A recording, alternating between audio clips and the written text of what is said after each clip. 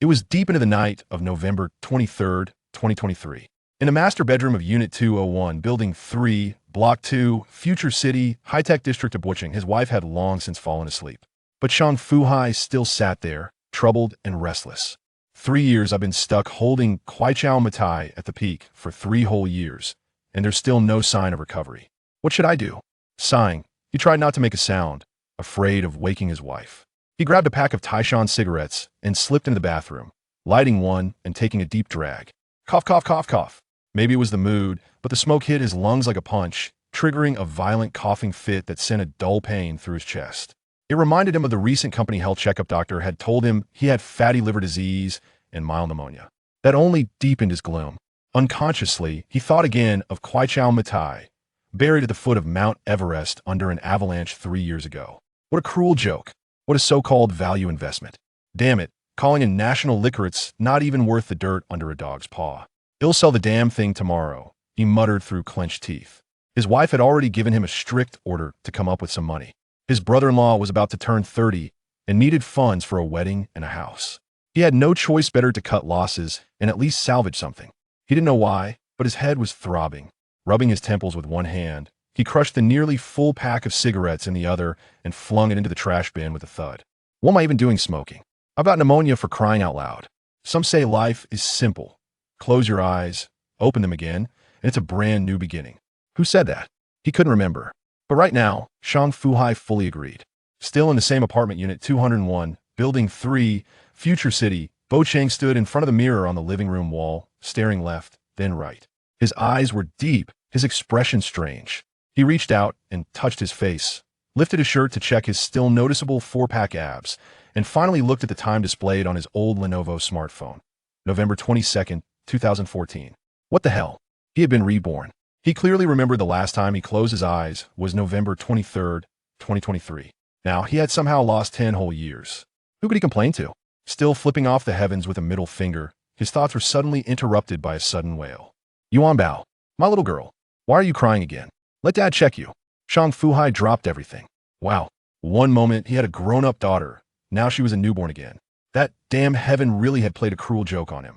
The memories of those years, changing diapers and rocking her to sleep, flooded back. So much heartache, so much exhaustion. Xu Fei was also annoyed. She's pooped again.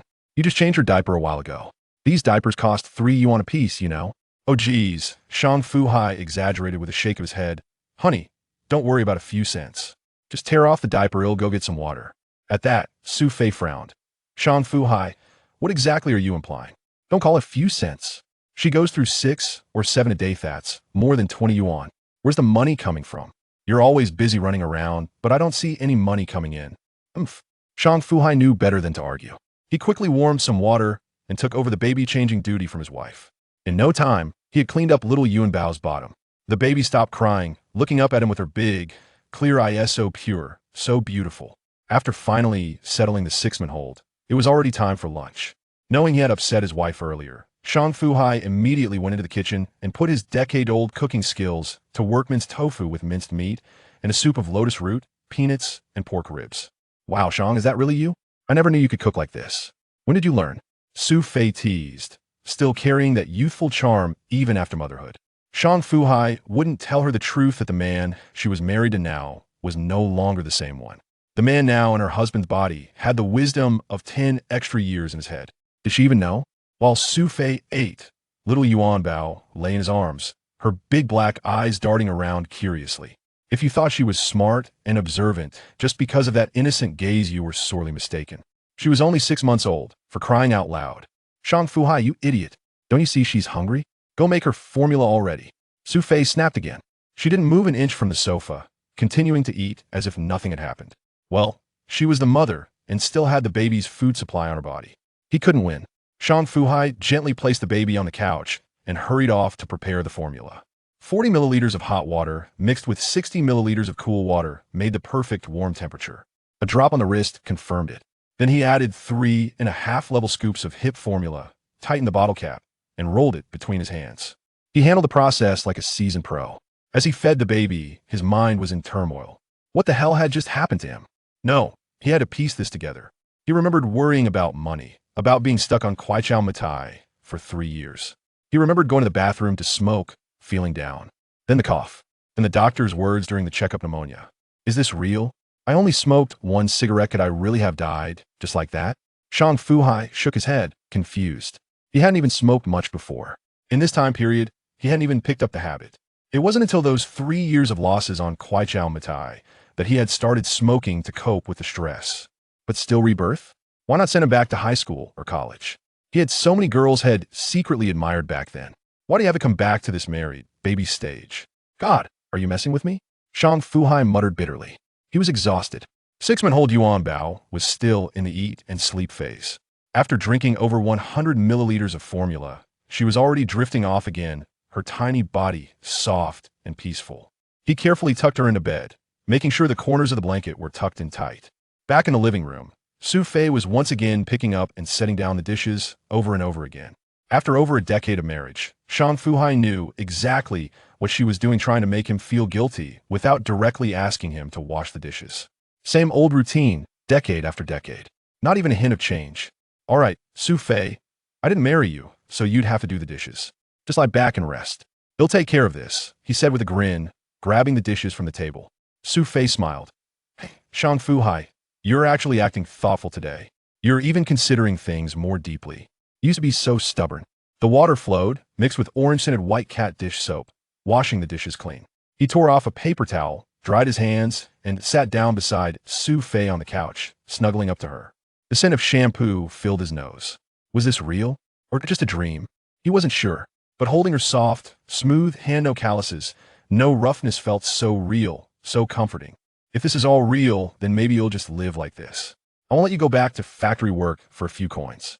You'll make up for everything I owe you in this life. As for Kweichow Moutai, standing proudly at the summit in his past life, fight was still rolling down the mountain in this one. It hadn't even reached the peak yet. And most importantly, he hadn't bought it this time.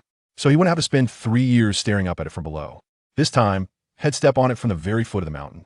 And when it reached the toft, ride the slide back down. Chapter 2. The morning sky was clear and bright, but by afternoon, it had turned overcast with a hint of haze. In the heart of Shang Fu Hai, a similar gloom settled, for a single remark from his wife, Xu Fei, had dampened his spirits. Hai, with the new year just 3 months away, when do you think we can buy a car? Yuanbao is still so young. We can't possibly take a long-distance bus back home in this freezing weather. Xu Fei nestled in his embrace, her delicate fingers fidgeting as she rambled on. For women often indulge in the minutiae of daily life. In this bitter cold, what if Yuanbao catches a cold? That would be utterly regrettable. Even if she doesn't get sick, what if she has an accident? Changing her diaper on a long bus ride would be a hassle, not to mention the discomfort for everyone else on board. Xu Fei continued her tirade, finally emphasizing, Hai, let me make myself clear. If it comes to that, I'd rather we not return home for the new year. If you think missing the celebrations looks bad, then you can go back alone. We can always return later when the weather is warmer. Shang Fu Hai listened with a blank mind, allowing her words to flow in one ear and out the other without irritation. His fingers repeatedly wove through her hair, entwining and untangling strands, as if finding infinite delight in the interplay between his fingers and her silken locks. The incessant chatter of his wife, or rather, the playful complaints of a young woman, seemed trivial if taken to heart. He thought to himself, if you take her words seriously, you would be quite foolish. Yet, he responded differently, rest assured. We will definitely buy a car. Remember when we first met, and I spoke of buying a house? Look at us now, we own a home. Xu Fei beamed at his words, a spark of delight in her eyes. That is true. You do have a conscience after all. She continued, Hai. I'm not trying to keep up with anyone, but my high school classmate Wang Yuxia's in-laws bought her a car right after her wedding. And Wu Yimin's family just got a second-hand one recently. If it comes to it, we could also consider a used car. It would certainly make errands easier. Isn't that comparing? Shang Fu Hai felt a furrow form on his brow, yet he replied, Yes, yes, who would dare say my wife is comparing? I deal with them harshly. His animated gestures made Xu Fei laugh heartily. Flattering words flowed easily from his lips, but if memory served him correctly, his pockets were rather bare. And a sense of worry crept back in. He worked at a foreign enterprise, earning over 5,000 yuan monthly, which was quite respectable in the small third-tier city of Bocheng.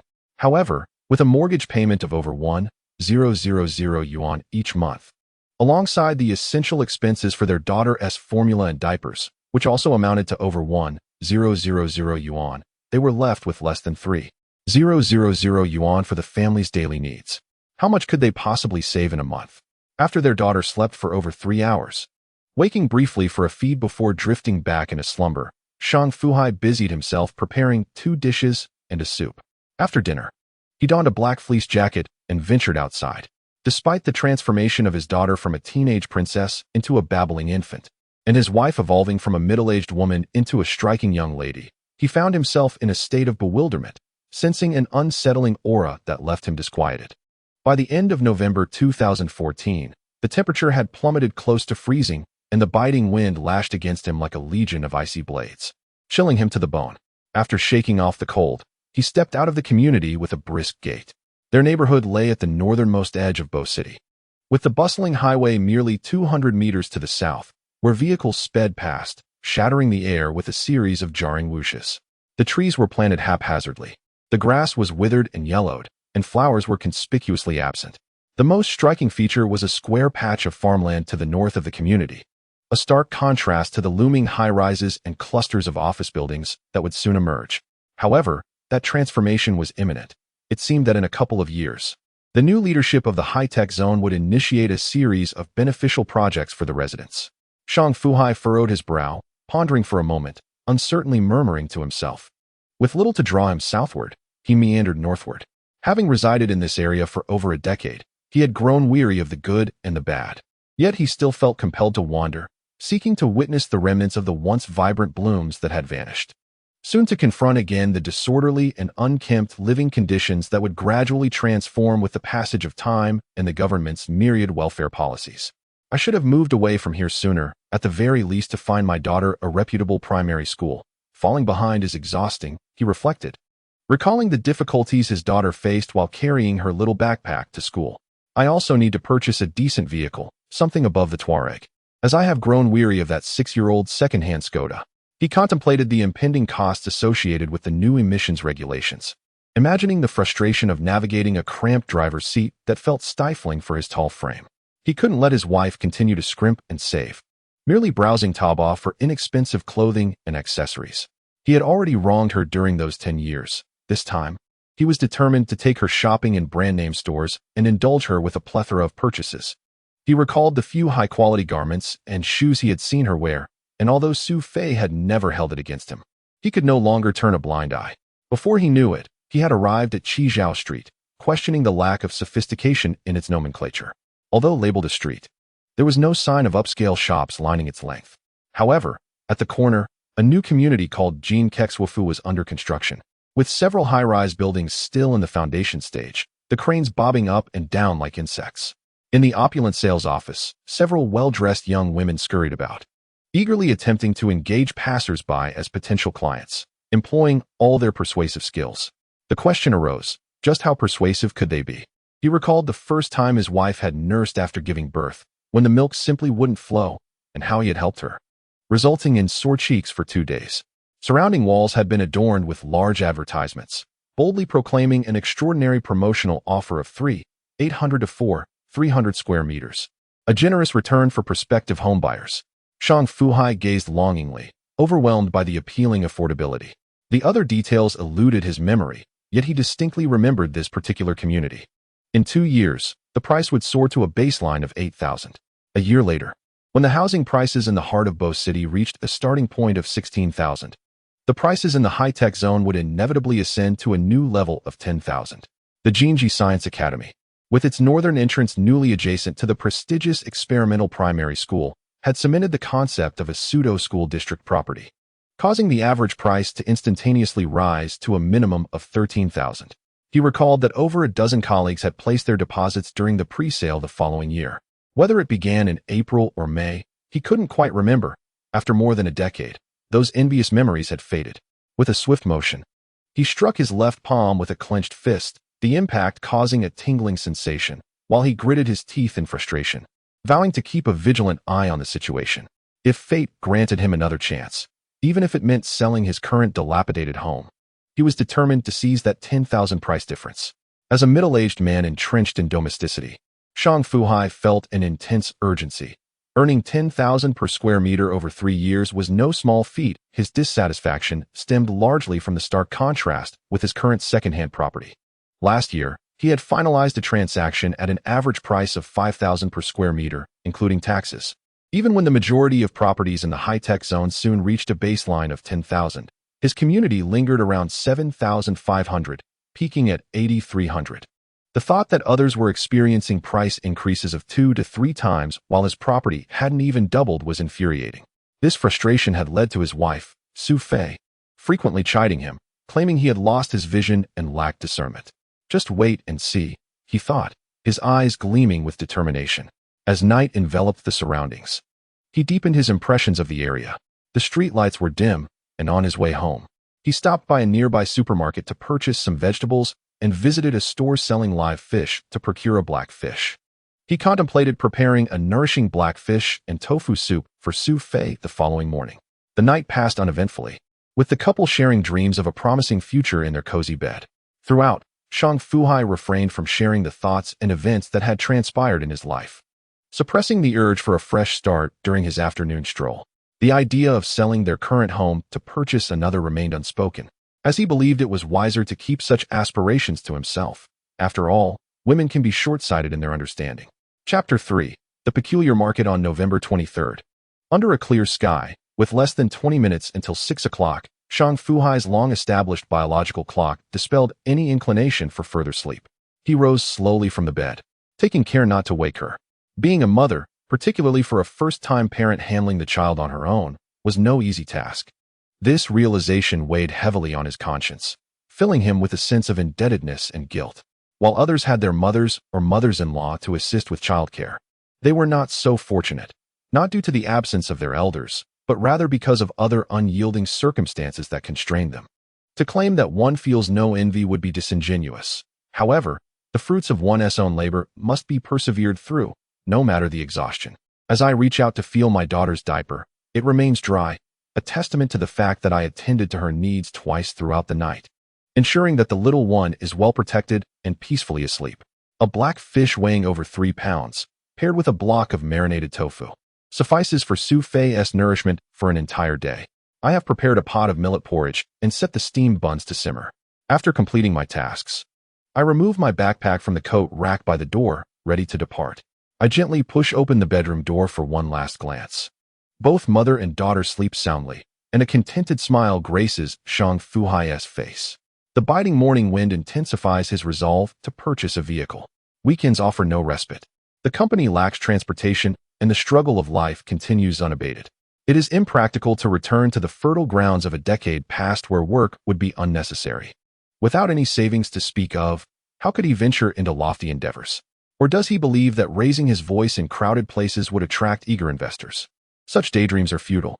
In these times, fools are scarce. Across any era, success is devoid of luck, and those who cling to vet have long since perished. Shang Fu Hai harbors numerous ideas for wealth accumulation, such as acquiring multiple shares of Moutai and holding them, as they currently hover around a mere 100 yuan per share.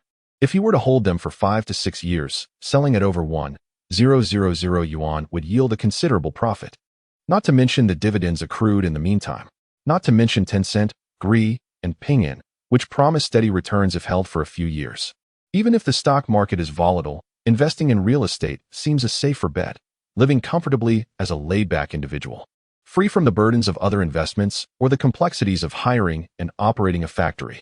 Yet the crux of the matter lies in the fundamental issue of liquidity.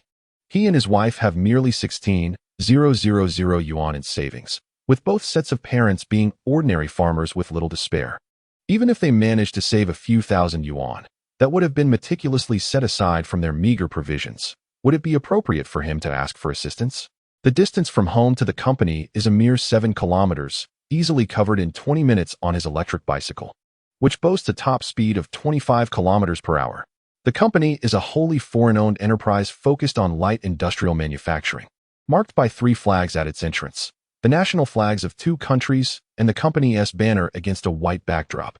As a member who joined during the company's nascent stages, Shang Fu Hai has become a seasoned employee. After 2 years of hard work, he has ascended to a position as a grassroots manager in the quality department. Good morning, Hai Gu, someone greets him. After I finish my tasks, I'd like to discuss something with you. Shanggong, do you recall the matter I mentioned last time? Please inform me if there are any job openings in your department. My cousin, Shang Fu Hai, carries a black backpack, greeting familiar faces as he walks. Having spent 3 years at this company, coupled with the unique nature of his position, he is well acquainted with most of his colleagues. Not only during those initial 3 years, but had it not been for the extraordinary event of rebirth, he would have continued to serve this company for over a decade, ultimately rising to the role of senior quality supervisor. He is on the verge of receiving the company's 15-year service award, alongside the prestigious Global Quality President Award. As he approaches his workspace, he reflects deeply upon the familiar yet foreign faces of his colleagues. Many of them, around 80 in number, have since departed to pursue their own paths, leaving only 4 who remain steadfast in this role, a thought that evokes a sense of nostalgia. Upon opening the company-provided computer and accessing the antiquated Microsoft email system, he finds that most of the messages are unfamiliar. Over the course of the following decade, the company's office software underwent numerous updates, with system versions continually optimized and additional modules introduced, rendering him somewhat unacquainted with these once simple, traditional modules. Throughout the morning, Shang Fu Hai familiarizes himself with the current personnel and the outdated work methodologies, subsequently delving into contemplations on how to generate revenue. Truth be told, he possesses an abundance of avenues for income, and rather than discuss the intricate ones, he finds himself, after more than a decade, akin to a sage atop the peak of Moutai, having braved the cold for over 3 years. On his arduous journey toward financial liberation, he devoted considerable time to thoroughly reviewing historical trends, unable to recall the intricate details of various periods, yet memorizing those stocks whose meteoric rises were tantalizingly impressive. For instance, now that he finds himself undisturbed in his small office, Shang Fu Hai instinctively opens a web browser to peruse the current political headlines. Noting that there are no significant events during this period, he then scans the entertainment and finance sections. The entertainment report highlights that the catchy tune Little Apple continues to dominate the charts. In the finance section, we observe that since 2014, the Shanghai Composite Index opened at 2,112 points, declined to 1,991 points in May, and has since surged, closing at 2,508. 77 points on November 21st, registering a maximum increase of over 500 points, with a growth rate exceeding 26. According to Xinhua News Agency, on November 22nd, the People's Bank of China lowered the benchmark interest rates for RMB loans and deposits, reducing the 1-year loan benchmark rate by 0 for percentage points and the 1-year deposit benchmark rate by 0.25 percentage points. At the same time, the fluctuation range of interest rates has been expanded once again, with the upper limit adjusted from 11 times the benchmark deposit rate to 12 times.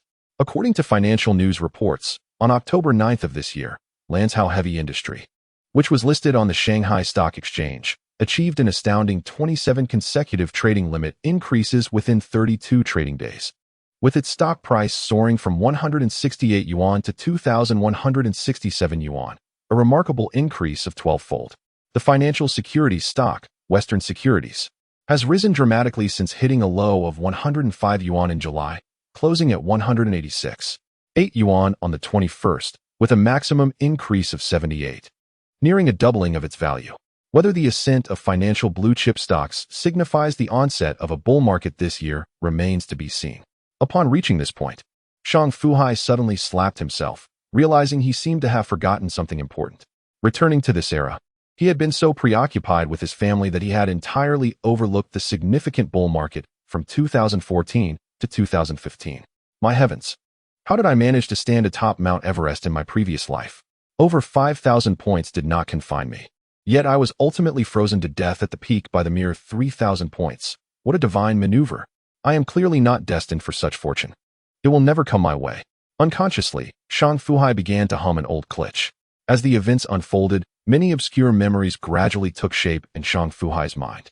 He suddenly recalled a wealth of information, particularly that during this recent bull market, Western securities had peaked at over 80 yuan, and the highly publicized merger of the South and North car companies had surged to over 30 or 40 yuan, though the exact figures eluded him. Yet, there remained one particular stock that lingered vividly in his memory. Chapter 4. The Slaughterhouse Money, no matter how much one knows. It is utterly useless without a dime to one's name. What do I have now? A mere 16,000 yuan in savings? Shang Fu Hai pulled out a calculator from his desk drawer and began to tap away furiously. Western Securities is currently over 18 yuan, allowing me to purchase 8 lots. Even if I sold at 80, that would yield over 60,000 yuan. Kweichow is currently suspended from trading, making it unavailable for purchase. The South-North car stock is indeed cheap at 5 or 6 yuan, yet it is also suspended, and when it finally resumes trading, will I not just face several limit downs? Buying it would hardly be a bargain. Lanzhou heavy industry. Am I courting death by considering that purchase? Right, there's also Moutai, priced at over 200 yuan per share, totaling over 20,000 yuan for a single lot. As he calculated, Shang Fu Hai's heart shattered. To relive this once thriving era of rapid development in 2014, he found himself with barely over 10,000 yuan in savings, a monthly salary of just over 5,000 yuan. How did he survive back then? Were it not for his parents assisting with the down payment for his current home, how could he have coped with the despairing housing prices that ensued? With a sudden burst of realization, Shang Fu Hai slapped himself hard. His heart was consumed by regret. He had yet to call his elderly parents. His eyes reddened as he pulled out his phone, his hand trembling slightly as he dialed the familiar landline number ingrained in his memory. After a prolonged silence, the call connected. "Mom, it's me. How is Dad's health?" As he uttered these trivial words, listening to his mother's incessant chatter and admonitions, Shang Fu Hai felt an overwhelming urgency to return to their side, to witness their appearances after more than a decade. They had aged significantly, despite being just in their early 60s. Exhausted, his mother, Zhou Xiaomei, spoke. "Haizi, is Yuanbao doing well? And Fei, you two just take care of yourselves out there. Don't worry about your father. He has been ill for 8 years now. It can't get much worse. As for me, I can't manage to come and see the children. Sai, do you have enough money? If not, let me know. I've saved a little for you. I can buy some food for Yuanbao when the time comes. Haizi, it's getting cold. Dress warmly for your commute. Ride your bike carefully, don't rush. Tell Fei to wear an extra layer too. Yuanbao is still young. I think you should skip coming back for the new year this year. In a couple of years, I'll send you some money to buy a car, so Yuanbao won't be exposed to the cold when you visit." Initially, he was fine, but upon hearing his mother's subsequent self-reproach, he was utterly devastated. He hastily uttered a few words before hanging up. Alone in his small office, he pressed his hands against his mouth, tears streaming down and shattering against the desk. This emotional tide surged fiercely but ebbed just as quickly. The pillar of the family, Shang Fu Hai, wiped his face with a few tissues and redirected his thoughts to the financial news. After all, everything ultimately hinges on money. In the financial sector, various analyses and discussions flooded in, with over 70% of people optimistic about the market's future. The fervent ones confidently proclaimed that a bull market was imminent. Conversely, there were those who, with a calm and rational demeanor, believed the current market was excessively euphoric, citing a plethora of well-reasoned analyses while emphasizing that one must first drive people to madness before leading to their downfall. Shang Fu Hai, who had traversed a temporal tunnel, found amusement in these rational assessments. He knew that, at least for the next 6 months, the Shanghai Composite Index would continue its upward trajectory. He also understood that once it surpassed the 5,100-point mark, a crash could occur at any moment. He planned to exit decisively after it crossed 5,000 points, and then opportunistically invest in Moutai to exact revenge for his losses. Yes, this was a significant secret, one he would not disclose to anyone. I must act. I cannot pass up free money. Perhaps I should just end it all. Shang Fu Hai gritted his teeth, rallying himself. But where would the money come from? He contemplated borrowing some. He had a few cousins in Buching, but none of them had much spare cash either. He had even borrowed money from one cousin when he bought his house, with plans to repay part of it with his year-end bonus this year. His brothers were not living in affluence, so that avenue seemed unfeasible. After much contemplation, he still felt lost. He thought that perhaps he should invest the little money he had on hand. Any profit would be welcome. Once this thought took root, it spiraled out of control. Shang Fu Hai reached for his phone and began to swipe across the smartphone screen, suddenly coming to a halt. Shang Fu Hai, filled with a sense of frustration, slammed his hand on the table, lamenting that he still did not possess a securities account, despite the fervent hype surrounding the stock market during that time, which was likened to a volcano of wealth creation. He remained resolute and undeterred. He had never opened an account, primarily due to a lack of funds. which spared him the misfortune of being trapped at the peak in 2015.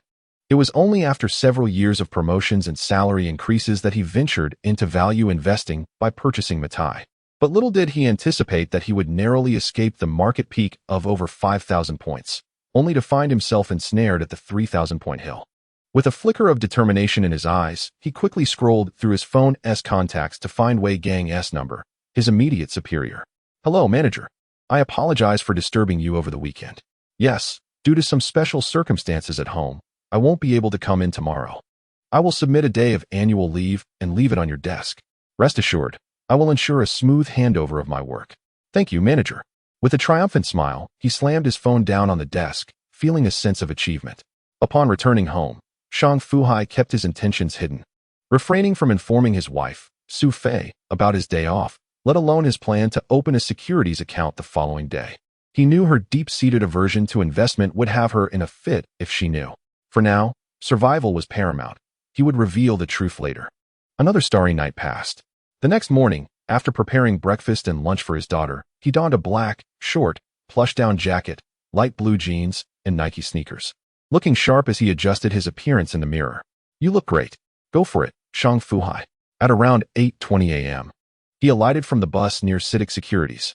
Having meticulously chosen this firm for its recent establishment in Bo City and its enticing promotional slogan of free account opening with a minimum trading commission of 0.25, he entered the service hall on the second floor, finding the place relatively uncrowded. Everything proceeded smoothly, devoid of the typical hurdles depicted in novels. There was no need for capital verification, and he was offered the 0.25 trading commission right away. When presented with the option for a financing guarantee ratio, he declined. While he possessed a general understanding of market trends and some knowledge of stock price fluctuations, he was aware that his past experience had been limited to small-scale retail trading. He recognized he was not a professional investor.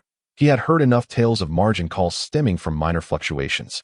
He understood that many stocks during this wave of market activity either soared to the heavens or plummeted to the depths, a risk he could not afford.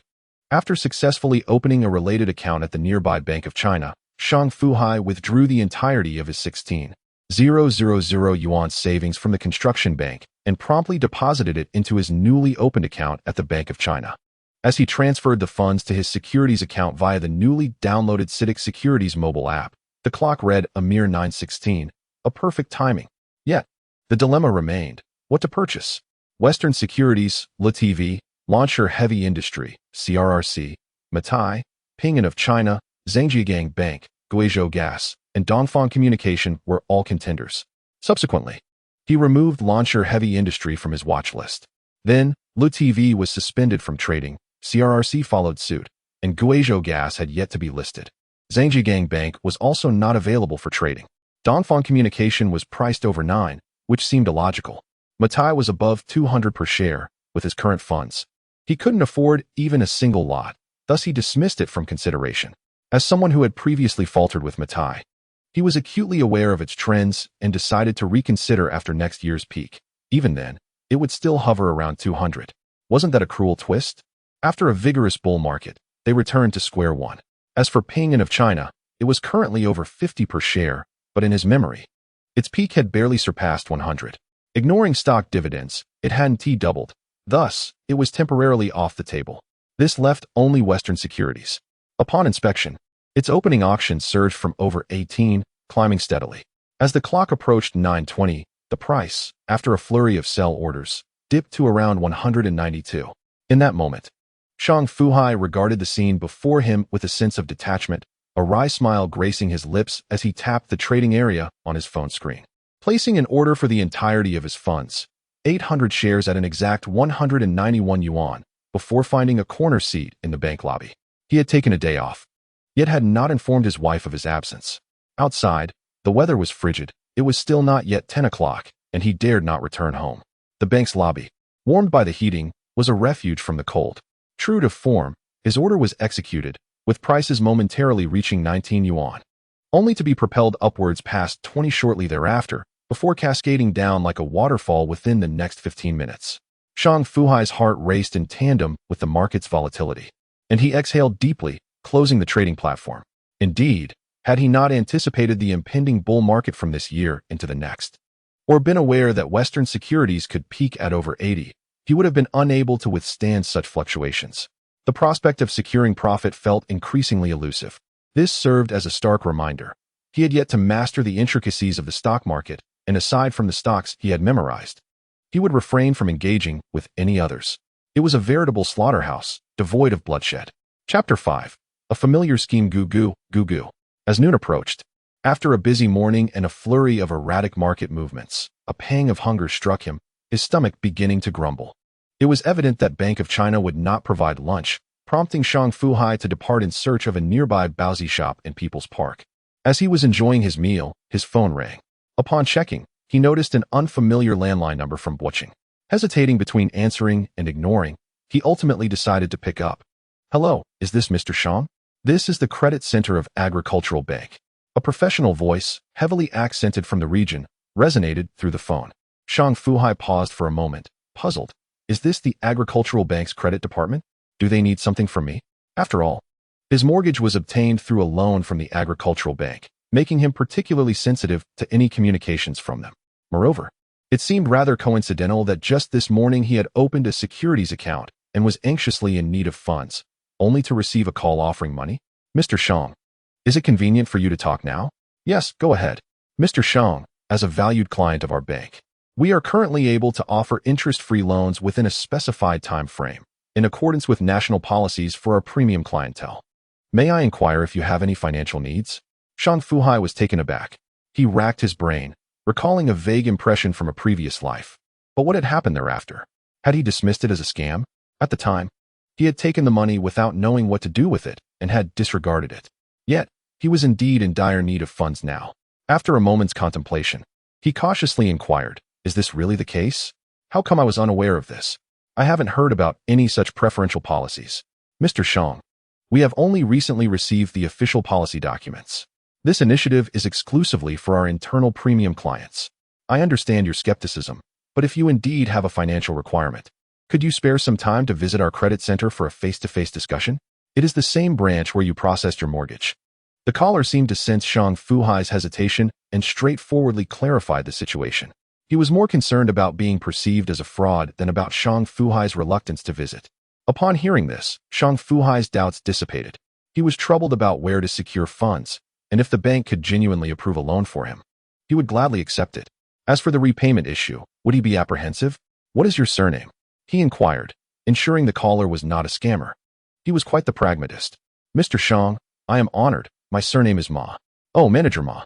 As it happens, I am currently engaged in a business transaction in the city and have just concluded my discussions. I will be available this afternoon.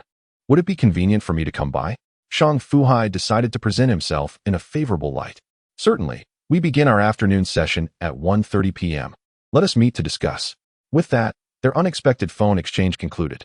Shang Fu Hai still harbored several questions, but there was no immediate opportunity for answers.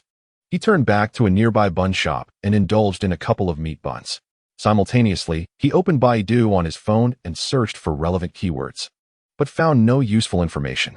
Calculating that the time was nearly right, he set off towards the agricultural bank where he had initially secured his mortgage. At precisely 1:30 p.m., Shang Fu Hai arrived punctually. Upon seeing the individual who had called him, all his uncertainties vanished. It was the very person who had facilitated his mortgage. However, back when he had applied for the loan, he had been a naive novice, lacking the foresight to take down any contact information. Over a year had passed, and he had forgotten the sound of the person's voice, thus failing to recognize it when he answered the phone. It has been over a year since my last visit, and this branch of the agricultural bank has undergone significant renovations. The fresh decor is truly eye-catching, and the private office spaces, along with the ready assortment of beverages, fruits, and snacks, have made Shang Fu Hai feel the privileges of a valued client. Indeed, the bank possesses considerable wealth. Manager Ma handed him a document, stating, Mr. Shang, this contains our internal policy terms. Feel free to review it, and do not hesitate to ask me if you have any questions. Shang Fu Hai diligently examined the document and confirmed that such a policy indeed exists, explicitly stating that eligible valued clients of the bank may apply for a 2-year interest-free loan.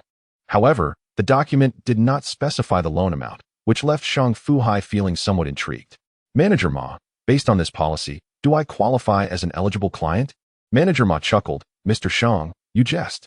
We have stringent policy regulations, and we do not inform clients who do not meet the criteria about such policies. Shang Fu Hai appreciated the man's candor. If I do qualify, I would like to know the amount of interest-free loan I could receive. Manager Ma did not respond immediately. Instead, he typed on his computer for a moment, and a display screen revealed a loan amount of $35 million, accompanied by a detailed calculation. Shang Fu Hai meticulously reviewed all the details. To his astonishment, it appeared that his property had been re-evaluated according to the bank's assessment methods. Deducting the outstanding mortgage balance and factoring in his Social Security contributions and last year's income repayment records, among other considerations. Frankly speaking, it felt as though they had scrutinized every aspect of his financial situation. If he were not genuinely interested in this loan, Shang Fu Hai would have been tempted to strike the desk in frustration, thinking, "Goodness, I seem to have no secrets left with you."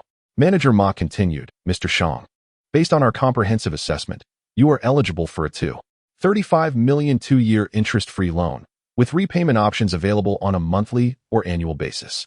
Do you have any further questions? Shang Fu Hai squinted at him for a moment and asked, Manager Ma, are you not concerned that I might default on the repayment? Mr.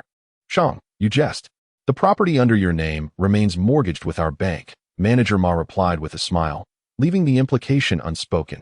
If he failed to repay, the property would belong to the bank. They had assessed the value conservatively, and there was no fear of the property being insufficient to cover the debt. What are the procedures I need to follow? How long will it take to receive this money? Shang Fu Hai cut to the chase. As the matter had been made crystal clear, he needed the funds promptly. The sooner he could enter the market, the more likely he could recoup this investment.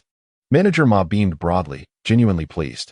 The bank had loan targets assigned to them, and completing each one brought bonuses. As for whether the clients would repay, that was not their concern. The bank had a dedicated department for handling such matters, and after all, when has the bank ever been without bad debts? Mr. Shang, your relevant loan information is duly recorded in our bank. Should you wish to increase your credit limit, you may provide a new income certificate and proof of Social Security contributions. If no increase is needed, we can promptly prepare the loan contract, requiring only your signature. As for the loan disbursement, I can ensure that Mr. Shang receives the funds within 5 working days. Within 5 working days? That is remarkably swift, Mr. Shang remarked.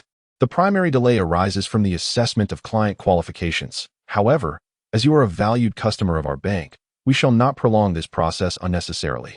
Manager Ma provided a reasonable explanation. Hearing this, Shang Fu Hai recalled an incident when he attended a seminar hosted by a neighbor at Ping & Insurance. The client manager had mentioned that any customer of Ping & could apply for a loan, with disbursement achievable within 48 hours, provided they were a client of Ping & He also remembered the various credit products that emerged over the years, such as Huabei, Yiqianhua, and Weili Dai, offering substantial limits that could be accessed almost instantaneously. Today, Manager Ma's words seemed to illuminate the similarities in these processes. Chapter 6. No ordinary characters, damn it. This day off has been incredibly productive. Accomplishing 2 significant tasks at once. I must celebrate tonight. Shang Fu Hai's eyes crinkled into slits as he smiled. His daughter, Yuanbao, was still too young to endure much commotion, and it was impractical to take her out to dine. Noticing the time was past 4, he decided to purchase some delightful treats to bring home. As he returned with marinated beef, pig trotters, and the local specialty of Lingji roast chicken, he found his wife, Xu Fei, aimlessly wandering in the living room while cradling their daughter. What's this, DHI? Have you received a promotion or struck it rich? She inquired, chuckling as she glanced at the baby. Yuanbao, look at your father's cleverness. He knows how to win over your mother. Tell me, has he committed any misdeeds? Delicious food cannot silence your complaints. You toil so hard caring for our child. What harm is there in bringing home some treats? Shang Fu Hai replied with a grin, playfully teasing little Yuanbao, who responded with gleeful shrieks and a tug at the bag he held. My dear wife, this is solely for our daughter. I traversed quite a distance to procure these delights. The pig trotters were boiled in old broth. The marinated beef is specially prepared. And I brought back your favorite Lingji roast chicken, with just the right amount of spices. At least you have a conscience, Xu Fei said. Her earlier grievances from a day spent with the child dissipating significantly. As Shang Fu Hai navigated the moments between his wife, child, and company, time slipped away, and soon it was afternoon. With an hour left before the end of the workday, he adhered to his routine of summarizing the day's events to report to his manager. Before he could finish his report, the phone in his pocket vibrated with a buzzing sound. Shang Fu Hai paid it no heed and continued to complete the remaining part of his report. After leaving the manager's office, he finally took out his phone to glance at it, discovering it was a call from Manager Ma on the landline he had contacted previously. What could Manager Ma want? Pondering this, Shang Fu Hai pressed the redial button. After exchanging pleasantries, Manager Ma finally said, "Mr. Shang, I am calling to inform you that your loan has been approved. If you agree, our bank can arrange to disburse the funds to your mortgage repayment account immediately." So soon, Shang Fu Hai felt a surge of joy. "Mr. Shang, as my client, you indeed have a financial need. In the spirit of being responsible for my clients, I will certainly do my utmost," Manager Ma explained calmly. Shang Fu Hai instantly understood the favor he had received. "Manager Ma, you have been a tremendous help to me. How about this Saturday? I would like to treat you to a meal." After some back and forth, the other party agreed. Shang Fu Hai made a scissor gesture with his fingers. Less than 10 minutes later, his phone buzzed again, displaying a message from Agricultural Bank.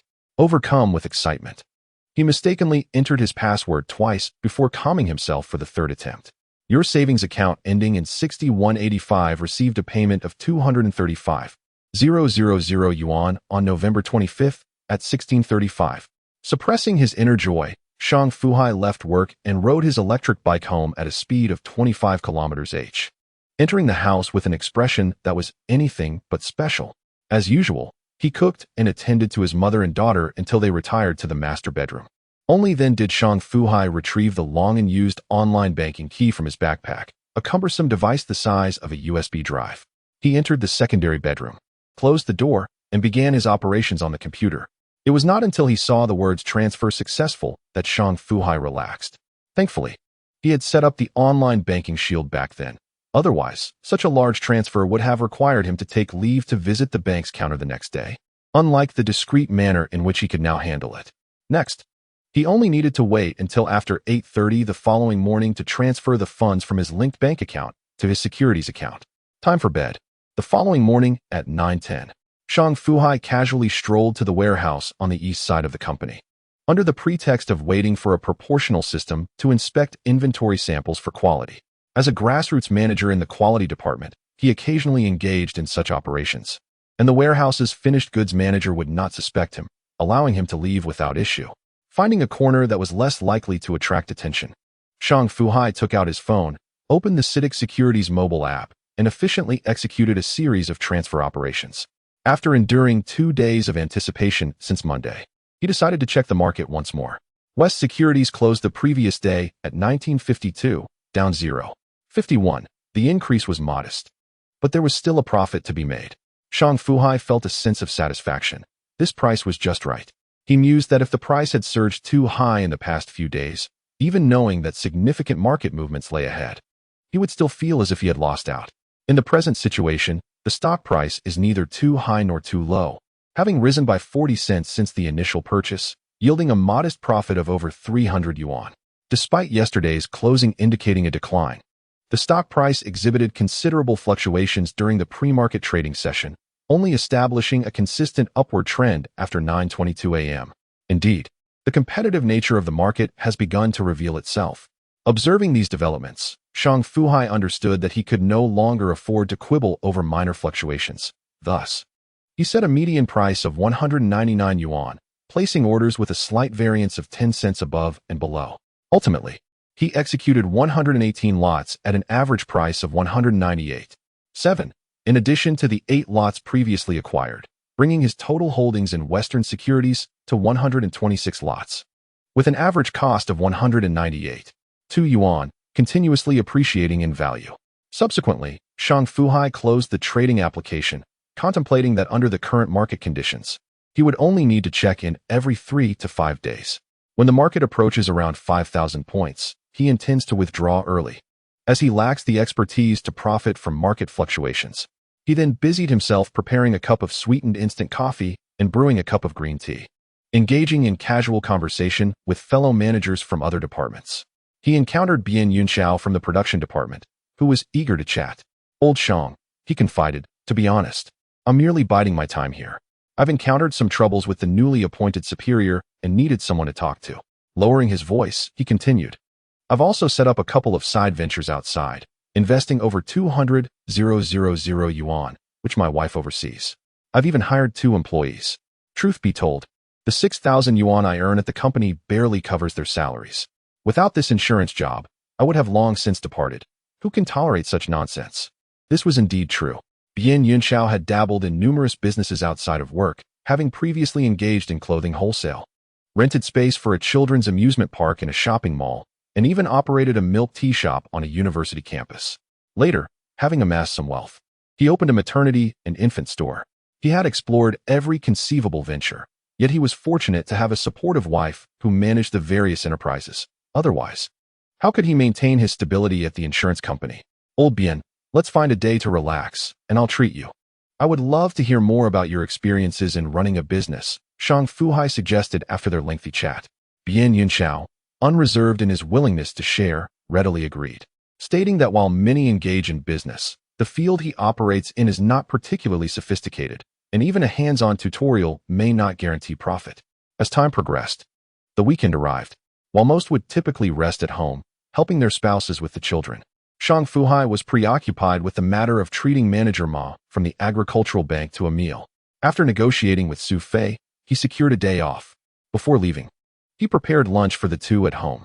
The meeting with manager Ma was quite pleasant, with both parties wearing congenial smiles. And the manager repeatedly assured him that should any further funding needs arise, as long as they adhered to the regulations, it would be a simple matter. What a splendid statement, yet Shang Fu Hai seems to have fallen for its deceit. What does it mean to operate within the rules? Shang Fu Hai spent nearly 1,000 yuan on that meal, indeed a substantial sum, only to receive mere platitudes in return. None of these individuals are to be underestimated. Chapter 7.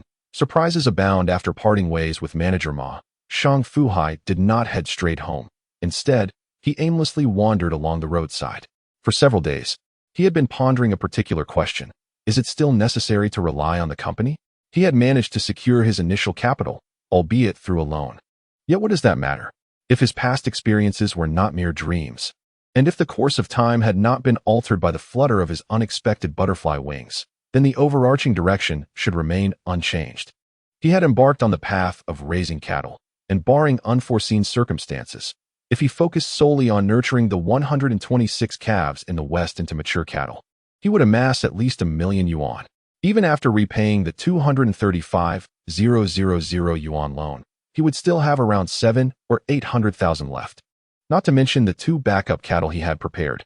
Given this situation, was it still necessary to remain at the company, or should he resign and pursue another endeavor? What could he possibly do? His thoughts wandered yet again, causing Shang Fu Hai's steps to veer off course, leading him to the Bocheng commercial street. Because it was Saturday, the bustling crowd and cacophony jolted him back to reality. As he looked ahead, he was greeted by the sight of numerous open storefronts, filled with various fast food chains, branded clothing stores, jewelry shops, and across the street, a comprehensive chain supermarket, or T-Mart. Should he buy a piece of clothing for his wife? Or perhaps some jewelry? Shang Fu Hai contemplated the storefronts, but soon abandoned the idea. Excluding his securities account, he currently had only a little over 1,000 yuan in disposable savings. Any urgent large expenditures would necessitate the use of a credit card. It would be wiser to wait until the cattle were well fed before considering clothing or accessories. It seemed his daughter was running low on diapers, and he still had 4 cans of formula left from the last purchase, enough to last another 2 months.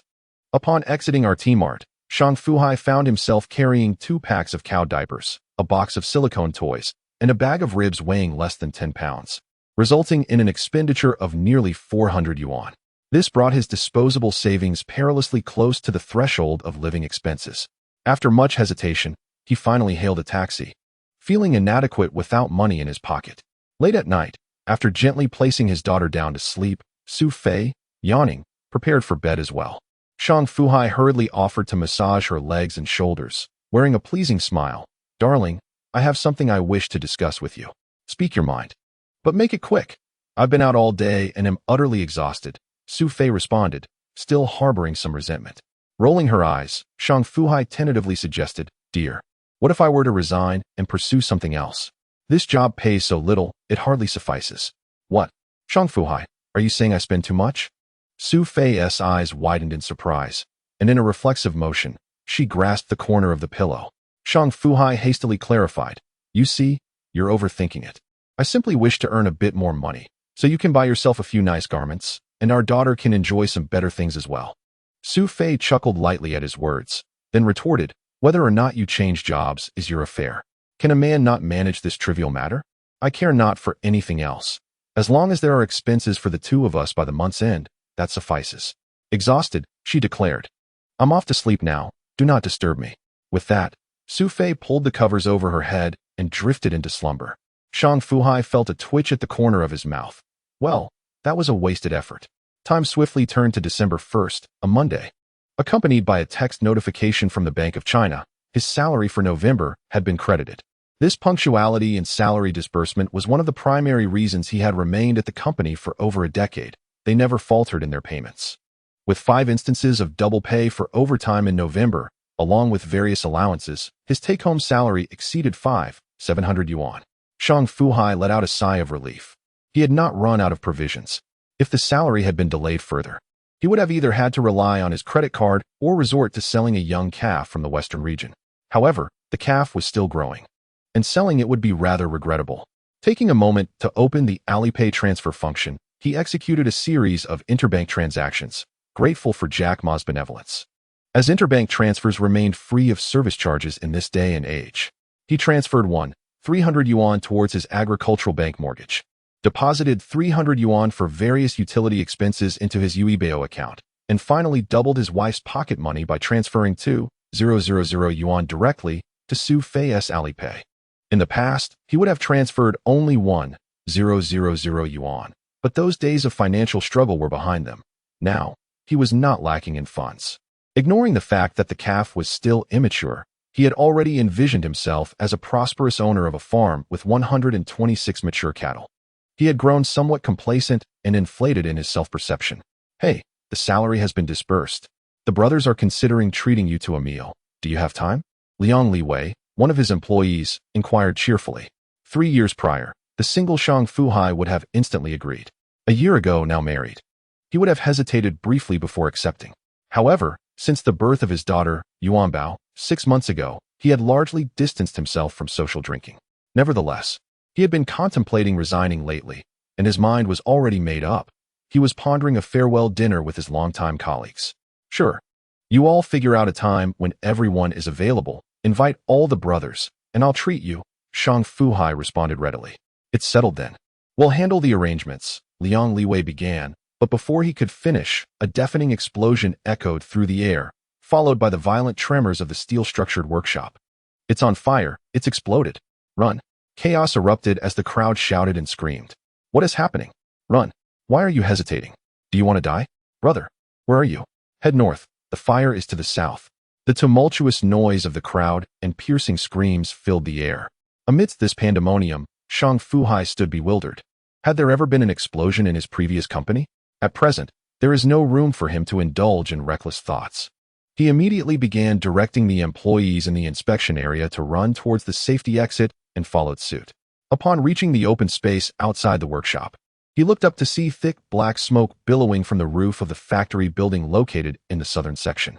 Orange flames licked voraciously through the dark smoke. "Run. Everyone, follow me to the parking lot. What are you still doing here, risking your lives?" Shang Fu Hai disregarded everything else, observing the ferocity of the flames. This was not the time for bravado. Leading the way, he ran north towards the company's expansive parking lot, which boasted over 500 parking spaces. As he sprinted, he called back, "Is everyone out? Has everyone escaped? Hurry up." A significant incident, particularly a major fire safety accident, could lead to unnecessary chaos and potentially increase the casualty count. The industrial park's backup fire trucks arrived at the scene within 10 minutes, utilizing the fire hydrants scattered throughout the company to combat the flames. Fortunately, the company had taken extensive measures concerning fire safety, and the fire was contained within a small area. Coupled with the timely arrival of the firefighters and 2 subsequent explosions, they managed to bring the blaze under control. Yet, the people remained unsettled, panic etched on their faces as they gazed at the still smoking areas, their eyes filled with trepidation. What on earth happened? Who knows why the explosion occurred? Some could not contain their frustration and began to question. Others shouted back, "Shut up. How should I know? If I hadn't run fast, I would have been a goner." His face was smeared with ash, his arm torn from his clothing, and there was a small pool of blood on the ground. "Quick, call the nurse, get him bandaged," someone exclaimed, recalling that there were medical personnel on site. "My goodness, I'm done for. I'm not working anymore, no matter what. I came here to earn money, not to risk my life." Yes, this incident required an explanation. The company must provide compensation. What if the explosion happened in another workshop? Were there people inside? Let us pray there are no fatalities. Chaos reigned, a tumultuous atmosphere enveloping the scene. Chapter 8. Calculating minds. It was over. Lives had been lost, and shockingly, two at once. In the parking lot, the crowd anxiously awaited news, only to be met with devastating tidings. The crowd erupted. Who died? What on earth happened?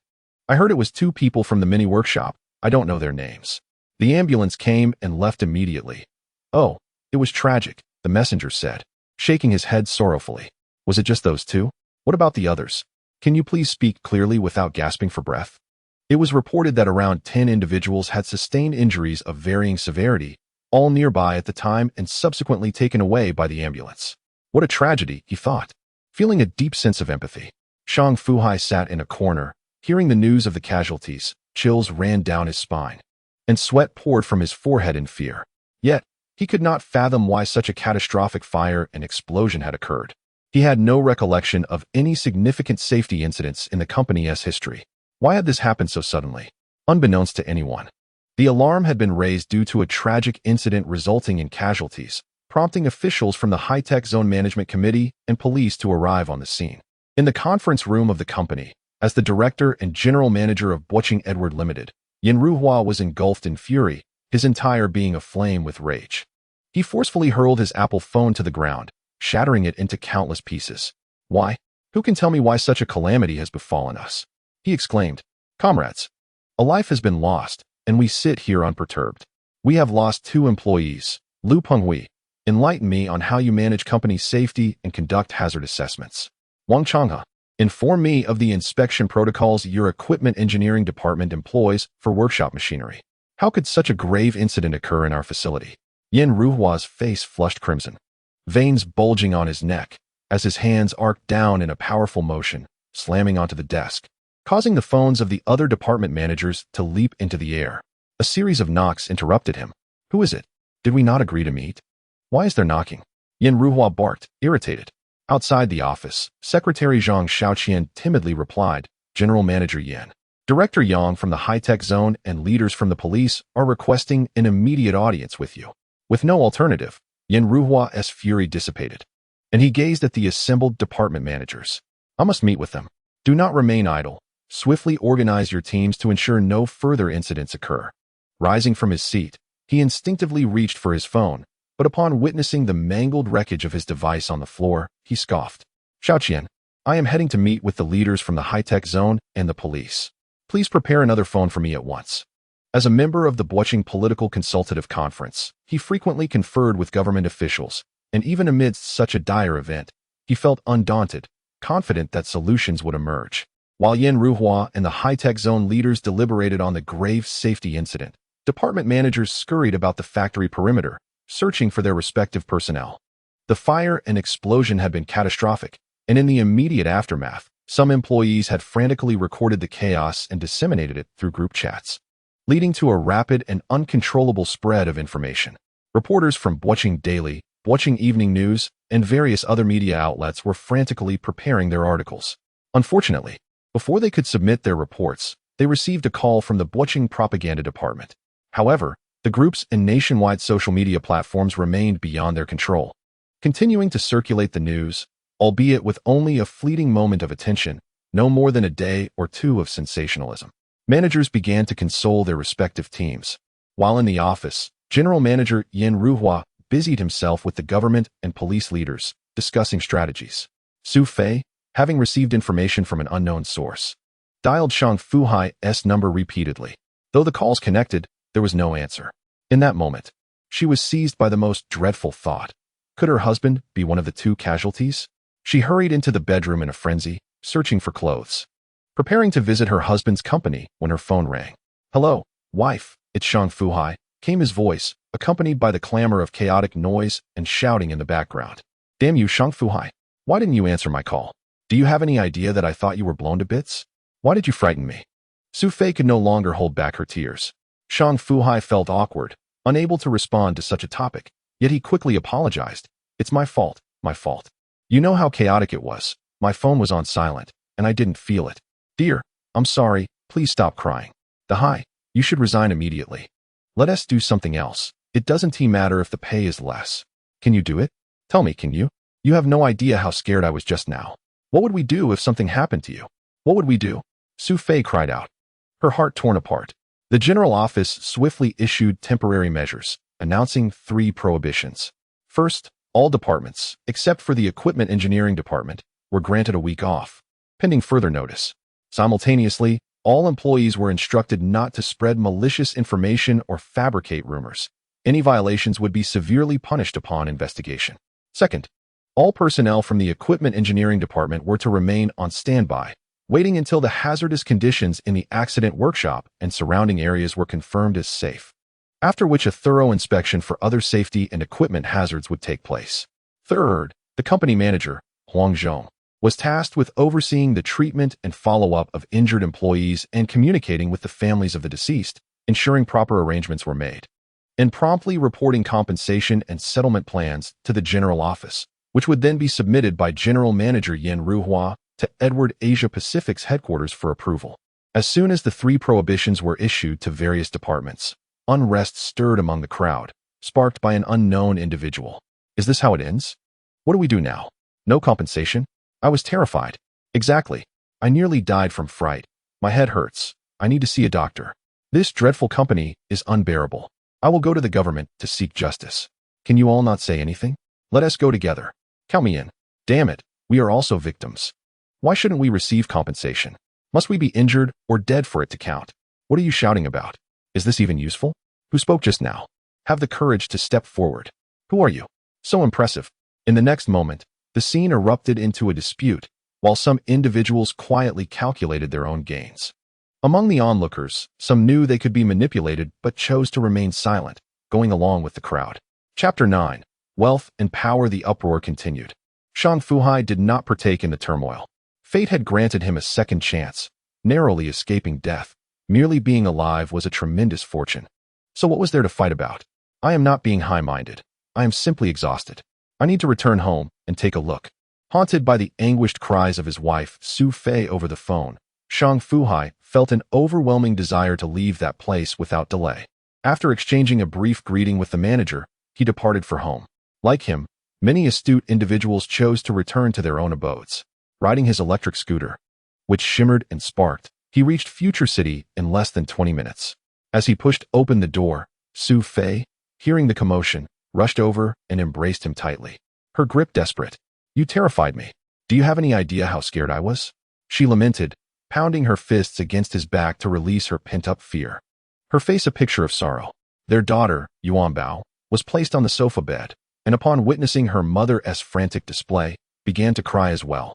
Bewildered by the scene, Shang Fu Hai felt a surge of anxiety, but after much effort, he managed to soothe the elder, and together they amused the younger one into laughter. Keep an eye on Yuanbao. I need to take a shower, Shang Fu Hai remarked, having returned home covered in dust from the factory.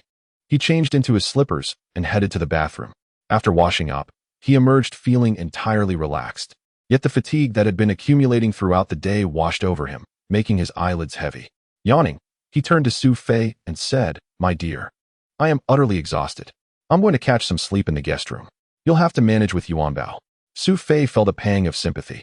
Since his return, he had not uttered a word about the accident at the factory, nor did he share the horrifying details of the scene. Yet she could perceive a shadow of fear lurking in his eyes.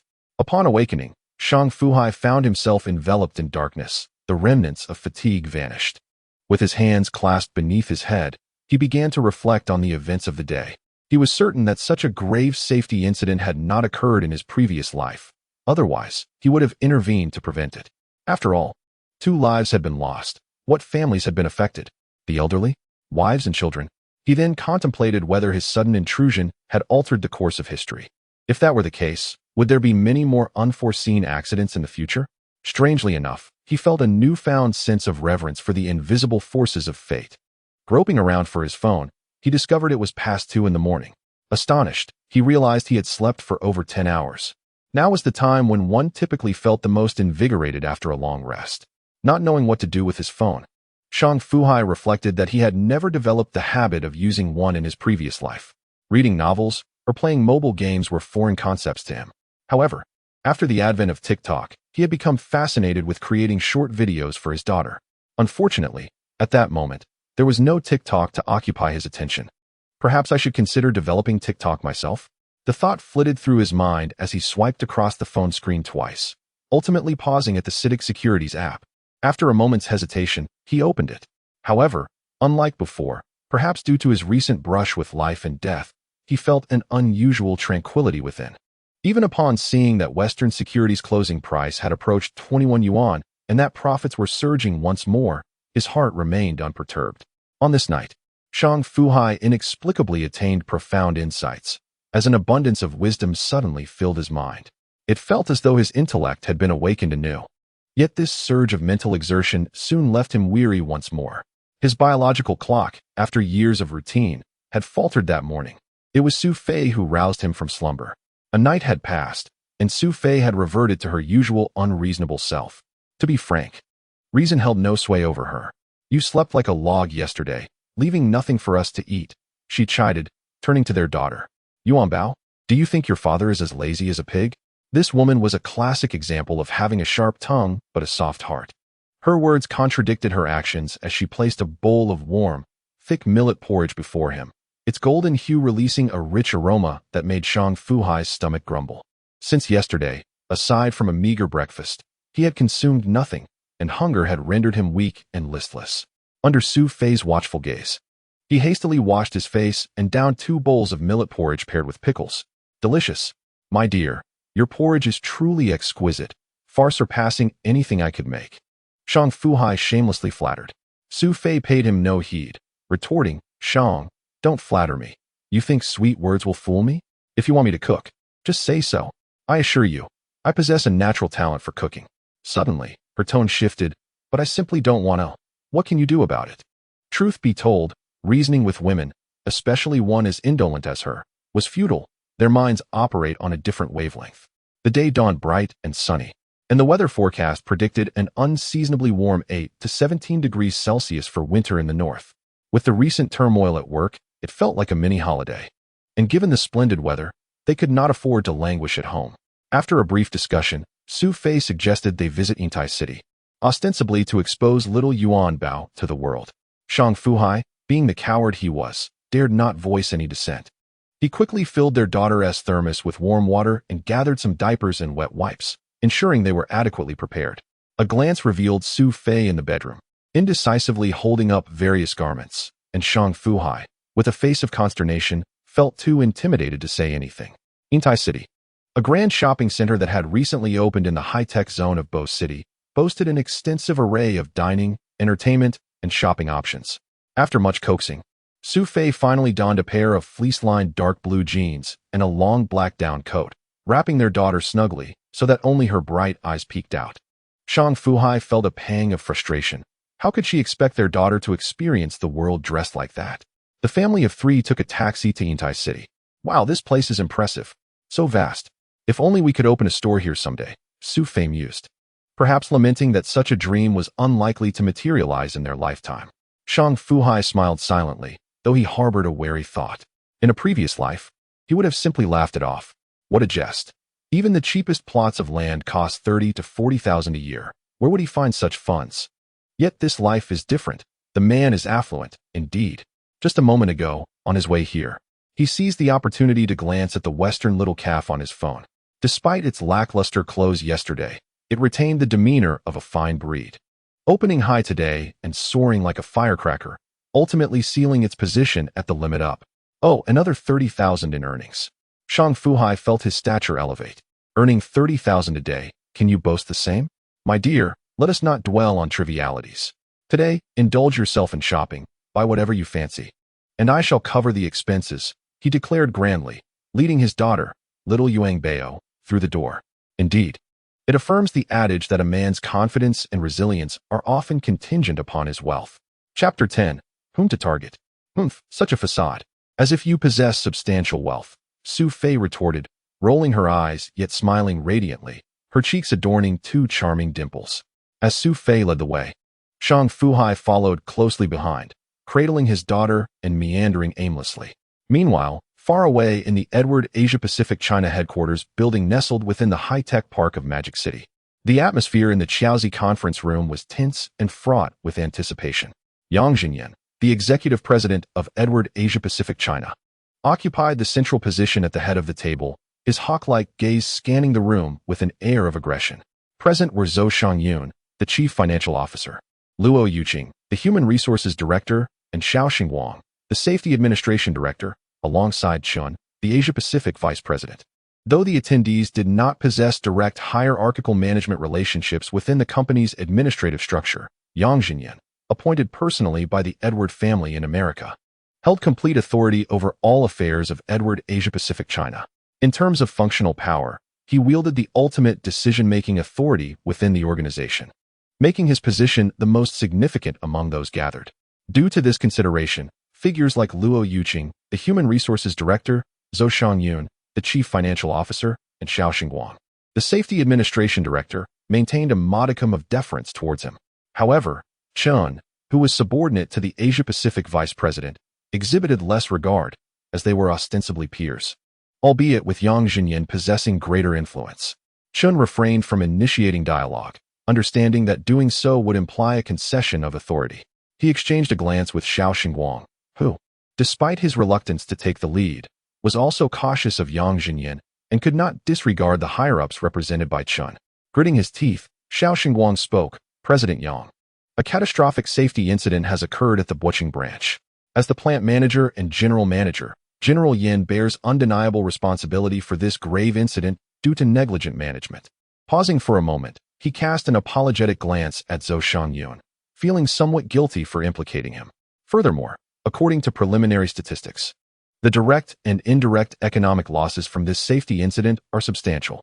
I believe Director Zhou is more acutely aware of the financial implications. Who shall bear this responsibility? Yang Jinyan furrowed his brow, his fingers drumming absently against the table, his agitation simmering beneath the surface, though he maintained a composed exterior. Director Zhou, how significant are the losses? As the only woman present, Zhou Shangyun inherently possessed an advantage. However, she was visibly incensed by Xiao Xingwang's apparent attempt to drag her down, wishing fervently to take a metaphorical bite out of him. Yet, her professional decorum allowed her to manage her emotions adeptly, casting a discreet glance at Xiao Xingwang. Mr. Yang, the detailed assessment of property damage has yet to be finalized, but preliminary estimates from the financial department of the branch indicate direct economic losses exceeding 20 million. This primarily stems from the destruction of the factory and surrounding facilities, as well as further compensation for the injured employees. The final figures may indeed be higher. Is there anything else? Yang Jinyan inquired. Zhou Shangyun nodded. According to the information I have received, some employees of the branch, traumatized by the fire and explosion, have exhibited uncontrollable behavior and have approached local government authorities to report the situation. We must prepare a budget for their reassurance, but it is difficult to estimate. Yang Jinyan nodded in acknowledgement, but before she could finish, he interjected. As the executive vice president of Edward Asia Pacific, he was acutely aware of his subordinate status and dreamt of shedding that vice label, for it not only signified power, but also the additional value conferred by the responsibilities it entailed. The potential benefits were immense, providing him with every opportunity to advance his position. For those at the pinnacle of power, aspiring for higher status necessitated not only outstanding performance, but also substantial support from below. When the Edward Butching branch was initially established, there was a candidate he fervently recommended as the leader who was nearly confirmed, yet ultimately thwarted by certain individuals. This setback left his ambitions unfulfilled. What were the repercussions? It was akin to his inability to execute a directive at the factory level. Why? Because the factory leader was not aligned with him, even opposing him. This left him adrift, like a rootless weed. The recent significant oversight at the Butching branch presented him with an opportunity. Upon Zhou Shangyun revealing the financial loss figures, he swiftly launched his offensive. Such substantial losses, Who shall be held accountable? Who will provide compensation? Is the company expected to foot the bill? Would the shareholders of the American headquarters board agree?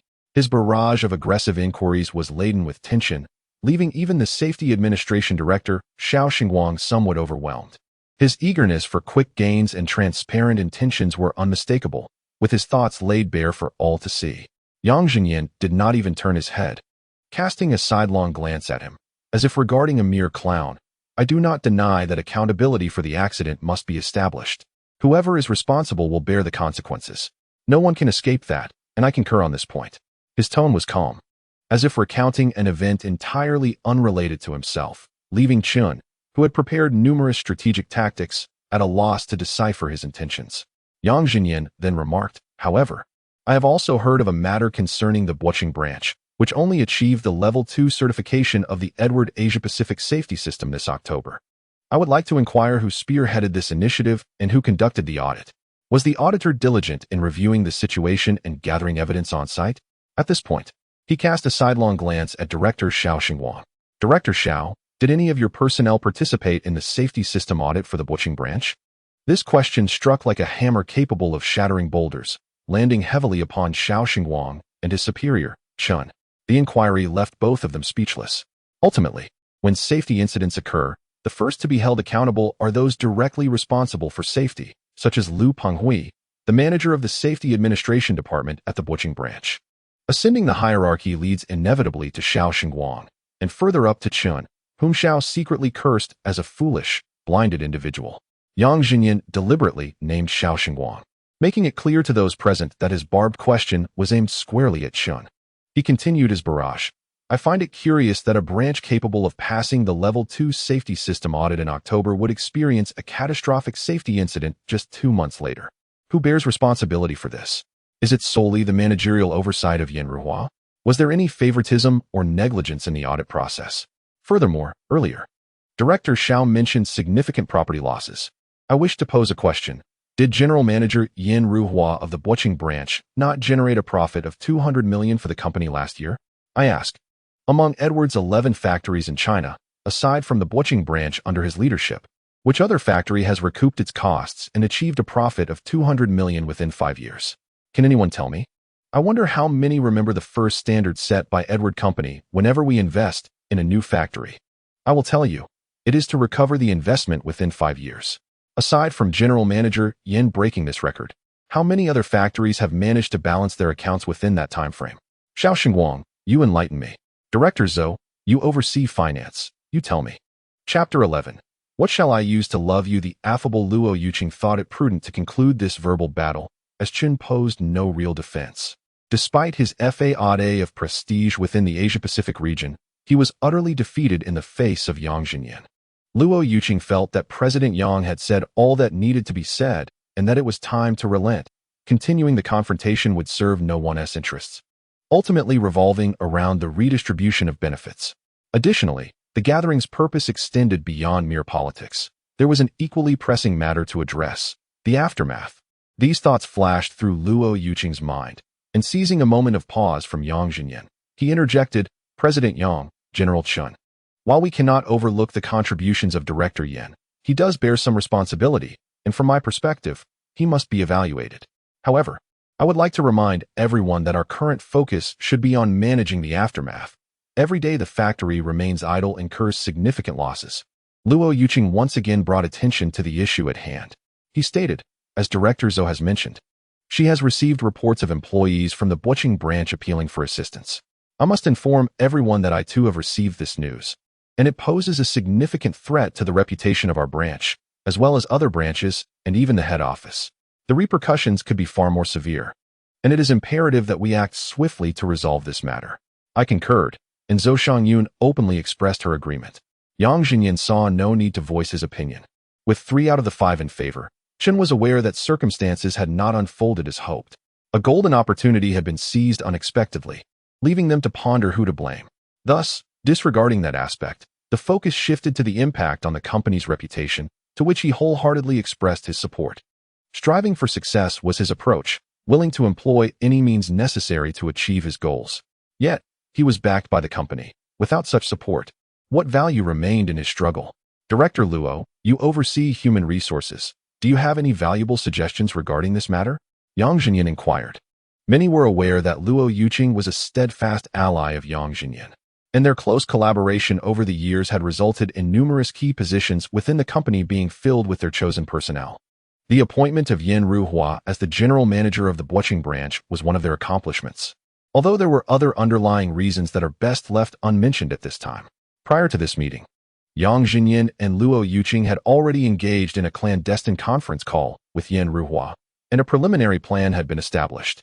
After a moment of feigned contemplation, Luo Yuqing articulated the proposal, considering the human resources involved and the negative impact on the local government. Our strategy for the employees of the Boqing branch should focus on appeasement and compensation. We must ensure proper handling of the casualties while also providing reassurance to the others. However, there must be limits to this appeasement. How do we determine the appropriate measure? Could you just say it outright? Xiao Xingguang grumbled internally, irked by the ambiguity. Zhou Shangyun furrowed her brow. Upon hearing the mention of financial compensation, she felt an innate displeasure. The head office was required to conduct financial audits at various levels annually, and she knew she could not evade scrutiny this year. Yang Zhenyan, ever the collaborator, prompted, Director Luo, how do you propose we gauge this measure? Ordinary employees should receive compensation equivalent to 6 months' basic salary, while middle management who are not directly involved in the incident should receive 3 months' basic salary.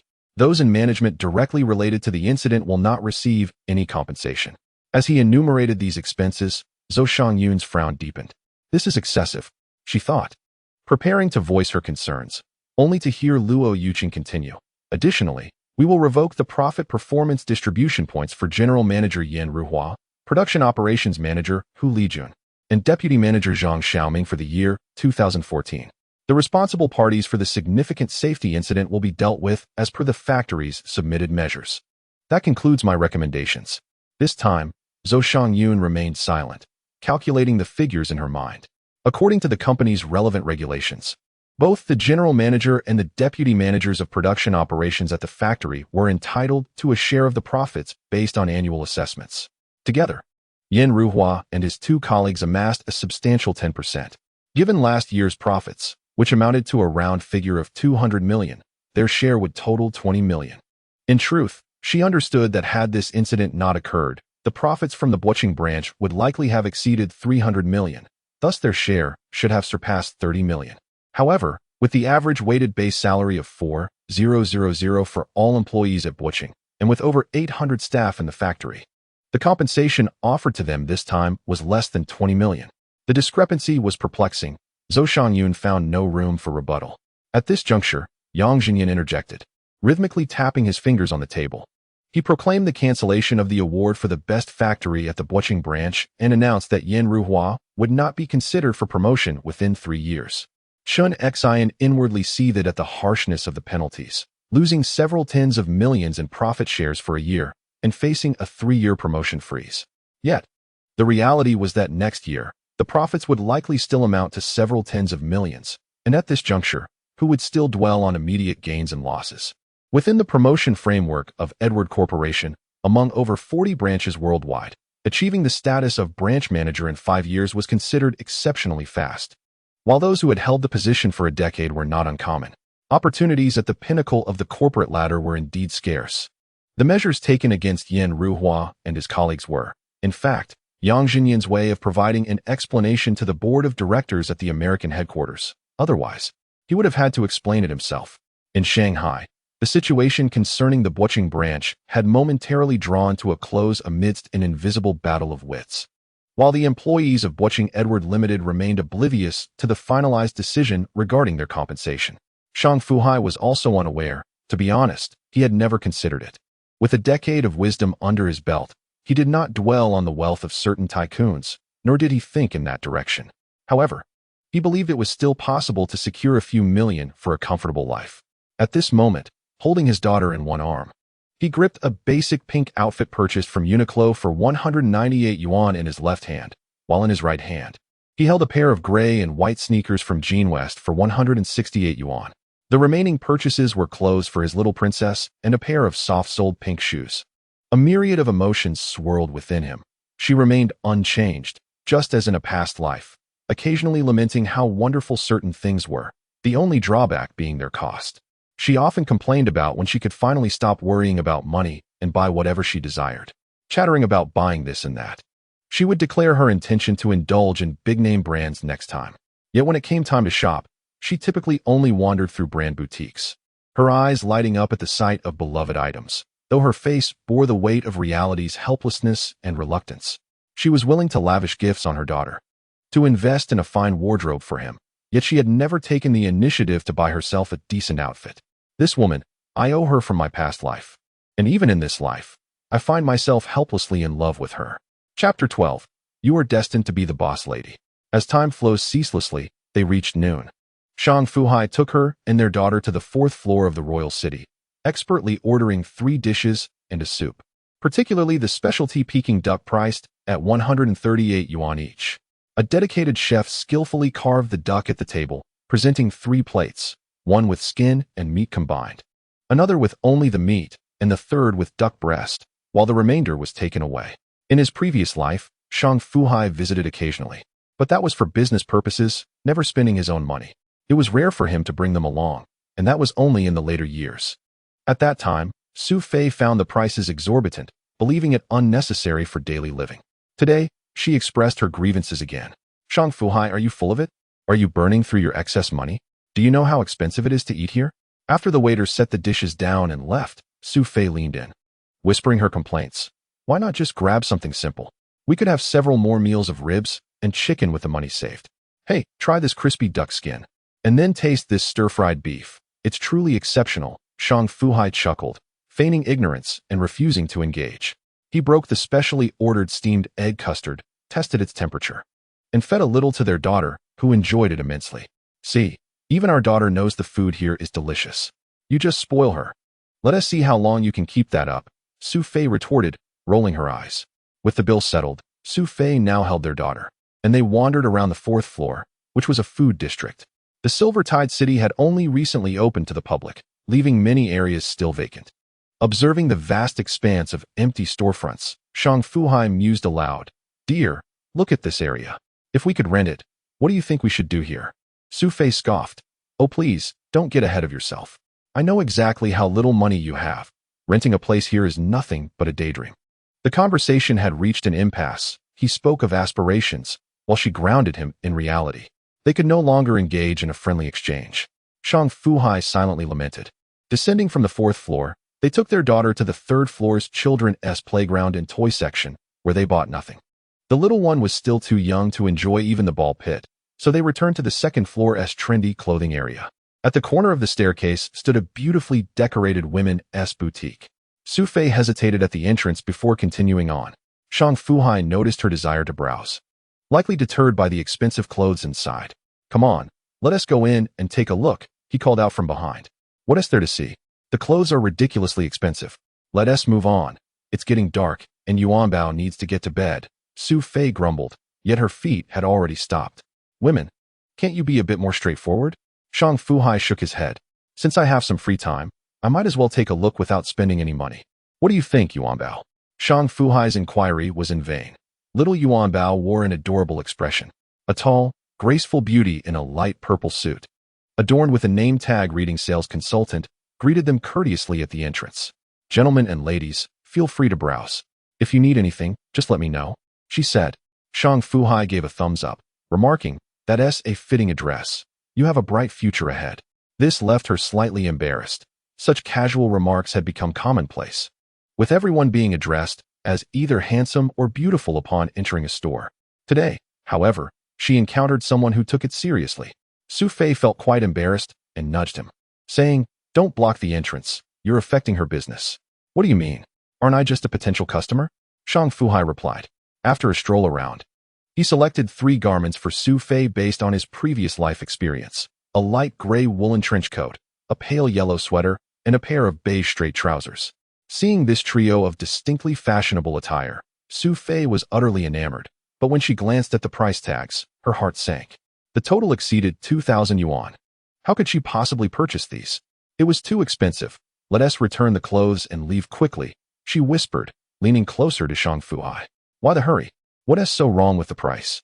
Just try them on. It won't cost anything, he urged, turning to the sales consultant. Miss, do you agree with me? Her enthusiasm waned upon realizing they likely had little money, but maintaining her professional demeanor, she nodded with a smile. There are fitting rooms over there. Feel free to try on whichever you like. Shang Fu Hai smiled approvingly at her pleasant attitude and raised an eyebrow at Xu Fei. I told you so. Hurry and try them on. If they don't work out, we can just take some photos and shop for similar items online. The sales consultant's heart sank further at the mention of shopping online.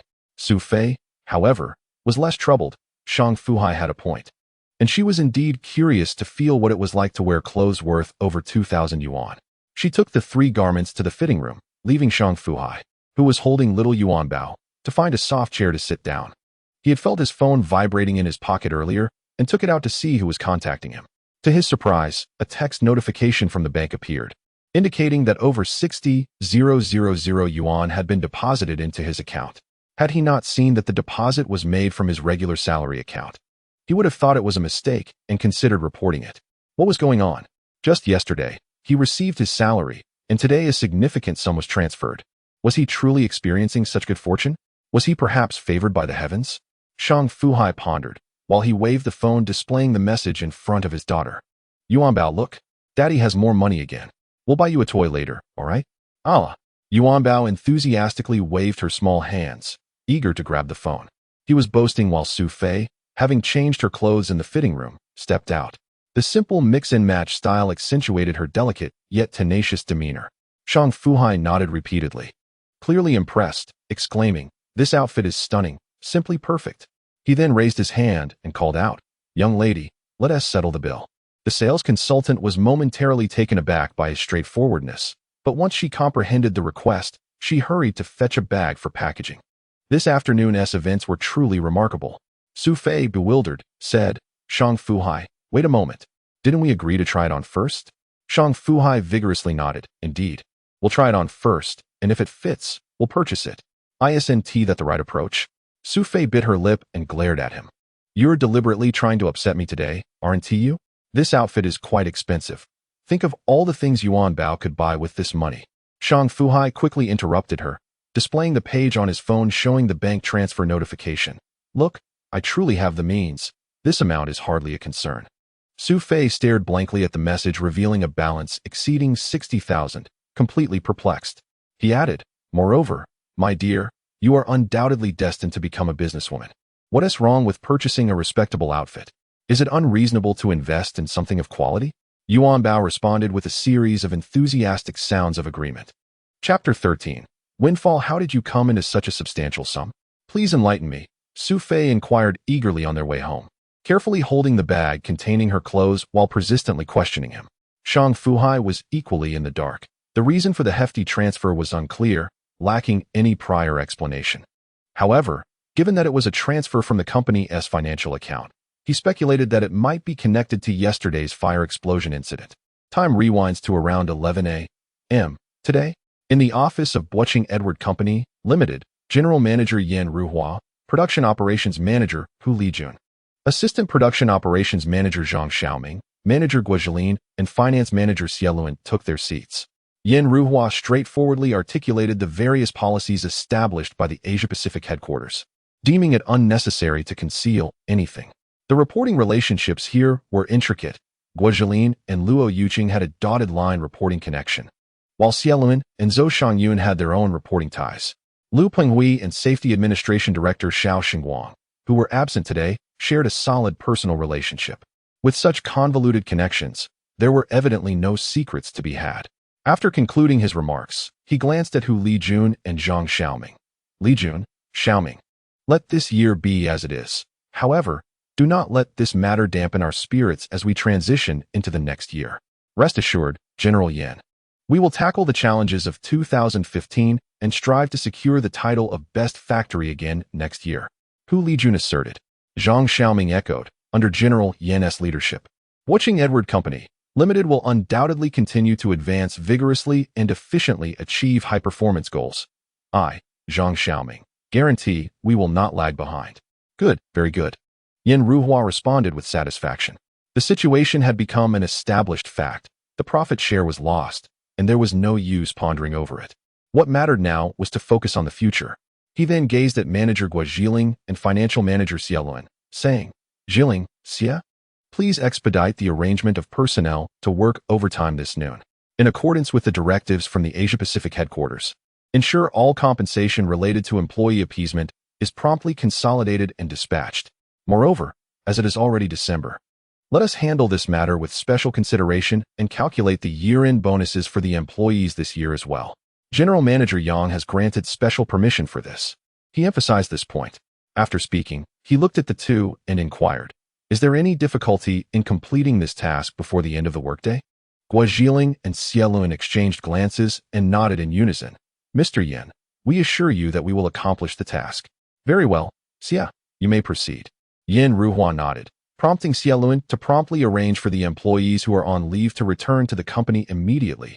No one is permitted to take leave. Calculating the appeasement compensation for over 800 employees and the annual bonuses is a task neither trivial nor monumental, especially considering it must all be dispatched by the end of the afternoon. The finance department, from the managerial level down to all finance officers, became exceedingly busy, with payroll supervisors and administrative officers responsible for employee attendance also joining in the fray. In the office, after Xia Luan departed, Yin Ruhua looked at his aides and then at Guo Zhiling. "Xiaoming, Zhiling, you two pair up and thoroughly investigate this matter. Speak with all directly involved parties and dismiss those responsible. For the others, suspend those who should be suspended and demote those who warrant demotion. Additionally, incorporate this into their year-end evaluations, and any related personnel will not receive salary increases next year. Zhiling, I entrust you with this task. Communicate with Director Luo and swiftly find a qualified safety manager, whether by poaching from other companies or utilizing headhunters. The sooner, the better. Moreover, recruit 3 to 5 seasoned safety officers, preferably with relevant qualifications, and adjust their salaries accordingly, also as soon as possible. We need to hire 2 to 3 equipment management engineers with practical capabilities." This was clear. Even if Lu Penghui had a good personal relationship with the upper management, he would still face the wrath of the head of the Butching Edward branch after this incident. Losing millions in profit sharing is not something easily dismissed. There must be an outlet for his anger. Around 8 p.m., in the quality department work group, several messages were sent, with the cheerful little penguin icon flashing incessantly amidst the continuous coughs. Shang Fu Hai perused the messages and quickly grasped the situation. It seemed they had unexpectedly received a windfall. However, he was astonished that the company had disbursed the year-end bonuses a full 30 days ahead of schedule, marveling at the company's generosity. Had they never considered that someone might take their bonus and leave? Clearly, Butching Edward Limited did not mind. If you wish to leave, so be it. The loss is yours. The company's year-end bonus did not garner the same sensational headlines as Huawei, which boasts substantial baseline figures often exceeding hundreds of thousands. In contrast, Edward Company disburses bonuses amounting to 36 times the salary, contingent upon the annual performance evaluations of its employees. This practice surpasses the customary 13th month salary offered by many firms, providing a more favorable comparison. The funds serve as compensation from the company, and this year's bonuses were disbursed ahead of schedule, as he conveyed to Xu Fei. Subsequently, he began to inform the employees through messages and phone calls regarding this matter. By the time he completed this task, it was already 9:30 in the evening. His phone heated from continuous use, with the battery indicating less than 20 remaining. Xu Fei expressed her admiration, noting, "I never realized your company could be so generous at critical moments, operating with such transparency and reliability." Shang Fu Hai teased her. "Given your commendation, it seems the company has achieved its purpose.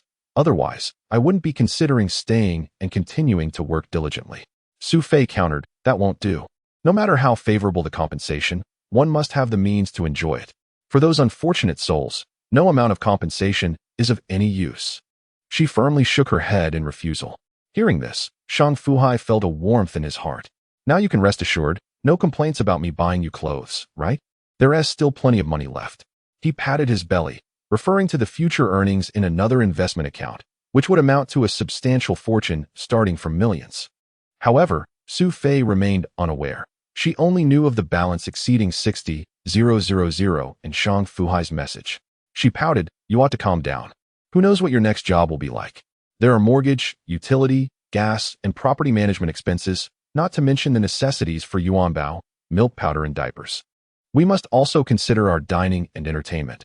We should save this money for unforeseen circumstances. Shang Fu Hai rolled his eyes at her practicality. How about this? I'll transfer 20,000 for you to save, and the rest can be for daily expenses. Xu Fei began to count on her fingers. 20,000 is a bit much. How about you transfer 10,000 instead? Just put it in Yuanbao so it can earn some interest. You wouldn't believe how high the interest rates are now. The remaining amount you can deposit as well. All right, I'll heed your advice. Shang Fu Hai nodded dismissively before executing a series of transactions, transferring 10,000 to his wife's Alipay account. The night passed in tranquility. The following morning, Shang Fu Hai left a small amount, transferring the remaining 50,000 in whole into his securities account, once again investing in Western securities. Given the current bullish market, contemplating placing money in Yuanbao to earn mere cents in interest seemed utterly ludicrous. 50,000. Isn't that a pittance? With 50,000 invested today, who could argue that in a few months it wouldn't grow to 300,000 or 400,000? Conversely, if you were to invest 50,000 now, which project could guarantee a return of 300,000 or 400,000 in a few months? If not, one should adhere to the prevailing national trends. Shang Fu Hai was resolutely committed to this principle. Chapter 14. Lousy is not short of money. Yesterday, Western securities experienced a surge, closing at a remarkable 2,286 yuan. Shang Fu Hai, having analyzed the technical aspects, concluded that given the current prevailing circumstances, it was highly probable for the stock to open at least 2 points higher today. While a downturn could not be entirely dismissed, the nature of the collective bidding inherently involves a certain degree of competitive interplay, making precise predictions elusive. Consequently, he placed an order with an anticipated increase of 25 points, setting the purchase price at 234 yuan for 21 lots. Should this transaction be fulfilled, he would possess a total of 147 lots of Western securities, with an average holding cost of 2,033 yuan, projecting a net gain of over 3 yuan per share. Oh! Shang Fu Hai could not suppress a cheer, stifling the impulse to leap with joy. In this life and the last, he had never perceived the stock market as possessing such an ineffable allure, though this sentiment was predicated on his foreknowledge of its trajectory. Had he entered blindly, the outcome would likely have been far less enchanting. Time was of the essence. With the clock ticking past 9 o'clock, Shang Fu Hai kissed his daughter, Yuanbao, and told Xu Fei, "The temperature is low today and it's chilly outside. You stay home and play with her while I go out to explore potential job opportunities." Xu Fei considered advising him to take a day or two off, but sensing his restlessness, she swallowed her words and instead said, "If it's cold, wear more clothes. There's no rush in job hunting. Take your time." "I understand." Shang Fu Hai nodded, waving goodbye to his daughter. "Yuanbao, Daddy is heading out. Bye-bye." Xu Fei shook their daughter's little hand, eliciting displeasure from the child, who promptly retaliated by spitting in her direction. Shang Fu Hai noticed how well he had adapted to this lively, vibrant rhythm of life. Job hunting at a recruitment fair? Absolutely not. That was out of the question. If he were to return to a job fair seeking employment, he might as well linger at Edward's company, where, given his thorough understanding of the organization, he could potentially advance more swiftly into a higher position than in his previous life. Just yesterday, while dining with his wife and child on the 4th floor of Yintai City, he stumbled upon a rather grave realization. The esteemed food court on the 4th floor shockingly lacked a single upscale, distinctive buffet restaurant. An appalling truth indeed. Where had that infernal Brazilian barbecue gone? Shang Fu Hai's face lit up with joy. In his previous life, visiting the Brazilian barbecue buffet with colleagues or family meant enduring endless queues, with over 200 tables. It was unfathomable that one could still be placed dozens of spots away in line. Was there no sense of justice left? Yet, astonishingly, during this period, it was nowhere to be found. It simply didn't exist. Shang Fu Hai was overwhelmed with excitement, feeling an impromptu urge to dance. As he needed a way to express his exhilaration, he recalled that during this time frame, the ever-popular Brazilian barbecue had resided in Walmart Plaza, remaining there until Walmart's significant withdrawal from the Chinese market, at which point it relocated to the 4th floor of Yintai City, where it would thrive even more. Probably around 2017. Goodness, oh divine heavens, you must surely be my benefactor. Shang Fu Hai tilted his head at a 45-degree angle, gazing at the sky. hoping to catch a glimpse of the benevolent face hidden among the billowing white clouds. Lacking a system or a golden finger, he nonetheless had his loyal companion by his side, unafraid of the challenges ahead. At around 10:20, he arrived at Yuntai City, parking his car in the underground lot adjacent to Mingdu Square. Taking a moment to meticulously adjust his attire, he donned a set of opulent casual wear, a gift from Xu Fei that she had begrudgingly purchased for him last New Year. He seldom wore it, not out of reluctance, but rather because it felt wasteful amidst the daily grind in the workshop, where he interacted with various products. The Business Cooperation Office of Yuntai City was located to the north of the mall, near Mingdu Square. Having done his homework, Shang Fu Hai's first order of business was to rent a Mercedes-Benz, leaving his ID as collateral to ensure a complete transformation of his image. Additionally, he managed to contact the business department manager of Kweichow Moutai Industry through the official phone line provided for external communications. During the call, he boldly expressed his intention to lease a substantial area on the northeast corner of the 4th floor of Yuntai City. Indeed, he sought to rent the entire expansive space, exceeding 1,000 square meters. The recipient of the call was taken aback. This was a significant deal, and securing such a contract would yield an incredibly lucrative income starting next year. Yes, next year. Hello, beautiful. I have an appointment with manager in Shaohui at 10:30. Could you assist me in connecting with him? Shang Fu Hai was halted at the front desk, articulating his request. The receptionist, upon verifying the appointment, confirmed it was indeed arranged by manager and himself. Not daring to delay, she summoned a colleague to oversee the desk while she led him to the business department's office. Nervousness was a foreign concept to him. He had weathered countless storms in his previous life. It was well known that Edward companies stood among the ranks of prestigious family-owned businesses globally, existing beneath the surface of the so-called wealthy lists. He had never felt anxiety during encounters with the upper echelons of the Edward family, let alone now. Are you manager in? Greetings, I am Shang Fu Hai. As we previously discussed, he initiated, his tone laced with a subtle air of superiority. A central strategy of his was to engage in clever persuasion, weaving an intricate web of charm until the other party was utterly captivated. And Shaohui was not one to underestimate. He recalled the casual manner in which Shang had mentioned leasing a 1,000 square meter shop, as if it were a trivial matter. Until he fully comprehended the situation, he recognized that this was a person he could not afford to provoke. Mr. Shang, may I inquire where you are currently employed? And Shaohui asked cautiously.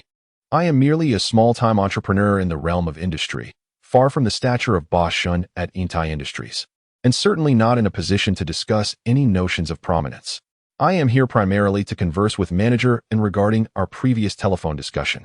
After a long tenure in this trade, one often seeks to explore new avenues, Shang Fu Hai replied, striving to maintain humility, though the momentum of his ambitions had already shifted into high gear. With a sharp intake of breath, and Shaohui realized that his interlocutor was involved in the industrial sector, and it seemed he had connections to his superior or could potentially meet him. This made it all the more critical not to offend him. What is the greatest advantage of those in industry? It is not merely the wealth they possess, but the extensive network of relationships cultivated through years of hard work. And Shaohui deemed it wiser to refrain from prying into his companion's identity, lest he inadvertently reveal too much and provoke displeasure, which would not bode well for him. Mr.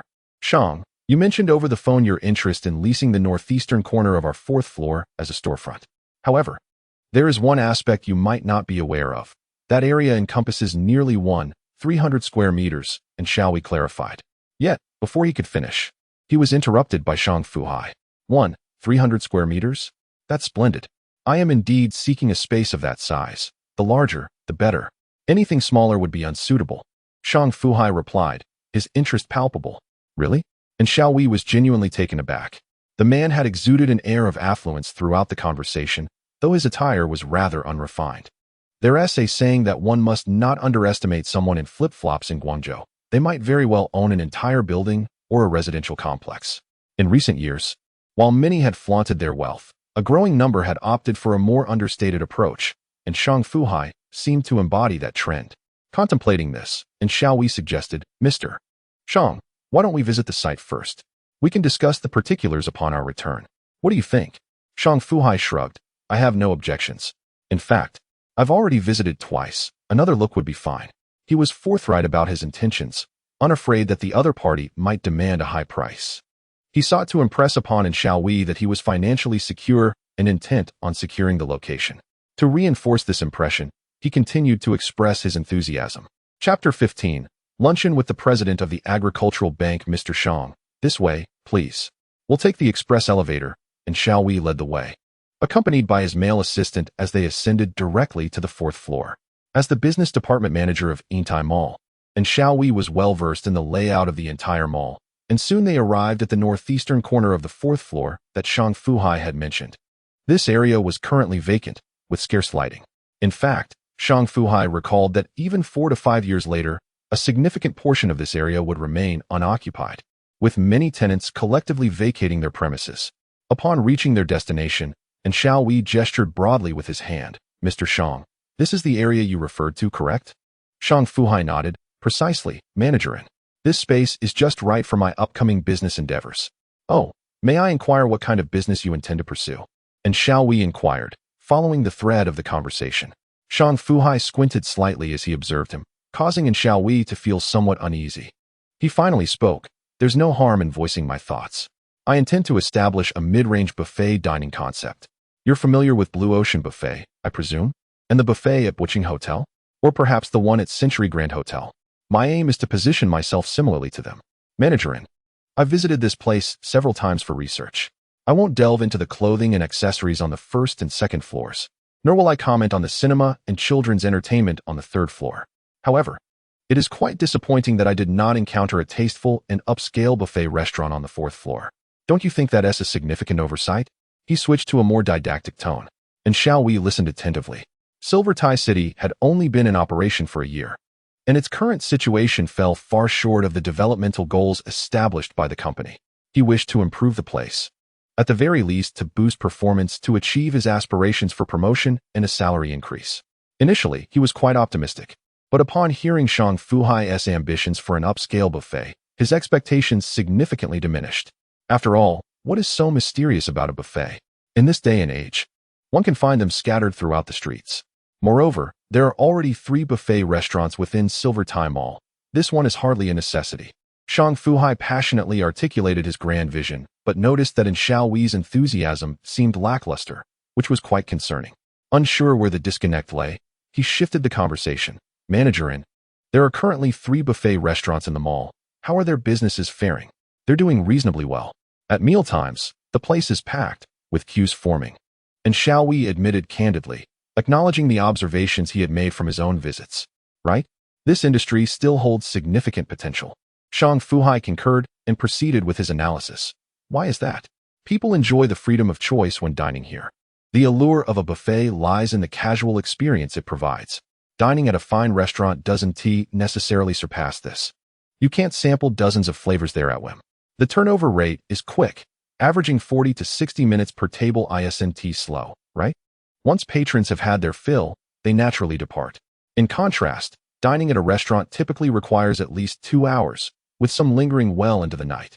Managerin, consider this. Those visiting Silver Tai City usually spend a significant portion of their day here. During peak hours, efficiency in dining becomes crucial. What is suitable for a quick meal? Fast food is certainly not ideal, leaving only the buffet as a viable option. Moreover, one must recognize that the ambience here leans towards a more refined clientele. The 3 existing buffets, serving dumplings, vegetables, and Korean barbecue, are priced around $29 to $49. Am I mistaken? Such limited offerings, when faced with discerning patrons, may not suffice. I'm not exaggerating. This market holds immense potential. Shang Fu Hai fervently elaborated on numerous points, eventually recalling a range of classic analyses regarding buffet restaurants that he had encountered online, rekindling in Xiaowei's interest. This was the essence of engaging in practical business. And Xiaowei internally marveled. The realization that Shang Fu Hai was succeeding in the realm of tangible enterprises was undeniable. His success was certainly justified. However, Shang Fu Hai had not yet finished speaking. The main event was yet to come. Managerin, my comprehensive plan is as follows. I intend to lease this space, implement a simple regional-style decoration, and set up seating for 160 to 200 tables, with 2, 4, and 6-person configurations as standard, and a maximum of 12 seats per table. Calculating an average of 4 individuals per table, I can accommodate approximately 700 guests at a time. I plan to price it in line with the buffets at Blue Ocean and Butching hotels, but with superior offerings. I propose a full-price ticket at 108 and a promotional price of 89, which not only highlights the elegance of my buffet restaurant, but also gives customers a sense of value. His tone was earnest, almost as if he were laying bare his entire scheme, unafraid that Xiaowei might sell him out after hearing it. Many have ventured into the buffet business, some achieving prosperity, yet far more have succumbed to closure. And Xiaowei listened intently. His mental arithmetic was commendable. He quietly computed that, according to Shang Fu Hai's calculations, the first round alone would yield over 180,000. Astonishing. Yet, he understood that this was merely a collection of figures articulated by Shang Fu Hai, void of any substantial reference or practical significance. Furthermore, would the buffet truly be as bustling as he suggested on a daily basis? This ultimately hinged on his specific operational strategies, which Xiaowei knew he would not divulge. They had been engaged in conversation for over half an hour, exchanging grandiose claims with figures in the hundreds of thousands, drawing curious glances from passers-by. Are these two individuals delusional? One bystander might have thought. Mr. Shang, perhaps we should consider this. This venue is hardly conducive to discussion. Let us return and delve into the finer details, and Xiaowei proposed, expecting Shang Fu Hai to readily agree. To his surprise, Shang Fu Hai firmly declined. Managerin, I have already conveyed most of what I wish to say. I have a lunch appointment with President Ma of the Agricultural Bank today. Let us conclude for now. If your party demonstrates sufficient sincerity, I shall return another day, and I will treat you to a meal. I firmly believe in the principle that business may not succeed, but friendship can endure. We can still foster a personal rapport even if our negotiations do not bear fruit. With this, and Xiaowei found himself at a loss. Listening to Shang Fu Hai's tone and recognizing that he had secured a lunch appointment with the president of the Agricultural Bank, regardless of the purpose, implied significant capital. Thus, when Shang Fu Hai suggested they could become personal friends, and Xiaowei felt a flicker of excitement within, as they returned to the vicinity of Mingdu Square, and Xiaowei knew he had to drive him to the parking lot. Shang Fu Hai did not resist. It was another move in his strategic game. Upon witnessing Shang Fu Hai open the door of his Mercedes-Benz 350 and wave goodbye, and Xiaowei clenched his fist in determination. Reliable. Was the vehicle rented? What a notion. And Xiaowei had not even considered that possibility. From the very outset of their telephone conversation, Shang Fu Hai had crafted an image of immense wealth, further reinforced during their meeting and casual mentions of dining with the Agricultural Bank's president. Each layer intertwined to ensnare Xiaowei, who remained oblivious to the fact that Shang Fu Hai had skillfully deceived him from the very beginning. Chapter 16. Connections Matter. The Agricultural Bank lacks a president named Ma, and not a single vice president in the entire Bo City branch bears that surname. However, there is indeed a manager Ma at the credit center of the Bo City Central Agricultural Bank branch. This morning, before heading to Yintai City, Shang Fu Hai had arranged to dine with manager Ma at noon. Why, you may ask? He is on the brink of entrepreneurship, yet finds himself short of funds. With his investment account's money not ready for withdrawal, and even considering reinvesting, he realized that the only viable option left was to seek a bank loan. When it comes to bank loans, his mind immediately turned to manager Ma at the credit center, a truly good individual who previously granted him over $200,000 for stock investment. Cough, cough, a quality asset investment. Mr. Shang, my apologies for the inconvenience again today, manager Ma said, his voice hoarse. Upon hearing this, Shang Fu Hai inquired with concern, Manager Ma, are you unwell? Is it a cold? I can take you to see a doctor. It's just an old ailment. I get like this whenever it gets cold. No worries. Manager Ma waved his hand dismissively. The two engaged in casual conversation about their recent lives. Once the dishes arrived, and mindful of Manager Ma's afternoon work commitments, they abstained from alcohol. Shang Fu Hai ordered a glass of juice and a cup of freshly squeezed soy milk. Manager Ma, my friend, I must trouble you once more. As they neared the end of their meal, Shang Fu Hai, seizing the moment, adopted a more familiar tone. Manager Ma was well aware that Shang had some ulterior motive.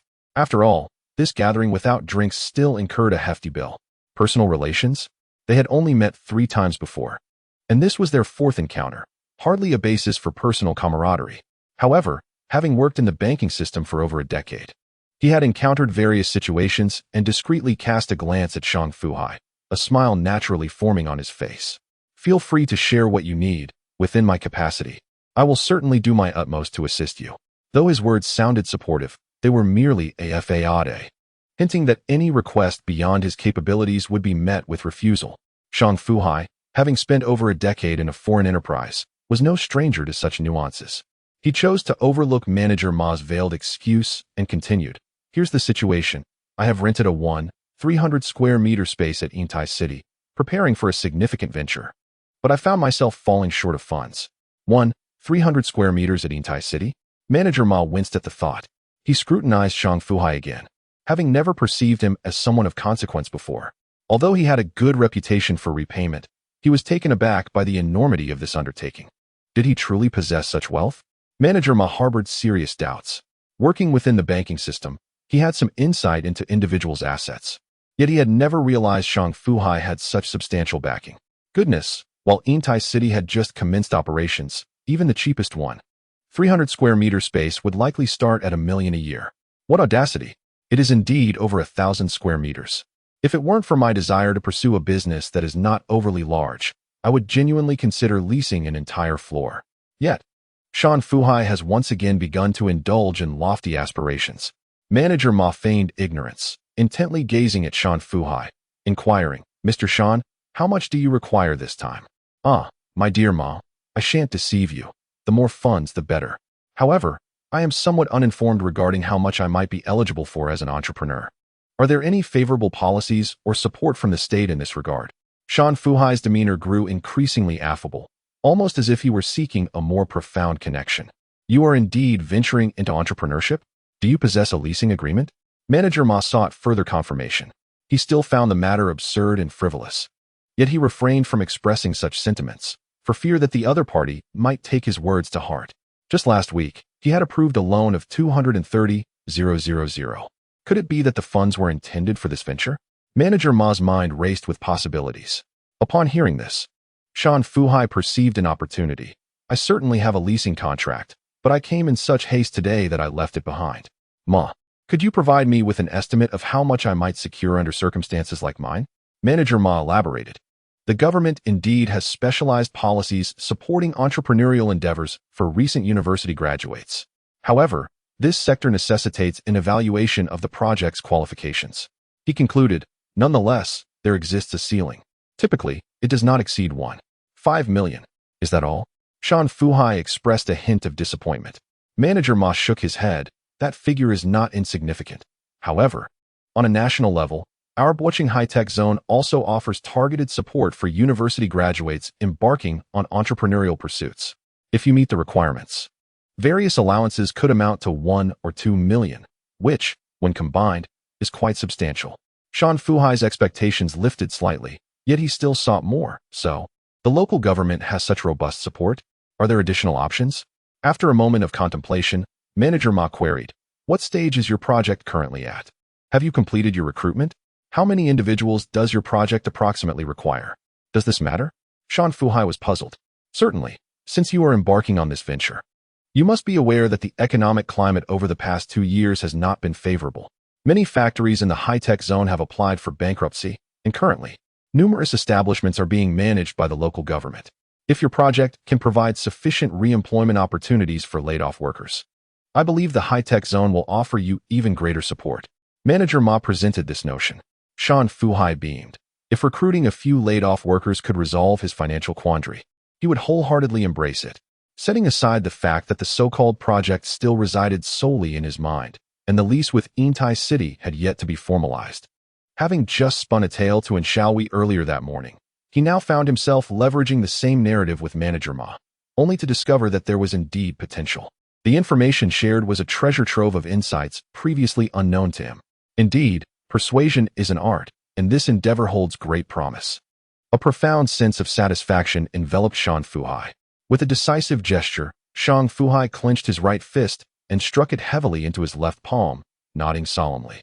"All right, since Brother Ma has put it this way, I understand what to do. However, I am not very familiar with this process. Could you perhaps introduce a reliable person to assist me?" Manager Ma chuckled, his smile genuine, having awaited this moment after their lengthy discussion. He had hoped to impart some wisdom to Shang Fu Hai, but it seemed he was already quite astute. "Mr. Shang, I cannot speak on other matters, but I am well acquainted with the intricacies of banking.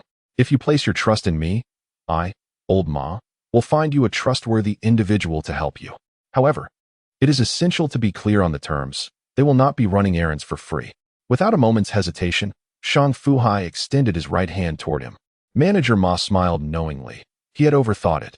Shang Fu Hai indeed had a certain charisma. At the very least, he possessed great ambition. A pleasant collaboration, Manager Ma remarked. He then offered a piece of advice. Mr. Shang, it would be prudent to engage a professional to draft a detailed progress plan for your entrepreneurial project. The more comprehensive, the better. Also, please remember to bring the lease agreement next time. The more thorough your documentation, the swifter the approval process. The individual I will connect you with has strong connections in this regard. Chapter 17. Ordinary Siblings 10%. How outrageous. After personally driving Manager Ma back to the vicinity of the bank and watching him depart, Shang Fu Hai exhaled heavily. Damn it, some people make money so effortlessly. A few errands, and hundreds of thousands are within reach. As for whether he actually did run any errands, who knows? But the connections he possesses are undeniable. Feeling somewhat disheartened, Shang Fu Hai aimlessly drove towards a more secluded area. Upon arriving at a deserted spot, he parked the car and stepped out to breathe in the fresh air, gazing at the clouds in the sky and the swaying branches nearby. He began to comprehend certain truths. Without these connections to facilitate the process, whether this so-called policy loan would even be approved was uncertain. Even if it were to receive a green light, the amount granted remained unpredictable. Yet, Shang Fu Hai had a hunch. If he did not enlist this intermediary, even with his acquaintance with Manager Ma, the loan amount would likely be minimal. To put it plainly, this was their profession, and today, the underlying meaning in Ma's words was crystal clear. I must be out of my mind. Once I secure the funds, I can reinvest them in no time, potentially yielding 4 to 5 times the return. What does 10% even matter? I could afford to give him an additional 10%. Shang Fu Hai laughed heartily.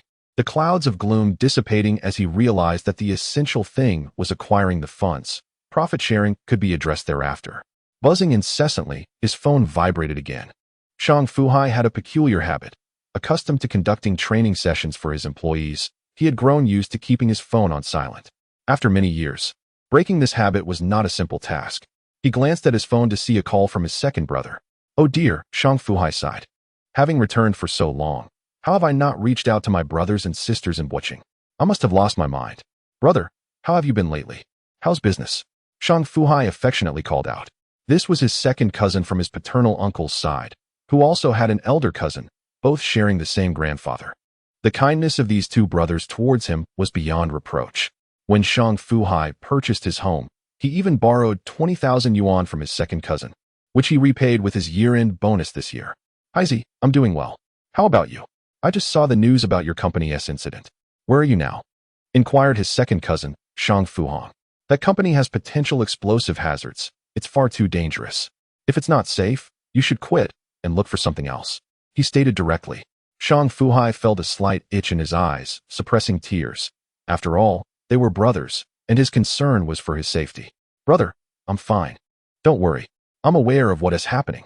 I'm planning to resign after this month and pursue something different, Shang Fu Hai replied hastily.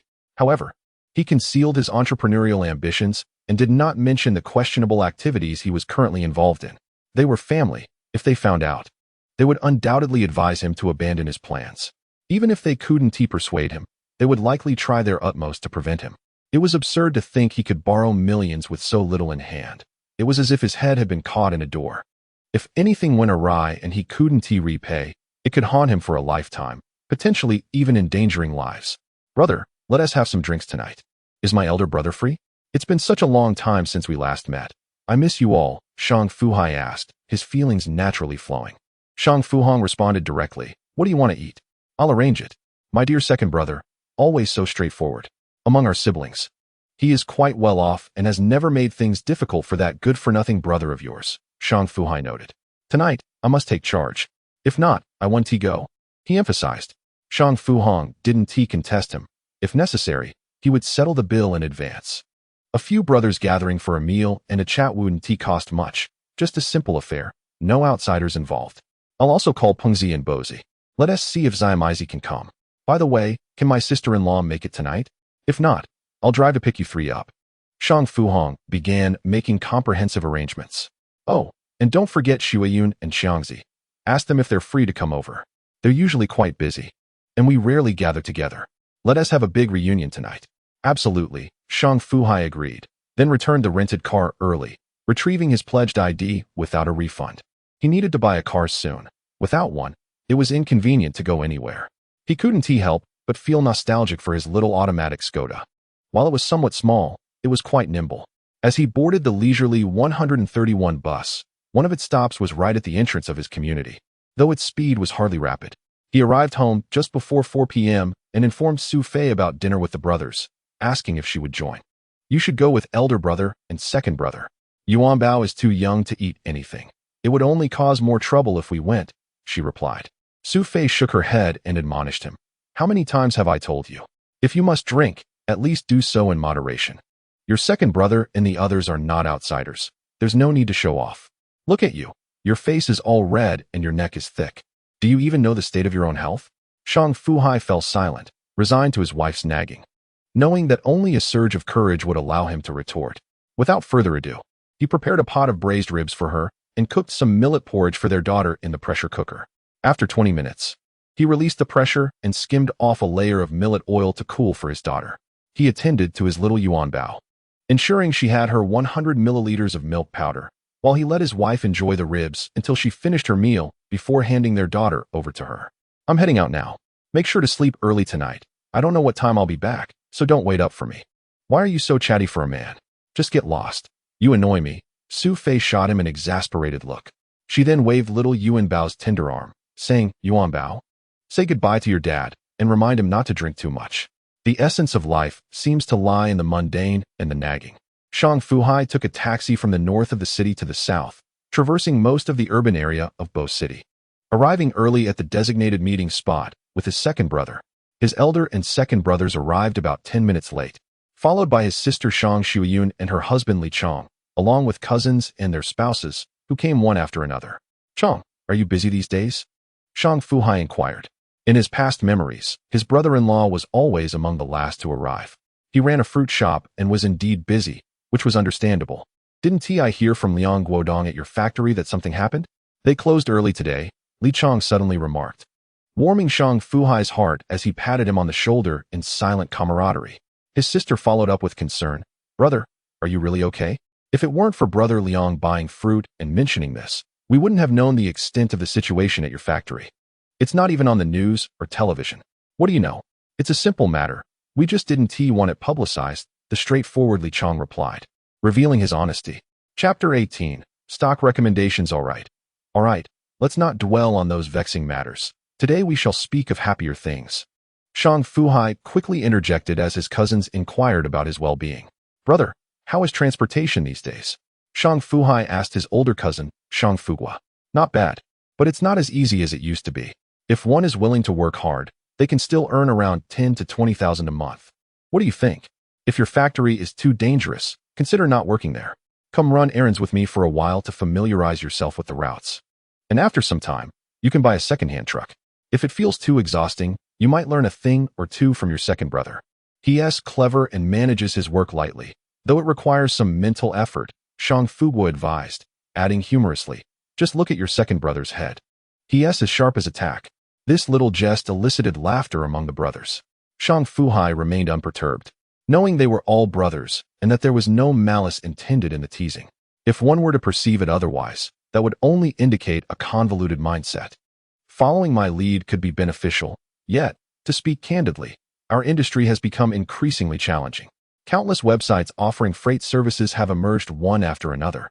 And today, as truck drivers are astute, meticulously saving every penny, many have even mastered the art of online freight allocation themselves. If this trend continues, I may find myself compelled to switch careers, sighed Shang Fu Hong with a heavy heart. Shang Fu Hai understood that his elder brother's reluctance to assist stemmed from the reality that their logistics intermediary business had indeed become a sunset industry. In a few more years, it would be even harder to navigate. The once annual income of 300,000 to 400,000 had become a mere memory, forcing many in the profession to seek new paths. This sentiment from the elder and second brother swiftly led to a new topic of conversation. Cousin Guanpeng, engaged in the express delivery sector, had secured a segment of Kweichow Express' operations. With hard work, he could earn a decent sum, perhaps 10 to 8,000 at times. However, the overwhelming number of courier services competing for territory nowadays had transformed their field into a battleground. He remarked, "Let us not even mention the elder and second brother. Our industry is in dire straits as well, with excessive competition. Just in my area, the three major express services seem to dominate, and their S also by sure. Only SF Express remains in the high-end market, yet they haven't stooped to encroach on our business. Otherwise, it would only be a matter of time before we close shop." He was not mistaken. In a couple of years, cousin Guanpeng would likely relinquish his business in this area, subsequently venturing into garment processing and even collaborating with his brother-in-law, Li Mingbao, to open a restaurant. Eventually, he would dive into the realm of Taobao live streaming. His experiences were indeed diverse. However, as the conversation unfolded, Shang Fu Hai recalled something significant. SF Express was poised to go public through a backdoor listing in 2 years, specifically in 2016, with an astounding market valuation exceeding 200 billion upon its debut. At that time, Wang Wei, the founder of SF Express, had seen his personal fortune ascend into the top 5 of China's wealth rankings, and he would linger within the top 10 for several years thereafter. Whose shell had they borrowed for this venture? Shang Fu Hai pondered, his brow furrowing in concentration. Yet he could not retrieve the answer. Nevertheless, there was no rush. He could contemplate it later. After all, SF Express's IPO was a matter for the year after next, granting him ample time to strategize if he chose to embark on something new. As for finding out about the shell company, he could always inquire. Knowledge would eventually surface. Let us not wallow in misery any longer, apart from me and Brother Hai. The rest of you seem to earn more than our modest salaries of 5,000 to 6,000 and clock in and out regularly. Li Mingbao jested with a smile. All right, enough of that. It has been quite some time since we gathered. Let us indulge in more joyous conversations today, concluded the second brother, Shang Fu Hai. Putting an end to the lamentations, Shang Fu Hai continued to ponder whether he should share his thoughts, and if so, how to articulate them. After listening to his brothers express their grievances, he resolved to share his financial aspirations with them, believing that with the right context, they would be more receptive. Once the dishes arrived, aside from his sister Shang Shuiyun and cousin Guanxiao, who were occupied with the children and opted for fruit juice, the others indulged in a selection of white wine and beer. As the revelry reached its peak, Shang Fu Hai downed a bottle of beer in one swift motion. His companions, oblivious to his playful demeanor, were intrigued and contemplated in silence until he set the empty bottle down and, emboldened by the alcohol, declared, "Elder brother, second brother, Qiangzi, Pengpeng, and Boj, I have something to share that may provoke your thoughts, yet I believe there is a high likelihood it is true." The brothers exchanged glances, puzzled by the solemnity of his tone. Was this a matter of such gravity that it required the courage derived from drink? Shang Fu Hai took a sip of green tea, exhaling heavily. "Today, I visited the bank where I manage my mortgage affairs. By a stroke of luck, I overheard 2 individuals, who appeared to be in positions of authority, engaged in hushed conversation. Perhaps they were unaware of my presence. Can you guess what I heard? Brother, stop being so cryptic. If there is something to disclose, please do so swiftly," chastised his sister, Shang Shuiyun. Shang Fu Hai rubbed his hands together, striving to amplify the intrigue. "I overheard them discussing how someone from a securities firm had approached them for a loan, claiming they intended to speculate on Kweichow, with aspirations to elevate its stock price to 100 yuan per share. It got me thinking, considering the widespread chatter about this year being a bull market. If their claims hold any weight, I pondered joining in. After all, fortune favors the bold." Shang Fu Hai's eyes narrowed with contemplation as he reminisced about his previous life, where he barely managed to cover his family's expenses, leaving little room for savings. A single investment in Kweichow Moutai had been ensnared for 3 years, draining the funds he had set aside for his younger brother's wedding. Life had been challenging indeed. Whether this truly is a bull market remains uncertain. I typically engage in stock trading, yet the Shanghai Composite Index has recently shown signs of a downward trend, with numerous stocks experiencing declines of 10 points or more, some even plummeting by 30. Shang Fu Hai belonged to the more rational faction, unbeguiled by the recent frenzied surge of the index. I have never ventured into this realm before, nor do I fully understand it, yet I suspect that those at the bank and the securities firm frequently communicate in private. Everything seems to follow a certain pattern. After a surge, a retraction is inevitable before another rise, And this principle likely applies to stocks as well. He articulated his theory. Amongst the brothers, their interactions were devoid of business entanglements, allowing for a more genuine exchange. Upon hearing Shang Fu Hai's theory, Shang Fu Hong fell silent, his chopsticks resting atop the plate before him. Hai, your reasoning holds merit. I had been fixated on the relentless ascent of stocks, dismissing the notion of rationality. Each time there was a correction, I fled the market. However, upon reflection, the broader financial trends do seem to be on the rise again. With indices recovering from recent lows, Shang Fu Hong mused aloud. Regardless of whether this is a bull market, keep a close watch on Kweichow. If it truly undergoes speculative surges, there must be indicators to follow, Shang Fu Hai advised. Very well, as the year draws to a close, I find myself with ample time. I shall dedicate more attention to this matter. If it unfolds as you suggest, I will certainly seize the opportunity, Shang Fu Hong affirmed with a nod. Having come to this realization, he reflected on the words spoken by his brother and discerned a different nuance. He pondered, could it be that my brother has stumbled upon a rumor regarding a clandestine trading scheme? Yet, this matter seems rather lacking in rigor. All the brothers were aware that their second brother, Shang Fu Hong, had profited from the stock market. The exact amount remained unknown to them. However, upon hearing their brother mention secretive transactions and Shang Fu Hong's intention to increase scrutiny in the near future, they too felt a surge of interest. In these times, it is indeed a challenge to earn a little money. Second brother, when you feel it's the right moment to invest, do let us know, they chimed in excitedly. Chapter 19. Hypocrisy. Hold on. Let me first investigate the situation, Shang Fu Hong said as he retrieved his mobile phone and opened the trading application. Using Pinyin to search for Kweichow. Upon glancing at the chart, he could not help but exclaim, remarkably, it has been suspended from trading. My goodness. It has been nearly 2 months, yet the stock price remains high. Over 33 yuan on the last trading day, which means a single lot amounts to over 3,000 yuan. Let me take another look. He then accessed the announcements and data section for Kweichow, quickly scanning the information before lifting his gaze and stating, to put it simply, which you may not fully grasp, they are aiming to acquire several high-quality projects that would be beneficial to them. Currently, the trading suspension is in effect, and the specifics of the acquisition remain unclear. He continued to peruse the announcements, and after some time, he remarked, upon reviewing their previous notices, it appears they have been suspended multiple times, all related to restructuring and mergers.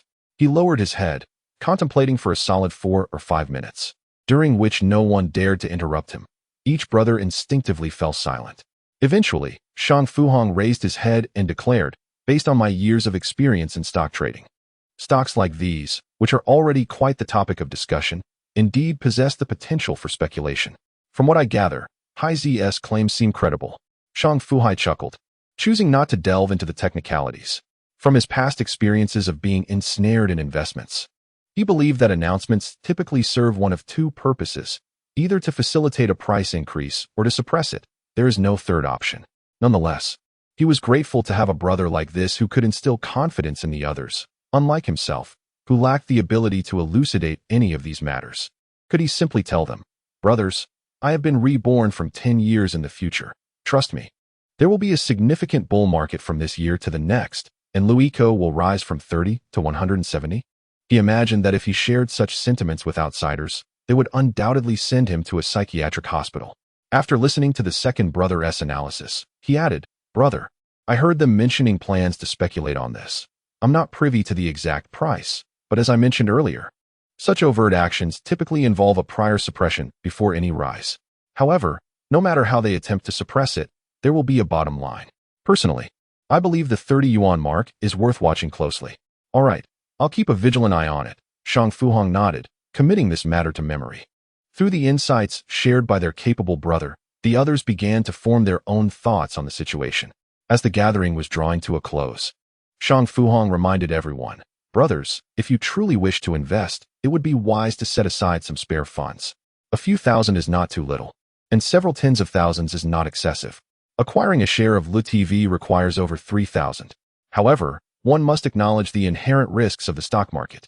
Although Hai has provided insider information, we should recognize that his intentions are well-meaning. Once this discussion leaves this room, let us consider it as if it never occurred. Regardless of future outcomes, we remain brothers, but we must weigh our decisions carefully. These words from Urge warmed Shang Fu Hai's heart. for he had witnessed many friendships, brotherhoods, and familial bonds severed over stock recommendations. How ironic. Were it not for his unwavering confidence in Lu TV's impending surge from now until next year, he would never have shared such advantageous insights with his own family, fearing it would jeopardize their relationship. Although he found it difficult to voice these sentiments, Urge articulated them perfectly. Everyone understood the unspoken truths. Fu Hong, we grasp your message. It is prudent to utter a final word, even if we face losses. It remains our own affair. We are all adults, capable of bearing our own responsibilities, emphasized Shang Fu Hai, the eldest brother.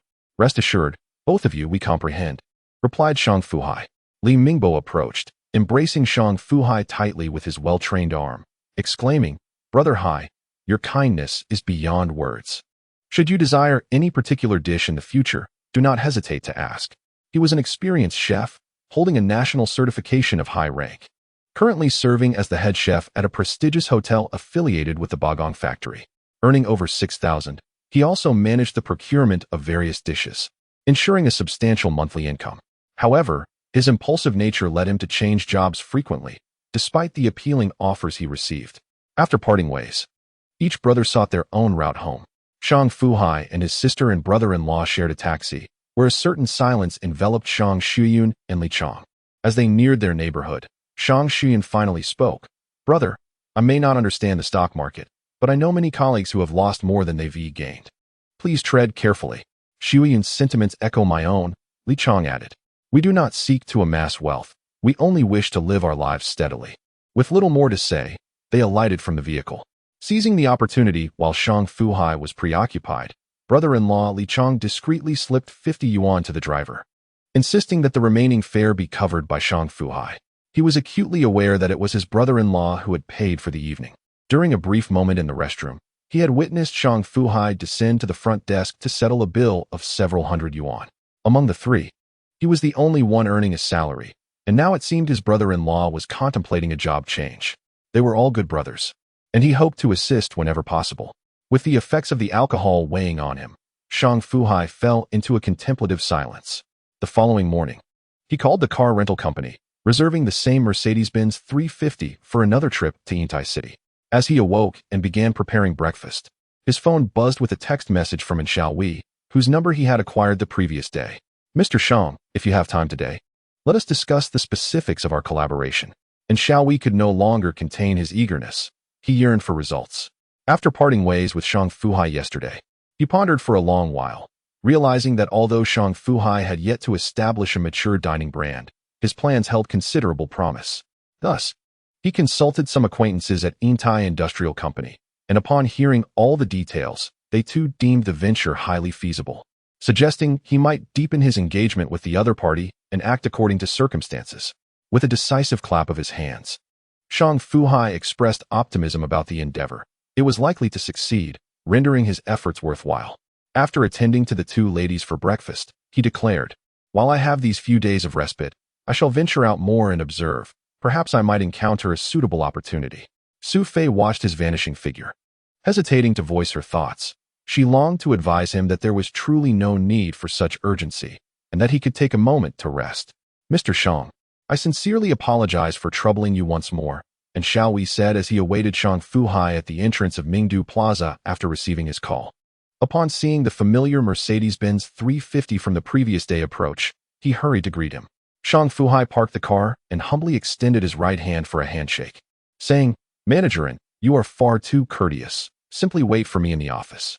That is out of the question, Mr. Shang. You are my esteemed guest. It is no trouble at all to wait here, and Xiaowei replied. Their conversation was a flurry of polite exchanges, a thin veneer of insincerity cloaking their words.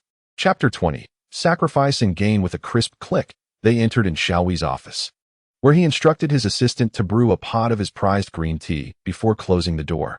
Seated side by side on the sofas, and Xiaowei felt a surge of excitement, unaware that Shang Fu Hai too was experiencing a twinge of exhilaration. In his previous life, he had devoted nearly 20 years to working diligently for others. Initially, he had ambition but lacked the capability, and later, he had acquired the ability but lost sight of his aspirations. Little did he know that as he embarked on a new chapter, he would soon be poised to make his mark on this blank canvas of potential. He He firmly believed this was merely the beginning, not the end. Mr. Shang, let us speak candidly today. Your analysis from yesterday kept me awake throughout the night. I consulted some of my friends overnight, and from my personal perspective, this is indeed a promising project.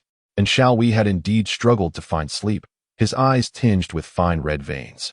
Yet when it came to the project's direct implications, Shang Fu Hai remained skeptical of his sincerity.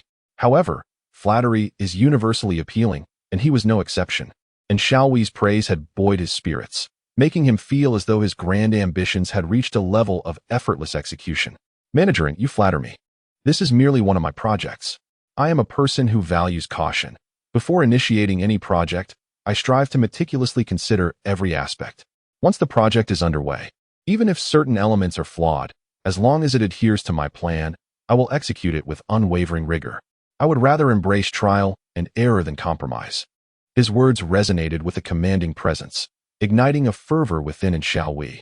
Yet it served as a reminder to him as well, to remain grounded and not lose himself in mere flattery. The discussion, marked by a back-and-forth exchange, lasted for over half an hour, during which Xiao Wei personally replenished water twice. Shang Fu Hai elaborated on numerous details regarding his very first project, utilizing Xiao Wei's peripheral insights to clarify his thoughts. As the conversation progressed, it reached the most crucial aspect of the day, the forthcoming collaboration. Mandarin, I understand that your side offers merchants the benefit of a rent-free first year, but how is it structured for the subsequent years? Shang Fu Hai inquired directly. Indeed, the Bocheng Yintai Mall, after its grand opening this year, launched a citywide advertising campaign proclaiming a rent-free first year. However, if you assume that the shops would have been snatched up immediately due to this offer, you are gravely mistaken, and Xiao Wei responded.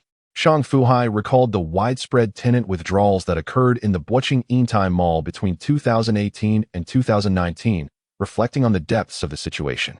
Moreover, Yintai City conducts comprehensive evaluations of the brands and merchants it allows to establish a presence, with those failing to meet the criteria being unceremoniously dismissed, regardless of any substantial investments made in the store. In business, the principles are strictly adhered to. There are two models. The first involves calculating rent based on area, while the second entails a profit-sharing arrangement. And Xiao Wei gestured with a scissor-like hand. How is the rent calculated? And how is the profit share determined? Shang Fu Hai pressed further. First, the mall must observe the positive outcomes of Mr. Shang's project. If it meets our standards, I can authorize a substantial discount for next year's rent at 25 yuan per square meter, totaling 1 million for the year. Subsequently, if standards are met, the rent will increase annually by 8 to 15%, and Xiao Wei explained. As for the profit sharing, Shang Fu Hai refrained from contradicting him. Leasing a 300 square meter space in such a prime location as Yintai Mall certainly seemed advantageous. For comparison, a prime retail space on the first floor of approximately 150 square meters would cost around 600,000 yuan, highlighting the significant discount being offered. However, he was also acutely aware of another reality. The area he had chosen had remained vacant for nearly 3 years before being leased by a Brazilian barbecue restaurant at the end of 2017 and the beginning of 2018. Even after that, the adjacent area remained eerily desolate. This was the stark truth. In light of this, is he truly getting a bargain, or is it an exorbitant deal? This remains a subjective question, open to interpretation. As for the profit share, and Xiao Wei raised his right index finger and calmly stated, 10%. His composed demeanor left Shang Fu Hai momentarily bewildered. Could he truly anticipate profits exceeding 10 million in a year? Yet, one must consider the possibility of profits far surpassing that figure. Once again, it is an uncertain matter. Shang Fu Hai's right hand formed a tight fist. I can agree to a 7 commission.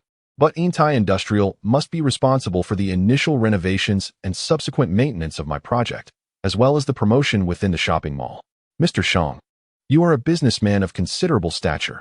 You should be well aware of our location and hardware facilities.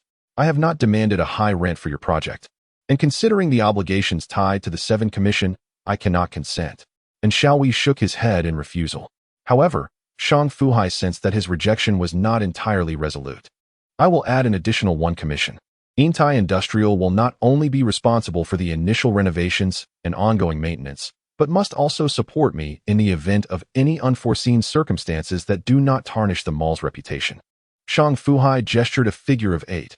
indicating a willingness to collaborate, while subtly suggesting that if they could not agree, they would part ways. Furthermore, the profit-sharing arrangement would remain unchanged for 5 years. Should either party raise objections after signing, they would need to compensate the other for actual verified losses. If you agree, we can sign the contract today, and I will proceed with the next steps. If not, I stand by my statement. If the deal does not materialize, we maintain our civility. I will treat manager into a modest meal at noon. And Xiao Wei felt cornered. The offer was still slightly below his psychological threshold. In truth, he had presented his minimum expectation. As the manager of the business department, he was certainly no fool. Yet, he could not shake the feeling of frustration. Approaching a year had passed, and the eastern section of the 4th floor showed no signs of rental activity. The entire eastern district was nearly becoming a deserted zone. He was uncertain how long this situation would persist, but he could not wait any longer. He needed to revitalize the entire 4th floor. Perhaps with some foot traffic, the vibrancy would return to the broader area. The rent of over $1 million, even $2 million, was considered reasonable, especially given its area of over 300 square meters. Not to mention that this was the Yintai Mall, a super shopping center. And Xiao Wei's inner turmoil roared, yet his expression began to soften. 3 years. At most 3 years. After that, we will align with the market. And Xiao Wei added. Shang Fu Hai felt a surge of joy. He wouldn't even have to pay rent. Although he had secured a portion of the profit, it was a trifling amount. What he truly sought was the commitment of support from the other party. It was inconceivable that he would allow them to reap benefits without contributing. All right, but I require an additional stipulation, a cap of 10 on the profit share. If you agree, we can sign the contract today. If not, I will take my leave. Deal. And Xiao Wei extended his hand, and they clasped palms in agreement. To gain, one must be willing to give. Chapter 21. Initial cooperation reached. If the Yintai buffet was my first venture, it propelled me toward a magnificent future through the most ruthless means. Shang Fu Hai later reflected on this statement during a successful interview, yet it bore contradictions. Each individual has their own interpretation, and none can assert that their understanding aligns with his intended message. Perhaps this was merely the motivational wisdom of a successful individual. With a decisive thud, and Xiao Wei, representing Yintai Industrial, affixed the company seal to the contract, while Shang Fu Hai pressed his fingerprint, thereby rendering it a legally binding agreement. The terms were the fruits of their arduous negotiations, marking a fierce contest for every inch of ground between Yintai Industrial and Shang Fu Hai. The notion of reaching a harmonious cooperation was utterly implausible in the realm of commerce. Any who dared to espouse foolish ideals of moral persuasion would find themselves perilously close to ruin. At noon, Shang Fu Hai invited Xiao Wei to lunch, which ultimately turned into Xiao Wei treating as a gesture of gratitude for the collaboration. Mr. Shang, I eagerly anticipate our grand endeavors together. And Xiao Wei expressed earnestly after their meal. Mutual development, Shang Fu Hai promised in return.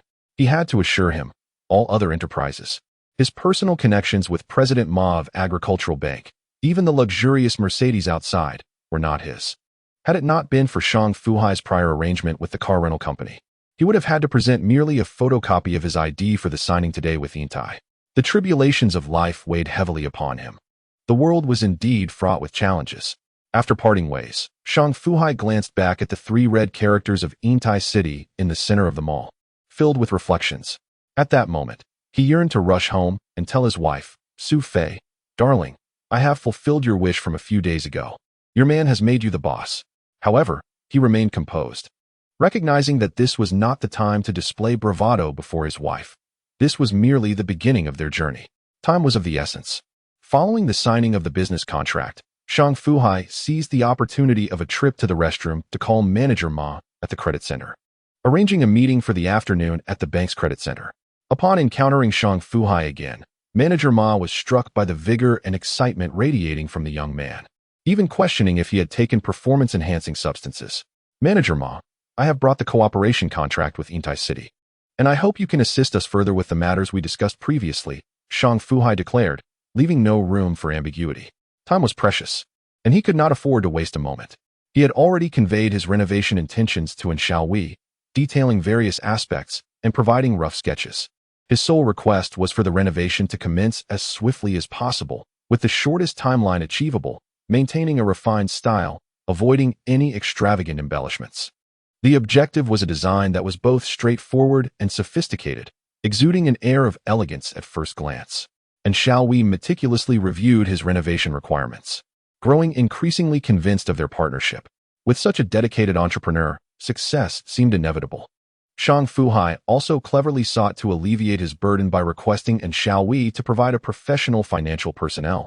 This would not only prevent future disputes, but also, given his current lack of staff, help establish a foundation of trust between the two parties. The final assessment of Chongliang Xiachui was directed towards Su Jinxiu.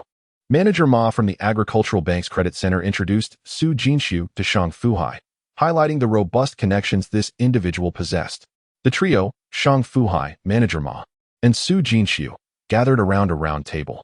Su Jinxiu, youthful and handsome with a closely cropped hairstyle, exuded a carefree and untamed aura, his gaze wandering with abandon. Through Manager Ma's introduction, Shang Fu Hai learned that Su Jinxiu belonged to an obscure third-party agency. However, as Su Jinxiu elaborated, it became evident that their scope of work was extensive, encompassing investments, third-party evaluations, lending, and industry, fields that inherently demanded strong connections. Affirming Manager Ma's earlier assertion about Su's significant ties, which prompted Shang Fu Hai to reconsider any initial underestimations. At that moment, a thought flickered in Shang Fu Hai's mind. He recalled that the head of the Boching high-tech zone government seemed to share the surname Su. He pondered whether they were related, but dismissed the curiosity, taking a deep breath to quell the urge to delve deeper. With gravity, he addressed Manager Su. "I would appreciate your assistance regarding the policy support for my current project." It's merely a small matter, Mr. Shang. Rest assured, Su Jinxiu replied nonchalantly. "This is my line of work. I earn just enough for your travel expenses. But our friendship remains intact, 10%, not a penny less." Manager Ma, evidently familiar with Su's forthrightness, displayed no change in expression. Conversely, Shang Fu Hai found himself somewhat taken aback, his lips twitching at the audacity of such a request for money, delivered with such conviction. The more direct Su was, the more reliable he appeared. "Manager Su, when can I expect the funds?" Shang Fu Hai inquired candidly, no longer concealing his curiosity. Su Jinxiu cast him an incredulous glance and smiled. "I can't specify the exact time frame, but I assure you that within 10 days, you will have a definitive answer." This assurance pleased Shang Fu Hai immensely. The deal was solidified, and excitement surged within him, though he quickly subdued it. Times had changed, and maintaining composure was imperative. It would not be an exaggeration to say that Shang Fu Hai now walked a precarious tightrope suspended between two cliffs. One misstep could lead to catastrophic consequences, leaving him with no chance of recovery. His own predicament was of little concern, but he pondered the fates of Xu Fei and Yuanbao.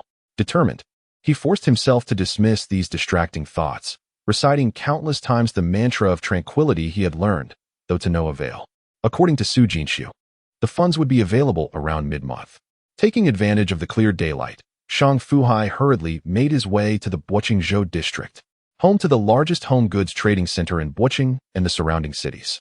The Yintai Mall had agreed to handle the initial renovations and subsequent maintenance, yet he was required to procure the essential tables, chairs, and utensils for the self-service restaurant on his own. Why did Yintai Mall promise a year of rent-free operation? Yet many merchants ultimately suffered losses and were forced to leave. Numerous other investments were substantial, perhaps even exceeding those from external sources. To illustrate, the surrounding environment must align with its intended positioning. If I invest billions into a project, is it appropriate to adorn it with a collection of shoddy materials? Chapter 22.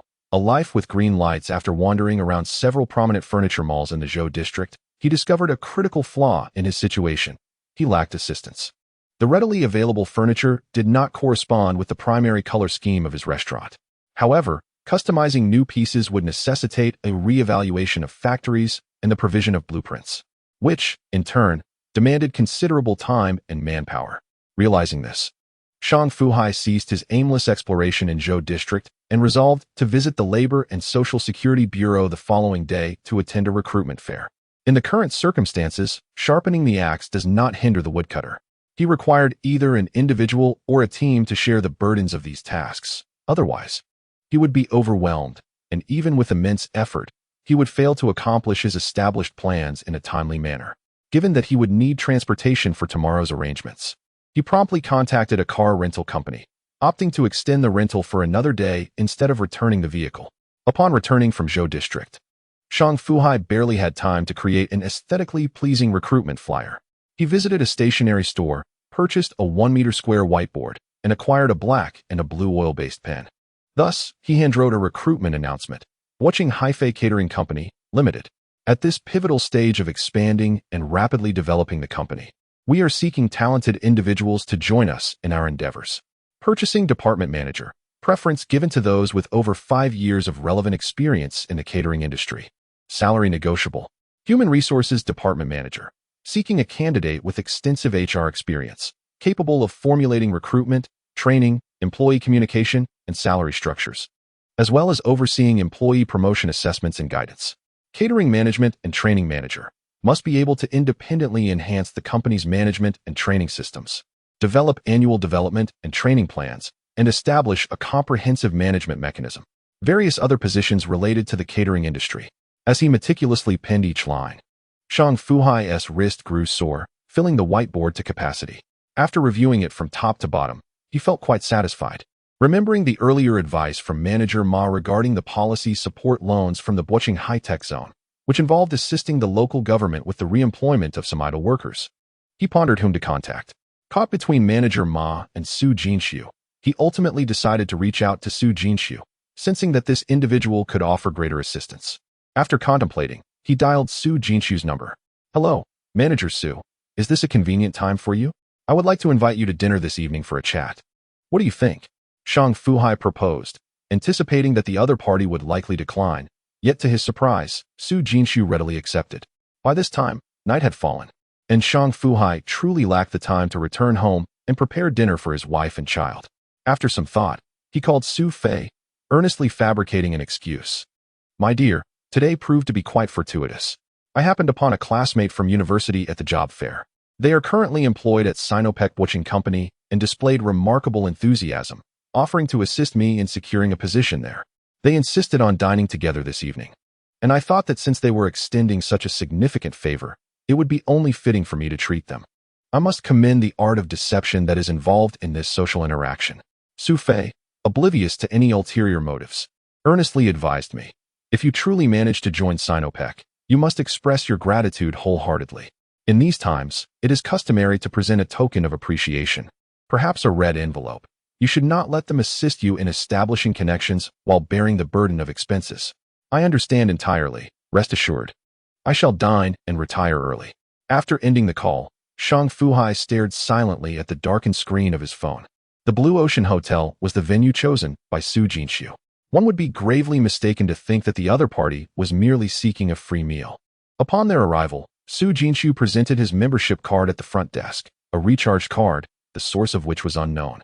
Brother Shang, I noticed that I am 2 years your senior. I felt an immediate kinship upon meeting you. May I call you Su Ge? Su Jinshu was remarkably familiar, his amiable demeanor evident in his extensive social interactions. Su Ge, I appreciate your kindness today, Shang Fu Hai replied, clasping his fists in respect. Su Jinshu laughed heartily. What kindness? Two gentlemen bantering at the entrance of a restaurant might lead to misunderstandings. Come, come, today I am treating you. After our meal, I will take you to a wonderful place. Shang Fu Hai had anticipated an evening of indulgence, but to his astonishment, Su Jinshu abstained from alcohol, ordering 2 liters of freshly squeezed juice after selecting the dishes. Shang Fu Hai was utterly baffled. Su Jinshu, noticing his confusion, found it amusing. Brother Shang, to be candid, I suffer from a stomach ailment. My doctor has advised against alcohol. I fear death, you see, and wish to relish my youth to the fullest. Thus, I have abstained from alcohol ever since. He continued, if you wish to drink, please feel free. Do not hesitate on my account. There was no need for hesitation. He had never been particularly fond of alcohol either. The two enjoyed their juices, engaging in casual conversation that could stretch on for hours. I must say, I felt an instant connection upon meeting you. Brother Shang, what was it that you called me about today? Su Jinshu inquired. I am seeking your assistance in introducing a few individuals. A brother of mine is applying for governmental support loans in the high-tech zone, and one of the stipulations requires aiding the government in providing job placements for employees of bankrupt companies. I thought this was a matter only you could assist with. Shang Fu Hai confessed. With a resounding clap of his hands, Su Jinshu gave him a thumbs up, exclaiming, "You have come to the right person, Brother Shang. Please, outline your requirements. Both genders are acceptable. I prefer younger candidates, but we need around 10 older individuals as well. The younger ones would serve as waitstaff, while the older ones would handle sanitation duties. Educational qualifications are of little concern. The primary requirement is a strong work ethic and resilience." Shang Fu Hai laid out his conditions candidly. "All right, let's proceed as such. I'll relay your conditions to my brother, which will indeed help him solve a pressing dilemma, thus achieving two objectives simultaneously." Su Jinshu readily agreed without a moment's hesitation. "Oh, is your older brother involved in human resources? If so, I happen to have some specialized talents that I need to recruit." Shang Fu Hai, seizing the opportunity, showed no signs of modesty. He was in a predicament, knowing full well that he had filled a whiteboard with notes that afternoon, yet the critical positions he was recruiting for at tomorrow's job fair still appeared bleak. It was a stroke of luck to encounter even one of such highly specialized talents. It was improbable to secure them all in a single day, and even a couple of months could be uncertain. Su Jinshu quickly shook his head, exclaiming, "Brother Shang, you truly do not understand the meaning of modesty. My brother is not in human resources. It would be a feat to assist you in finding those individuals. If he were to discover that you intended to manipulate him in such a manner, he would undoubtedly take drastic measures. You might as well find your own solutions." Just as he finished speaking, a thought seemed to strike him, and he continued, "However, as fortune would have it, if you truly lack connections, I could introduce you to a valuable opportunity. A good friend of mine runs a headhunting firm. If you are in search of high-caliber talent, it would be worthwhile to converse with him." "That sounds splendid. Su Gu, please share your friend's phone number with me." Shang Fu Hai responded with delight. Su Jinshu smiled and shook his head, saying, "What is the rush? Here's what we'll do. I'll call him now and have him wait at my secret location. You two can discuss matters face to face later." Having embarked on a mission to resolve one issue, Shang Fu Hai was pleasantly surprised to find another opportunity unfolding. He felt an overwhelming sense of fortune, believing that throughout his life, he had been navigating a path paved with green lights. Truly extraordinary. Chapter 23. An unexpected thought. Around 8 in the evening, the two drove their respective vehicles, with Su Jinshu leading the way to Jindian. Shang Fu Hai found himself somewhat bewildered, wondering if this place offered some special services. As Su Jinshu approached, noticing the perplexed expression on his face, he promptly stated, "Brother Shang, do not let your imagination run wild. I have no peculiar hobbies. I simply enjoy singing occasionally." Seizing an opportunity, I partnered with a few like-minded friends to establish this establishment, Jindian. Let me clarify, everything here is entirely above board. If you seek something extraordinary, I could recommend another venue, but unsavory activities are not tolerated here. Su Ji's unexpected hobby truly took Shang Fu Hai by surprise. Su Jinshu, beaming with pride, patted Shang Fu Hai on the shoulder and urged, "Come on, let's go inside." I can hardly contain my excitement. Goodness, had he not just made a serious declaration, one might have believed he was genuinely eager for something else. Golden Classic. The ostentatious name of the private room matched Su Jinshu perfectly, yet it was also one of the privileges he enjoyed as the proprietor of this establishment. This specially decorated room was exclusively his. Upon opening the door, a somewhat older, slender young man, likely in his 30s, awaited within. It appeared that he had grown weary of waiting. The plate of fruit on the table was nearly empty, the bucket of popcorn was all but gone, and the jug of juice had been largely depleted.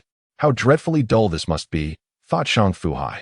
He had indeed come to believe Su Jinshu's words at the entrance, that this establishment was entirely genuine. Otherwise, given his status, there surely would be a few elegantly dressed songstresses attending to him in the private room. "Ah, Binzi, you must have been here for quite some time.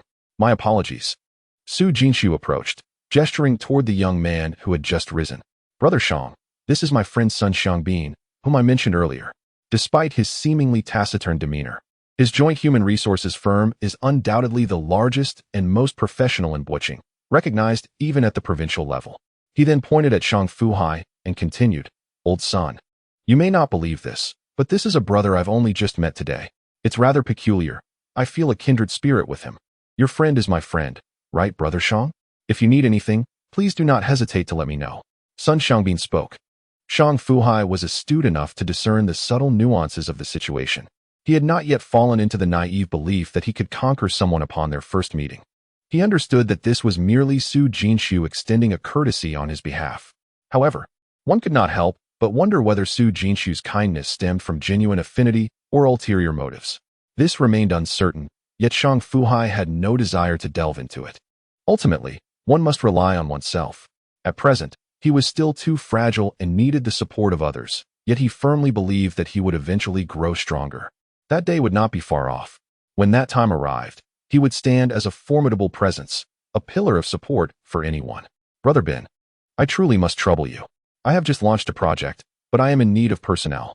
I would appreciate your assistance in recommending a few suitable candidates. Shang Fu Hai stated, feeling no shame in his request. A temporary weakness did not define him. Without a moment's hesitation, Sun Xiangbin replied, "That's quite manageable. I excel in such matters.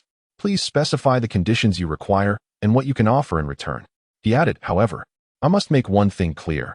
My company is not solely supported by me. It relies on the assistance of friends in various aspects. Thus, should you find the personnel you need through me, I will not be shy in discussing the associated costs." This was precisely the assurance Shang Fu Hai had been hoping for. He had always believed that personal ties and professional endeavors were two distinct realms. One should keep them separate. After all, one is not obligated to assist another unless they are family or spouses. As the saying goes, even brothers should keep accounts clear. Where financial matters can be resolved with clarity, there is no need for sentimentality. Subsequently, Shang Fu Hai articulated his requirements, while Sun Xiangbin listened attentively, taking notes and occasionally interjecting for clarification on points of uncertainty. After a full 20 minutes, the two concluded their business discussion. Shang Fu Hai expressed the need for at least 3 managerial talents for critical positions, offering a base salary ranging from 8,000 to 10,000 for particularly exceptional candidates. Additional compensation could be arranged. Kong Xiangbin requested the monthly minimum salary for the 3 positions as his fee, totaling 24,000 without any discounts. Fortunately, the other party clarified that payment would be made upon the candidate's arrival, or else Shang Fu Hai would be at a loss. As his substantial expenses were currently dormant in his account, he could scarcely withdraw even 4,000, let alone 24,000. This served as a sobering reminder. One must always carry sufficient funds, lest they find themselves unable to settle the bill when treating others, which could lead to discomfort and speculation regarding their financial status. How would others perceive a prominent businessman casually swiping credit cards? Was he merely utilizing his credit limit, or did he genuinely lack funds? Meanwhile, Su Jinshu, growing impatient, remained steadfastly professional, refraining from interrupting their discussion, instead waiting patiently while snacking on seeds. Upon their conclusion, he could no longer contain himself and selected a song he had pre-chosen. He dedicated a rendition of Friends by Hua Jian to De Binzi and Shang, expressing his hopes for their enduring friendship. Su Jinshu delivered his heartfelt introduction with a wireless microphone, which resonated with Shang Fu Hai, stirring a flicker of emotion within him. Despite his lingering wariness of Su Jinshu, believing there might be ulterior motives behind the latter's generous assistance, he found himself questioning whether he had misjudged him. Could someone with such a complex disposition truly sing this song with sincerity? In a fleeting moment, an indistinct thought flickered in his mind, yet he could not grasp it. Su Jinshu, a true karaoke enthusiast, showcased his remarkable vocal talent, leaving both Shang Fu Hai and Kong Xiangbin, who were decidedly less skilled, in awe. He sang for half an hour without anyone willing to play the supporting role. Growing bored, he made a phone call to summon a few more people. A middle-aged man with flowing hair, a young cowboy clad in denim, and an elderly gentleman with a flowing beard arrived, representing a delightful mix of ages.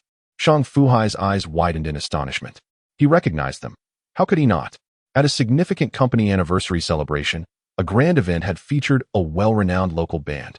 3 of whom were these uniquely dressed artists before him. It was indeed them, the Menghu Shaoshan band. Suddenly, a previously nebulous idea crystallized in his mind. Could he invite them to perform at the opening of his buffet restaurant? He pondered, envisioning them singing that very song. Chapter 24. Piracy. We are all unique, each individual navigating through distinct circumstances. Here we stand, awaiting your presence. Despite our varied experiences, we share a common hope of reuniting in another life. After all these years of camaraderie, who knows you better than a brother? The trials we have endured have smoothed the edges of time and temperament. It seems that many individuals across diverse professions can resonate with this song. Shang Fu Hai, who has faced numerous setbacks in his life, felt a profound connection with this song once it was popularized by that bald singer with a bit of an attitude. Despite his lack of vocal prowess, Shang Fu Hai was determined to learn it. In that moment, as he observed the mighty Tiger Band and their playful camaraderie, the song came to mind, and he instinctively began to hum it with his raspy voice. His throat was hoarse, his vocal cords strained, yet his emotions were genuine. This may seem absurd, yet when their voices melded like a chemical reaction, it captivated the attention of a few nearby. Xu Jinxiu, an ardent admirer of singing, grew increasingly anxious. After listening intently, he found himself devoid of any recollection of the song. He exchanged puzzled glances with his three bandmates, all equally bewildered. Once Shang Fu Hai finished humming, Xu Jinxiu hurriedly inquired, "Brother Shang, who performed that song? It was astonishingly beautiful. I must learn it." Shang Fu Hai was taken aback. He had not anticipated that his first benefit from traversing time would be the unauthorized rendition of Brother Zhuang's hit. He couldn't help but wonder how, without this song, Zhuang would rise to fame 3 years hence. Perhaps he might support him on social media when the time comes. However, Shang Fu Hai was not inclined to dwell on this. If it served his interests, then so be it. After all, who could truly prove otherwise? "I sang it," Shang Fu Hai murmured softly, still feeling a twinge of guilt, unwilling to boast about it loudly, knowing he lacked any musical talent. "You?" Xu Jinxiu expressed skepticism, narrowing his eyes. He bluntly asked, "Is that true, Brother Shang? Don't deceive me. Can you really compose original songs? And so beautifully? What kind of person does this?" Unapologetically exposing flaws and committing two of life's most awkward faux pas. "Believe it or not, I had initially intended to teach you this song. But since you doubt my abilities, perhaps not," Shang Fu Hai retorted. Xu Jinxiu, visibly upset, even declared that he would assist Shang Fu Hai with his business free of charge, promising to expedite the process with utmost efficiency, with the sole condition that he be taught the song. "Brother Xu, to be candid, this song was indeed crafted during my leisure time, inspired by my personal experiences. I can teach it to you and even gift it to you. But there is one favor I must ask in return," Shang Fu Hai stated. Xu Jinxiu eagerly nodded. "Do tell. Don't dawdle. That's not how a true man behaves." Shang Fu Hai was rendered speechless. He never anticipated that Xu Jinxiu's passion for music could reach such extraordinary depths. Truly, preferences vary, and life is rife with unforeseen circumstances. It was not a matter of great significance, merely a request for assistance at a friend's restaurant opening, where he and his bandmates were to perform a song. He assured them that he wouldn't let them perform for free, offering to increase the agreed payment by 10%. However, upon hearing this, Xu Jinxiu rebuked him sharply. "Get lost. Mention money again, and I'll tear you apart." Under Xu Jinxiu's relentless pressure, Shang Fu Hai meticulously transcribed the lyrics, which he then reverently accepted. As for the melody, it was utterly non-existent. Shang Fu Hai had no grasp of the tune whatsoever. He hummed and sang it repetitively for 4 or 5 times, growing increasingly exasperated, yet to the others, it only heightened their fascination. "What a splendid song. I have a premonition that once this song spreads, it will undoubtedly become a sensational hit," Xu Jinxiu mused, his confidence unwavering, though his gaze upon Shang Fu Hai was peculiar enough to send a shiver down his spine. "Brother Shang, why do I feel you're not being entirely sincere? Could it be that you've been plotting against me from the start?" he suggested, then muttered to himself. "But that doesn't make sense. I've not heard this song, nor have they. We can confirm it's a new piece. Yet I can't shake this unsettling feeling." Shang Fu Hai's heart nearly leapt into his throat, aside from his ardor for music. Xu Jinxiu's intellect was not to be underestimated. Those who dismissed him were courting disaster. Shang Fu Hai forced himself to clear his mind and regain his composure. The group dispersed in the deep of night, with Shang Fu Hai driving away in a borrowed Mercedes. The trio of the old, middle-aged, and young from the band hummed the tune as they departed.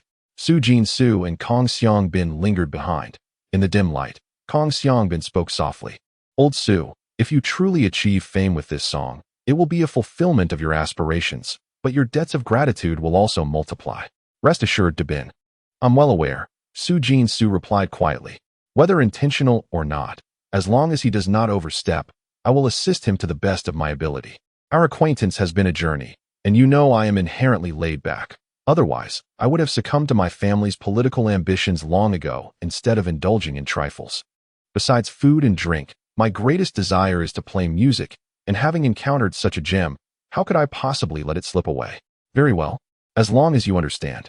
Return home and rest early. There are many to seek out, and tomorrow holds its own demands, Kong Xiangbin concluded. Stepping into the shadows of the night, Su remained on the steps before the classic establishment, watching his dear friend's silhouette fade into the darkness. He cupped his hands around his mouth as if amplifying his voice, calling out, "Dabin, thank you, brother." Kong Xiangbin, with his back turned, raised his right hand in a wave, "Head home, and sleep early." A quintessential expression of a cold exterior paired with a warm heart. He regarded his friend without a word of reproach. As the clock approached 11 in the evening, the parking spaces within the future city community had entirely vanished. While the underground garage boasted numerous vacant spots, Shang Fu Hai had not considered such an expense when purchasing his home, lacking the funds for a parking space. Ultimately, he managed to find a spot by the roadside that was inconspicuous enough to leave his vehicle. As he walked back to the community, glancing over his shoulder repeatedly, he muttered a silent plea.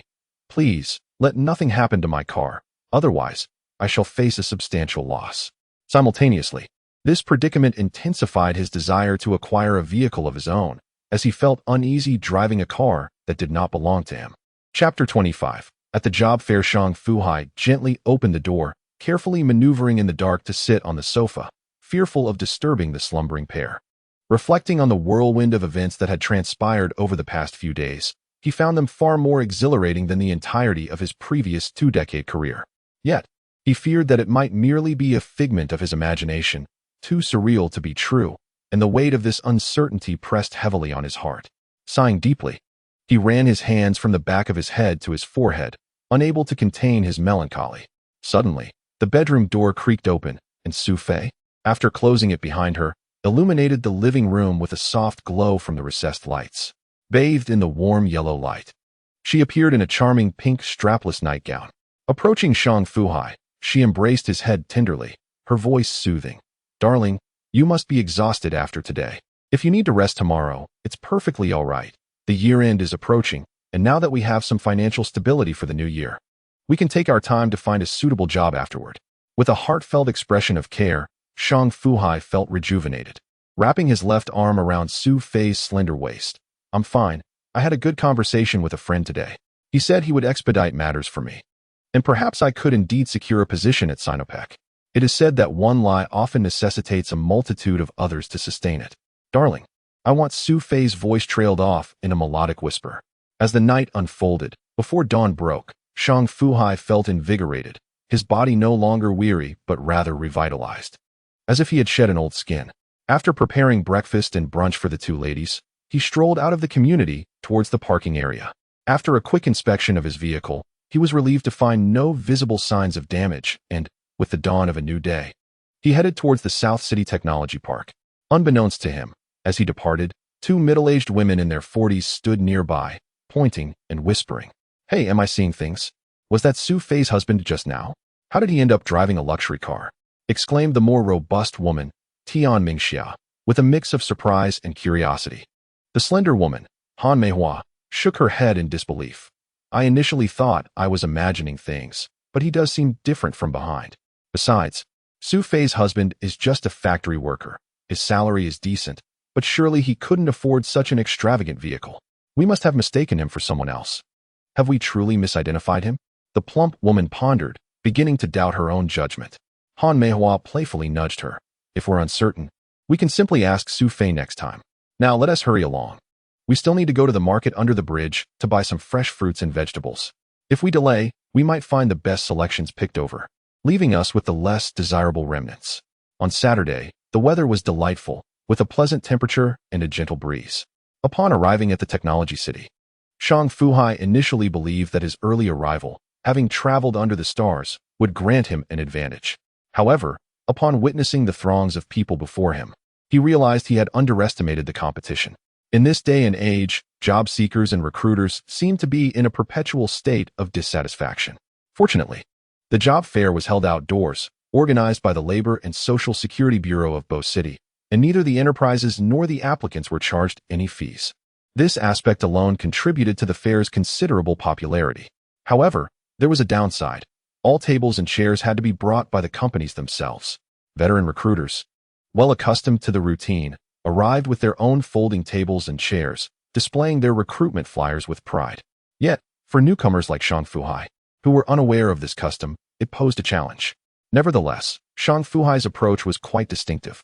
He parked his car at the entrance of the technology city, carefully positioning it in a manner that did not obstruct traffic. He then scavenged a piece of cardboard to place on the hood of his Mercedes, subsequently setting a handwritten recruitment sign on top to avoid scratching the paint, a costly mistake to rectify. His unconventional method attracted considerable attention. The sight of a handwritten recruitment board atop a luxury vehicle suggested a personal touch from the owner. Moreover, Shang Fu Hai's youthful appearance and charm, complemented by the prestige of driving a Mercedes, led many well-dressed young women to gravitate towards him, bombarding him with a myriad of questions. Shang Fu Hai found it perplexing. While it was one thing to inquire about job opportunities, why were they curious about his marital status? His mind, perhaps aged beyond its years, struggled to comprehend the motives behind such inquiries. Yet, the novelty of the situation was fleeting. Shortly after, a few colleagues from Bo City Edward Company approached, one of whom recognized Shang Fu Hai. "Ah, Lao Shang, have you already found a new job and taken up recruitment? You seem to be doing quite well. Do introduce me to your boss," remarked Li Haijing, her tone tinged with envy. It was evident she was skeptical, wondering if Shang Fu Hai's employer was perhaps a sight-impaired female. Just as she finished her sentence, the group of women who had been surrounding Shang Fu Hai vanished as if the tide had receded. Shang Fu Hai felt a pang of frustration. Was reality truly this harsh? Nearby, a young man responsible for recruitment overheard Li Haijing's comments and reacted with a sardonic expression, exclaiming, "I knew it. A young person driving a Mercedes to recruit must be just a driver. I mean, on such a cold day, if I were the boss, I would be comfortably indoors, sipping tea by the heater, not enduring this miserable experience."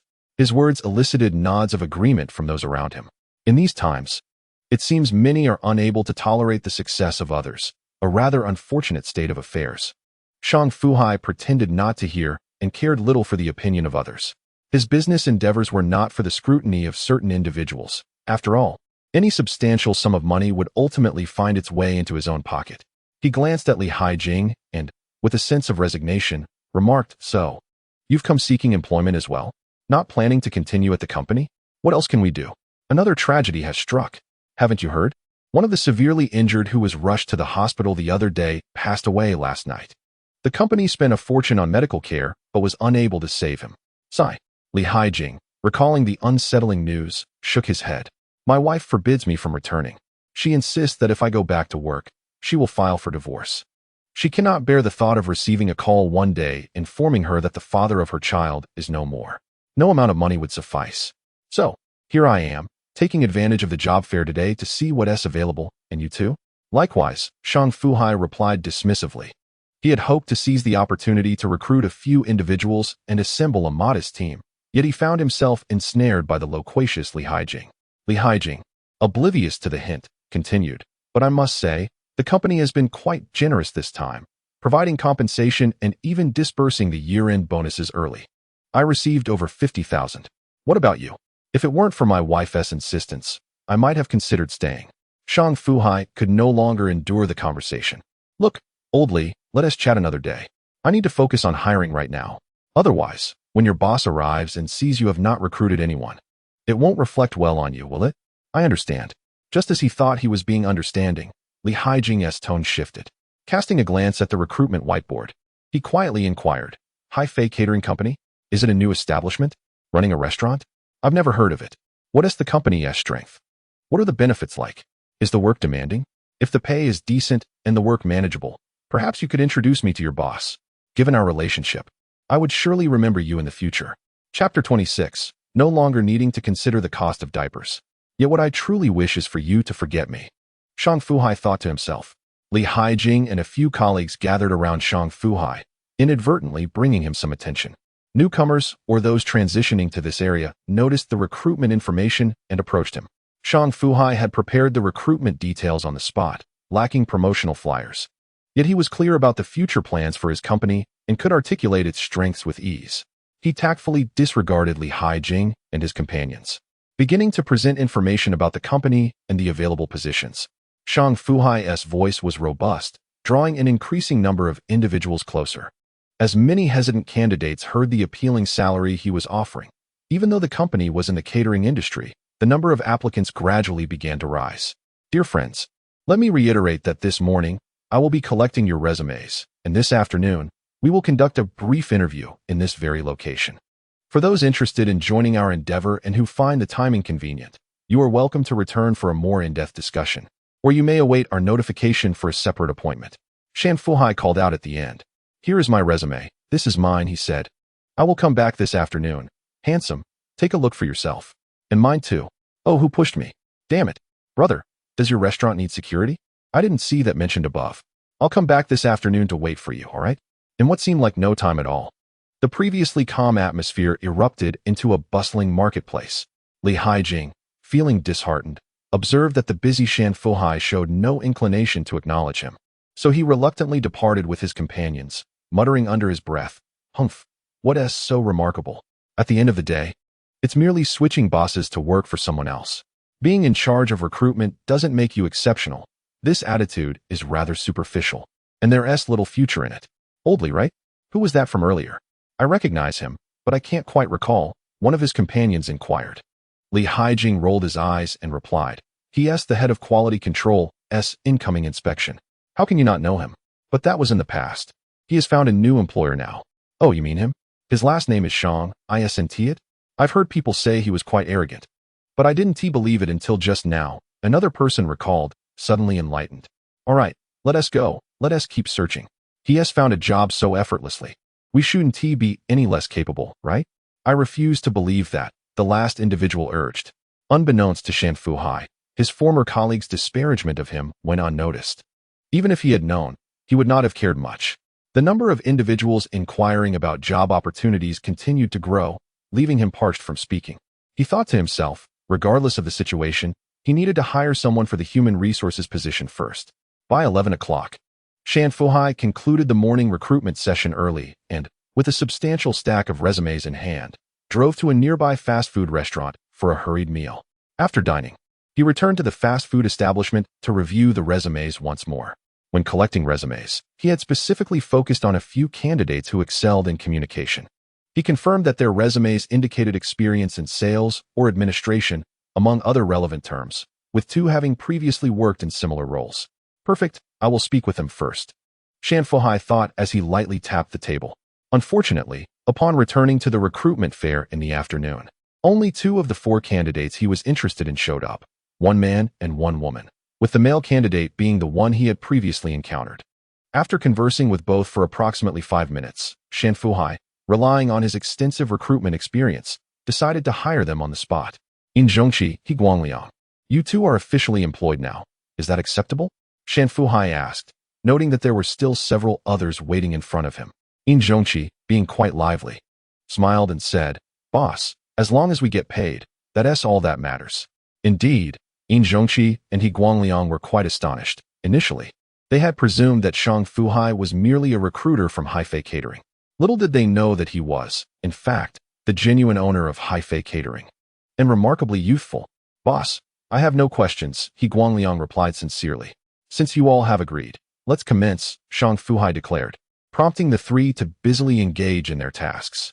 As the hours passed, by 4 in the afternoon, the throngs of people began to dissipate, and the trio managed to conclude the interview process, successfully signing 5 candidates, 2 men and 3 women, from nearly 20 applicants.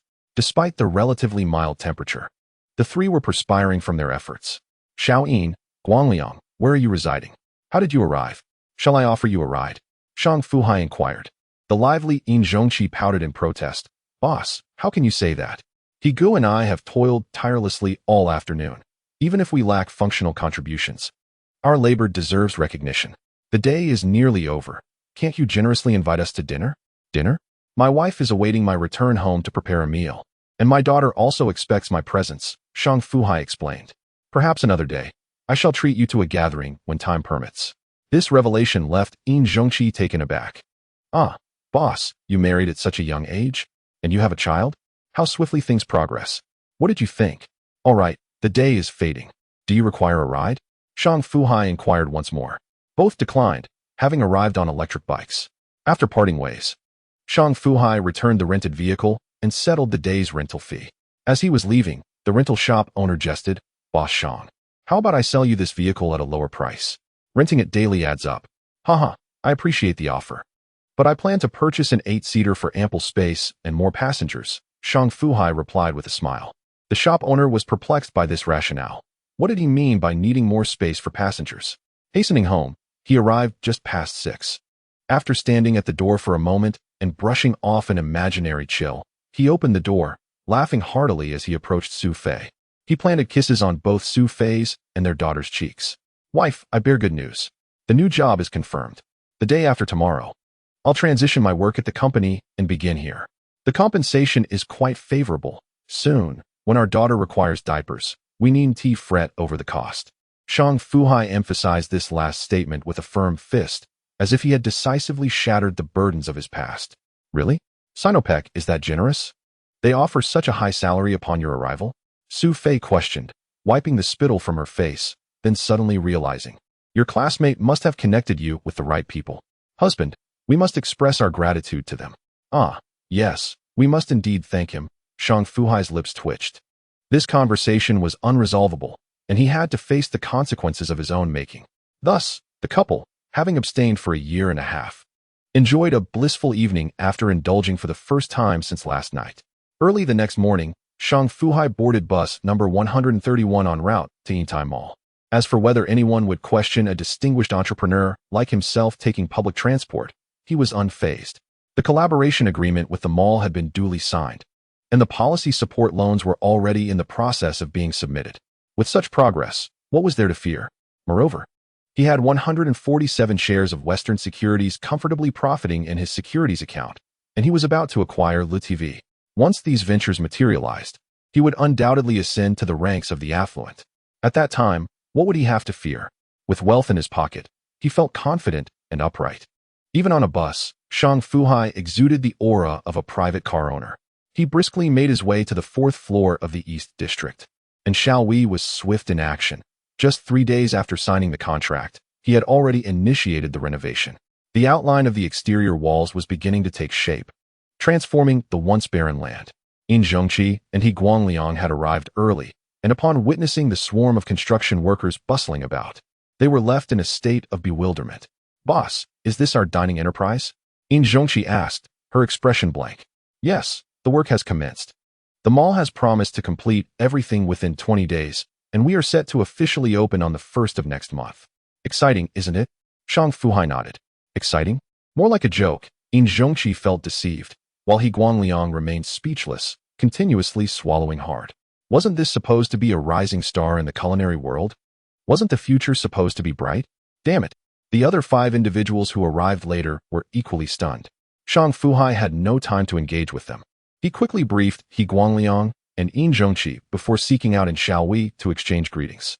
Subsequently, he began assigning tasks to the remaining 5. "Luo Ning, I recall you mentioned during the interview that you had studied sketching, correct?" He inquired of the shortest among the 3 newly hired women. Luo Ning nodded. "Boss, I excel in sketching. Just let me know what you need." "Very well. I will describe it, and you shall illustrate it. I will provide corrections where necessary." Shang Fu Hai began to articulate his vision for the newly designed tables and chairs, inspired by Brazilian barbecue. The tables would remain elongated but required a concave arc on the side facing the diners. The chairs were to be upholstered in leather, with backs designed to mimic the natural curvature of the human spine, adhering to ergonomic principles. Luo Ning, true to her training in sketching, rendered the designs with remarkable precision based on Shang Fu Hai's descriptions. After making minor adjustments, they completed the blueprints for tables and chairs suitable for 2, 4, 6, 8, and 12 people. Shang Fu Hai then instructed the 2 newly hired men to take the copied blueprints to Zhou District to find manufacturers who could provide quotes. They wouldn't need to cover their travel expenses. He handed them 300 yuan for taxi fares, emphasizing the importance of efficiency. Just as he was wrapping up his tasks, his phone displayed an incoming call from Sun Xiangbin. "Brother Ben, what can I do for you? At present, there is a suitable candidate." "All right, Brother Ben. Please have him come to the Starbucks located on the 1st floor of Yintai Mall. Kindly share my phone number with him." I will wait for him in 20 minutes. After hanging up, Shang Fu Hai felt a surge of joy. Sun Xiangbin informed him over the phone that he had managed to find a seasoned manager with extensive experience in the culinary industry and hoped they could meet.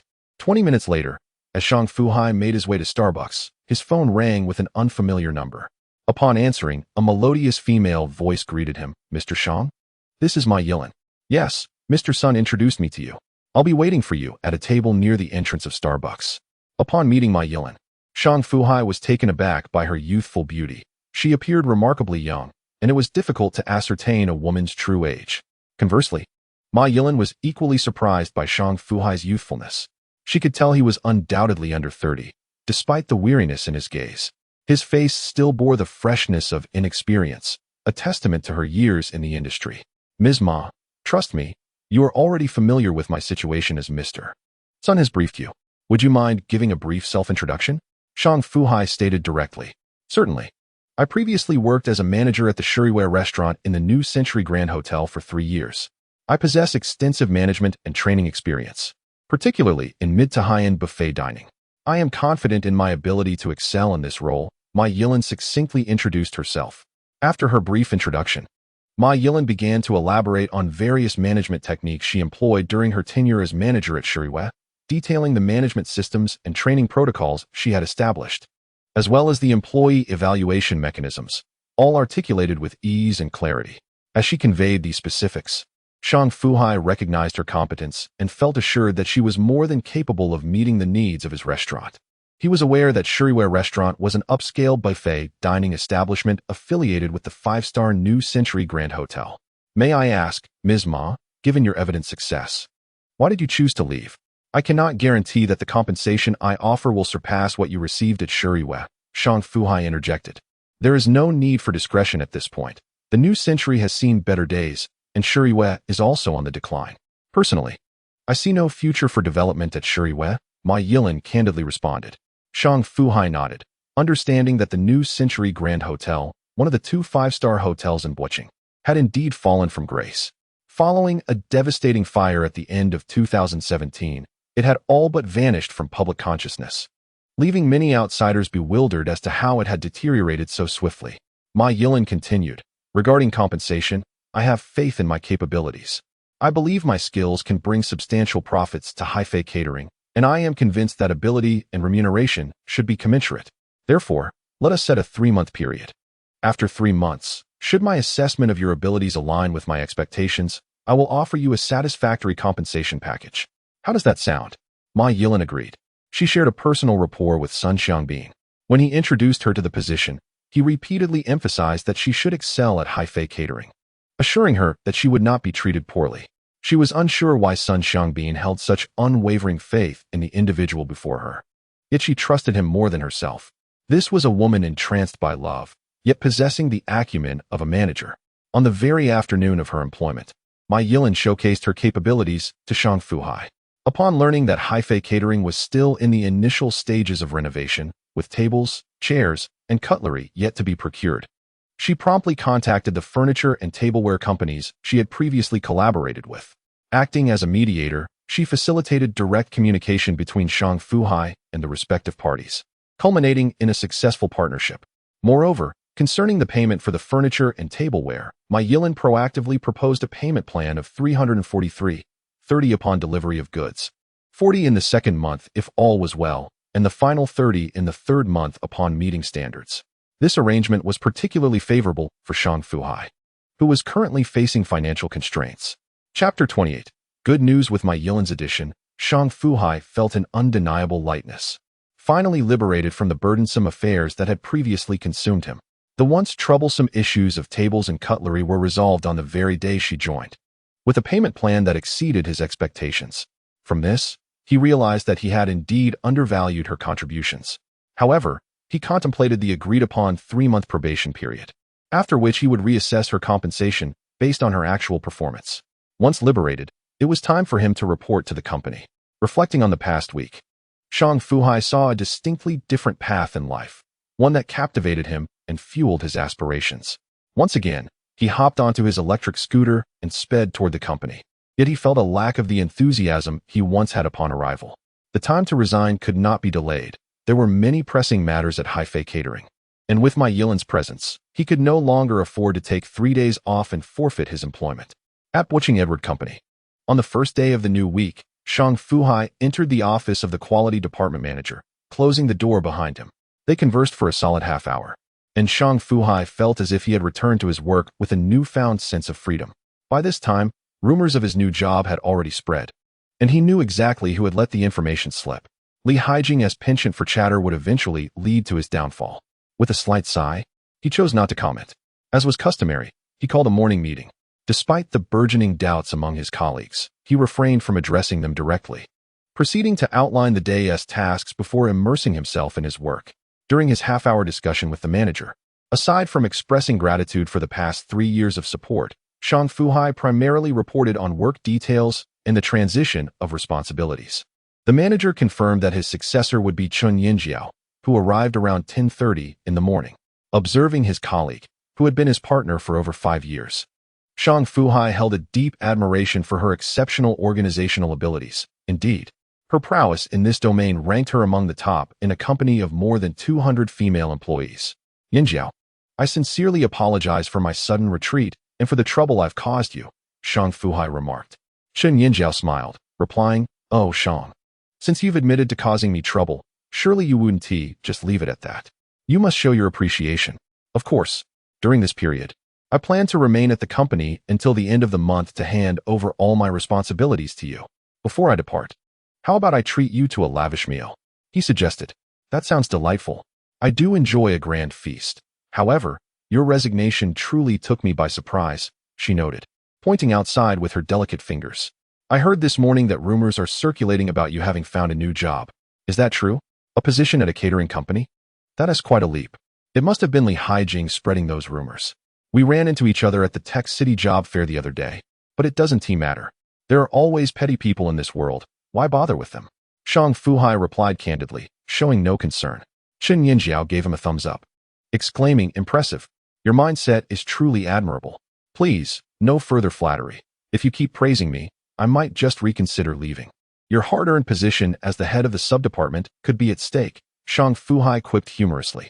Chen Yinjiao took it lightly, giggling, If it comes to that, you'll owe me another grand meal to mend my wounded spirit. How about I compensate you in that regard? Shang Fu Hai teased, earning a playful punch from her. Taking a moment, Shang Fu Hai glanced at the CITIC Securities client app and noticed that Western securities had been soaring, hitting consecutive trading limits since the last time. Now nearing 33 yuan. Roughly calculating, he realized that with 147 shares of Western securities, he was looking at a profit of over 13 yuan per share. Is this nearly 200,000 in unrealized gains? He pondered, his thoughts drifting. In his previous life, he had never experienced such a phase of effortless profit. It was astonishing. Damn, it seems my first loan has already borne fruit. Shang Fu Hai could not help but exclaim, even as he grew increasingly eager for good news from Su Jinxiu. However, with the weekend approaching, today marked the 5th day without any updates. Shang Fu Hai refrained from making calls to hasten the process. He understood that such matters could not be rushed.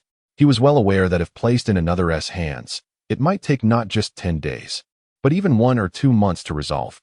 He then took another look at Lu TV, which had also hit its limit on its first day back, closing at 36.86 yuan, nearly 37. Had Shang Fu Hai not remembered the price manipulation that occurred before this surge, he might have felt an impulsive urge to sell his Western shares in favor of Lu TV. He pondered how his brother, Shang Fu Hong, was faring at that moment. The logistics brokerage business was becoming increasingly challenging, and he had been considering a career change but remained uncertain about which direction to pursue. Let us consider the prospect of opening a store.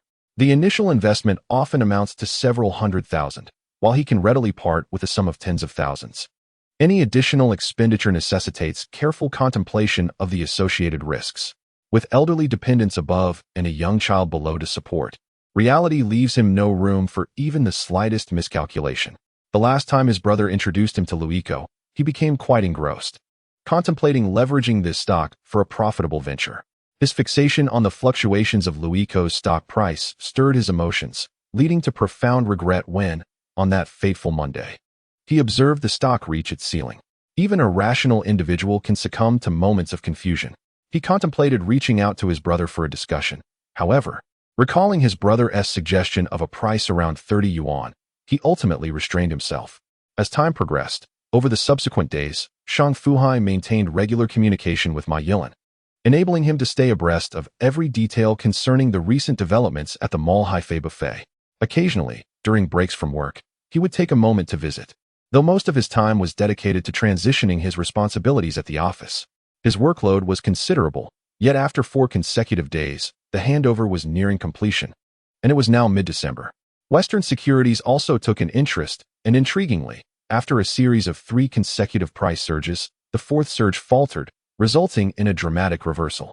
During the correction phase, witnessing his unrealized gains plummet from over 200,000 to merely over 100,000, Shang Fu Hai lamented that, had he not been aware of the ultimate outcome of this stock's trend, he might have succumbed to the impulse to sell.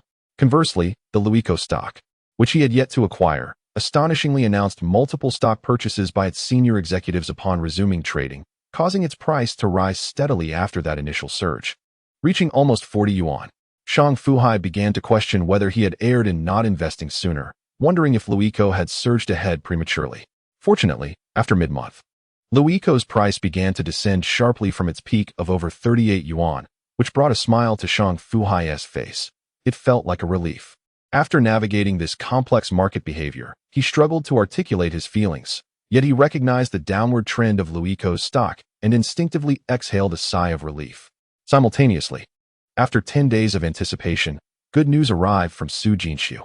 Brother Shang, the matter is settled. A total of 5 million. Is that sufficient? Su Jinshu seemed to take pride in his achievements. He had become quite enamored with the song We Are Different during the days spent managing the loan procedures for Shang Fu Hai. Aside from that, he devoted his time to mastering this new piece. Utilizing his connections, he arranged for a professional recording studio to produce a demo. Had it not been for Shang Fu Hai's insistence that this song be publicly performed for the first time at the restaurant's opening, his impulsive nature would have led him to flaunt it on social media. Moreover, he perceived additional benefits from this song, leading to a rather amusing exchange when Shang Fu Hai inquired about transferring his share of the 10% fee. Su Jinshu dismissively replied, "No way. If you bring up money again, I swear I'll cut you off."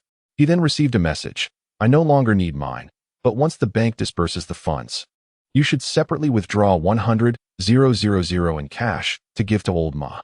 He has certainly been quite busy with this matter. Shang Fu Hai readily agreed. Indeed, no one rises early without the promise of profit. However, those trivial matters were not his concern. He was solely focused on the fact that he had money in hand again, a substantial sum that, in his past life, he had never accumulated through all his toil and struggles combined. His eyes glistened with emotion. Less than half a day after Su Jinshu's phone call, a colossal transfer entered the bank account he had prepared in advance. Gazing at the 7-digit balance, Shang Fu Hai's breaths quickened. Fortunately, he did not suffer from heart disease. After reserving 150,000, he gradually transferred the funds into a newly established securities account from a couple of days prior. Without anyone's knowledge, Shang Fu Hai bought back the 15 million at an average price of 27, acquiring 900 shares of Western Securities once more. Indeed, he had yet to invest in LuTV. Given that LuTV was still fluctuating around 37, he estimated it would take at least another week to approach the 30 mark.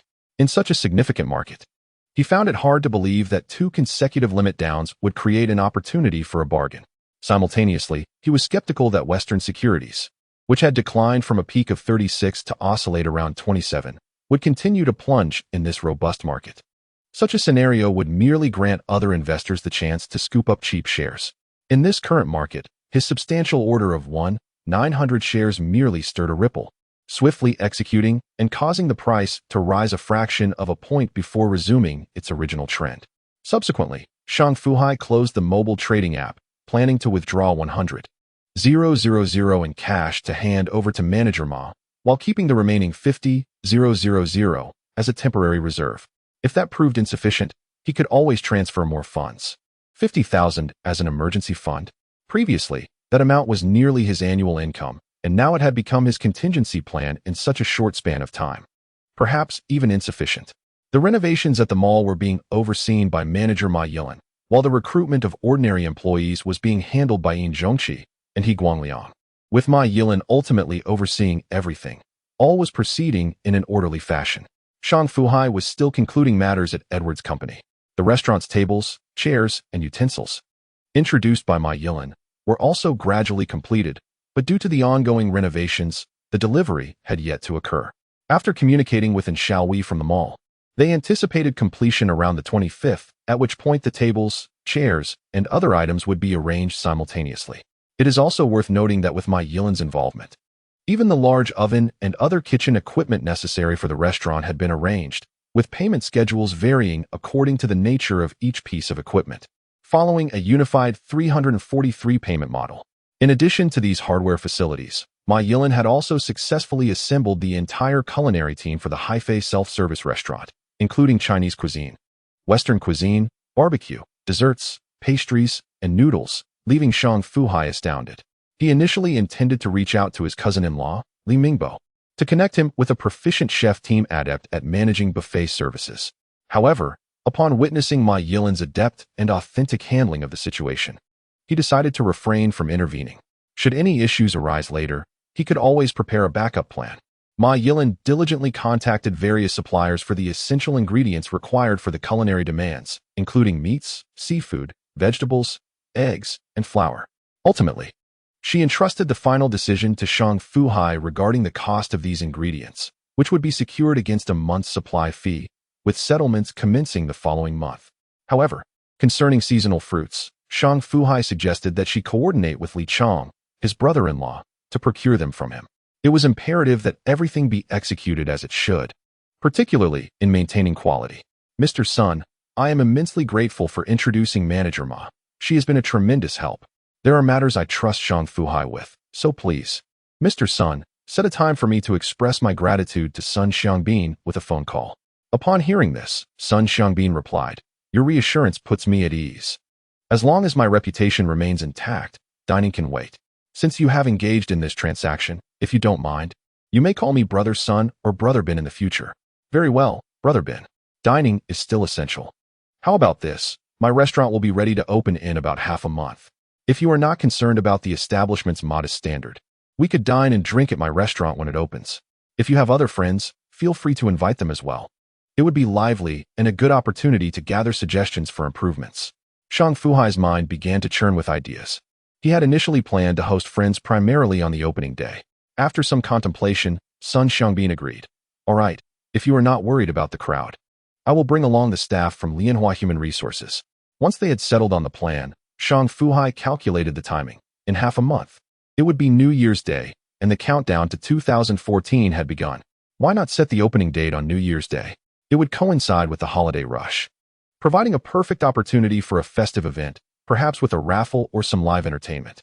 Following this line of thought, a myriad of promotional ideas he had encountered online and offline sprang to mind. Regardless of their feasibility, he diligently noted them down. Tomorrow, being Saturday, he intended to consult with Xiaowei and Ma Yilin to ensure that the mall's promotional efforts were well coordinated, while Ma Yilin would oversee the external publicity. That evening, after returning home and preparing dinner for his wife and child, Shang Fu Hai hastily ate a few bites, informed Xu Fei that he had matters to attend to, and then secluded himself in the guest room. He remained busy until the late hours of the night, rubbing his tired eyes, which had grown sore from strain. He yawned repeatedly. At this hour, he chose not to disturb them and fell asleep directly in the guest room. Chapter 30.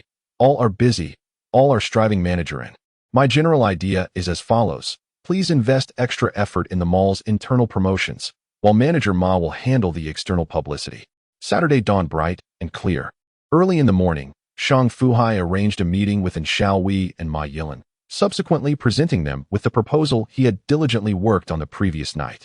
And Xiaowei meticulously examined each point. Since the renovation, he had observed a marked transformation in Haifei catering, with the workforce steadily increasing. Occasionally, he would witness the woman beside him conducting training sessions for dozens of individuals in the southern wasteland, her spirited demeanor exuding an extraordinary aura. Recently, he had been eagerly awaiting Shang Fu Hai's opening plan, with the New Year's Day fast approaching in just half a month. Other business partners in the mall had begun to reach out to him, while he had yet to hear any news from Shang Fu Hai's side, causing him some anxiety. Fortunately, he had finally received a response. Mr. Shang, let us proceed according to the schedule you have established. You need not worry about internal promotions within the mall. We are committed to giving our utmost effort, as assisting you is tantamount to aiding ourselves, and shall we asserted, determined not to fall behind. Boss, for external promotions. I propose distributing promotional flyers and utilizing online advertising. What do you think? Ma Yilin offered her suggestions on external marketing. Shang Fu Hai inquired. Why not consider television advertisements or even newspapers? Television is predominantly viewed by middle-aged and elderly audiences, and our buffet primarily targets the 20 to 40 age demographic. Who even reads newspapers anymore? Ma Yilin briefly explained her perspective and then elaborated. We could concentrate on advertising through WeChat's social networks. And we might also collaborate with the currently popular Meituan. Moreover, Meituan is aggressively capturing the market. If we connect with them, given our current standing and scale, I believe they would be quite willing to collaborate, perhaps even promoting us for free. Shang Fu Hai contemplated her insights, recognizing the validity in Ma Yilin's reasoning. At the very least, he himself did not watch television, primarily due to having children at home. Even later, their family seldom turned on the TV, which had become merely a decorative fixture on the wall. He recalled that even his friends and relatives rarely watched television unless it was during the airing of particularly popular variety shows. The question then arose, did his regionally focused restaurant necessitate advertisements on a provincial or national scale? If his restaurant were to expand into various cities across the nation, possibly evolving into a large-scale buffet chain, then perhaps sponsoring a variety show might be worth considering. Reflecting on the local entertainment scene, he pondered whether there were any notable variety shows in Bochum. Their province was quite traditional, with few renowned variety programs, most of which aired on provincial television. As for newspapers, prior to joining Bochum Edward Company, he had spent some time working at a local newspaper affiliated with Bochum Evening News, giving him some insight into the industry. Indeed, as Ma Yilin had stated, the circulation was rather limited. In contrast, modern social media platforms like WeChat and QQ, which are popular across all age groups, would likely yield far superior results if they engaged local advertising firms for promotions within Bochum, far exceeding the efficacy of television and newspaper advertisements. And then there was Meituan. In the past 2 years, this establishment has surged in popularity, largely due to its generous discounts and a vast audience, particularly thriving in the culinary sector, which currently serves as its primary focus. If we could leverage this platform, the results would undoubtedly be even more remarkable. Manager Ma, let us proceed as you suggested. Once the pricing is settled, kindly inform me, and I shall arrange for the financial transfer, stated Shang Fu Hai.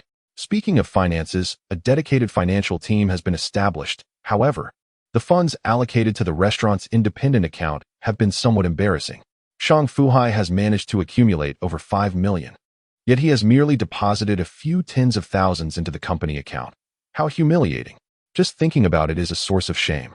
And Xiao Hui has taken charge of the promotional activities related to the mall. He worked swiftly, even while the decor was still being finalized. Promotional posters for Haifei Buffet Restaurant adorned every level of Intai Mall.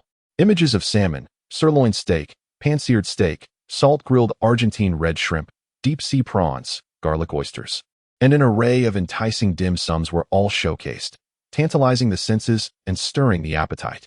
On the outside, Ma Yilin leveraged her previous connections to engage local advertisers, who crafted a series of exquisite promotional articles tailored to the unique characteristics and demands of Haifei catering. The opening lines of these articles proclaimed that a certain number of likes would yield corresponding discounts. If the required number of likes was achieved, patrons could even enjoy complimentary meals for the entire table. This social media advertising exploded virally across various circles. As time passed, Haifei Buffet Restaurant finally completed its renovations on the 24th. The restaurant's tables and chairs, meticulously arranged by dozens of newly hired staff, were ready for service. The indoor space turned out to be slightly smaller than anticipated. The custom-made tables and chairs surpassed expectations, accommodating only 162 sets. Over 60% were for 2 and 4 diners, while seating for 6 constituted less than 20%, with the remaining space dedicated to 8 and 12-seat arrangements. All agreed-upon suppliers of raw materials stood ready for action. Li Chong was somewhat bewildered, unable to fathom how he had transitioned from running a small community fruit shop to suddenly attracting catering inquiries, with potential clients openly expressing their desire to purchase his fruits. He hadn't even actively advertised, he mused to himself. Yet, who wouldn't seize a lucrative opportunity? He quickly reached out to a network of familiar wholesale fruit suppliers. engaging in negotiations for bulk purchases that lasted over 2 days. As the promotional articles for Xu Fei buffet restaurants spread virally across social media, with people fervently accumulating likes, Li Chong sensed that his moment had truly arrived. He let out an anxious shout, drawing countless bewildered glances, but he was unfazed. With parents to support and 2 children, living in a modest 2-bedroom apartment of just over 70 square meters, who could truly comprehend the pressure he felt? He hurriedly called his wife, Shang Fu, eager to share this good news with her. "Xiuyan, you are aware, right? A few days ago, the Xu Fei buffet contacted me, and indeed, they have commenced extensive promotions. Just now, a manager named Ma called me, urging me to prepare and deliver the first batch of fruits by the 30th, with a substantial volume." As Li Chong elaborated in detail, Shang Fu nodded enthusiastically. "All right, I will work diligently. If it becomes overwhelming, I will come by after work to assist. With our father's help, I can manage. If not, I can simply rise 2 hours earlier to deliver the fruits to the Xu Fei buffet. It's no trouble," Li Chong advised her. Chapter 31. Half a month, 2 million. On December 30th, 2014, the sky was overcast. Yet for Shang Fu Hai, it was a day of great significance, one deserving of a lifetime of remembrance. From this day forth, he bid farewell to 2 decades of labor, and he embraced the future anew. By 10 a.m. on that day, he liquidated all his shares in Western securities at a peak price of 3,729, selling 1,900 lots, with an average acquisition price of approximately 27 yuan per share, yielding a profit of 102 yuan per share, excluding 2 weekends. This meant he earned a pure profit of 1.95 million within a mere 10 days. Following this remarkable maneuver, Shang Fu Hai subsequently purchased 2,200 lots of LTV at an average price of 3,017 yuan, totaling an expenditure of 66.37 million yuan. After completing this second round of transactions, he still had 470,000 available in his substantial account, which he planned to transfer out the next day for any unforeseen necessities during the restaurant's opening. If those funds were ultimately unnecessary, he could always transfer them back, losing perhaps just a day or 2 of profit, but he was genuinely unconcerned this time. With over 5 million yuan of capital, he had swiftly earned nearly 2 million in hefty profits from Western securities. Shang Fu Hai's spirit swelled with unprecedented pride. He felt that the clouds could no longer obscure his vision, and his life was embarking on a new pinnacle. What is hardship? That question itself is non-existent indeed. Simultaneously, after managing his substantial account, Shang Fu Hai had 147 lots of Western securities remaining in another account. After much contemplation, he decided to clear out 146 lots at the peak price of 3,729, realizing a floating profit of over 240,000. Calculating based on the funds in this account, he had nearly doubled his investment in a month. Likewise, he invested all the remaining balance in LTV. Uncertain if his previous large order had raised the attention of the market makers, when he sold his Western securities and began to acquire LTV. Its price had already surged to 307 yuan and continued to rise rapidly. Shang Fu Hai dismissed all thoughts and directly input a full order at 31 yuan, ultimately executing a transaction of 176 lots at an average price of 3,083 yuan. He was left with just 1 lot of Western securities, which now showed a cost of over 240,000 yuan, a figure that gleamed vividly and provocatively, truly exhilarating. Exhilarating. Shang Fu Hai roared. He couldn't contain the exhilaration within. In stark contrast to the present, one might say that his grandmother's purchase of Kweichow Moutai in a previous life was akin to acquiring a mere mound of rice. The dazzling green trading interface of that time is simply incomparable. On the afternoon of the same day, on the 30th, Shang Fu Hai submitted his formal resignation letter. The news of his impending departure had already circulated within the company for some time. Those familiar with him expressed no surprise nor reproach as they signed. Each person had their own aspirations, and ultimately, they offered him their well wishes. Simultaneously, he extended a formal invitation to the friends he had made over the years, presenting each with a consumption voucher for the Xu Fei buffet, valued at a substantial 109 yuan, inviting them to join him before the new year. He also informed them that this was a special internal voucher, which allowed any friends they brought along to enjoy a 40% discount on the same day.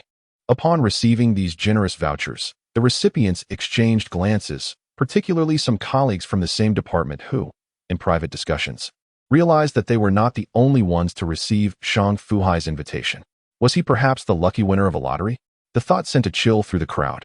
Later, someone conducted an unofficial tally and discovered that on the day of his departure, Shang Fu Hai had distributed no fewer than 200 vouchers within the company, with a total face value exceeding 20,000 yuan. Goodness, could these be discounts from his new company? Was he already attempting to recruit for his new position before officially leaving? Those who received the vouchers speculated with a hint of malice.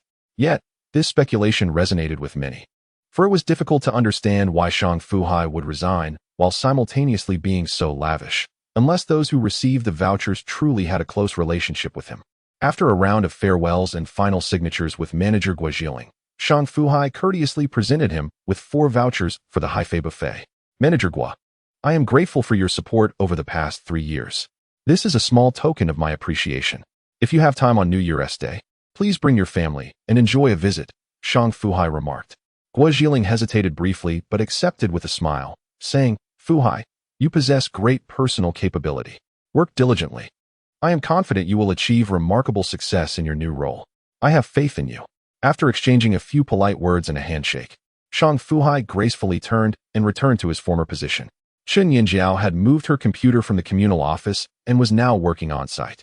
Upon his return, she greeted him with a cheerful smile. Shang, have you completed all the formalities? Yes, everything is settled, Yinjiao. Here, this is the grand feast I promised you. 8 vouchers. You should bring your husband and family along to enjoy, Shang Fu Hai said, producing 8 consumption vouchers and feigning a dramatic expression. Chen Yinjiao, feeling a bit shy, counted out 2 vouchers and replied, perhaps it's best not to. I'll just take these 2 with my partner to have a look. These vouchers are quite expensive. You should keep them. What a farewell this is. This is an internal consumption voucher from Haifei Catering, redeemable only on New Year's Day. It will become void after that. Quickly, take it. Shang Fu Hai handed it over to her. After much anticipation, the clock struck 4 in the afternoon, and the employees of the afternoon shift had arrived. At that moment, everyone was aware that Shang Fu Hai had completed his resignation procedures, yet surprisingly, the atmosphere remained composed, with everyone forming a line instinctively. Shang, say something. Someone urged. We've known each other for 3 years, and especially in the last 2. Your support has been invaluable. Whenever something happened at home, you were always there to help with leave requests. It's hard to imagine you leaving. Indeed, Brother Hai, we're all still here. Why are you the first to go? What is the reasoning behind this? Brother Hai, say a few words. Let us hear your final address. It may be a long time before we see you again. Chen Yinjiao quietly slipped away to find the manager and her colleagues in the office. Within minutes, several senior members from the quality department arrived, some having been promoted to management positions, while others remained steadfast in their roles, diligently pursuing their goals. Chapter 32. Farewell in the Jianghu. Shang Fu Hai had envisioned numerous farewell scenes and had experienced countless arrivals and departures. He believed his heart could remain unmoved. Yet he was taken aback when he saw 12 former subordinates standing before him, on the verge of tears. It was a sensation he had never encountered before. Brothers, Old Shang, had a dream. In this dream, I watched my parents age, my wife slowly growing older, and my daughter blossoming into a 10-year-old girl. Yet, I found myself devoid of time and resources to take them out and explore the world. In the dream, I worked alongside some of you for over a decade. It felt so real that I wished never to awaken. Upon waking, the dream vanished, leaving me with a heavy heart. I realized I could not continue living as I did in that dream, for I do not want to look back after 10 years filled with regret and sorrow. Brothers, Edward Company offers a splendid working environment. It possesses a well-established development and promotion system. If you all put in your best efforts, I have no doubt that success will be yours in due time. I want to say much more. I wish you all the best in advance. I have some Haifei restaurant vouchers to share. Let's distribute them among ourselves. I overheard someone speculate if this was my way of promoting my new employer, and I couldn't help but chuckle. It is, in a sense, for I will be joining them. Shang Fu Hai cast one last glance at everyone present, clasped his fists, and proclaimed with a loud voice, Brothers, friends, as we part today, may we meet again across mountains and rivers. Until we meet again in the Jianghu. Brother Hai. Until we meet again in the Jianghu. Laughter and cheers echoed as Shang Fu Hai, with a black backpack containing his personal belongings, departed with a flourish, not looking back. However, his departure stirred quite a commotion, leaving many questions and confusions in its wake. Most could not comprehend why the relatively high income at Edward Company could not satisfy his desire for a transformative life. Was it truly the case that the restaurant he was headed to would fulfill his aspirations? What kind of remuneration could this company possibly have offered him to instill such confidence? Looking at the consumption voucher in his hand, valued at 109 yuan, he found himself even more perplexed. Just the accumulated tickets on site amounted to a considerable number. How could he let go so easily? At the entrance of Bwuching Edward Limited, Shang Fu Hai cast a final glance at this company where he had devoted nearly 2 decades of his life. Farewell, Shang Fu Hai bellowed skyward, bidding a definitive adieu to the past 20 years. Upon returning home on his electric scooter, it was only 4:30, and Xu Fei appeared quite surprised. "You're back so early today?" she inquired. Shang Fu Hai smiled. "I have formally resigned. After completing the procedures today, I came straight back. From now on, I will have more time to spend with you both." "Really?" Xu Fei expressed her delight, quickly adding, "I chatted with Wang Yuxia and Wu Yinmin today. They've opened a new digital store near their community. I told Wu Yinmin I would visit her new shop the day after tomorrow, and since you've resigned, why not join us?" The day after tomorrow? Shang Fu Hai mentally chastised himself. The day after tomorrow marked the opening of Haifei Buffet, and as its proprietor, it was inconceivable for him to miss such a significant event, especially since he had arranged to meet several friends that day. Noticing his expression, Xu Fei realized the futility of her suggestion and pouted discontentedly. "Who was it just a moment ago, so adamant about having time for us? And now, just a few minutes later, you're backtracking? If you can't keep such promises, don't make them. It's disheartening. My dear, I truly have commitments the day after tomorrow. Perhaps I could accompany you both to her house tomorrow instead?" Shang Fu Hai pondered. With Ma Yilin overseeing operations at Yintai Mall, everything was running smoothly. The preliminary external promotions were proceeding as planned, and their effectiveness could be assessed upon opening. All other hardware and personnel were adequately prepared, hence, his absence tomorrow would not be detrimental. However, Xu Fei disagreed. "Let's not. Wu Yinmin has already made arrangements. She and her partner are heading back to their hometown tomorrow to handle some paperwork and won't have time to host us." Realizing she may have sounded harsh, she softened her tone. "Fine. If you can't accompany us, you should attend to your matters. I'm used to it, but if this happens again, I might truly ignore you." "That certainly won't happen," Shang Fu Hai hastily assured her. That evening, harmony filled the air. The following morning, after preparing breakfast for the family, Shang Fu Hai quickly consumed a bowl of millet porridge with pickles. Noticing that Xu Fei and their daughter showed no signs of waking, he stepped outside to find a quiet space in the community to make phone calls. He spoke with Ma Yilin for a solid 20 minutes, had a 5-minute conversation with Xiao Wei, and engaged in a lengthy discussion of over 10 minutes with Su Jinxiu. Ma Yilin's preparations had been flawless at this critical juncture. Even minor flaws were inconsequential. Conversely, Shang Fu Hai repeatedly impressed upon Su Jinxiu the importance of ensuring that the band arrived punctually, affirming that everything must proceed according to plan. In the confines of his mobile device, one could hear the resounding sound of Su Jinxiu striking his chest, and he even boasted a bit, claiming he had also extended a friendly invitation to a few dance troupes and bands within their circle to assist with the performance. "It's all set." Upon returning home, Shang Fu Hai found Xu Fei feeding their daughter, spoon by spoon, with egg custard. Seeing him enter, Xu Fei exclaimed in surprise, "I hadn't seen you all morning. I thought you had affairs to attend to today." "Not at all. I promised to stay home and accompany you," Shang Fu Hai quickly clarified. Xu Fei remained unconvinced and brought up past grievances. "You make it sound so good, yet you have to work tomorrow for New Year's Day. Isn't the remuneration from such a large company as Sinopec rather disappointing?" Shang Fu Hai felt his ears ringing, as if dozens of bees were buzzing nearby. It was imperative to change the subject. He raised his eyebrows and playfully remarked, "Wife, I need to ask you something. How many times must I say it? Speak plainly. If you have nothing to say, just hold it in," Xu Fei replied, rather domineeringly. Shang Fu Hai, having invited his own discomfort, paid it no mind and turned to their daughter, Yuanbao, flashing a smile. "What kind of car do you think we should buy?" He imagined she would joyfully engage in this discussion, but to his surprise, Xu Fei's eyes widened in astonishment. "What? You want to buy a car?" Her voice escalated in pitch. "Shang, you ought to think this through. The money you received last time was meant for emergencies. You haven't even started your new job yet. All you've heard are rumors. We don't know the specifics. What if the actual salary doesn't match what they promised? Let's hold off on buying a car for now." Shang Fu Hai nearly choked on his breath, utterly unprepared for such a reaction. He felt a wave of gratitude for this woman who cared so much. "I was merely inquiring. Is it really necessary for such a dramatic response?" he remarked. "Well, it's not my fault you didn't clarify. You startled me." Xu Fei retorted with an eye roll. With a wistful tone, she continued, "If we are to buy a car, it must be a BMW or a Mercedes. They sound prestigious. If safety is a concern, then perhaps a Volvo, as they say online." "Well, you are quite the expert. That was a wasted question." Chapter 33, Grand Opening, Part 1. On January 1st, 2015, New Year's Day, a day auspicious for weddings, sacrifices, and blessings. In short, today was a fortuitous occasion. After a full night of restorative sleep, Shang Fu Hai awoke brimming with energy and set about tidying up the various tasks around the house early in the morning. Without even having time to inform Xu Fei, he hurriedly took a taxi to Yintai City. Riding a small electric scooter in such frigid January temperatures? One might as well risk frostbite on their ears at 5 or 6 in the morning.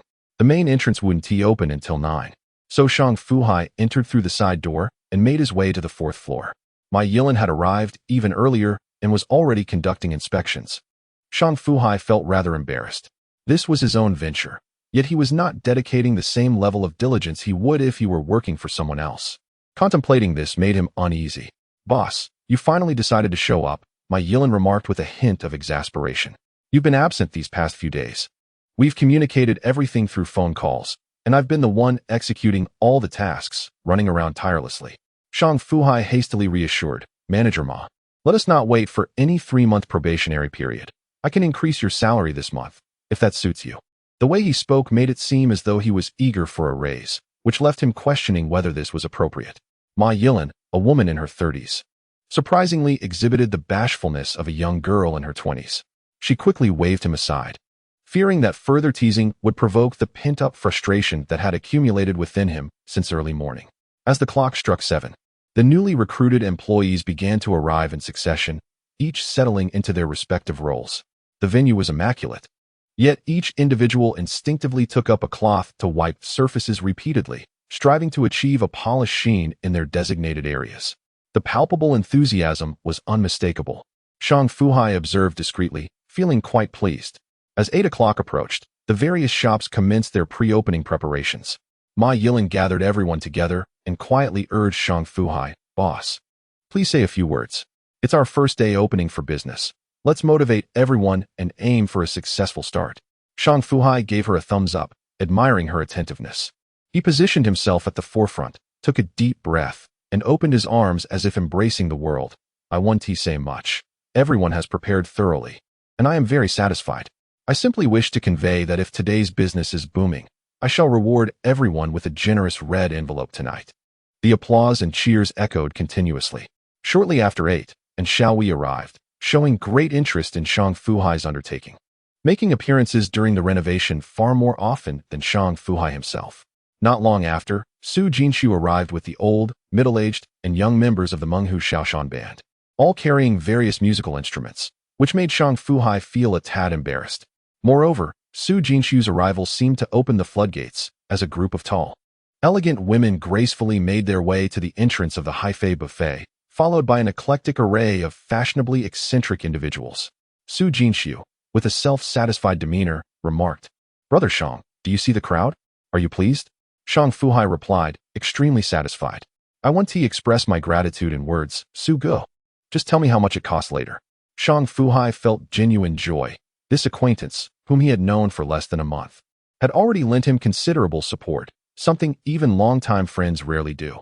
Even if Su Jinshu had ulterior motives, as long as he remained sincere, Shang Fu Hai would accept it without complaint. Su Jinshu raised an eyebrow. "Let's not discuss money. We're all friends who enjoy each other's company. The song you gave me is truly exceptional. In private discussions over the last few days, many believe it has the potential to become a hit. Brother Shang, this camaraderie is worth more than anything else. Have I said otherwise? Then, I suppose I was being overly talkative." Shang Fu Hai had little else to say. In this day and age, even the offering of money is often rejected. How refreshing. Remember to provide meals at noon and in the evening. We'll be here all day. Su Jinshu added, appearing entirely unpretentious despite his connections. Upon finishing her words, without waiting for Shang Fu Hai to respond, she waved her hand dismissively, All right. You have a busy opening today, so go on with your tasks. I must prepare as well. What more could be said? Shang Fu Hai was swept into the second wave of frantic activity, and Ma Yilin, along with the entire restaurant team, busied themselves in earnest. It seemed the tables and chairs were mismatched. A few individuals were adjusting their positions. The cutlery appeared unclean, prompting several older women to take it for another thorough washing and high-temperature disinfection. The dishes appeared to be unready, and the head chef was on a relentless inspection, reprimanding any staff member caught off guard while offering guidance on how to improve. In truth, everyone was tense, striving to present their best selves today, to demonstrate to the boss that their efforts were worthwhile and to seek better opportunities for financial gain. Particularly, a group recently hired from a bankrupt factory in the high-tech zone worked with greater diligence, acutely aware of the rarity of their new positions. After Xu Fei and her daughter finished their meal and packed away the child's belongings, they set out at 8:30. They arrived at her high school friend Wu Yinmin's place in under 20 minutes, as her friend's community was merely over a kilometer from Yintai City. Fei, you both have finally arrived. Come, sit down. Oh, let me see the little treasure. Wu Yinmin was busy in her shop, fiddling with a newly released iPhone 6. Upon seeing them, she quickly placed her phone on the counter and extended her arms to embrace Yuanbao. Noticing Yuanbao's cheerful demeanor and beaming smile towards her, Wu Yinmin's joy intensified. Oh, Fei, look at your daughter smiling at me. Wouldn't it be wonderful if I had one just like her? The two women engaged in conversation about the children for nearly an hour. As the clock approached 10, Wu Yinmin suddenly slapped her forehead. Oh dear, I almost forgot something. Fei, is there anything else? If not, let us take Yuanbao to Yintai City for a stroll. There's a new Hai-Fei buffet restaurant opening today. And the flyer mentioned several bands, including the Menghu Shaoshan band, which I adore for their songs sung in the Boqing dialect. Hai-Fei buffet restaurant? Xu Fei inquired, puzzled. What brand is this? I haven't heard of it before. The name sounds rather peculiar. They're opening today. I haven't been there, so I can't say much. Perhaps it's a new brand? Regardless, I'll treat you both to lunch there. You can choose whatever you'd like to eat, saving me the trouble of guessing while you're still nursing the baby. With that, the two began to gather their things and prepare to leave. In Wu Yinmin's words, her shop could take a break whenever she pleased. Such was her whimsical nature. With a child in tow, and despite the slight chill outside, they opted for a cab, even if it was just over a kilometer. Chapter 34, The Grand Opening, Part 2. At 10 o'clock, Li Chang arrived with Shang Shuiyun and his eldest daughter, Li Ting. Today is their opening. I thought I might not be of much help, but I will join in the festivities, Li Chang remarked. Xiang Shuiyun nodded in agreement, pondering the peculiar circumstance of numerous fruit vendors, yet it was only their establishment that received a delivery. Could it be that you have a friend working here that I overlooked? She mused. That shouldn't be the case. If I had such influential acquaintances, I would have prospered long ago, not waited until now, Li Chang remarked, genuinely perplexed. Upon entering the mall, a cacophony of exuberant cheers echoed through the air, resounding loudly. They began to queue for the express elevator to the 4th floor. Chun Yinjiao hurried over with her family, and, after rendezvousing with her colleagues on the 1st floor, a group of nearly 20 people surged upwards. Observing the lengthy queue for the elevator, they opted for the stairs instead. Kweichow, Wang Feng, Li Jiangguo, and other colleagues from Edward Company, all of whom had received vouchers from Shang Fu Hai, either came with their families or friends. People flocked from all directions, either through recommendations on WeChat or advertisements from Meituan, all drawn by the allure of a lottery event that day, regardless of their chances. They understood that not attending guaranteed no opportunity at all. Simply being present granted them a possibility of winning. As the throng of people surged through the entrance, the sounds of music and singing filled the air, prompting someone to inquire, why isn't there a performance at the entrance? Isn't it disruptive to perform upstairs? Is there even a place to watch? Who knows? But the advertisement promised that Hai-Fei buffet is exceptionally affordable today. Have you seen the salmon, sirloin steak, deep-sea prawns, and sea cucumber congee? Typically, indulging in such a lavish buffet would cost over 100 per person, came the response. As for the performances, if we can enjoy a meal, that's a gain in itself. You make a valid point. Everyone, let's hurry upstairs before we end up waiting in line, someone urged. By the way, has anyone seen Shang Fu Hai? That fellow only knows how to summon us without waiting. I haven't spotted him either. Perhaps he went up ahead. Let us move quickly. If not, I'll give him a call later. On the morning of New Year's Day, those visiting Yintai City encountered a peculiar scene.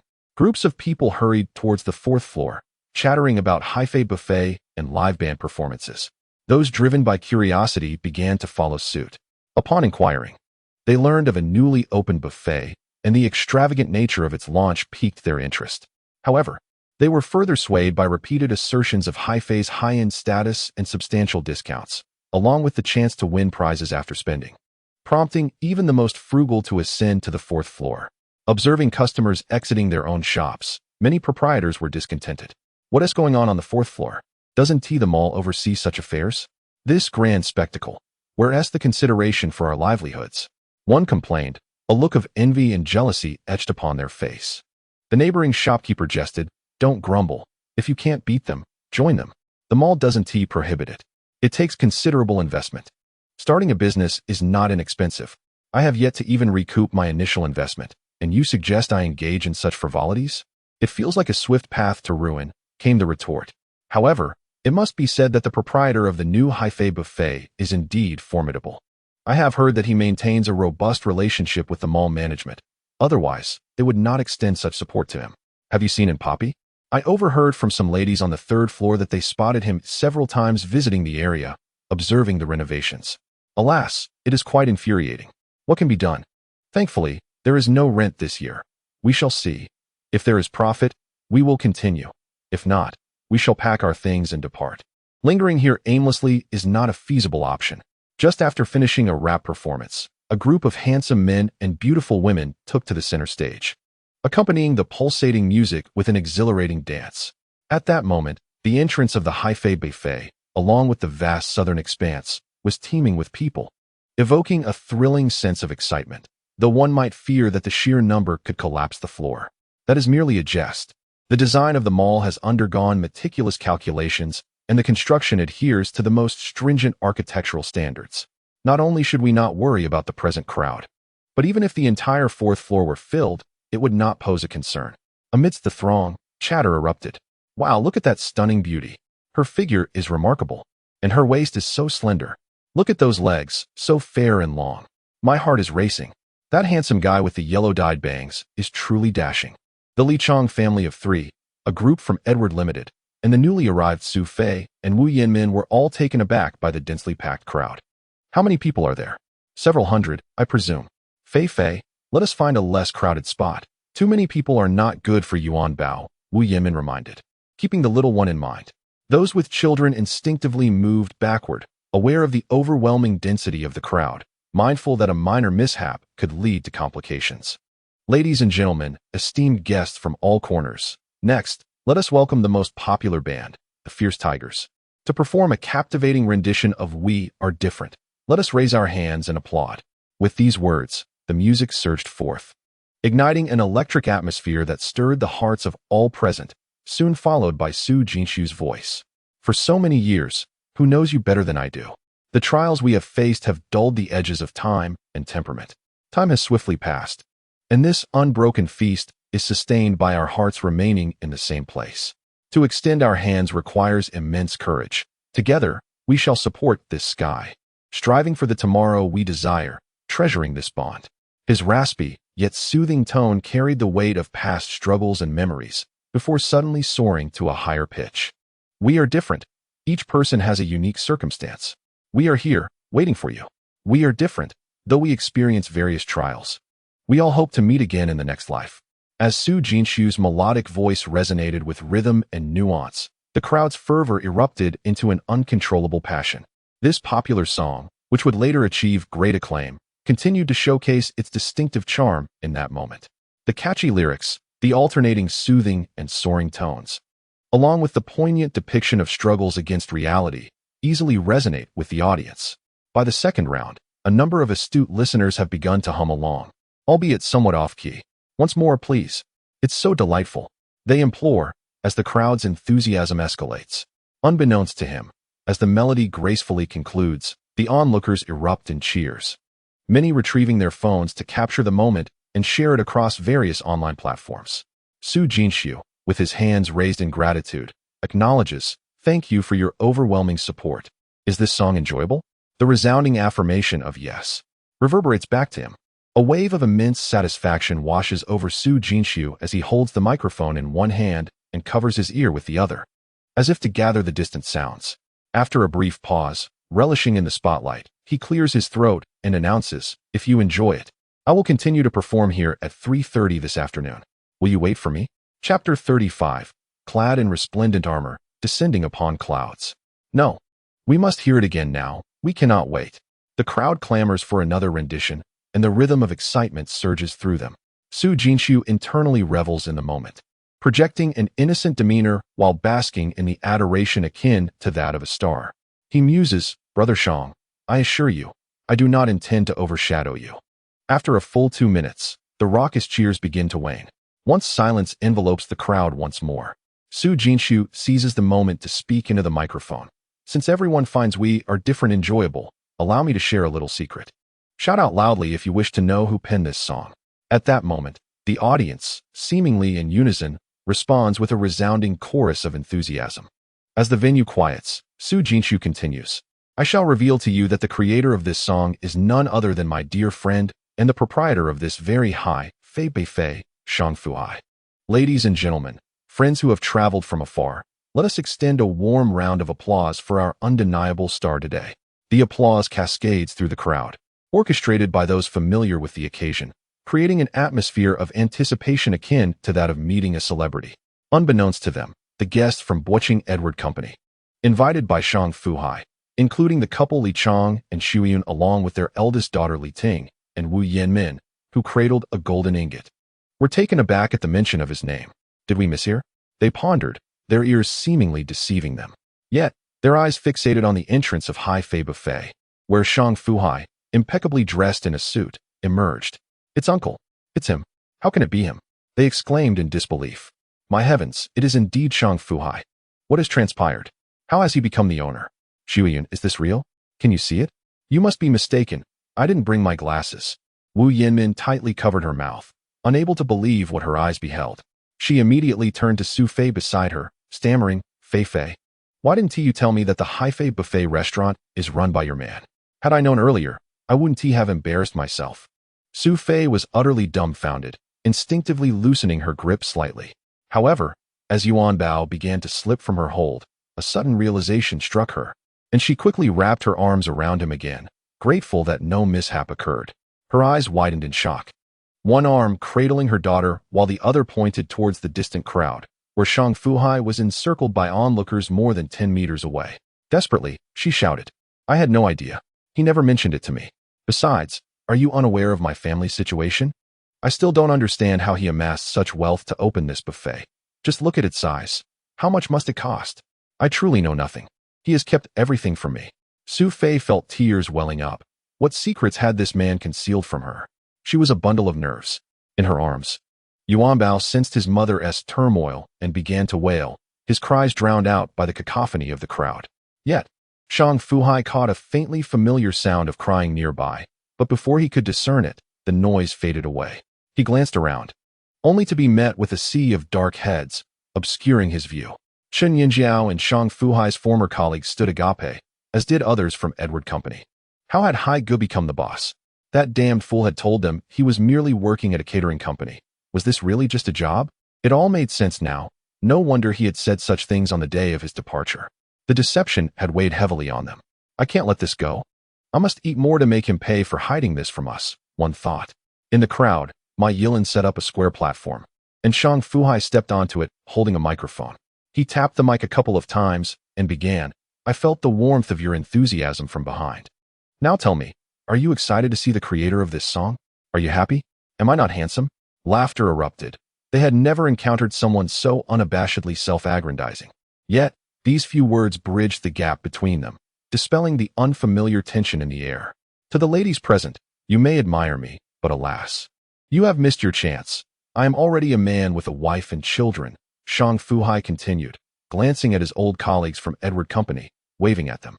"Today, I see many familiar faces, many friends I once worked with. I welcome your presence. I once told you a story." Before he could finish, he was interrupted by a chorus of voices urging, "Tell it again. We want to hear the story." The rhythm of excitement surged once more, and those who had previously heard his tale smiled warmly in encouragement. Shang Fu Hai nodded, and since everyone seemed eager to listen, he decided to recount the story once more for the unfamiliar friends. The tale began on an ordinary day when I experienced a dream that spanned an entire decade. Within this dream, I followed a monotonous routine of commuting to and from work, earning a modest salary. Unbeknownst to me, time slipped away and my parents aged. My wife grew older, and my daughter blossomed into a young woman. My friends drifted apart, and still, I found no spare moments to spend with them. Financial constraints prevented me from taking them on leisurely excursions. In that dream, I purchased a set of Kweichow Moutai, which served as a reminder of my many regrets. The vividness of that dream haunts me even now.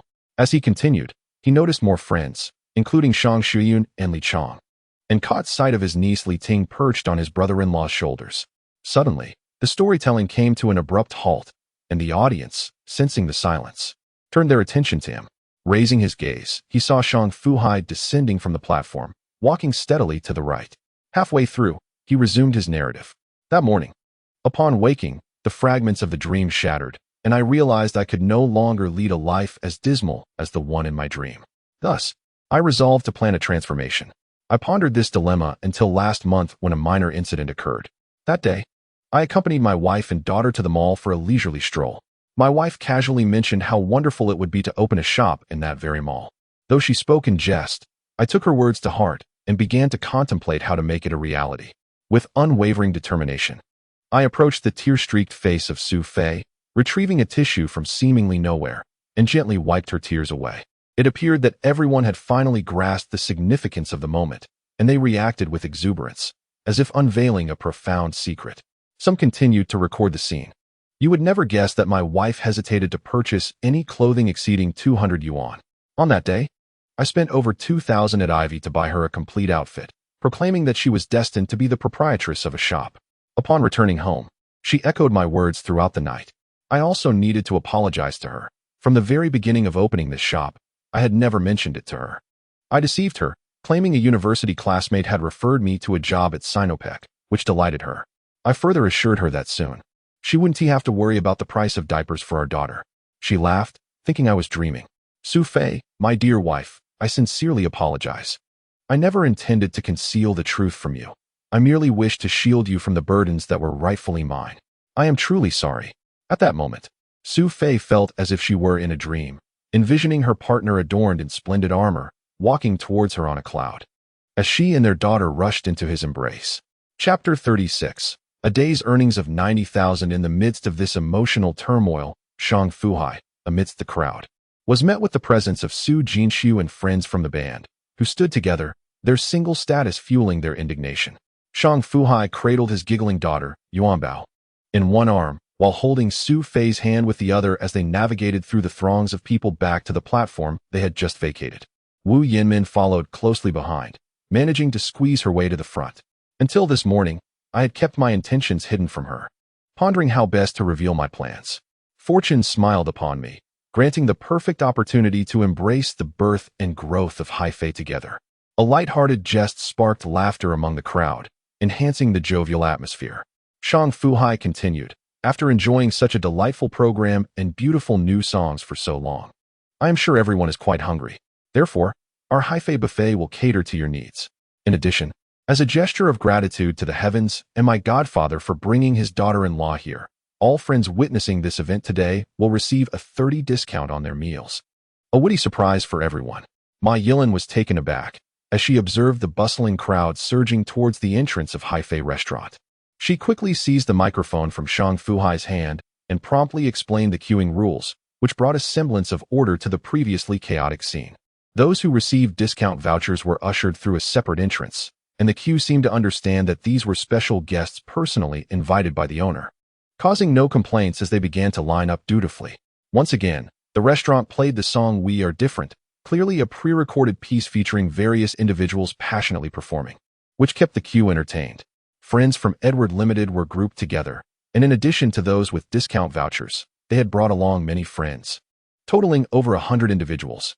Thankfully, the spacious interior of Hai Fei restaurant could accommodate them, while an initial budget for over 700 guests had proven unfeasible. Hosting 500 posed no issue at all. Su Jinxiu and the band of dancers he had invited comprised around 50 more attendees. The remaining guests began to settle their bills and enter, causing the reception desk to become quite busy. As the tables filled, most of the remaining individuals queued up, while newcomers, unsure of the situation, were drawn in by the crowd's mentality and joined the line. Some, unable to wait, deemed the food unworthy of the wait and opted to leave. Inside the restaurant, after personally arranging for Xu Fei, Wu Yanmin, and her sister and brother-in-law, Shang Fu Hai began greeting former colleagues and then earnestly expressed his gratitude to Su Jinxiu and his invited friends, who had genuinely contributed to the morning's success. Boss Shang, are you aware that I am single and that you orchestrated this entire affair just for me? Su Jinxiu's irritation was palpable, the thought of seeking a partner bubbling to the surface of his mind. Shang Fu Hai chose to ignore him, raising a glass with the crowd before hastily making his way to the private room where Xu Fei and the others were seated. At the doorway, he was intercepted by his sister, Shang Xiyun, who inquired, "Brother, what on earth are you doing? How could you orchestrate such a grand event? How much did it cost? And where did the money come from? Let us not engage in anything illegal." Shang Fu Hai could not fathom how his younger sister, who was 2 years his junior, could be such a chatterbox. He had never noticed this trait in her during their childhood. She seemed overly concerned about trivial matters. Upon entering, several people were present, and the two children exchanged glances, their eyes conveying sisterly affection, yet they could hardly communicate otherwise. Li Chong had many questions for his brother-in-law, but understood it was not his turn to speak, so he chose to observe quietly. Xu Fei, however, was unabashed. Burdened with grievances, she disregarded the presence of others and seized Shang Fu Hai's ear, demanding, "You, Mr. Shang, must provide a clear explanation today. How did your job at Sinopec turn into running a self-service restaurant? This is quite the leap, Shang Fu Hai. I am not doing anything else today. You must clarify how much you have concealed from me." Wu Yanmin found the scene hysterically amusing, though her face remained impassive. Li Chong and Shang Xuyun exchanged glances. Shang Xuyun was still contemplating intervening, but Li Chong quickly restrained her, saying, "Do you not see that this matter is beyond your control? They are discussing their marital issues. What business do you have in interfering?" Xu Fei was relentless in her pursuit of answers. Though she had been agitated earlier, she was also deeply concerned. How could he dare to cause such turmoil? Ouch, that hurts. Dear wife, let go, and hear me out. Shang Fu Hai managed to escape her grasp, leaving the three onlookers amused. He stepped outside to fetch several cups of warm milk, distributing them before sitting down with Yuanbao, meticulously recounting the events of the past weeks. He began with his and Xu Fei's visit to Yingtai City in early December, detailing how he got in touch with Xiaowei, rented a luxury car to impress him, and negotiated with the bank using a verbal agreement from Yingtai City. As he spoke of his dealings with the bank, he mentioned his acquaintance with Su Jinxiu, and he promptly went to summon Su Jinxiu to corroborate his story. When Shang Fu Hai recounted how he gifted his original lyrics, "We are different," to Su Jinxiu, the phrase original lyrics left the others bewildered. Shang Fu Hai shrugged and nonchalantly remarked, "Yes, I can write a bit, though I cannot compose music. That night, I was just humming randomly, and you came to me asking for a song. Can you blame me? Brother, I call you brother, and I am truly astounded." Su Jinxiu realized the origin of this splendid song, utterly impressed.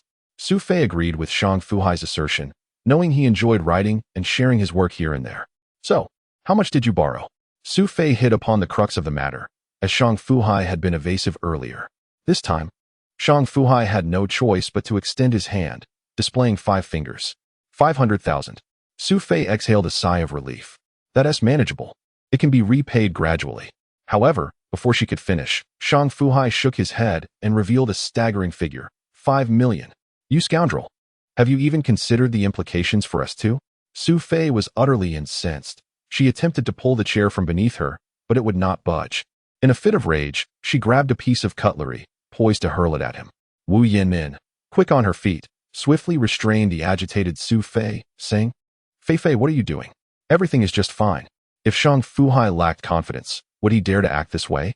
After spending so much time together, do you truly believe he disregards both you and your daughter? Please, calm down. For a full half hour, everyone watched in stunned silence as Shang Fu Hai, completely unashamed, spoke fervently, making countless promises until Xu Fei finally cooled down. What assurances did he provide? By the time 3 p.m. arrived, Ma Yilin finally settled the midday accounts and presented a detailed report to Shang Fu Hai, with Xu Fei listening in. "Boss, After preliminary statistics, excluding the friends you invited, our Haifei buffet served a total of 1,053 guests today, with an average expenditure of 79 yuan. The total revenue amounts to 83,187 yuan. The consumption of the guests you brought is calculated at a 40 discount, totaling 3,500 yuan. Thus, today's total revenue stands at 86,687 yuan, nearly 90,000 yuan in a single afternoon. Xu Fei was rendered speechless. If the evening peak dining period also yielded around 90,000 yuan, that would total 180,000 yuan, leading to a staggering 5 million yuan in a month. She did the mental arithmetic and was left utterly bewildered. However, Ma Yilin was not finished. She continued, moreover, our promotional efforts for the recharge membership cards have been exceedingly successful. For every 300 yuan recharged, a 10 discount is applied. For 500 yuan, a 20 discount. And for 1,000 yuan, a 30 discount. Over 30 of today's guests opted for the 500 yuan recharge membership, while more than 20 chose the 1,000 yuan option, yielding a total income of approximately 360,000 yuan. How much? Xu Fei asked anxiously, fearing she had misheard. Ma Yilin, having taken note of the boss's deep concern for her, did not dare to be careless. Madam, it amounts to about 360,000 yuan, and this is just the beginning. In time, it should increase even further. Xu Fei glanced at Ma Yilin and then at her husband, momentarily at a loss for words. The scene before her overturned her understanding of the world. She then looked around. Apart from the three of them and the now sleeping little Yuanbao, no one else was present. She breathed a sigh of relief, feeling as though someone had begun to covet their wealth. She recalled that her best friend and her sister's brother-in-law had left after lunch. They too needed some time to digest. Casting a glance at Shang Fu Hai, whose ear was now red and slightly swollen from her previous actions, she felt a wave of guilt. "Oh dear, does it still hurt?" she asked. "How fortuitous that in this frigid weather, your ear gets a little exercise to keep warm." Shang Fu Hai, with an utter lack of shame, extended his tongue to lick his ear, determined never to admit that it had hurt terribly moments before. Ma Yilin struggled to suppress her laughter.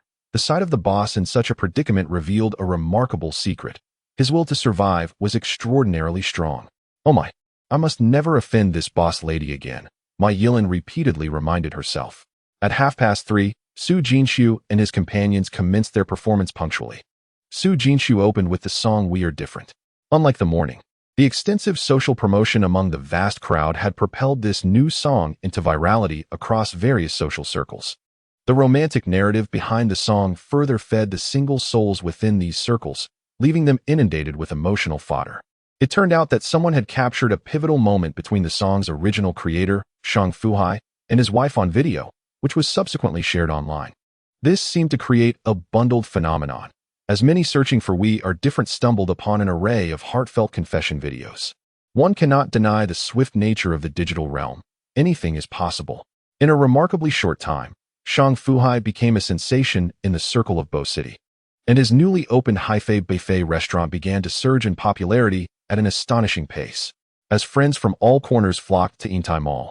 Listening to the live rendition of We Are Different, they gazed at the Haifei Buffet, brimming with romantic allure. Some among them succumbed to a frenzy. With nearly 2 hours until the afternoon opening, those with quick wits rushed to the entrance upon noticing the enticing membership card discount occupying half the door. They eagerly approached the front desk assistant, exclaiming, "I'd like to set up a 1,000 membership card, and I'll take a 500 membership card as well. Oh dear, let us get a 1,000 card too. It's a savings of over 30 yuan. We can dine here during festivals. What a bargain." In these times, the bourgeois with a bit of money are abundant. When Sun Xiangbin arrived with the entire Lianhua Human Resources team to show their support, he witnessed a throng of people clamoring to secure membership cards. He also spotted Su Jinshu, surrounded by admirers eager for photos and videos, exuding the aura of a superstar. Su's social debts were piling up. Kong Xiangbin smirked, then turned to call out, "Pan Yu, go get a few more 1,000 membership cards. With the holidays approaching, we should distribute one to everyone in our network." The girl in the sleek black professional attire nodded in agreement. Her name was Pan Yu, responsible for external affairs at Lianhua Human Resources. Understanding Kong's directive, she promptly procured 20 cards. instantly becoming the brightest star among the card applicants. After all, what kind of extraordinary individual spends 20,000 yuan in one go? Setting aside the unexpected surge in card registrations ignited by Kong Xiangbin, Su Jinshu finally concluded his performance. Spotting Kong Xiangbin, he summoned all his strength to escape the throng of fervent fans and squeezed his way to Kong's side, where they swiftly ducked into the Haifei buffet. "Dabinzi, how is my treatment? Am I a star now?" Su Jinshu beamed with pride, having realized a long-held aspiration. He truly found little else to desire. Running errands for a bit of pocket change felt trivial, an idle pastime indeed. He continued to indulge in his passion for singing. Yet he never anticipated that after years of pursuit, a single new song by Shang Fu Hai would propel him to the pinnacle of success. Before him lay a newly opened establishment, where he was merely a guest performer. However, from the throng of attendees, he realized that they had come to support him through various social circles, and in that moment, tears welled up in his eyes. This was undoubtedly a star-studded affair. He decided to abandon his previous menial tasks, feeling the weight of the risks involved. "Earlier, I had asked Pan Yu to procure several recharge cards worth 1,000 each, intending to distribute them before the new year, a token gesture at best." Kong Xiangbin did not hold back and spoke candidly. Su Jinshu wrapped his arm around his shoulder, saying, "All right, my good buddy, I'll cover this. I'll transfer the money to you." "Scram," Kong Xiangbin retorted. He ensured that Xu Fei was comfortably settled in the lounge, resting alongside his daughter, as she had been through a tumultuous roller coaster of emotions, utterly exhausted. Shang Fu Hai sought out a quiet spot to call his elder brother, second brother, cousins, and other siblings in their circle, succinctly relaying the situation and inviting them to gather that evening. In truth, there was no need for him to make those calls. Once Li Chong and Shang Shuiyun departed, they had already informed the group, leaving them in awe. When Shang Fu Hai extended the invitation, those who had prior engagements canceled them, as they felt uneasy not witnessing the event in person. As the eldest brother, Shang Fu Hai had already resolved to have a serious discussion with their uncle's family, pondering the potential risks of acting recklessly. Yet, upon their arrival, confronted with the throngs gathered outside the Haifei buffet, the words he had intended to convey eluded him. "This venture seems promising, right?" Shang Fu Hai inquired. Liming Bo, already entrenched in the food and beverage industry, couldn't help but smirk. "Brother Fu Hai, this business is thriving. What more could one desire? It's a blessing from above." Chapter 38. "Follow me. Wealth awaits." Shang Fu Hai called out to Ma Yilan, inviting her to join him in delivering some homemade fresh beer to Kong Xiangbin for a couple of rounds. After setting down his glass, he looked apologetically at Kong Xiangbin. "Brother Ben, I sincerely apologize. I must attend to my brother who has just arrived. If there is anything lacking here, please reach out to Manager Ma." He then exchanged a knowing glance with Ma Yilan. "Manager Ma, I entrust this to you." Ma Yilan nodded appreciatively, acknowledging his keen insight. From that fateful night when he had rescued her, she had developed feelings for Kong Xiangbin, but he continued to maintain his aloof demeanor. Shang Fu Hai meandered around the Haifei restaurant, pausing to greet unfamiliar acquaintances, even finding himself in amusing situations where people requested photographs with him. It appeared he had become a celebrity. He informed the head chef, who personally prepared some sirloin steaks and delivered them to their private room. In this vast expanse, private rooms are a rarity, with only a few scattered about. "My apologies, I have kept this matter from you." Shang Fu Hai came over merely to extend his apologies. The elder brother, Shang Fu Hai, seemed to have something more to say, but reconsidered. "After all, we are all adults, each responsible for our own actions. And who could possibly impart wisdom to whom?" He remarked, "Do your best. I just observed the buffet with your second brother and the others. It's quite well done and bustling with patrons. Make sure to invite uncle and aunt over to enjoy the bounty." "I understand," Shang Fu Hai promptly replied. Ma Yilan intended to assign a server for dedicated service, but Shang Fu Hai insisted that the staff should attend to their regular duties. "This is a buffet, not a hotel. What need is there for a dedicated server? It would be devoid of spirit to have the staff fetch every dish." After toasting with his two brothers and several siblings, Shang Fu Hai suddenly remembered something and quickly inquired, "Brother, did you purchase shares in LaTV?" Shang Fu Hong nodded. "I've been monitoring it for more than half a month, and on several occasions, I contemplated making a purchase. However, adhering to your advice, I held back and acquired some at just over 29. What about the elder brothers?" Shang Fu Hai waved his hand. "Don't concern yourself with that, Haizi. Xiangzi, Bozi, and Peng Peng and I pulled together a bit. It's not much. Just 10 or 20 lots each. All right, I'll inform you when the time is right. Shang Fu Hai nodded, choosing not to pursue the topic further. Meanwhile, the exuberant cousin, Yuanbao, slyly asked, Brother Hai, I've made a few thousand in my account. If another opportunity arises, please let me know. I'm counting on you for my wedding expenses. Shang Fu Hai nearly spat out his drink, prompting laughter among the siblings present. However, given the close communication among Shang Fu Hong and the others, their acquisition prices were indeed low, hovering around 29. By yesterday's close at over 32. They had generally secured around a 10 profit, quite impressive, as 10 lots could yield over 3,000 yuan. In stark contrast, previously, enduring a month of toil would yield only 5 or 6,000 yuan in wages. The satisfaction of earning money with such ease was unparalleled. Those like Shang Fu Hai, who had ample funds, boldly purchased 100 lots, amounting to nearly 300,000 yuan. Being accustomed to trading stocks, he felt confident in his decision. In just a matter of days, his profits had reached around 30,000 yuan, yet he remained discreet, content to keep his success to himself. Would he boast to his brothers about acquiring 100 lots? He understood that his brother-in-law, Xiangzi, had some spare funds and likely invested more, but the elder brothers, cousins, and brothers-in-law had little disposable income, possibly having borrowed to make their purchases. In the interim, Shang Fu Hai stepped out to bid farewell to Kong Xiangbin and the others, as well as to Xu Jinshu and the friends he had invited for assistance. By 9 in the evening, as the Haifei buffet closed, Shang Fu Hai saw each of his brothers off to their vehicles. Returning to the 4th floor, he found the staff and cleaning ladies busily tidying the area, while Ma Yilin collaborated with the finance team to expedite the accounting. After approximately half an hour, Ma Yili completed the accounting and counted all the cash. She reported to Shang Fu Hai individually. Once she waited for all the staff to finish tidying up, she gathered everyone together. She asked for silence so that the boss could share a few words. Shang Fu Hai, without pretense or formality, began, Dear brothers and sisters present, I, Shang Fu Hai, wish to sincerely thank you all. Manager Ma just informed me that on our restaurant's opening day, the actual customer expenditure exceeded 200,000, and the revenue from membership card top-ups surpassed 1 million. He paused for a moment, allowing everyone to absorb this shocking news, and continued, What does this signify? It signifies that our Haifei buffet restaurant has a promising future, enjoying great trust and praise from our customers. The more customers spend, the more profit we earn, which translates into higher wages and bonuses for everyone. In short, if you work diligently alongside me, there lies a prosperous future ahead.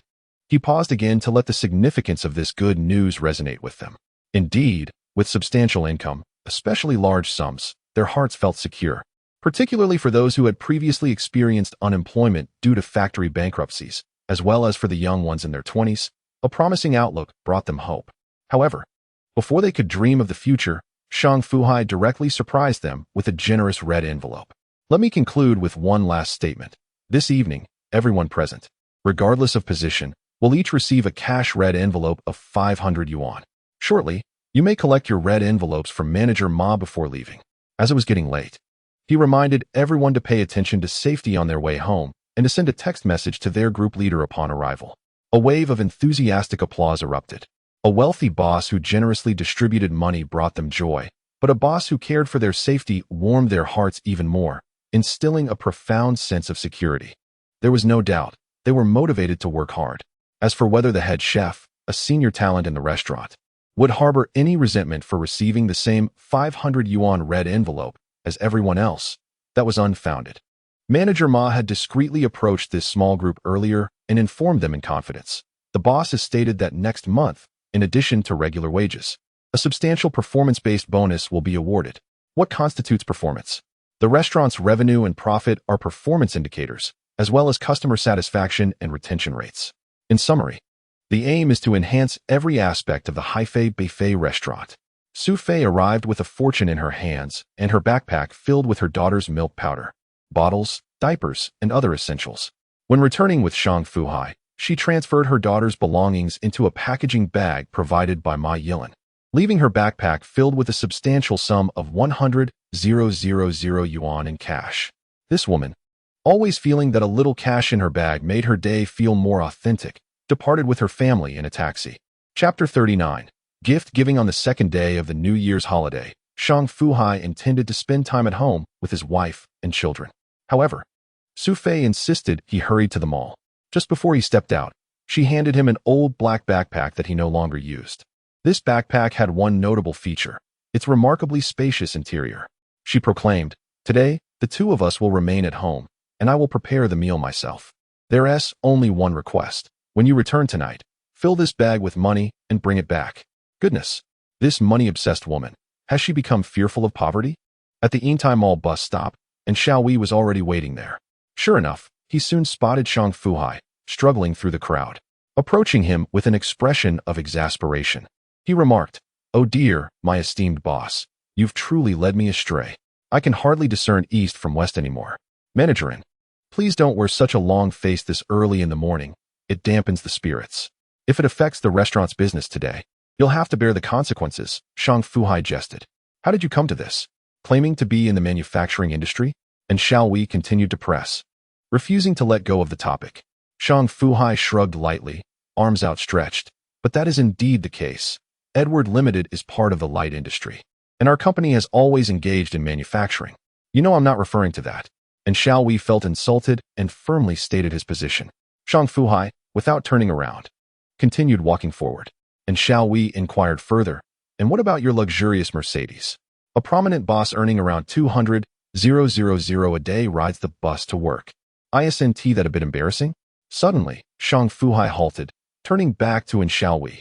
"Managerin, I never claimed that car was mine. Renting it grants me the right to use it. However, purchasing a Mercedes is merely a matter of time." What an audacious claim! And Xiao Wei was left speechless. He felt increasingly conflicted. Here he was, a respectable manager at Yintai Industrial Buchuan branch, being outsmarted by a mere youth. If word of this spread, he would be humiliated. Observing in Xiao Wei's ever-changing expression, Shang Fu Hai seemed to grasp the underlying tension. He added, "Managerin, let me treat you to a cup at Starbucks." "Starbucks is off the table. I have no affection for coffee. Let's south go to your place instead. A glass of juice would be refreshing and clean," and Xiao Wei replied. The two ascended to the fourth floor, seeking a quiet spot to sit. Shang Fu Hai personally prepared a glass of pure orange juice for him. "Managerin, I had no choice but to act as I did. Consider my position, an insignificant young man without power or wealth, striving to accomplish something. What other options did I have? However, I'm not entirely without funds," Shang Fu Hai mused, pulling out his phone. He opened his modest securities account and navigated to the historical transaction interface, pushing the phone toward Xiao Wei. And Xiao Wei was perplexed by the enigmatic intentions of the individual before him. He picked up his phone, captivated by the two strikingly read transaction statements that had come to fruition. "Damn it, you excel at stock trading," he couldn't help but exclaim in frustration. With a loss of 240,000 in Western securities and an unrealized gain of nearly 30,000 in LuTV, the total investment approached 600,000. After a mental calculation, he realized that in just a month, the other party had transformed an investment of less than 300,000 into what he now observed. His attention shifted from the deception by Shang Fu Hai to LuTV, and he anxiously inquired, "Is there profit to be made?" Manager N's response was rather emphatic. "If it weren't profitable, would I invest in it? I assure you, if it were someone of lesser acquaintance, I would not divulge this information. Given my discerning eye, I have no doubt that doubling the investment is entirely feasible, or else I wouldn't have invested at all." Manager N offered, "If you lack spare funds, I can lend you some. Any losses will be on my account." Shang Fu Hai spoke with eloquence. "That's unnecessary.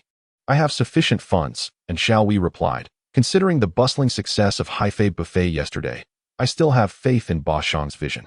And Xiao Wei reflected on this. Regardless of how successful Shang Fu Hai's buffet was, the revenue share from the mall was merely a measure of his performance, a stepping stone for promotions and salary increases. The money could not all be pocketed. However, what Shang Fu Hai was now sharing with him was indeed different, as it could be securely placed in his own pocket, impervious to scrutiny or audit. Setting aside his feelings of being misled, and Xiao Wei truly admired Shang Fu Hai, a man of audacity, ambition, and extraordinary fortitude. With a revenue exceeding 1 million, including membership fees, this figure might not seem astonishing, yet it was remarkable for a newly established buffet. If this trend continued, it could culminate in over 60 million annually. Even if the future did not see such fervent business daily, a conservative estimate would still yield over 40 million. According to his knowledge, the net profit for such buffets, after various expenses, typically exceeds 40. Thus, this 300 square meter buffet could potentially generate a net profit nearing 20 million annually, a figure that surpasses that of many enterprises. Most significantly, it was all cash income, devoid of the triangular debts and various outstanding payments that plagued other companies. It was indeed impressive. Understanding this, and Xiaowei had eagerly awaited at the bus stop that morning.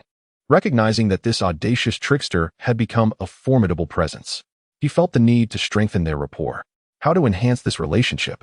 And Xiaowei pondered, contemplating the necessity of subtly reminding Shang Fu Hai of his previous unreliable ventures, instilling a sense of guilt within him.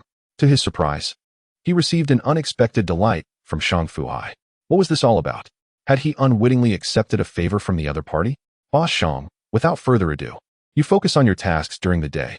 I'll come to find you tonight, and the two of us can meet elsewhere. It's my treat, and Xiaowei proposed. Shang Fu Hai was not inclined to agree. He still needed to return home to prepare dinner. His wife had mentioned that he need not cook, but considering her culinary prowess, which could easily turn a simple fried egg into a charred disaster, he dared not dwell on that imagery. While he did not wish to think on a grand scale, he had to contemplate the smaller matters. With family obligations binding him, manager and visited at noon, and the two of them casually dined on his premises. Establishing a rapport where manager and could frequent the restaurant to conduct inspections and offer feedback. Shang Fu Hai gestured for a waiter and instructed, please fetch a 1,000 yuan recharge card from the counter. Within 2 minutes, the waiter returned, delivering the card promptly. Shang pushed the card across the table toward Xiaowei, saying, as the head of the mall, it is your responsibility to inspect our restaurant, especially since we share in the profits. His words were delivered with an air of refreshing sincerity, alleviating any pressure from Xiaowei. After all, Boss Shang had declared it a casual inspection, a part of his duties. Moreover, was a 1,000 yuan membership card truly significant? It merely constituted a transaction on paper, with no actual loss incurred. How much could Xiaowei possibly consume? Spending 1,000 yuan for peace of mind was worth it. Chapter 40. Xu Fei contemplates purchasing a car at approximately 9:30 p.m. After settling the bill, Ma Yilin approached Shang Fu Hai with excitement. Boss, I have wonderful news. Shang, casually flipping through a book, glanced up at the exuberant Ma Yilin and inquired, is it that today's revenue surpassed yesterday's? Ma Yilin spread her arms wide, fingers splayed. It exceeded by nearly 100,000 yuan. This is nothing short of a miracle. Our restaurant's table turnover rate is astonishing. However, her tone dipped slightly as she continued, nevertheless. The revenue from the recharge membership cards has halved compared to yesterday, totaling only over 500,000 yuan. Additionally, the payment statistics indicate that a full 30 of today's transactions were settled with cards obtained yesterday. Shang Fu Hai let out an exclamation in English, momentarily distracted, then turned his focus back to Ma Yilin. This is merely the advantage of novelty in our opening days and the convenience of the New Year holiday. Our next step must be to maintain our current momentum. I am not asking you to achieve these figures daily, but if you can sustain yesterday's revenue, would you be confident in that? Absolutely, Ma Yilin replied with enthusiasm. That evening, Shang Fu Hai packed away over 130,000 yuan in cash to take home. There was a financial enthusiast waiting for him. He had thought she might have forgotten, as it was late enough to be bedtime, but at precisely 9 p.m., he received a text message, darling, don't forget to fill that bag. To his astonishment, he had never predicted that the impromptu establishment of Hai Fei Buffet would transform into such a lucrative cash cow, with money flowing into his account daily.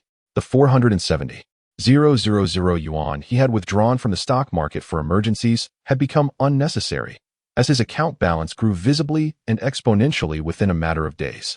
He was contemplating whether, while ensuring the smooth operation of the buffet restaurant, he could allocate some funds to invest in the stock market. Given the current bullish market, it seemed to him akin to finding money effortlessly. As for the dividends from the shopping mall, Shang Fu Hai had signed an annual settlement contract with Xiaowei at the outset, rendering it irrelevant at this moment. Furthermore, the shopping mall merely possessed profit dividends to offset the rent, having no other connection to it. Observing Shang Fu Hai's rapid wealth accumulation, if the mall were to suddenly seek financial gain at this juncture, it would indeed be a foolish act clouded by ignorance. That night, Xu Fei committed a rather foolish act. She spread the money that Shang Fu Hai had brought back across the bed in the guest room and lay upon it, insisting that he take several photographs of her. Shang Fu Hai was momentarily bewildered, realizing that there truly existed individuals who would lie atop money. It brought to mind the absurd notion of bathing in cash that he had seen in videos. The thought of Xu Fei reclining in a bathtub filled with money was so ludicrous that he dared not dwell on it further. He hastily snapped a few pictures and sent her on her way. As for the cash, she could handle it as she pleased. He considered it a generous allowance for her. Unbeknownst to Shang Fu Hai, while he was in the shower, his wife sent the photos of her lying on the money to her mother, Jiang Chunhua, his mother-in-law. Fortunately, the elderly lady was already asleep at that hour. Otherwise, given her temperament, a peaceful night's rest would have been impossible. However, at around 5 in the morning, as the three of them were still asleep, Xu Fei's phone began to vibrate furiously. It was almost time for Shang Fu Hai to rise, and when Xu Fei groggily answered the call, she heard her mother's furious voice on the other end. "You wretched girl, look at what you've done. I swear, if you betray Shang, I will not hesitate to unleash my wrath upon you." In the early morning stillness, the sound of her mother's booming voice was particularly jarring, startling Xu Fei awake. After a lengthy explanation, Jiang Chunhua finally grasped the situation. Yet, understanding the cause and effect only heightened her agitation. Good heavens! Was that vast sum of money truly earned in just a day? How would they manage in the future? Would they not be soaring through the skies every day? After hanging up, the more she pondered, the more her heart trembled. It felt so surreal. How could her son-in-law, who had previously seemed incapable, suddenly become so formidable? Jiang Chunhua could no longer remain idle. She abandoned her job at the processing workshop in the neighboring village, called her boss to request leave, and made her way to the village entrance to wait for a passing bus to Bo City. Throughout her journey, she refrained from informing Xu Fei and Shang Fu Hai of her plans. Meanwhile, Shang Fu Hai was blissfully unaware of his mother-in-law's anxious approach, calmly preparing breakfast while Xu Fei held their daughter, Yuanbao, at the kitchen door, refusing to assist in the kitchen. "Darling, do you recall your mention of purchasing a car a few days ago? Upon reflection, I believe we no longer lack for trifles. Relying on taxis and public transport does not quite align with your stature, does it? Perhaps we should carve out some time to make that purchase." Xu Fei was scheming within her mind. With over 200,000 in cash at home, she momentarily dismissed the thought of transferring the funds to earn interest elsewhere. Such trivial amounts hardly address any substantial concerns. She now occupies a respectable position as the proprietress of Hai Fei Buffet, and it would be rather embarrassing for her partner to fret over such insignificant gains. Taking taxis proves costly, while public transport entails waiting and wastes precious time. It's simply impractical. Xu Fei mused. Indeed, acquiring a vehicle is long overdue. The inconvenience has been palpable. Recently, Shang Fu Hai has been reminiscing about his previous vehicle, a second-hand Skoda Fabia, an automatic that eased the anxieties of even the most novice drivers. Naturally, purchasing that model again was out of the question. The cramped space was intolerable for someone of his stature. Had finances not been tight back then, it wouldn't have been a consideration. "Have you decided on a car? Perhaps a BMW or a Mercedes?" Shang Fu Hai inquired, recalling their last conversation. Xu Fei made a dismissive gesture. "I merely mentioned it then. Now they seem ubiquitous on the streets, lacking allure." Over the past few days, she has been perusing options online and has shortlisted a few models for his consideration. "What do you think?" Shang Fu Hai raised an eyebrow, noting her narrowed selection. "All right then, you are the boss. It's your call. What about a Cadillac, an Audi Q5, an Infiniti Q50, or a Volvo S60? The trim levels are inconsequential. All hover around 400,000. Choose one." She generously bestowed the final decision upon him. Shang Fu Hai scratched his head, recognizing Cadillac, Audi, Infiniti, and Volvo as reputable brands. Yet he was only familiar with the Q5 model. The specifics of the others eluded him. How to choose? In his anxiety, he tugged at his hair and turned to her. "Which one do you think is best?" "Any will do. But my research suggests that the Cadillac and Audi offer superior interior space and comfort compared to the others. My dear, which one do you believe we should purchase?" Xu Fei further refined her options. Indeed, all her selections reflected a sentiment Shang Fu Hai had long been aware of, back when finances were tight. The notion of buying a car had not crossed their minds. Recalling this, Shang Fu Hai tenderly said, "Let us go with the Cadillac. Once you obtain your driver's license, I shall get you an Audi Q5. With a playful gesture, Xu Fei unexpectedly kissed his cheek, prompting Shang Fu Hai to shake his head and chuckle. She then turned to their daughter, Yuanbao, and began her playful admonishment. Did you see that, dear? When you seek a partner in the future, make sure they meet your father's standards, all right? What does that even mean? Chapter 41. The urgent mother-in-law. While Shang Fu Hai was preoccupied with feeding the little Yuan, Xu Fei hastily finished her breakfast and quickly adorned herself, donning the outfit that Shang Fu Hai had procured for her from my way. Have you finished? If not, continue feeding. I'll take care of the rest, Xu Fei urged, no longer embodying her usual languid demeanor. Within a few minutes, she had neatly packed all of her daughter's necessities into a bag, prepared warm water, and noticed that Shang Fu Hai had just finished feeding their daughter and was about to wash the bottle. She promptly urged, all right, dear, it's fine to wash it later. Let us head out to choose a car first. Shang Fu Hai couldn't help but admire her eagerness. This woman had certainly transformed. He hadn't seen such enthusiasm when they had little money. After careful contemplation, he decided that maintaining a stable household was paramount, so he chose to indulge her. Once dressed, he bundled their daughter like a little doll, and the three of them took a taxi to the Cadillac dealership located on Quanming Road in Bo City. To Shang Fu Hai's dismay, he did not encounter the disdainful salespeople typical of novels, who would look down upon him only to be silenced by a wad of cash. In fact, the staff treated them exceptionally well, offering candies, snacks, and coffee, while a lovely lady occasionally played with little Yuan. The service was impeccable. However, the dealership did not have any cars available for immediate delivery, requiring a week for the vehicle to arrive. Xu Fei, filled with enthusiasm, felt quite displeased upon hearing this. She noticed the Audi dealership nearby and tugged at Shang Fu Hai's sleeve, giving him a knowing look. The salesperson, perceptive to their discontent, maintained a cheerful demeanor and said, Mr.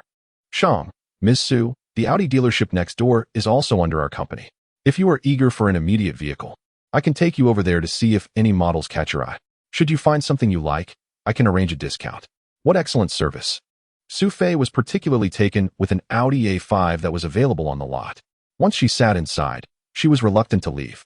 Observing her enthusiasm, Shang Fu Hai understood her sentiments. Mr. Shang, would you like to take it for a test drive? The salesperson inquired. Xu Fei then stepped down from the passenger seat, taking Yuan from her father. You should see how it drives.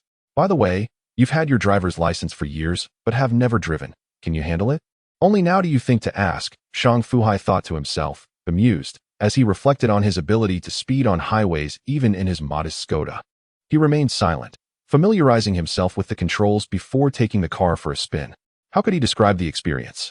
His previous second-hand Skoda paled in comparison. The comfort, the handling, the value for money were all exceptional. He wasn't a car aficionado, but he knew that driving this vehicle was far more pleasurable than his last. If asked about technical details like the transmission, engine, suspension, or heated seats, he would be at a loss. He was there to purchase a car, not to sell one. All he needed was comfort. How is it? How does it drive?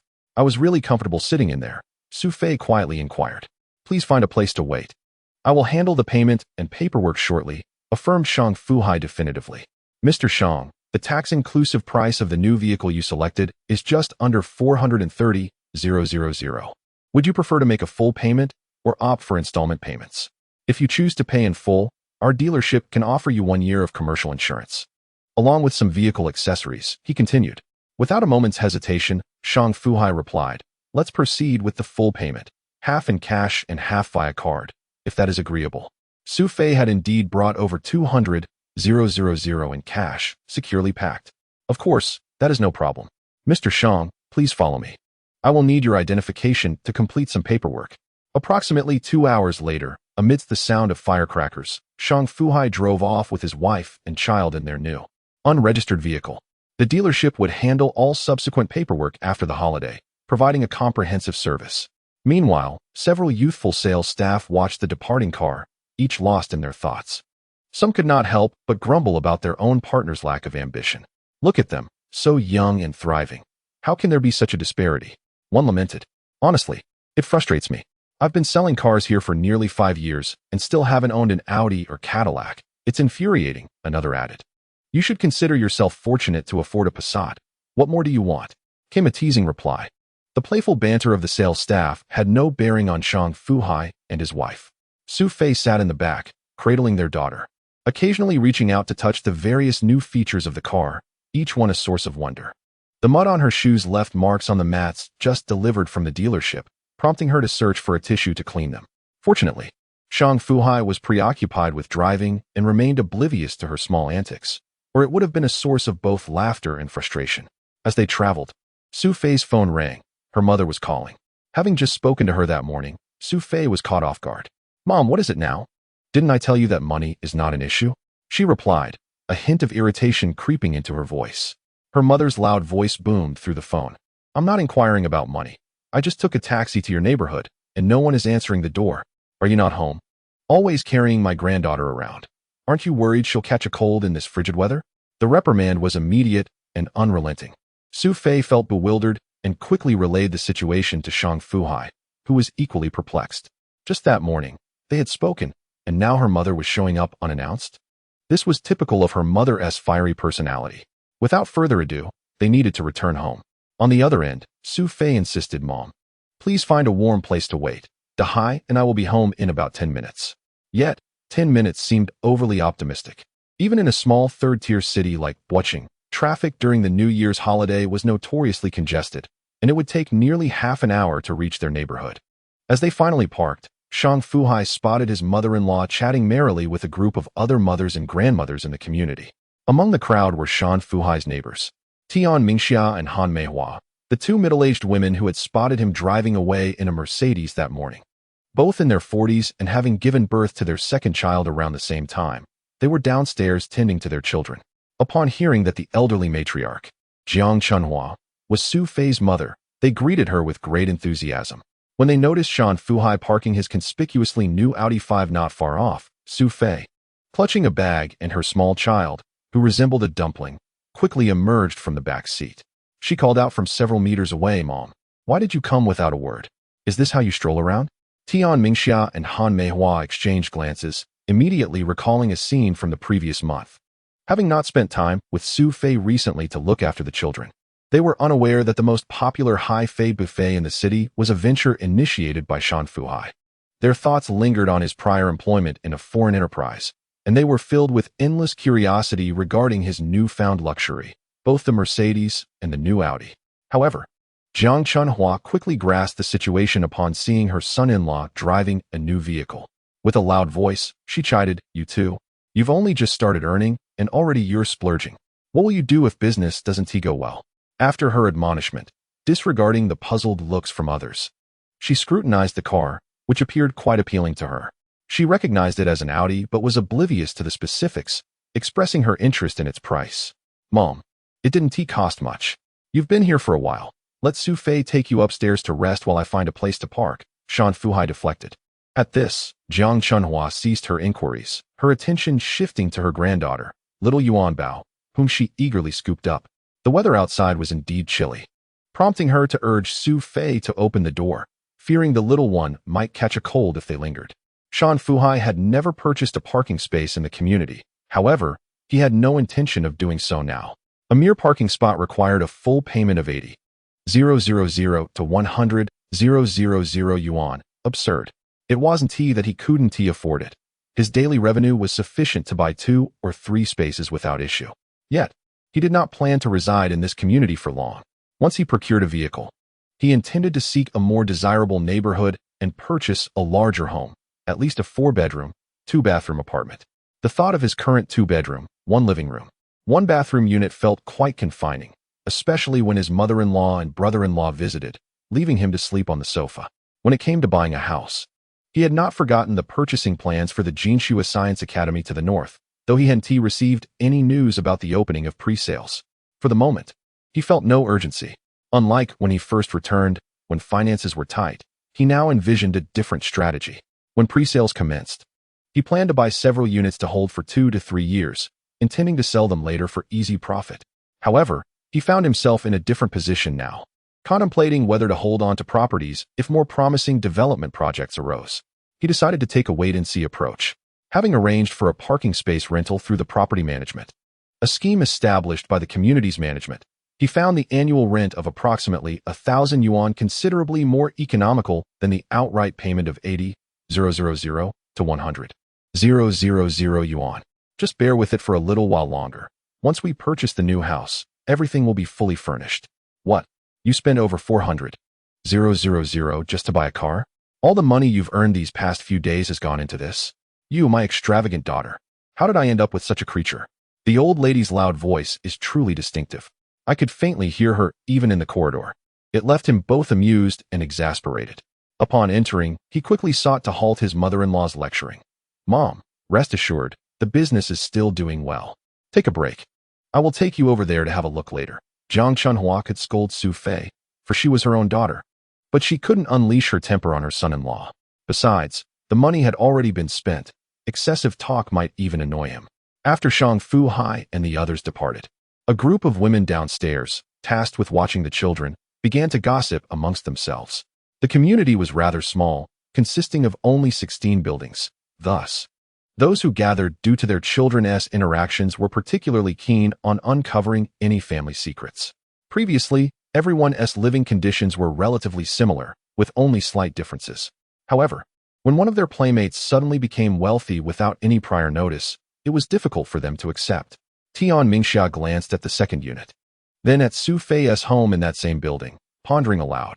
What business does Xu Fei's husband engage in? They drive a Mercedes and an Audi, and that new car must cost around 400,000 or 500,000. Among the crowd was a mother named Dong, who had some knowledge about cars. The new model this year, with basic configurations, costs nearly 500,000. I wonder if they opted for the standard or the high configuration. If it's the latter, the price could be considerably higher. Wow. Han Meihua gasped. Little Dong, is that true? The cheapest version requires 500,000, which is even more expensive than the houses in our community. Oh my, how much is that?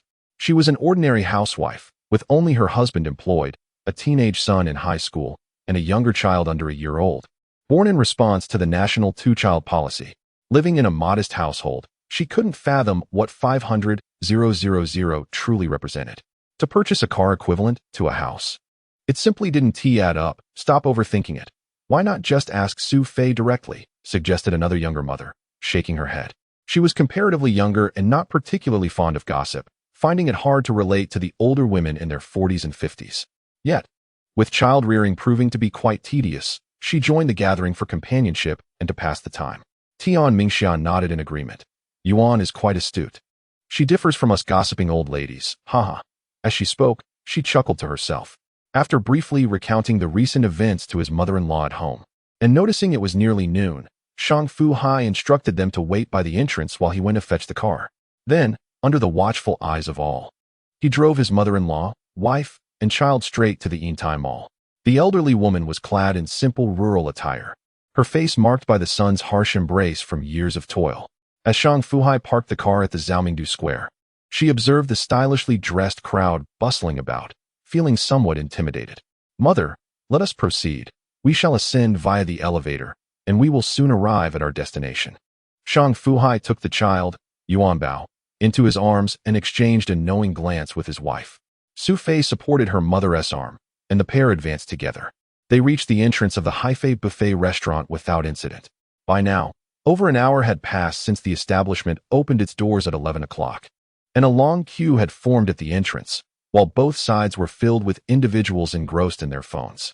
As Shang Fu Hai approached the entrance with his mother-in-law, murmurs arose from the crowd, expressing discontent over their perceived rudeness in bypassing the line.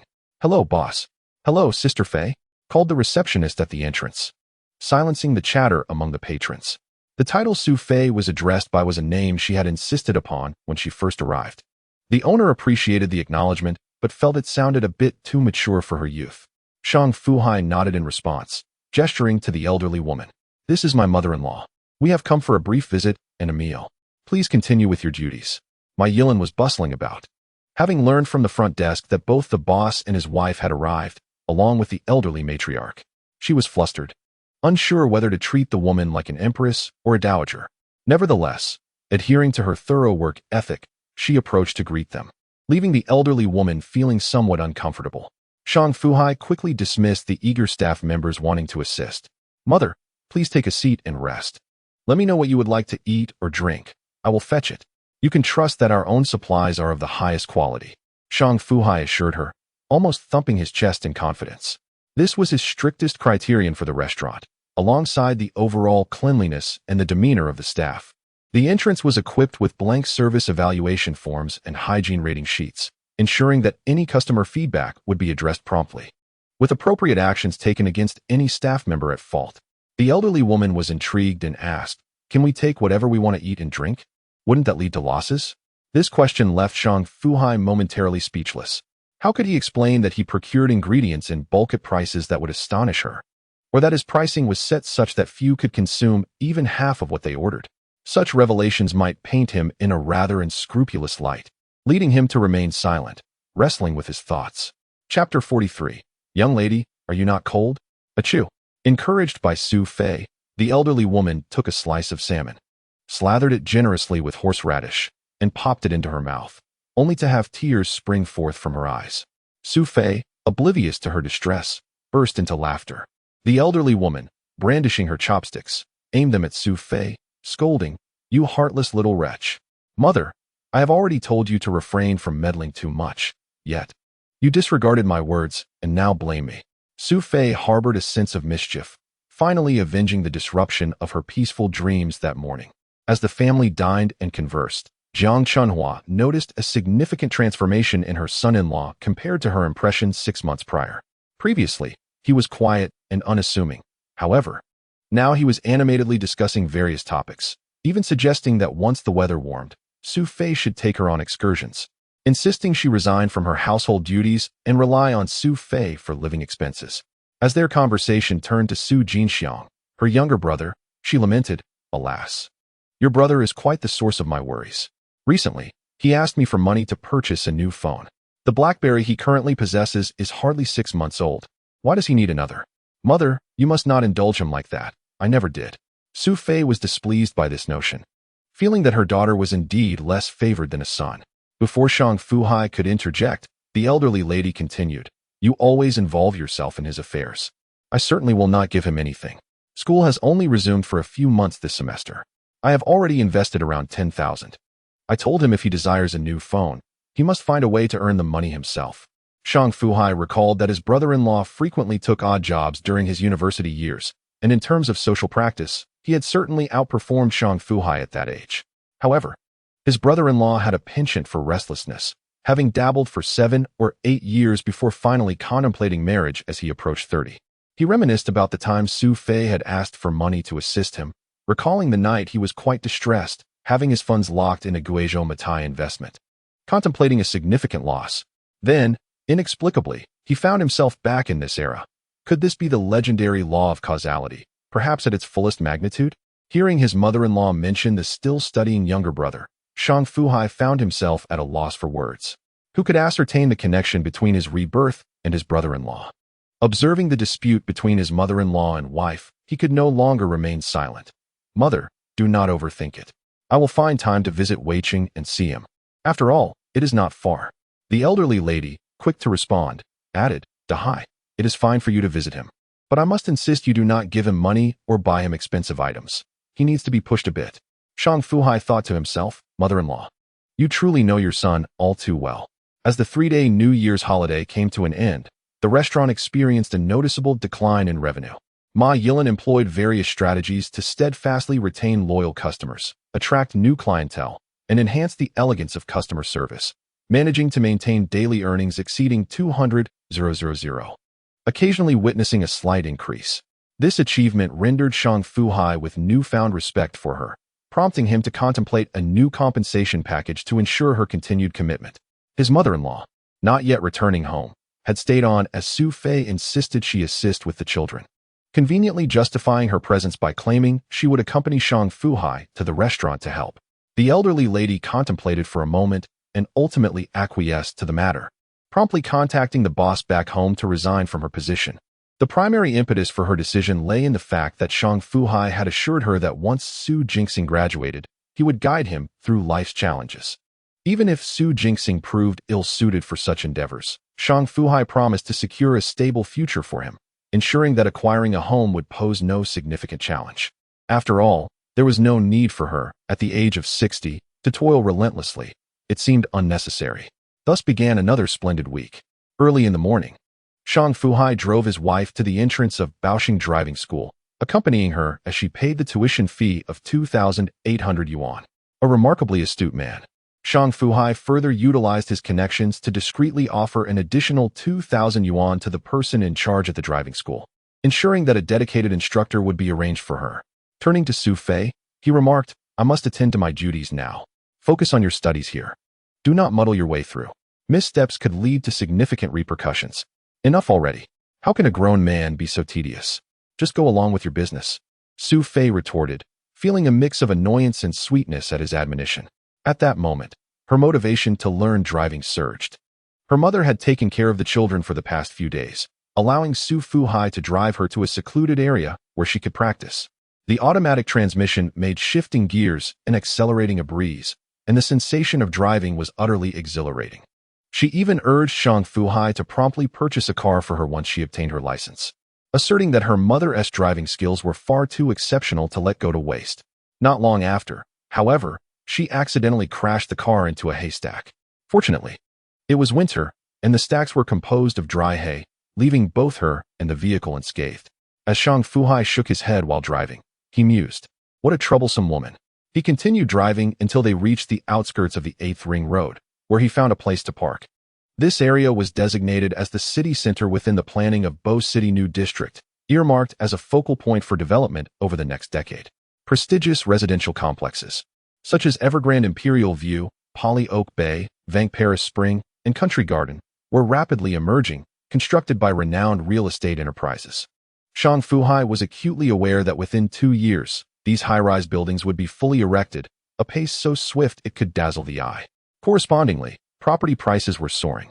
Even during the nationwide price decline in 2019, the values in this area remained relatively stable, with some exquisite communities even experiencing slight increases.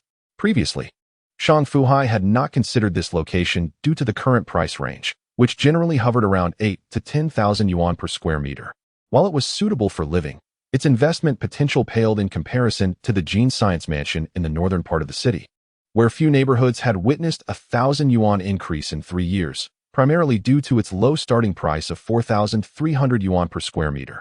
Reflecting on the future, he envisioned a significant national housing regulation policy emerging in 5 to 6 years, leading to a current selling price of 16,000 yuan per square meter in this area. Who could he turn to for justification? Contemplating this, Shang Fu Hai suddenly muttered to himself, "I hadn't noticed before, but the pricing of Gene Science Mansion seems rather peculiar. Could it be that someone is deliberately manipulating it?" Lacking a clear direction, he decided to abandon his thoughts, biting his lip and revealing a mischievous smile. "I care not who is pulling the strings. This year, I shall purchase several properties. If the prices rise, I can always sell them off and recoup some of my investment. I would be foolish to forego this easy money. Good day, sir. I have noticed you perusing the area these past few days. Are you contemplating a property purchase?" A soft voice interrupted his contemplation as he meandered through his thoughts. Turning around, he beheld a striking figure clad in a snug black suit, the frigid air accentuating her alluring curves, a stark contrast against the wintry backdrop. He mused, "My dear, are you not cold?" Chapter 44. The timing is off, and so are the prices. The unflinching young woman, Pan Yuaqin, had been immersed in the real estate industry for 5 or 6 years. Possessing a keen eye and a bold demeanor, her performance had been commendable. Just yesterday, she had spotted him while driving her newly acquired Audi 5, which had yet to be registered, as she toured several nearby construction sites. However, she had refrained from approaching him, recognizing that individuals like him, who drove extravagant vehicles, were either wealthy or financially independent. Their interest in viewing properties indicated a high likelihood of purchase, and the area was rife with developing upscale communities. Yet his particular interest seemed to lie solely in her project. She had not anticipated encountering him again so soon after her morning meeting, yet there he was, not far from her sales office. A golden opportunity lay before her. She hastened toward him, adjusting the shoulders of her suit to accentuate her confidence. This was her secret weapon, one that often left young suitors dazzled and signing contracts under her persuasive charm. As she noticed his gaze drawn to her proud demeanor, she thought to herself, "It appears I may have ensnared yet another prospect. I wonder if he is generous or merely a miser." Before she could strategize further, he posed a question. "Miss, aren't you cold dressed like that?" Pan Yuanbao momentarily faltered, perplexed by his unexpected inquiry. Was this a miscommunication? He shook his head, pondering. Am I the sort of man easily swayed by appearances? A little more vibrancy or maturity in your attire would be more appealing than such a heavy aura of frivolity. He cast a sidelong glance at the sales office behind her, recognizing it as a country garden establishment, and immediately dismissed the notion.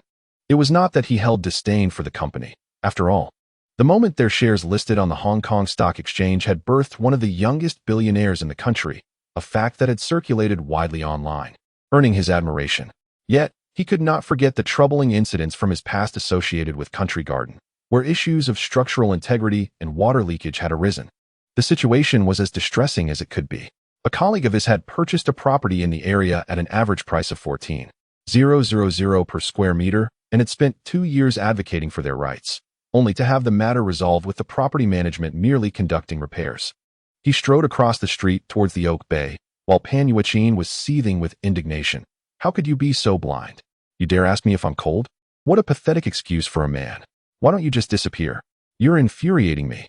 As Shang Fu Hai pushed open the glass door of the Poly Oak Bay sales office, a youthful sales consultant approached him.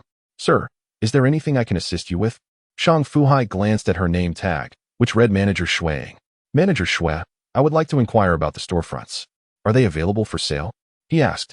Shui was taken aback. The community was still under construction, and here was someone looking to purchase street-level shops. Yet, recalling what was mentioned in her company, she shook her head. I apologize, sir, but we have yet to receive any notification from the company regarding that. Afterward, she quickly added, however, if you could kindly leave your contact information, I will inform you promptly once we have any relevant updates. Was it genuinely unavailable, or were they merely withholding sales? Shang Fu Hai had little interest in delving into her trivialities. He continued, what properties do you currently have on the market, and what are their average prices? We presently offer classic 3-bedroom apartments of 120 square meters, spacious 3-bedroom, 2-bathroom units of 140 square meters, as well as luxurious 4-bedroom estates of 170 and 200 square meters. Our average price varies depending on the unit type and floor position, but I assure you that it is the lowest among several upscale communities nearby. At an average of 8,100. If you are genuinely interested in purchasing, I might be able to negotiate a price of 6,200 with our manager, she replied. Shang Fu Hai cut her off, directly asking, can you drop the price to 1,900? The salesperson was taken aback. Is this a bargaining tactic akin to a market stall? Shui shook her head. I'm truly sorry, sir, but our manager would never approve such a price. That won't work. Here's what I propose. I will leave you my business card, and if your prices ever reach 6,000, do let me know. Also, if you have a 100 square meter storefront available for $1.5 million, please inform me. If I finalize a deal, I'll grant you an additional commission of 1,000. How does that sound? Shang Fu Hai said, handing his business card to Shui. She flustered and attempted to refuse, glancing around to ensure no one was watching before hurriedly tucking her name tag into her pocket. Sir, that price is truly impossible. Would you consider something around 7,000? No, just follow my suggestion. If you close a deal, I'll ensure you receive that commission. I'm a man of my word. Shang Fu Hai was resolute, disregarding all other options. What he remembered most vividly from his past life, aside from the volatile stocks, were matters related to real estate. The current property he owned had an exceedingly low cost-performance ratio. Meanwhile, his colleagues' properties were appreciating at an astonishing rate, leaving him feeling utterly frustrated. Regarding the Oak Bay community, he distinctly recalls a colleague who sold his old house at a favorable price of $6,200 per square meter and purchased a spacious 138 square meter 3-bedroom apartment. Remarkably, within less than 3 years, the price surged to over 13,000, peaking at more than 15,000, resulting in an increase of nearly 10,000. The envy he felt was almost palpable. However, as the discussion unfolded, Shang Fu Hai began to reminisce about a particular event, realizing that property prices during that period were indeed quite elevated. Yet, in the subsequent 2 years, there was a significant decline in prices. He suddenly slapped his thigh, understanding why the figures did not align. The timing was simply off. With this clarity, he wasted no further time and reiterated to his interlocutor, Manager Shui, remember my words. When the prices reach a suitable level, call me. I will reward you with 1,000 for every residential unit sold and 2,000 for each storefront transaction. With that, he turned and left. Shuang watched his retreating figure, her slender fingers tightly gripping the business card in her pocket. She committed to memory this buyer, who spoke incessantly of money, thinking to herself, I shall await your downfall, with your commission scheme suggesting you intend to purchase several units. Shang Fu Hai did not venture elsewhere, but drove directly to Yintai City. Upon arrival, he found it was still before business hours. All the staff were engaged in cleaning. As he approached, their efforts intensified. Ma Yilan was occupied with an interview, the candidate appearing to be a middle-aged man in his 40s, with a buzz cut, a hint of stubble on his chin, and a face etched with the lines of experience, dressed quite formally. With her back to him, she nevertheless heard the commotion in the restaurant and was about to greet him when Shang Fu Hai waved his hand to halt her. There was no need for formalities. He poured himself a glass of freshly squeezed watermelon juice, casually found an empty seat, and began to leisurely peruse a culinary magazine. Once Ma Yilan finished her tasks, she approached him, exclaiming, Oh, my esteemed boss Shang, what brings you here so early today? Any insights to share? Shang Fu Hai closed the magazine and smiled at her. I wouldn't presume to advise you, Manager Mai. By the way, what position was that candidate applying for? Was he suitable? He was applying for a role in human resources management, but I deemed him unsuitable and did not recommend him to you, she replied, shaking her head. In the early days, Shang Fu Hai had been anxious about filling numerous critical positions, but now he felt at ease with Ma Yilan, a versatile talent, managing things competently. He remarked, since he is not a fit, let us take our time in finding the right candidate. It is better to have quality over quantity. Subsequently, he recalled a matter and inquired, what has become of my last suggestion? It has been several days without a response. Boss, I cannot fathom why you are so eager to transfer the funds. Would it not be prudent to maintain cash reserves for emergencies? Ma Yilan casually complained, then continued. The restaurant only requires a reserve of 1 million daily. You may transfer the remaining amount. Very well, I shall leave 200,000 for circulation and transfer the rest. Will that suffice? Shang Fu Hai asked pointedly. At that moment, time was of the essence. To speak bluntly, he is now racing against time to amass wealth. Once this opportunity slips away, it will be irretrievable. The remaining few speculative stocks are either not yet listed or will not yield results for another year or two. After securing this deal, it will be arduous to seek quick profits again. As for engaging in futures or shorting index futures, it would be wiser to invest in real estate, buying and selling properties for profit. He has never ventured into those high-end realms, which to him are akin to taboos. Strictly off-limits. In her mind, Ma Yilan thought, how dare you ask? Is this the limit of your integrity? She silently resented him, but nodded in agreement, uncertain of her boss's intentions. After all, the establishment belonged to him, and she could not intervene. Her focus was merely to perform her job well. Shang Fu Hai, whether intentionally or inadvertently, remarked, Manager Ma, do not fixate solely on this one store. It would be prudent to cultivate a couple of capable assistants. When the time is right, it may be wise to consider opening a branch. All right. Ma Yilan readily acquiesced. She had intended to suggest this earlier. But observing Shang Fu Hai's relentless attempts to siphon funds from the accounts, she refrained from bringing it up. With a short-sighted boss, words seemed futile, and she even entertained thoughts of alternative plans. Little did she expect him to bring it up himself. What was his intention in transferring the funds? Was he preparing for something? On January 7th, the new year began. Through a series of dubious maneuvers, Shang Fu Hai siphoned all the funds in the account since opening, leaving only 200,000 for operational turnover, while transferring a total of 17 million, including client membership card payments, to a newly opened securities account linked to a bank card. Furthermore, he planned to transfer money to this card daily.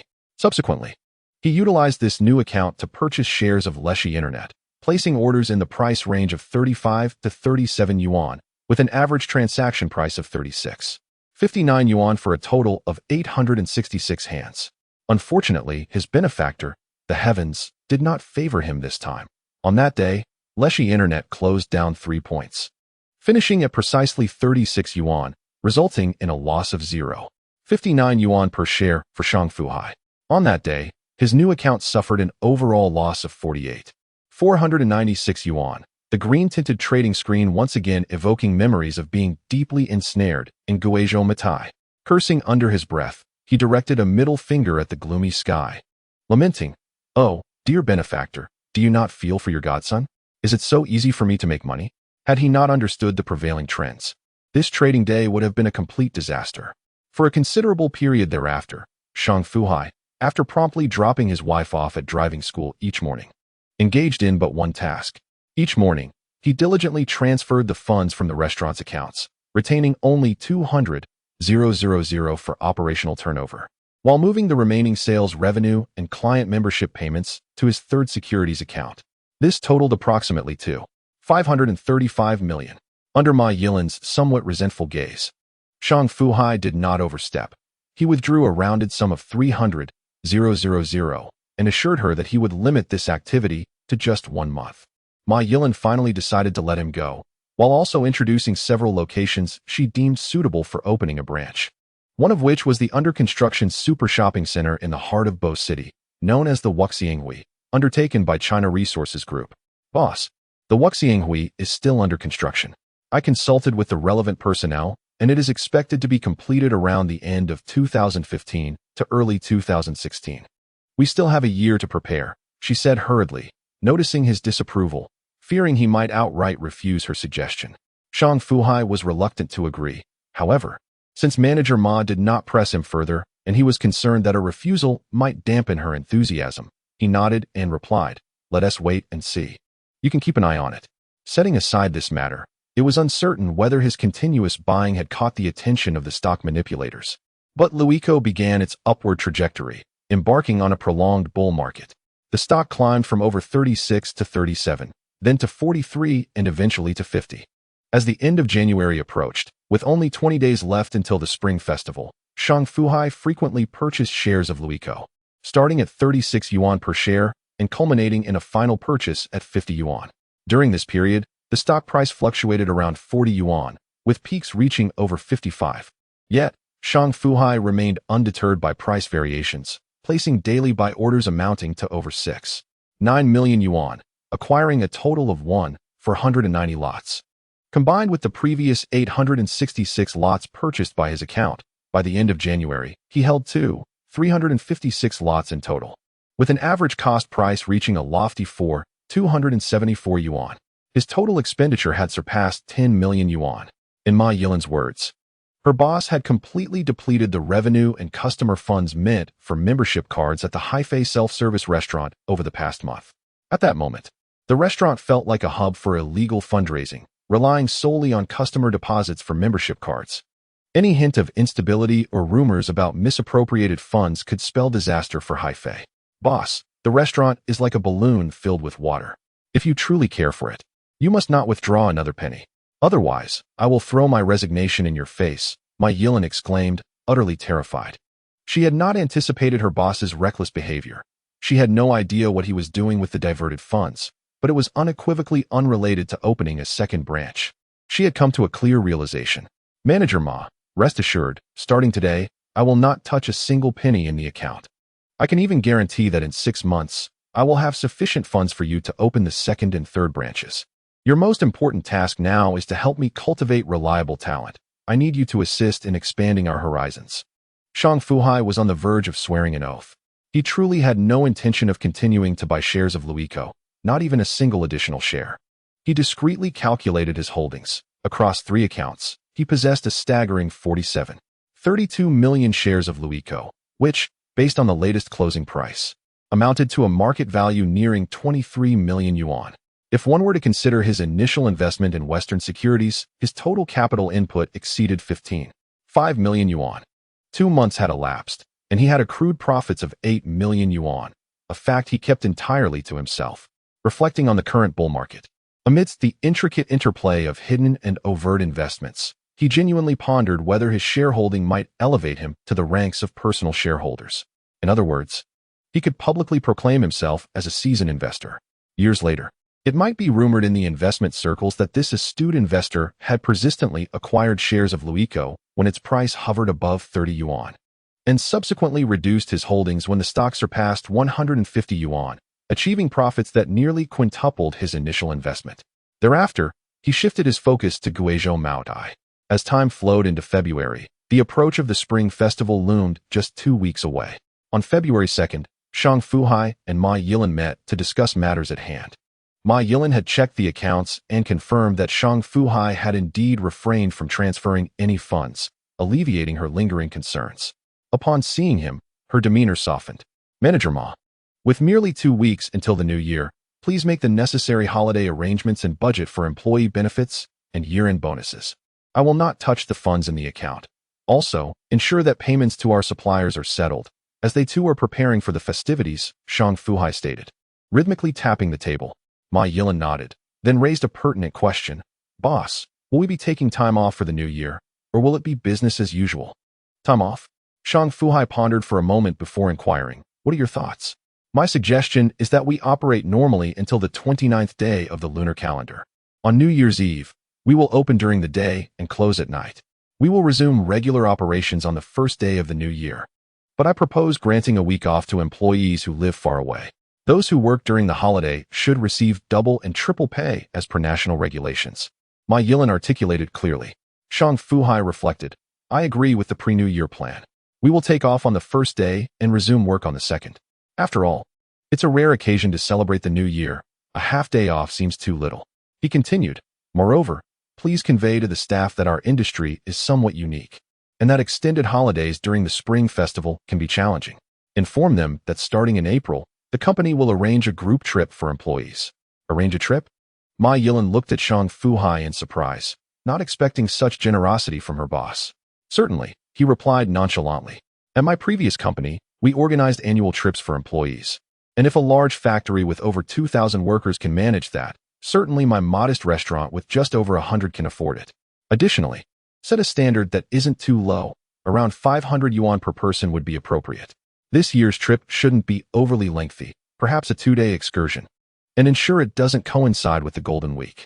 Ma Yilin pursed her lips and remarked, Boss, doesn't the 500 yuan standard seem a bit insufficient? She pondered how he could think that a mere 500 would suffice, considering that just the round-trip fare for a distant journey would exceed that amount. Was he suggesting that one should only visit free attractions? Or perhaps take a trip to another city merely to stroll through the wetlands park? Shang Fu Hai shook his head slightly. Do you have any idea what the standard was at my previous company?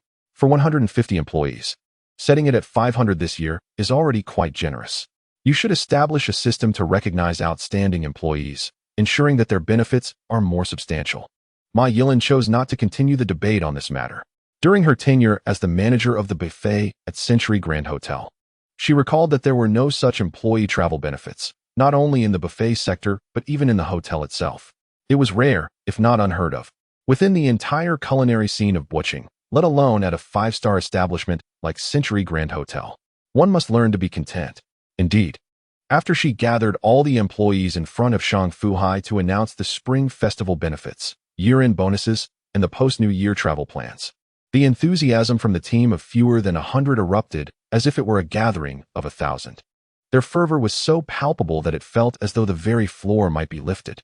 Every individual present looked at Shang Fu Hai with excitement, their joy evident. The following day, the entire 4th floor of Boching Eentime Mall buzzed with news of Haifei Buffet Restaurant's plans to organize a company-sponsored employee trip, causing envy to simmer among their peers. For those who worked in service-oriented roles, this was the first time they had encountered the notion of a company-funded trip. At least, they had never heard of such an initiative within Boching's territory. Simultaneously, the proprietors of the numerous shops on the same floor began to curse Shang Fu Hai behind his back, perceiving his actions as a blatant affront. Did he not understand the unspoken rules of the industry? Shouldn't he just focus on his business and earn his money quietly instead of introducing such novel concepts? Shang Fu Hai himself was uncertain whether he was indeed breaking new ground. One leisurely day, he took a moment to glance at LeTV's stock, discovering that since the last trading day of the previous month, when it closed at 484 yuan, it had surged to over 59 yuan in just 4 trading days, on the verge of hitting 60 and achieving a new milestone. With excitement, he eagerly tapped away at the calculator on his phone, realizing that within this short span, he had made a profit of 1082 yuan per share. With 32 million shares held across 3 accounts, his total profit over these 4 days amounted to 12 million yuan, averaging a daily profit of 28 million yuan. He mused, I am creating a millionaire every day. I could buy 2 apartments at Golden Science Mansion daily. What more could he say? He remained humble. As his assets approached 30 million yuan, he pondered how effortlessly this wealth seemed to accumulate. A sense of melancholy washed over him, reflecting on how he had toiled endlessly in his past life to earn what he now made in a single day. What had he been thinking? However, such musings were fleeting. The moment he received a phone call from his wife informing him that their daughter could now crawl and even roll around on the bed like a playful little donkey, his heart swelled with joy, surpassing even the thrill of earning 1 million a day. It is imperative that I swiftly procure a set of toys for my daughter to celebrate at home, and I must also have that woman record a video to preserve the moment. Shang Fu Hai reveled in this thought. Having recently purchased a portable hard drive specifically to store the cherished growth records of his daughter, Yuanbao. Upon returning home, Xu Fei was playfully engaging with little Yuanbao on the unfolded sofa bed. The tiny tot had just managed to flip over using both hands and feet, and Xu Fei immediately nudged her back, delighting in their play. Unbeknownst to the child, her mother's intentions were far from innocent. She believed her mother was genuinely playing with her, laughing joyfully. Meanwhile, her grandmother, Jiang Chunhua, could no longer bear to witness the scene. As beads of sweat began to glisten on her granddaughter's forehead, with a swift motion, she smacked the back of Xu Fei's hand. "You foolish girl. How much longer will this continue? Let Yuanbao flip over a couple of times, but you needn't exhaust her trying to teach her to run all in one day."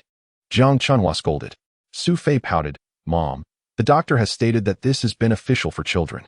Jiang Chunhua could see through her daughter's hidden motives and refused to listen to her explanations. After a moment's contemplation, she said, "Fei, in 10 days, we will celebrate the new year. I plan to return home the day after tomorrow. We need to clean the house, prepare meat and fry meatballs, and stock up on New Year goods. Your father cannot manage it alone, and besides, you will also need to return to our hometown by the end of the year. Just be mindful not to let little Yuanbao catch a chill." Upon hearing this, both Shang Fu Hai and his wife fell silent. Chapter 47. That year we planned to buy New Year supplies. Noticing the somber atmosphere in the living room, Jiang Chunhua felt uneasy.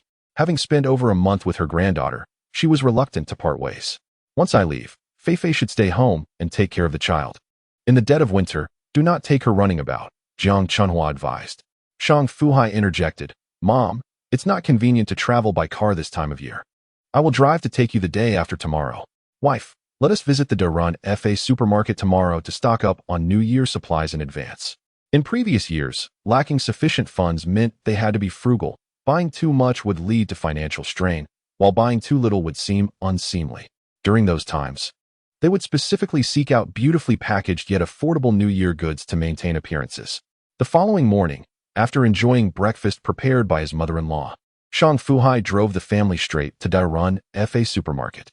In Bo City, this was the preferred destination for purchasing everyday goods.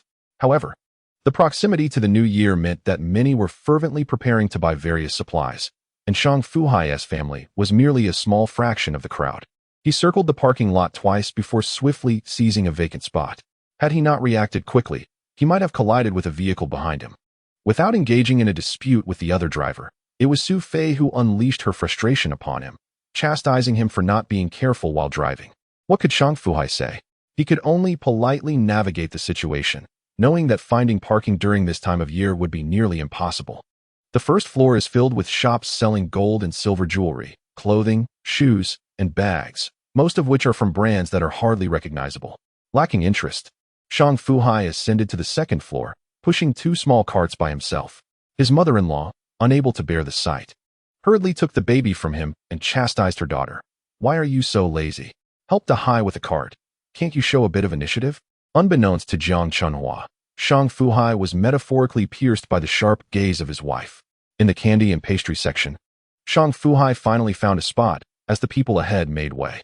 He opened the large bag, pressed it down with one hand, and with the other, indiscriminately scooped candies into it. This action left the surrounding aunties, who were meticulously selecting treats, utterly astounded. Is such a method even possible? They thought, watching as he filled his bag to the brim, then secured it before grabbing another large bag for a different type of candy.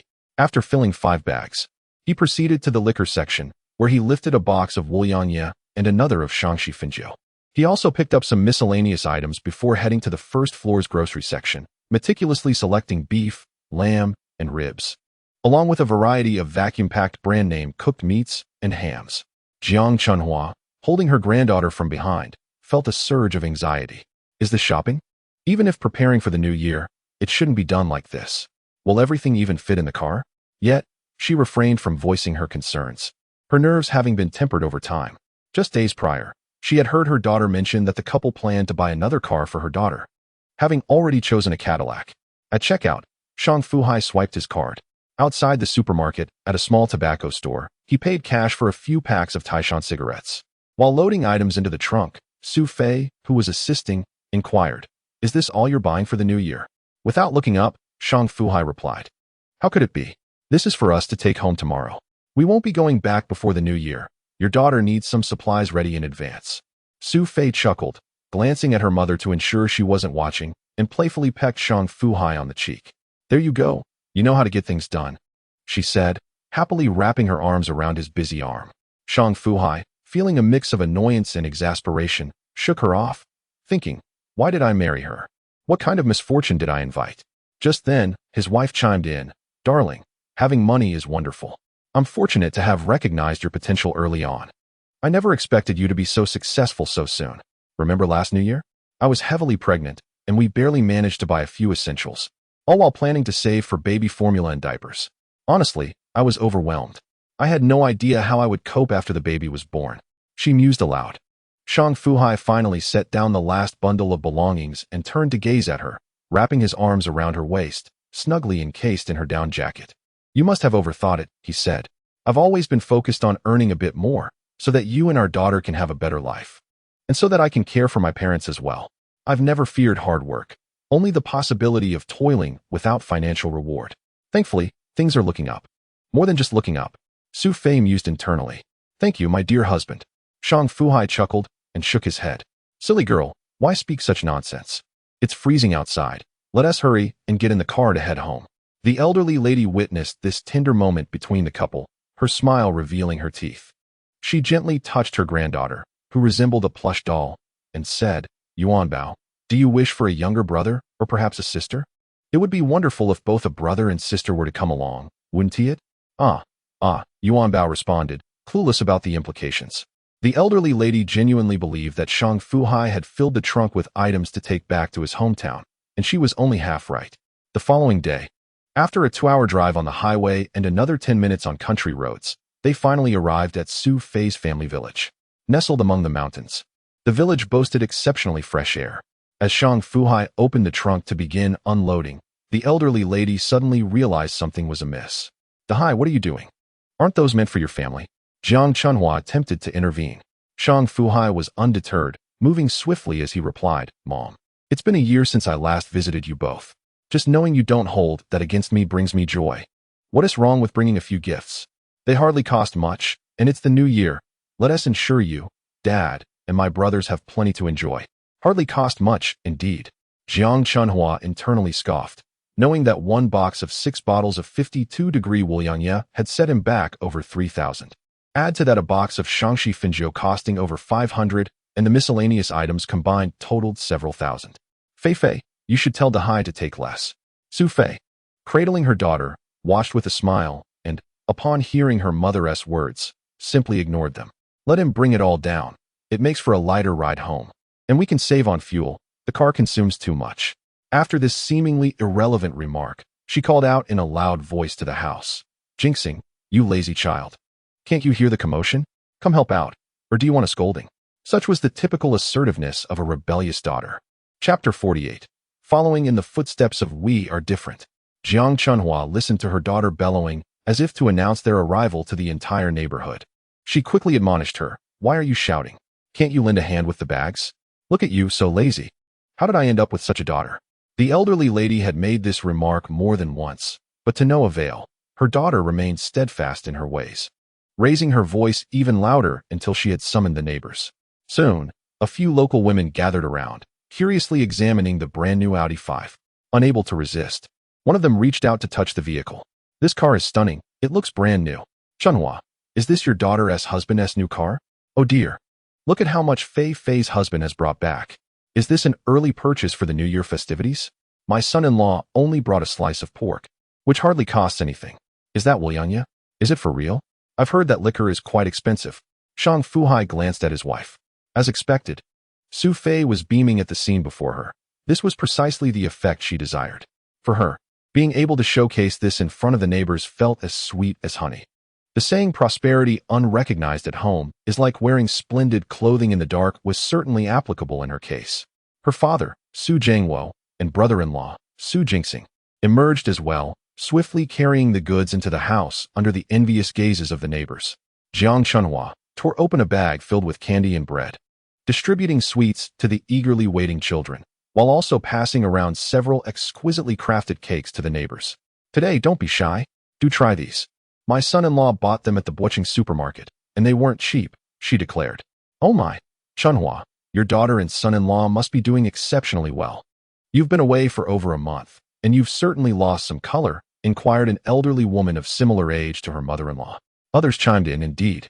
Just look at the vibrant fabric of Chunhua's clothing. It's evident it's of high quality.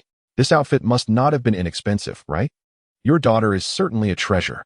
Surrounded by inquiries, Xu Fei was asked, Fei, do share what your daughter and son-in-law are doing to earn so much. Is this car a new purchase? And look at how much they VE bought for your mother before the new year. You must take your sister Yin over next time. Absolutely, Xu Fei responded readily, though it was merely out of politeness. Little did she anticipate that the woman would dash home, exclaiming as she ran. As long as you agreed, I'll call Yin over right away. Make sure to chat with her while you're at home. Xu Fei was taken aback. She had hastily agreed for the sake of appearances, and now found herself ensnared in a predicament. Fortunately, her brother Su Jingxing came to her rescue. He strode out, calling, Mom, Dad wants you to hurry and prepare some dishes. He said to take my brother-in-law to Grandpa and Uncle San's house and invite them over for a meal. As he spoke, his gaze fell upon the car, a smile spreading across his face as he looked at Shang Fu Hai. Brother-in-law, let us go. Xu Fei wanted to join, but Shang Fu Hai flatly refused, saying, what is the point of wandering around with the baby in this freezing weather? It's not warm outside. The mother-in-law selected a portion of items to load into the vehicle, while Shang Fu Hai and his brother-in-law visited their grandfather and Uncle San in the neighboring village. The family was utterly astonished by his sudden prosperity, completely unprepared for such a revelation. Especially Su Jianfa, his wife's uncle, who was a driver for a company and typically well-versed in vehicles.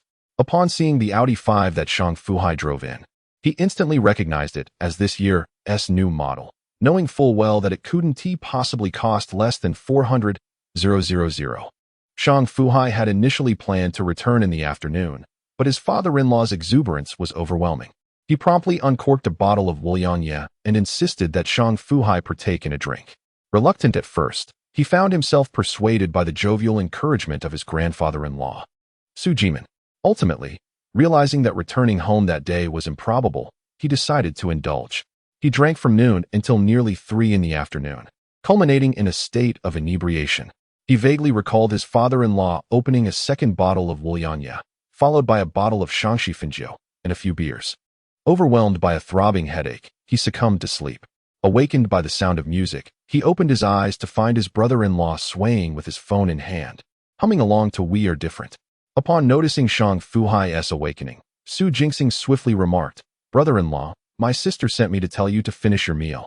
And she also asked me to convey that if you can't handle your liquor, don't pretend to be brave. He then defended his sister, saying, honestly, it's only your good temper that allows you to tolerate her foul disposition. If it were me, I would have slapped her long ago. Shang Fu Hai's lips twitched in amusement as he pondered how he had never noticed such a bold character in him before. Was he not the one who had been on the receiving end of his sister's relentless barrage? That evening, with no one else present, the family gathered for dinner. His father-in-law expressed keen interest in his son-in-law's success story, as did the younger brother still in college. Shang Fu Hai began to recount his journey. Upon concluding his tale, he noticed his brother-in-law's eyes widen in disbelief. Wait, brother-in-law, you're the owner of the Haifei buffet? So, does that mean you wrote We Are Different? No wonder I adore that song so much. The younger brother continued. Do you know that We Are Different is currently topping the charts and has held the #1 position for 3 consecutive weeks? That's incredible. And Su Jingxing, the singer, is becoming quite the sensation too. I heard he's being offered nearly 200,000 for performances, but he's turning them down. Shang Fu Hai was taken aback by Su Jingxing's rapid rise to fame. When he initially taught the song to him, he had anticipated his success, but never expected it to happen so swiftly. Holding the #1 spot on the charts was no small feat, and 3 weeks at the top was truly remarkable. This led him to ponder the potential of his hi-fi buffet. If managed well, it could reach even greater heights. Recalling the concept of internet celebrities from his previous life, he realized that his hi-fi buffet was akin to a beneficiary of such trends. Had he adhered to his original development strategy cautiously, while it would have eventually gained popularity, it would not have erupted into fame as it had now. With this thought in mind, he quickly called Ma Yilan, and during their conversation, they discussed strategies to leverage the viral success of We Are Different to promote the hi-fi buffet. Shang Fu Hai even suggested that if circumstances permitted, they should start preparing for the establishment of a branch. The boss, could it be that this step is being taken a tad too hastily? At this critical juncture, Ma Yilan found herself somewhat hesitant. Having worked at the buffet restaurant of the 5-star Century Grand Hotel for several years, she had never once entertained the notion of opening a branch. Yet, after merely 2 months at the hi-fi buffet, a cell phone brand, she was taken aback to discover that Boss Shang was already contemplating expansion. Unlike the empty promises made before, she could discern that Shang Fu Hai was genuinely resolute. With a tone of conviction, Shang declared, "What's the rush? We must keep pace with the momentum of We Are Different, accelerating our promotion, site selection, and renovations. Once the fervor subsides, it will be too late for regrets." He was unequivocal. In this age of online fast food consumption, trends are fleeting, and the key to sustained growth lies in seizing the moment. Chapter 49. The pet becomes a waste first. Draft a plan for the branch. We can discuss the specifics when I return. Ideally, we should commence construction after the new year, Shang Fu Hai instructed over the phone. On the 4th floor of Kweichow Moutai Mall, Ma Yilan was busier than ever, tirelessly overseeing everything around her. If she had a pedometer, she would surely have clocked in nearly 30,000 steps by day's end. At that moment, she was glaring at her black-screened phone. Feeling quite disgruntled, this boss is truly something else. Either he doesn't consider it at all, or when he does, it's at rocket speed. With the new year just days away, he expects me to produce a branch opening plan. Where on earth am I supposed to find people? Inevitably, her thoughts drifted to Kong Xiangbin, and a blush crept across her face. I can't possibly ask him for help. Perhaps I could invite him out for a coffee. Yes, it's just a casual request. Surely that's not too much to ask. That evening, Shang Fu Hai and his brother-in-law shared a room for the night. Xu Jinxing, having just learned that the original creator of We Are Different was his brother-in-law, was beside himself with excitement. "Brother-in-law, do you have any new songs? Do you think I have what it takes? Could you write me a song?" Xu Jinxing asked with a sheepish grin. Shang Fu Hai shot him a sidelong glance, opting not to respond. "Brother-in-law, really think about it. We're family now. If I become famous, I could endorse your company. Everything would be smooth sailing," Xu Jinxing persisted. Beginning to venture down the path of a career, Shang Fu Hai found his brother-in-law's aspirations increasingly absurd, especially as he began to consider public performances. He quickly waved his hand. "Brother, are you tired? If so, you should get some rest. I've been driving all day, and I'm quite fatigued." With that, he turned over and closed his eyes. He had intended to engage in further conversation with his brother-in-law, but it became apparent that the lad lacked substance, yet possessed unrealistic ambitions, so it was best to let him be. Perhaps he had indulged too much at lunch, as he soon fell asleep without realizing how much time had passed. Suddenly, he was awakened by a commotion outside. Straining to listen, he discerned 3 voices in the courtyard. A woman's voice rang out first. "Second sister, you must help me. Help your nephew Zhang Long.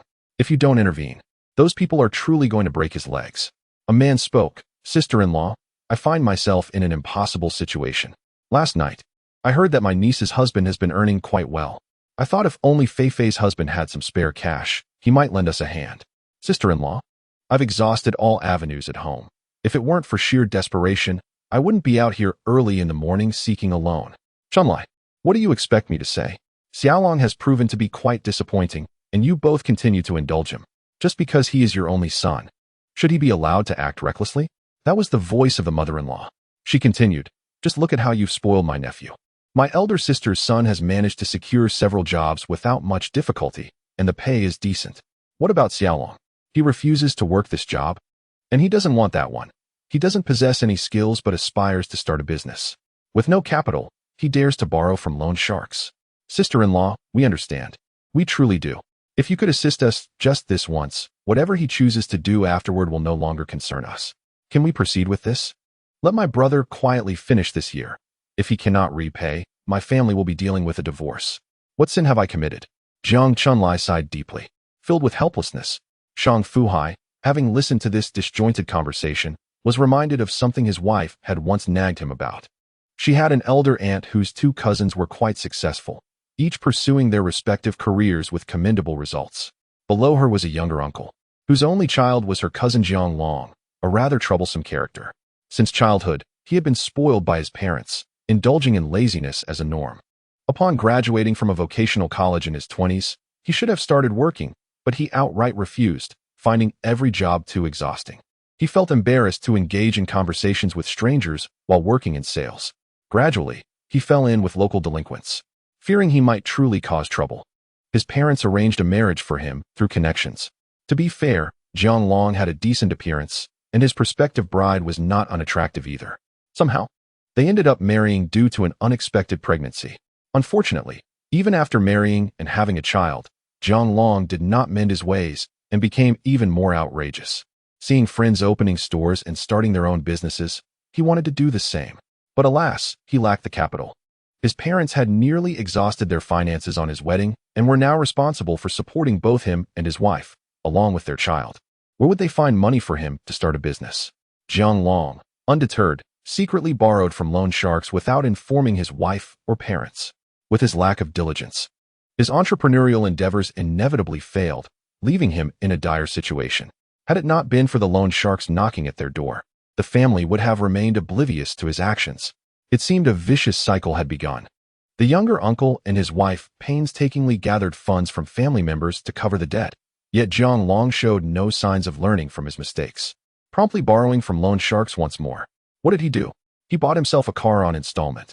He felt exhausted even after just a few extra steps, enduring the biting cold of winter and the sweltering heat of summer. The relentless wind and rain made it imperative to have a vehicle. Otherwise, it was an unbearable situation. Time and again, his parents would come to his rescue. With each passing incident, Jiang Long became increasingly aware that no matter how outrageous his actions were, his parents would always find a way to extricate him from trouble. Borrowing money for daily expenses became second nature to him, rendering him ever more audacious. Just recently, Jiang Chunlai had borrowed over 50,000 from his second sister, Jiang Chunhua, and more than 100,000 from his eldest sister's family, though reluctant to lend him more. How could she refuse her own brother? She could not bear to watch him, as the younger sibling, struggle with the consequences of his misdeeds.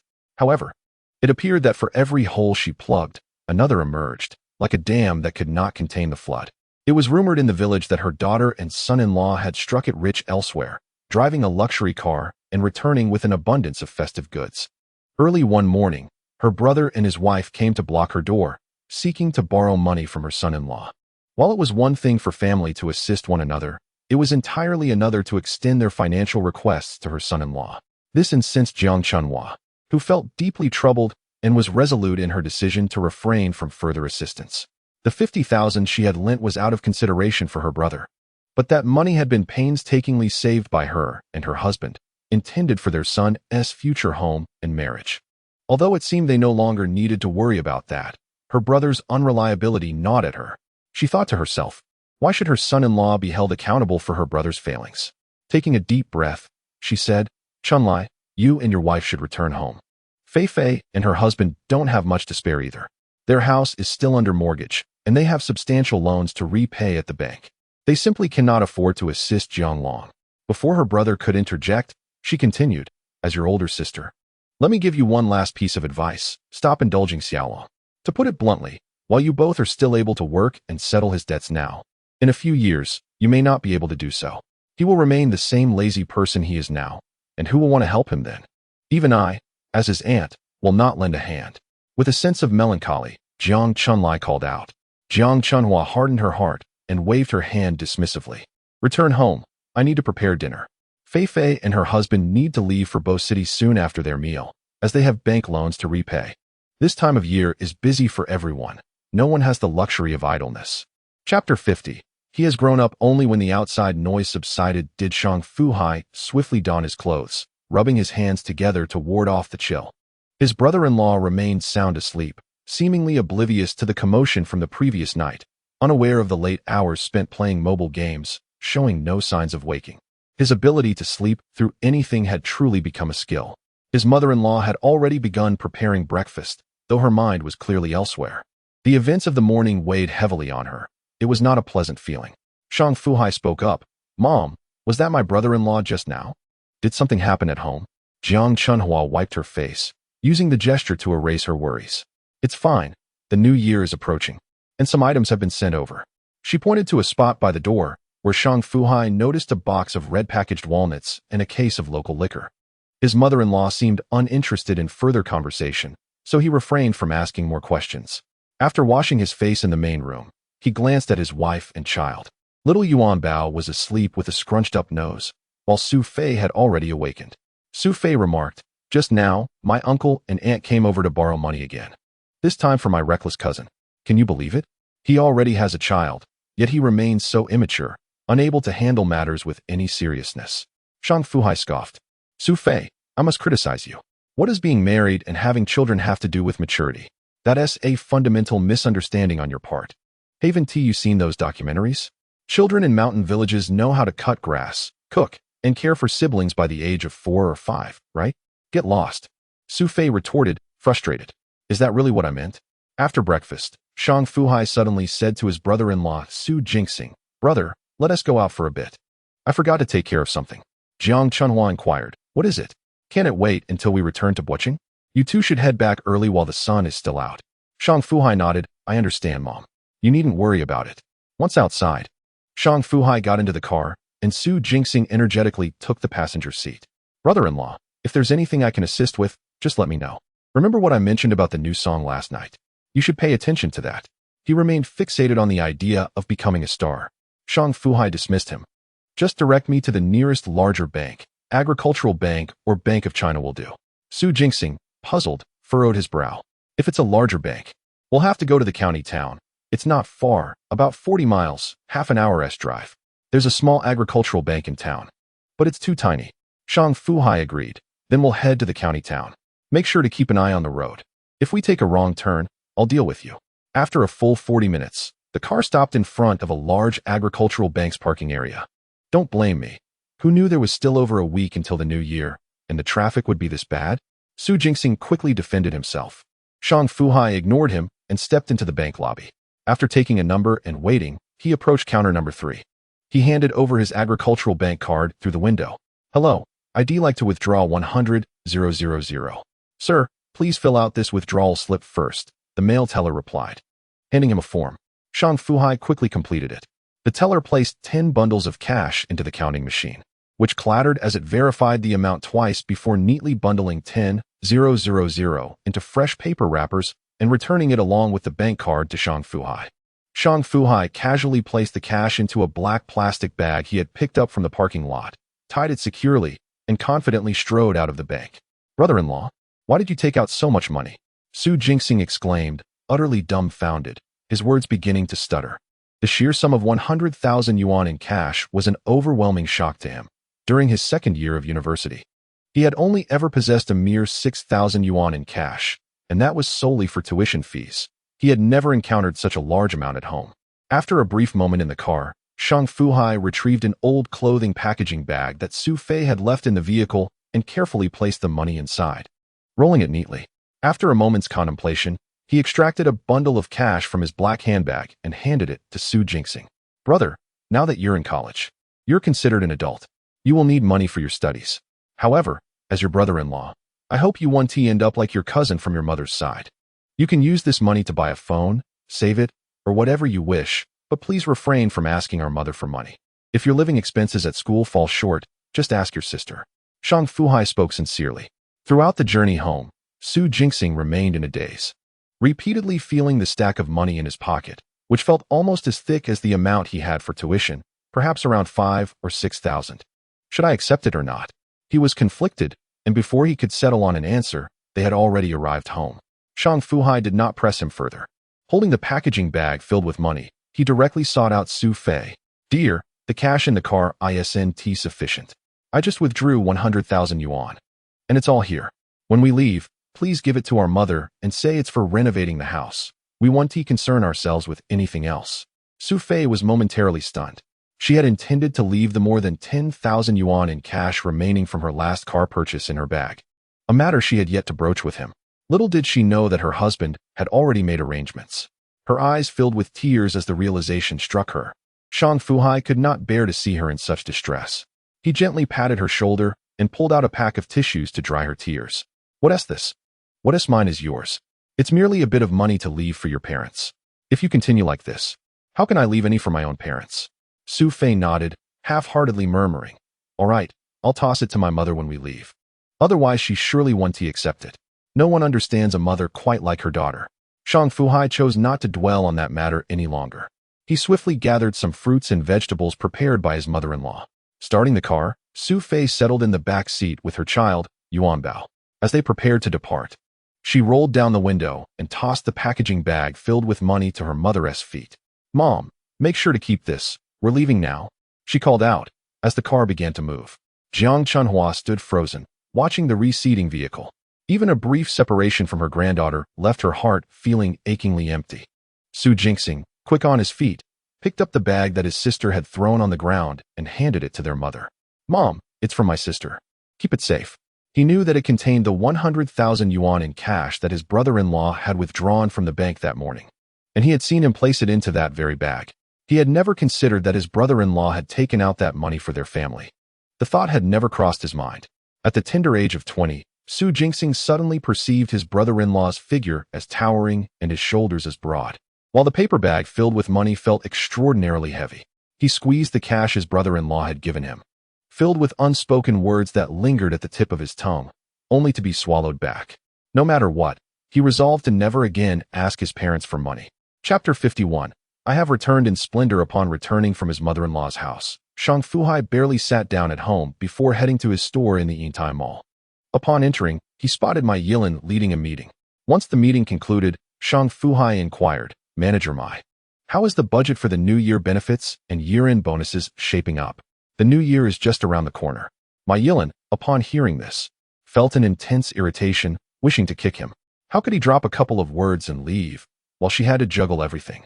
Yet, with a smile plastered on her fair face, she replied, "Boss, I have a draft ready. Please wait a moment.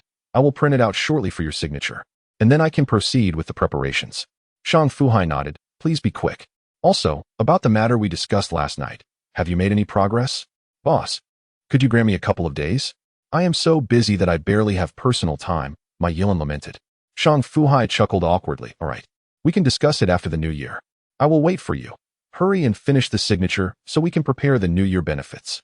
After more than 20 minutes, Mai Yilin approached with a sheet of A4 paper filled with printed text. 5 units of first-grade Luhua peanut oil, supermarket purchase price 119. 2 boxes of Bwaching old snacks, bulk purchase price 59. 10 pounds of Bwaching sausages, purchase price 105. Fruit gift box discount price 89. Uniform procurement from Lichang. Upon reading the final line, Shang Fu Hai's eye twitched. What was this? Did it need to be specially annotated? Was this some sort of mockery? Ignoring Mai Yilin, he calculated the total in his mind. These items amounted to 430 yuan. With 1 portion per person, this New Year's gift should be considered generous, right? He couldn't help but recall his years working at Edward Company, where every festive season meant a barrel of peanut oil, 2 bags of 5-kilogram Northeast rice, and every mid-autumn festival a mooncake gift box. Am I being a bit too extravagant as a boss? Shang Fu Hai questioned himself, yet found no answer, ultimately signing his name. Indeed, he had earned money over the past 2 months, whether through loans or reallocating funds from the restaurant. He had profited from the premise of the Haifei buffet. In comparison to his own earnings, what he provided for his employees seemed negligible. Where were the year-end bonuses? No information regarding them appeared in the budget. "Boss, how about giving an extra month as salary?" Mai Yilin suggested. "This year, we barely worked for 2 full months, so how can we calculate year-end bonuses?" Worried about a budget that might be too generous, she feared the boss's displeasure. Conversely, a conservative budget would surely displease the employees. She was truly caught in a dilemma. Shang Fu Hai chuckled. "All right, let's settle for this year. Next year, we shall establish a comprehensive bonus system in advance. one that encompasses not only the year-end bonuses, but also monthly recognitions for the best employees and those most favored by customers, all of whom shall receive due rewards. Ma Yilin readily acquiesced. Motivating employees through incentives is indeed the most effective approach. If one desires the horse to run, yet wishes to withhold its fodder, they might as well take their leave. Shang Fu Hai understood this principle from the onset. During his tenure at Edward Company, he often lamented with colleagues about the company's nominal reward system. The employee handbook may appear enticing, but seasoned staff are well aware that the reality is far from it. Seeing that Shang Fu Hai had agreed, Ma Yilin prepared to depart, needing to organize numerous matters. Unlike certain bosses who remained sedentary in their chairs for ages, Shang Fu Hai called out to her, "Manager Ma, I have yet to discuss your situation." "Me?" Ma Yilin was taken aback. "Is there something special for me?"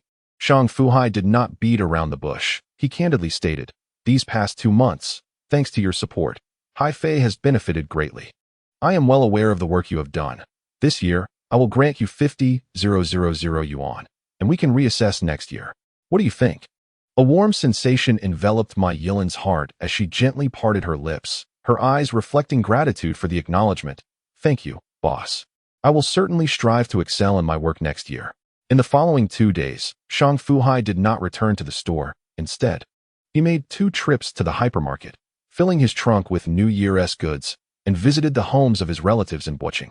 Particularly, at his uncle's place in the Western District, he left behind 2 boxes of fine wine and 2 boxes of exquisite green tea.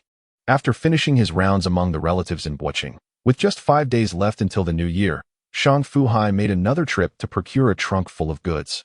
Preparing to return home with his wife and children, he felt an eager anticipation to see his mother, who had aged a decade, and his father, whose back had become stooped. Xu Fei expressed some reluctance. "Is it cold at home? There's no heating, and bathing is inconvenient." "Darling, it's not that I'm criticizing you," Shang Fu Hai retorted disdainfully.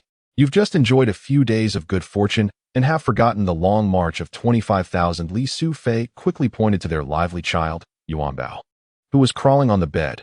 "Your comment is rather unkind, as if I can't endure hardship. I assure you, my considerations are all for her." "All right, I called your mother last month. All the rooms have been fitted with radiators, and the coal-burning stove has been running nonstop, keeping the temperature much higher than our apartment upstairs." Xu Fei smiled, rolling her eyes at him. "Now that's more like it. Why didn't you say so earlier?" Truth be told, when you engage in earnest discussions with women, you've already lost. Shang Fu Hai turned a blind eye, focusing on packing his daughter's clothes and dining utensils. Filling 2 suitcases, he simply stuffed 2 changes of clothes into his backpack, while Xu Fei managed to compile a suitcase on her own. 3 suitcases were hastily crammed into the car, accompanied by an abundance of festive goods in the trunk. Despite the spaciousness of the vehicle, it felt increasingly cramped. Xu Fei found her mobility significantly restricted, especially as she cradled little Yuanbao, her expression reflecting her displeasure. "I never realized how limited this car's space truly is." In his heart, Shang Fu Hai felt the urge to retort, "Are you a devil? Have you forgotten that we're merely returning home for the new year? One might think you're moving house." The journey was swift, covering the 220-kilometer distance, took Shang Fu Hai over 2 hours. As the car veered from the provincial road onto the countryside lanes, a surge of excitement coursed through him. It was difficult to discern whether it was nostalgia or mere disorientation, but as he glanced at the familiar yet somewhat alien faces passing by, he longed to shout, "I, Shang Fu Hai, have returned, gloriously." Chapter 52. The schemes of the small-minded. Much like a few days prior when visiting his mother-in-law, Xu Fei was insistent on letting the neighbors know of their grand return. In that moment, Shang Fu Hai felt an overwhelming impulse, not to boast, but to bring honor to his parents.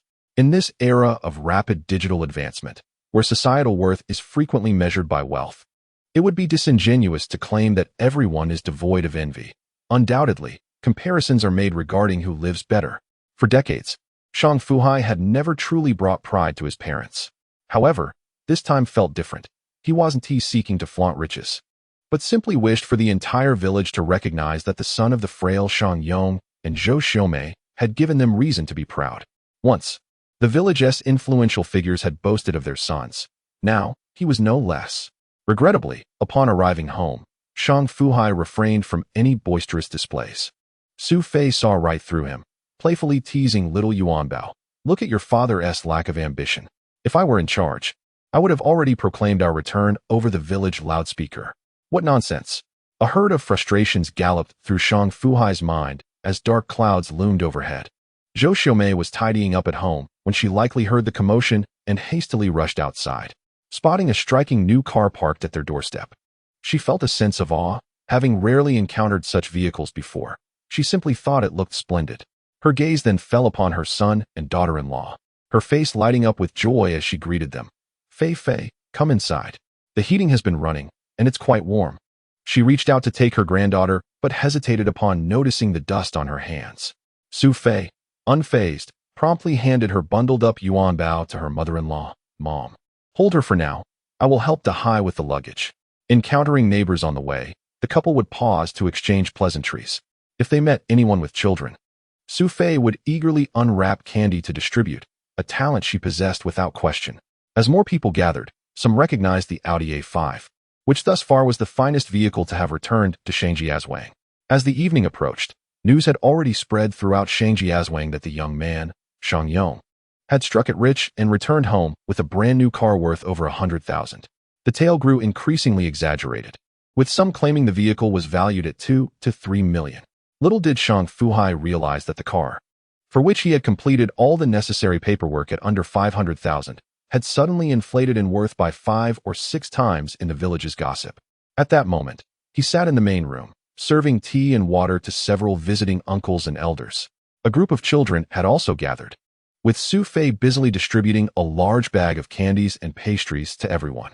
Shang Yong, truly, as the saying goes, a hero's son is also a hero. Fu Hai's nephew has indeed brought honor to your family by returning home with such an expensive car for the new year. Had it not been for his illness, the father and son could have become a celebrated story in Shangjiazwang, praised Uncle Shang Lianghe, eliciting broad smiles from Shang Yong. Despite suffering from severe cerebral thrombosis, which had not impaired his limbs but rendered his speech sluggish, he merely chuckled and nodded in agreement, choosing silence over conversation. The elder continued his accolades. I always believed this child would achieve great things. See, I was right. Shang Fu Hai quickly poured another cup of water for his uncle and offered him a cigarette, lighting it for him. Uncle, this is nothing compared to my second brother's accomplishments. He graduated with a master's degree and, if I'm not mistaken, is now a section chief at Sinuk, serving the country. How impressive. Shang Lianghe beamed with pride, particularly enjoying the compliment coming from his successful nephew, Fu Hai. Fu Hai, do share what business you are involved in outside. The village is abuzz with talk of your car worth over 100,000, he inquired. All eyes in the room turned toward Shang Fu Hai, who felt the weight of expectation upon him. He quickly responded, oh, it's not that much. I was on a tight budget and opted for the base model. After taxes and registration, it cost me less than 500,000. I have no idea who spread such rumors. If I knew, I would sell the car for 1 million and buy another, pocketing the difference. See, I told you it wasn't that expensive. You all were misinformed. Listen to what Fu Hai said. 1 million could buy 2 of those cars, chimed in Uncle Shang Liangkai, who had recently assumed the role of village head with the support of his relatives in the prominent Shang family, giving him the impression that he was irreplaceable in Shangjiazwang. During lunch, he had heard the villagers whispering about Shang Yong's son returning home with a car worth over 100,000, and it left him feeling uneasy.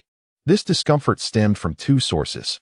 Shang Yong had once been a respected figure in Shangjiazwang, recognized as a competent employee of the power company, living off the state's provisions. Unfortunately, his earlier excesses had led to health issues, and the last few years had been hard for him. Additionally, Shang Yong's son, who was attending university, had not been faring well in his endeavors outside, failing to earn any significant income. However, he was no longer the same. He had ascended to the role of village chief, a position of authority. He even leveraged connections to secure a position for his son at the municipal fertilizer factory, a legitimate state-owned enterprise, thus elevating their status significantly. Yet, upon his return, Shang Fu Hai felt a profound discontent as he absorbed the whispers circulating among the villagers. As if he had been slapped across the face. It gnawed at him that his family had previously overshadowed the capable Shang Yong, only for the tables to turn so drastically. Accompanied by a few brothers from the 5 clans, he ventured to Shang Yong's home. Initially, he remained silent. But once Shang Fu Hai conceded that his vehicle was not as extravagant as rumored, Shang Liang seized the opportunity to interject a few remarks. However, Did he not perceive the flaw in his reasoning? While the car may not have cost over $1 million, could one truly purchase a $50,000 vehicle for personal use? The peers accompanying him felt a flush of embarrassment. He had never behaved in such a manner before. As a mere village chief, had he truly forgotten his roots? No one engaged with him, and Shang Yong merely cast him a knowing smile, saying nothing. Throughout his illness, he had come to terms with many things. Once revered, he had later faced disdain, leading him to a deeper understanding. Engaging in disputes would only mar his peace of mind, and given his condition, emotional turbulence was his greatest foe.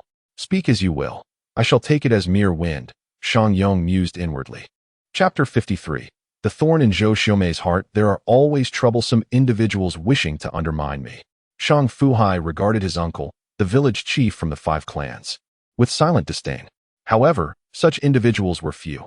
At least the other uncles present were amiable, frequently expressing concern for Shang Fu Hai and Xu Fei, with closer relatives even offering to bestow red envelopes upon the young girl, Yuanbao. Zhou Xiaomei promptly intervened.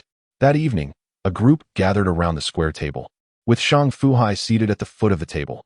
In the Haifei buffet restaurant, he was the proprietor. Yet here he was merely a younger relative serving tea and pouring wine. Especially since his father, Shang Yong, could not consume alcohol due to his illness, Shang Fu Hai, as the sole male in the family, had to accompany the gathering. He could drink sparingly, but abstaining entirely was not an option. Among familiar faces, Shang Fu Hai opened a case of Wulianye he had brought back. The table enjoyed 3 bottles amidst a flurry of toasts before requesting a change of drink. It wasn't that they found Wulianye too costly. Many had never tasted the 700 yuan a bottle spirit in their lives. However, the disparity in flavor was evident, given the 2,000-kilometer divide from their homeland. By the end, it was left to Zhou Xiaomei and Xu Fei to manage the aftermath, while Shang Fu Hai succumbed to slumber, having overindulged. The following morning, he awoke to a barrage of complaints from Xu Fei, chiding him for his inability to handle alcohol and questioning his need to show off, ultimately questioning his ability to maintain order and his dignity. Shang Fu Hai dared not retort, opting instead to feign ignorance, saying, "You speak, and I shall listen." With only 3 days until the new year, Shang Fu Hai's mother assigned him 2 tasks immediately after breakfast. First, he affixed the couplets at home before heading to his grandmother's house in town to deliver some New Year's goods. To save time, Shang Fu Hai hastily used wide tape to stick the couplets up, considering it a mere formality. However, when it came to delivering the New Year's supplies to his grandmother's home on behalf of his mother, he packed half of the trunk with pork ribs, live chickens, and fish, along with a case of Moutai liquor, which he had specifically purchased for his grandparents. The elderly couple had no particular hobbies aside from enjoying a few cups of baijiu now and then. Shang Fu Hai had long been aware that his grandmother was a shaman, a folk healer. Whenever a family faced minor ailments, particularly children suffering from persistent headaches, colds, or fevers, the local elders would attribute such troubles to the children's spirits being lost or the deceased relatives longing for the living. In times when regular doctors could not resolve these issues, people from miles around would turn to his grandmother for her remedies.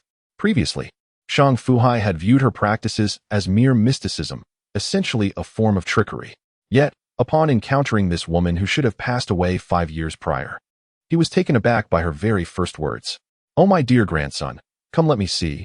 Why have you brought so much for your grandmother? How much can 2 old folks like us consume? You must take some back with you." She began her usual rambling, then took Shang Fu Hai's hand, a gesture filled with the tenderness and affection of a grandparent. His grandmother's hands were soft and warm, devoid of the roughness typically found in the hands of the elderly, which perplexed him, as he knew she never indulged in self-care. Lost in his thoughts, he was suddenly startled when the old woman muttered, "This is peculiar. Strange indeed, Haizi. Tell your grandmother the truth. Have you encountered anything unclean in the past 6 months or taken something from the earth? Your appearance is quite odd. How could a fine young man like you change so?" She urged him to sit down so she could examine him further, pulling him closer. Unbeknownst to her, her seemingly disjointed remarks sent a chill down Shang Fu Hai's spine. Could it be that his grandmother was truly a healer and not a charlatan? This thought clung to his mind, refusing to dissipate. After scrutinizing him for a while longer, she failed to glean any further insights, leaving Shang Fu Hai in a state of uncertainty. He could not tell whether his grandmother had happened upon some truth by sheer chance, or if she had indeed seen something but chose not to disclose it. Regardless, This became a mystery that filled him with a sense of reverence. In this vast world, there might indeed be extraordinary individuals with remarkable abilities. And he himself was a rarity in this realm. Shang Fu Hai was not so fearful of his grandmother discovering his peculiarities as to avoid her. Rather, he had long harbored a sense of regret for not being by her side when she passed away. Nevertheless, he later learned from his mother that her departure was peaceful, without suffering or distress. It seemed she had an awareness of her impending end, for on the night before she passed, she had donned a new outfit specially made for her, and the next day, she simply did not rise again. At noon, Shang Fu Hai personally cooked a meal for the elderly couple, simmering some ribs to a tender perfection in a pressure cooker. He placed a piece of deboned meat into his grandmother's bowl, followed by another for his grandfather, eliciting joyous laughter from both. By the time it was past 3 in the afternoon, as Shang Fu Hai was about to leave, he pulled out 20,000 yuan in cash and handed it to the elderly couple. "You child, take it back. We can hardly walk anymore. What do we need such a large sum for?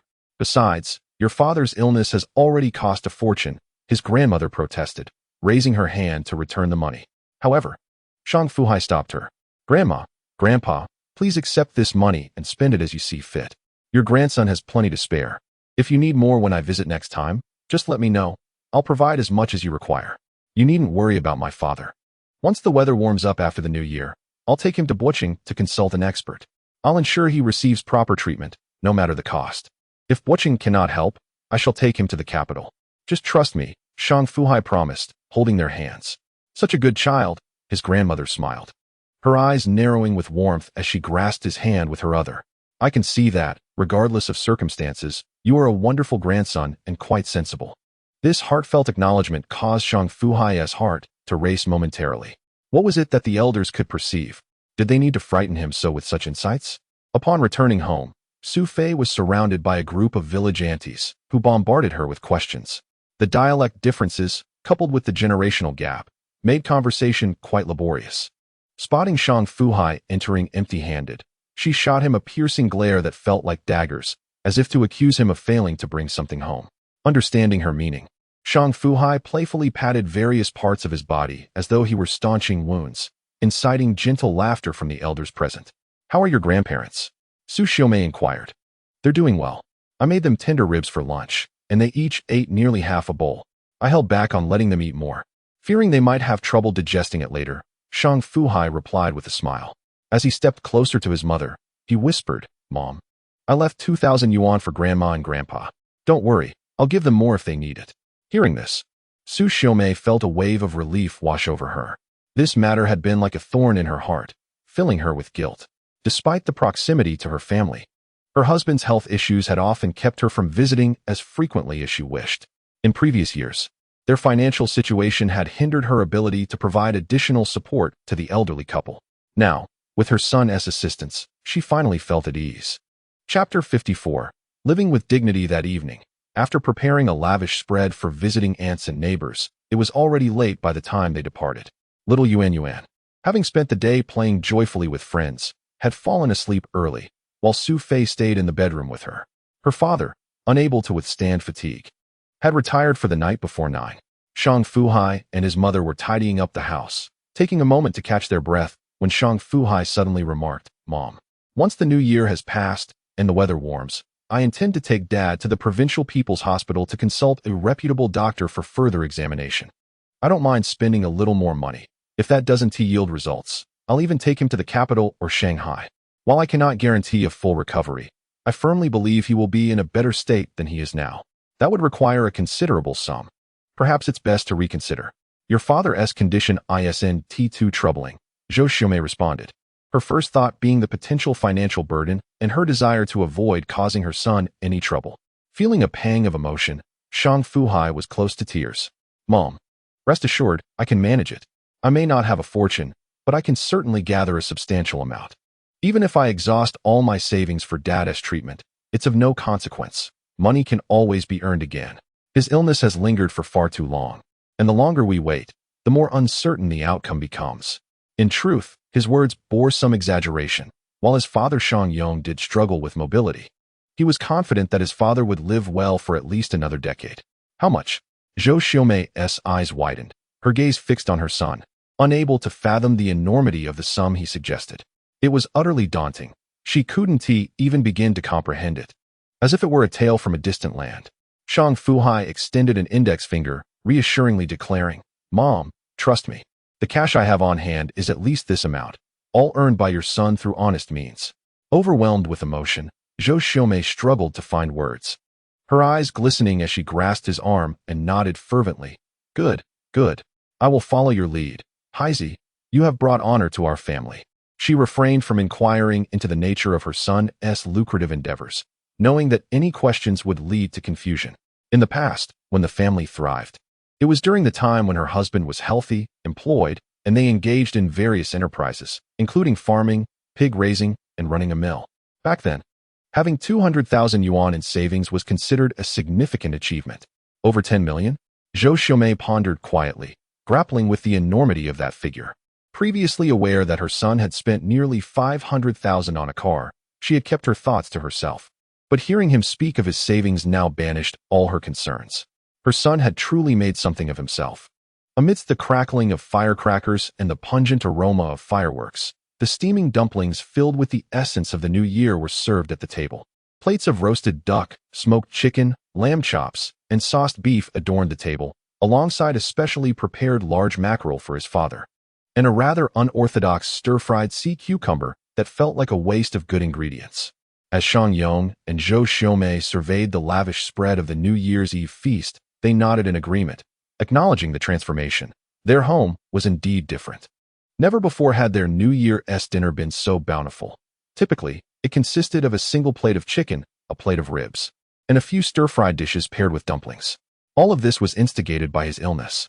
Perhaps Zhou Xiaomei had already shared with him the news of their son's intent to seek treatment, for even in the midst of his steadfast demeanor, Shang Yong found himself stirred with excitement during the meal. As he sipped tea, Shang Fu Hai clinked glasses with his father, and upon raising the topic again, Shang Yong was overcome with emotion, his speech faltering, yet he nodded vigorously. A grown man, capable of taking action, should not leave the management of the household solely to a woman. He does not ask for much. He does not even yearn to return to the state he was in before falling ill. He merely wishes to be self-sufficient. He dreads the prospect of causing turmoil within the household during his bouts of illness. And witnessing his family wearied as they support him in the hospital has even led him to contemplate suicide. This has become the greatest humiliation of his life. A man who should provide for his family has instead become their most significant burden. According to the customs of the village, after the first dinner on New Year's Eve, the male members of the family must visit the homes of relatives within the 5th degree of kinship. They are to bow and pay respects to the elders and reconnect with their peers. Typically, everyone tends to their own affairs, making it rare for them to gather throughout the year. Shang Fu Hai ventured north to visit a few surviving grandparents, and along the way, he encountered cousins from the same clan with whom he exchanged pleasantries. Eventually, he joined a group of over a dozen cousins, revisiting the homes of those elders he had already seen, while spending more time at the homes he had yet to visit. The rumors about Shang Fu Hai spread throughout the entire Shangjia village. Last year, his family was among the more impoverished households in the village, yet this year, they experienced a remarkable turnaround. This sudden change was difficult for the newly appointed village head, Shang Liangkai, to comprehend. And it was even more challenging for other families who had also struggled. They could not fathom why he had suddenly become so prosperous when they were once equals. Naturally, there were those who speculated that Shang Fu Hai must have engaged in some illicit dealings, for it seemed implausible that a legitimate business could yield such rapid profits. Shang Fu Hai later learned of these insinuations but chose to ignore them, allowing others to gossip. What is rightfully his will remain his, regardless of their conjectures. Brother Hai, please tell Hua Ge what kind of business you are involved in. Do you need an extra hand? What do you think of me, Hua Ge? Shang Fu Hua inquired, always keen to latch on to Shang Fu Hai's success for a share of the fortune. Such individuals were plentiful. Shang Fu Hai did not refuse. If someone indeed possessed the capability, he welcomed collaboration, as it mattered not who he worked with. If you truly wish to come, visit Buocheng after the new year, and I shall show you around. Shang Fu Hai replied. Shang Fu Hua was elated. His inquiry was not a genuine intention to join, as his current job provided a decent income, around 10 to 18,000 a month, depending on his efforts in the provincial capital. Furthermore, moving to work under his brother felt psychologically burdensome. He merely chuckled, not providing a direct response. As the day wore on, another day passed amidst the exhaustion. On the first day of the new year, Shang Fu Hai refrained from visiting relatives and instead sought out a few childhood friends with whom he had grown up. Among this close-knit group, he was one of the early ones to marry, while most of his peers were still laboring in factories or elsewhere. Life was challenging, and marriage was even more so. In this era, the prerequisites for marriage often felt like a dichotomy. One must possess a car and a house, a complete apartment. The current domestic market has reached a peak in housing prices, with even small third-tier cities seeing prices soar to 7,000 or 8,000, or even over 10,000. Meanwhile, the average monthly income for the general populace hovers around 3,000 to 6,000. Each year, the official reports on provincial income reveal a stark disparity, evoking sentiments of guilt among many who feel they have fallen short in contributing to their nation. Hai Zi has evidently prospered. I have noticed his car, which, even in its most basic configuration, is no small expense. Shang Yunfei feels an inexplicable sense of admiration. He envies his childhood friend, but does not harbor jealousy. He genuinely wishes for his friend's continued success, recalling a time when his friend was despondent due to his father's illness. Shang Fu Hai smiles and responds, I may have taken the lead in shaping my life, but we all strive together. Should you need anything, do not hesitate to reach out. Chapter 55. Return to Bo City on the second day of the Lunar New Year. I drove my mother back to her family home, accompanied by my wife and child. All three women seated in the back. I had contemplated inviting my father, but he adamantly refused, burdened by the weight of his illness and the shame it brought in front of neighbors and relatives. Over time, he has grown increasingly taciturn. As I parked outside my grandmother's house, I noticed 3 cars already occupying the driveway, a Passat, a Jetta, and a Cruze, along with my own vehicle, filling the ample space at the entrance. Your aunt's family must be here, and your elder uncle's sons should have arrived as well, my mother, Kweichow Moutai, remarked after glancing at the cars. Although she did not recognize many vehicles, she was familiar with those belonging to our relatives. Indeed, upon hearing the commotion outside, the previously closed door swung open, and a throng of relatives poured out, my mother's siblings and their families. On this occasion, the center of attention was not the prosperous Shang Fu Hai, but rather his cousin from his maternal uncle's side, Zhou Xinhong.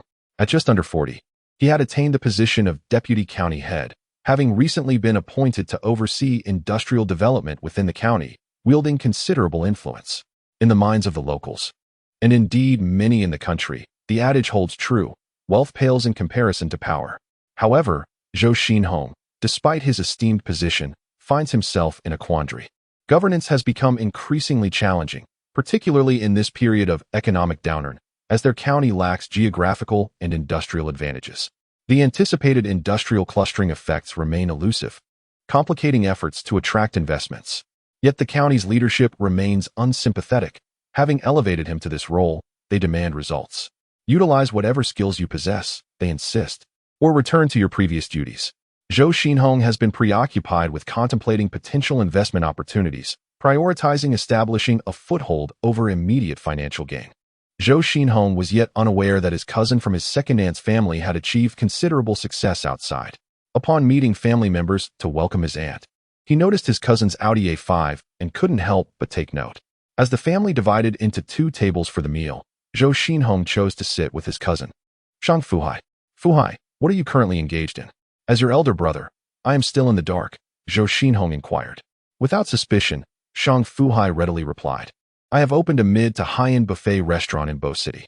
A buffet restaurant. Zhou Xinhong's expression momentarily flickered with disappointment before he managed a smile and said, That is quite impressive. I imagine you earn a decent amount annually. If you ever come to our county, do not hesitate to reach out to your elder brother for assistance. Shang Fu Hai blinked and responded, Since you say so, I shall surely trouble you in the future. All right, just give me a call if you need anything. Zhou Xinhong readily agreed. After lunch, including the children, over 20 people gathered to chat. Zhou Xinhong's uncle, Zhang Shanjun, recalled something and turned to Shang Fu Hai. Dahai, if you have some spare money, take the time to visit your father. His condition cannot be overlooked. Zhou Xiaomei quickly interjected. Shanjun, Dahai told me on New Year's Eve that once the weather warms up, he will take your brother-in-law to the Provincial People's Hospital for another checkup. Upon hearing this, Zhang Shanjun gave Shang Fu Hai a thumbs up. You should have mentioned it earlier. It shows you still possess a conscience. Shang Fu Hai, not offended, understood that his uncle genuinely cared for his father. The uncle had known his father before either had married. Both were temporary workers at the power company at that time. By chance, Shang Yong married Zhou Xiumei, while Zhang Shanjun married Zhou Xiuqin, forming a close kinship. Zhang Shanjun had helped immensely with the paperwork when Shang Yong fell ill, as obtaining medical retirement was exceedingly difficult back then. Were it not for his uncle's unwavering support, the situation might have been quite different now. For this reason, Shang Fu Hai regarded his uncle as a second father. He discreetly informed his uncle, "Uncle, I brought you a case of fine liquor. I will load it onto my cousin's car shortly. All right, you still have a good heart. One day, bring them both over to my place, and we shall enjoy a drink together." Zhang Shanjun replied with delight at the mention of alcohol. When it was time to leave, Shang Fu Hai's daughter, Xiao Yuanbao, received over 1,000 yuan as New Year's money, although Shang Fu Hai's mother also contributed over 2,000. In the following 2 days, Shang Fu Hai drove his mother around to visit relatives near and far. By the 4th day of the new year, he packed his belongings, preparing to embark on a long journey to his mother-in-law's home, from where they would make their way back to Bo City. Shang Fu Hai wished to stay home a few more days, but yesterday, Ma Yilin had called, discussing preliminary plans for expanding the Haifei buffet restaurant. Wanting to go over many details with Shang Fu Hai, this could not be delayed any longer. The matter at hand was pressing. There would be time in the future to serve his elders once he no longer had to rush about. Parting from his parents, the elderly couple felt a deep sense of reluctance as they bid farewell to their son and his family. However, the thought that they would soon be able to provide treatment for Shang Yong in 2 or 3 months dulled the sting of their separation. Before leaving, Shang Fu Hai generously gifted his parents a sum of 100,000 yuan, a portion of which he had withdrawn from the bank prior to returning to Bo City. In a quest for convenience, he had taken out 300,000 yuan in total, leaving just over half for his parents.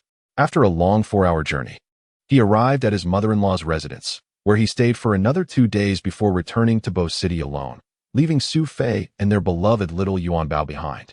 Before the Lunar New Year, Shang Fu Hai and his wife had left behind a sum of 100,000 yuan for renovations, which they could not complete in time.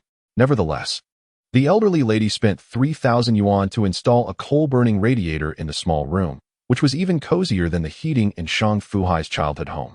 With the Lantern Festival yet to arrive, the New Year still felt incomplete, and it was unlikely for the elderly lady to accompany them back to Bo City during this festive period.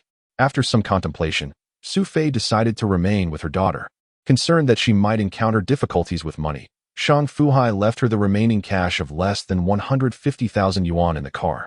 Reflecting on the joyful journey they had taken as a family of 3, the return journey felt solitary and melancholic for Shang Fu Hai. Upon arriving in Bo City, he did not even return home, but headed straight to Yintai Mall. Chapter 56. The branch store plan. As he approached the entrance of the Haifei buffet restaurant, he noticed a lively young girl chattering away, surrounded by several individuals nodding in agreement, resembling a group of eager devotees. Recognizing her, he exclaimed in surprise, "In Zhongqi, what are you doing here?" Startled, In Zhongqi turned around, and, upon seeing Shang Fu Hai, her fear dissipated. She pouted in displeasure. "I'm here for the development of our company, trying to persuade some reliable employees from our network. If you don't understand, that's fine. But there's no need to scare me."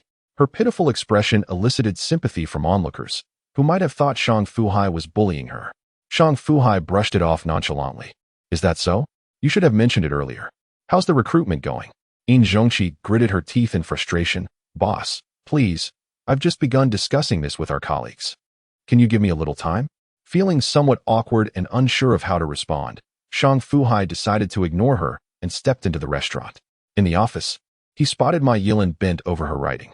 After knocking gently on the door, she looked up, surprised. "Ah, boss, you're back so soon. I thought you would be so absorbed at home that you'd forget to return." Ma Yilin greeted him with playful sarcasm. Anyone in her position would feel the same irritation. The Haifei buffet restaurant had been operating for 5 days since the new year, and the staff had been working tirelessly, while the owner, Shang Fu Hai, had not made an appearance, which was understandably frustrating. Acknowledging that he had been somewhat remiss, Shang Fu Hai swiftly redirected the conversation to the preliminary draft for the branch store plan that Ma Yilin had mentioned. "Where's the proposal? I would like to take a look," said Shang Fu Hai, extending his hand towards her. With a flick of her wrist, Ma Yilin impatiently tossed a stack of draft proposals into Shang Fu Hai's hands. He quickly skimmed through the documents, realizing that the proposal lacked any remarkable elements. To put it more precisely, it was rather conventional. Ma Yilin aimed to establish a foothold in Jiqing during Su Jinshu's fan meeting in the provincial capital. Old Su already has a foundation of fans. That's quite impressive. He must have a team managing this, Shang Fu Hai remarked. Ma Yilin remained silent in response. Coincidentally, the location chosen by Ma Yilin was also the Yintai Mall, a super shopping center developed by Yintai Group in the provincial capital of Dongshan Province. In her proposal, Ma Yilin mentioned her discussions with Xiaowei, suggesting that Jiqing Yintai Mall could even lease space to them following the model of Boqing, albeit with a restructured profit-sharing agreement. The profit distribution of Boqing Yintai Mall 7 was, in the eyes of Lu Rongjin, the manager of Jiqing Yintai Industrial's business department, nothing short of a joke. Boss, I've communicated with manager N, and he has spoken with manager Lu Rongjin from Jiqing Yintai Industrial's business department. They are demanding a 15 profit share in lieu of rent, and they assured us that the space would not be smaller than that of Boqing Haifei Buffet. Moreover, we would be responsible for the renovation costs, Ma Yilin clarified succinctly. Without a moment's hesitation, Shang Fu Hai dismissed her statement. It's simply ridiculous. How dare they demand 15 of the profits? Boss, we cannot dismiss it like that. Jiqing is the provincial capital, and its average consumption far exceeds that of Boqing. Securing a place, there would be a significant step for the future development of Haifei Buffet. Ma Yilin calmly analyzed the pros and cons for Shang Fu Hai. Shang Fu Hai understood the intricacies involved, yet he was taken aback by the high profit share they were asking for. He acknowledged the elevated rental costs in Jiqing for comparable spaces, but the fact that they also expected them to cover renovation expenses raised his concerns. If he acquiesced, it could lead to further complications down the line. This is not merely a financial issue. Are there no other options? Shang Fu Hai inquired. Evidently, Ma Yilin had prepared multiple alternatives. She proceeded to mention 2 other locations, both large shopping centers built locally in Jiqing. However, whether it was the rentable area or the prices, both options caused Shang Fu Hai to frown in dismay. This is outrageous. They are becoming increasingly greedy. Let us not discuss this further. What about other cities? He asked. He had previously communicated with Ma Yilin over the phone, indicating that they would not consider Boqing for their next branch. Boqing had a limited area. Apart from Haifei Buffet, there were 2 5-star hotels with their own buffet restaurants, 3 chain hotels with similar offerings, and numerous other establishments featuring diverse buffet themes. Ultimately, the market there was nearing saturation. Shang Fu Hai's Haifei Buffet restaurant emerged as an unexpected dark horse, leaving the buffet industry in Boqing still somewhat bewildered to this day. Moreover, the distance from the southern to the northern part of Boqing is less than 20 kilometers. Opening another branch would essentially mean competing with oneself. Other locations exist, but none hold the unique significance of Jiqing, remarked Ma Yilin. After a pensive silence lasting several minutes, Shang Fu Hai finally spoke. Very well, there's no need to rush. Take your time to explore further options. In the meantime, I shall seek out manager and to see if he can offer any assistance. And Xiaowei had returned to the headquarters of Yintai Group in the capital well before the new year, causing the 2 to miss their final meeting before the holidays. Following the festivities, Shang Fu Hai had remained in his hometown for an extended period. Boss Shang, what an unexpected pleasure, and Xiaowei greeted him with a warm smile.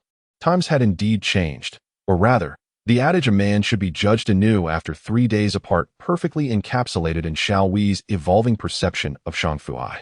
Right before his eyes, Shang Fu Hai had undergone a metamorphosis akin to an ugly duckling transforming into a graceful swan, and Xiaowei's emotions were complex.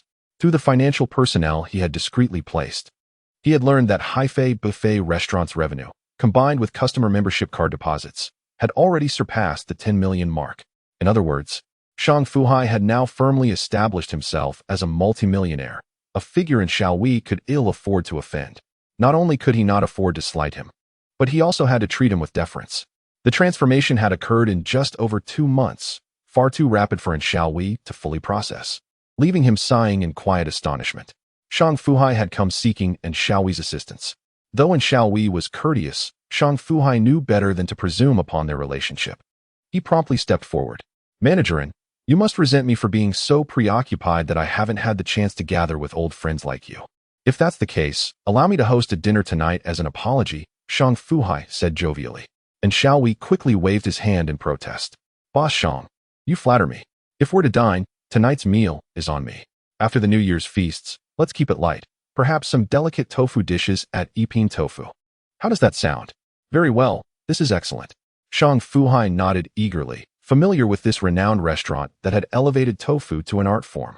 With merely one humble ingredient, brine tofu, they had miraculously crafted an astonishing variety of exquisite dishes. Fortunately, Shang Fu Hai remembered his primary purpose for visiting was not culinary indulgence. He promptly stated, "Managerin, I've come to seek your assistance. As you know, Hai Buffet is preparing to open a new branch. But we haven't yet secured a suitable location. Manager Ma mentioned you've already been instrumental in this matter. However, the profit-sharing percentage demanded by Jiqing's Yintai shopping mall is simply too exorbitant. I cannot accept it.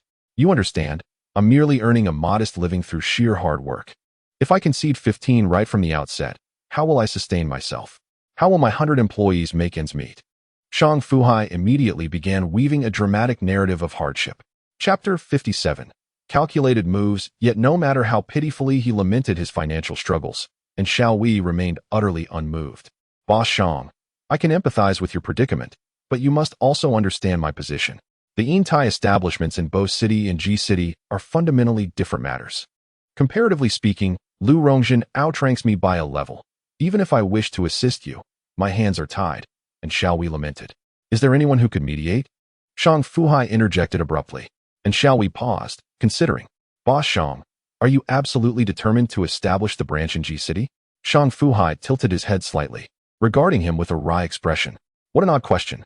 If I intended to build elsewhere, would I be wasting my breath here with you? We might as well share a drink and reminisce instead." A fleeting shadow of ruthlessness flickered in Xiao Wei's eyes before vanishing. "Boss Shang, it's truly difficult. Even if I sought help from my superiors to relay the matter, we'd still have to bypass Lu Rongzhen's authority. One misstep, and I'd be accused of betrayal." Unaware of Xiao Wei's shifting demeanor, Shang Fu Hai furrowed his brow. "Is there truly no alternative? Unless Lu Rongzhen were no longer stationed at Yintai and Ji City, then my superiors could exert some influence." The implication was unmistakable. Shang Fu Hai narrowed his eyes, scrutinizing Xiao Wei carefully, weighing the subtext of his words. "Managerin, it seems this matter is indeed complicated. Since it places you in such an awkward position, I won't trouble you further. I'll explore other locations. With enough searching, something suitable will emerge." After exchanging a few pleasantries, Shang Fu Hai departed Xiao Wei's office. Once outside, he dialed Su Jinchu's number. The line was chaotic, filled with overlapping voices, making comprehension impossible. Hey, old Su, it's too noisy there. Find a quiet spot, and I'll call you back." Shang Fu Hai finally shouted, uncertain if Su Jinchu had heard him. 3 minutes later, Su Jinchu returned the call. "Oh, Boss Shang, you finally reached out again. Tell me, what favor do you need this time?" Su Jinchu's tone was blunt. Shang Fu Hai bristled. "Old Su, I suggest you reconsider your words, carefully, before speaking. Only then can we remain friends." Su Jinchu choked on his own saliva, coughing violently before regaining composure. "Brother Shang, how was your new year?" he asked, now earnest. "Hardly pleasant. I planned to stay longer with my parents, but last night, my restaurant manager mentioned you're organizing a fan meet in Ji City. Now I'm scrambling to leverage your momentum for a new branch," Shang Fu Hai grumbled. "Brother Shang, is that all? You should have said so earlier. You're opening in Ji City? When's the launch? Where's the location?" Su Jinchu fired off questions. "I could even host the fan meet at your restaurant." But Shang Fu Hai was in no mood for concessions. His branch plans were still in limbo. "Enough. My expansion was perfectly planned, but now it's uncertain. Just proceed with your own affairs," Shang Fu Hai replied tersely. Then he inquired, "Do you have time this evening? Shall we dine together?" While others might hesitate, it was certain that, as your brother, I would gladly accept the invitation. Su Jinchu confidently affirmed, "Indeed, a devoted friend." Shang Fu Hai casually replied, "Remember to check if Brother Bin is available. If he is, let us include him. The new year is nearly upon us, and it would be wonderful for us old friends to gather." As dusk approached, Shang Fu Hai called in Xiao Wei, taking the initiative to invite him to dinner, mentioning that 2 old friends would join them. He also summoned Ma Yilan. "Allow me to introduce you to Manager and Xiao Wei from the business department of Yintai Mall. Manager and has been immensely helpful to me in the past. As for Manager Ma, I need not elaborate." Upon their meeting, Shang Fu Hai first introduced Xiao Wei to the others, followed by Su Jinchu and Kong Xiangbin. And Xiao Wei recognized Su Jinchu as the performer who had graced the opening day of the Hai Buffet, and he was aware of Su's meteoric rise to fame. It was as if he had suddenly emerged from obscurity, much like the legendary sun Wukong bursting forth from a rock. Nevertheless, no one underestimated him. Although he had only one hit single, it had dominated the charts for 2 consecutive months, with unofficial online downloads reaching millions, a mark befitting a major star. Such individuals are not to be trifled with. As for Kong Xiangbin, he was less familiar to Xiaowei, but sensing the other's stoic demeanor, he acknowledged him with a polite nod. Originally, Xiaowei and Shang Fu Hai had arranged to dine together, but ultimately, the meal was on Shang Fu Hai. Yet, as he mentioned, it was a chance for old friends to enjoy some of the lingering festive spirit and engage in conversation.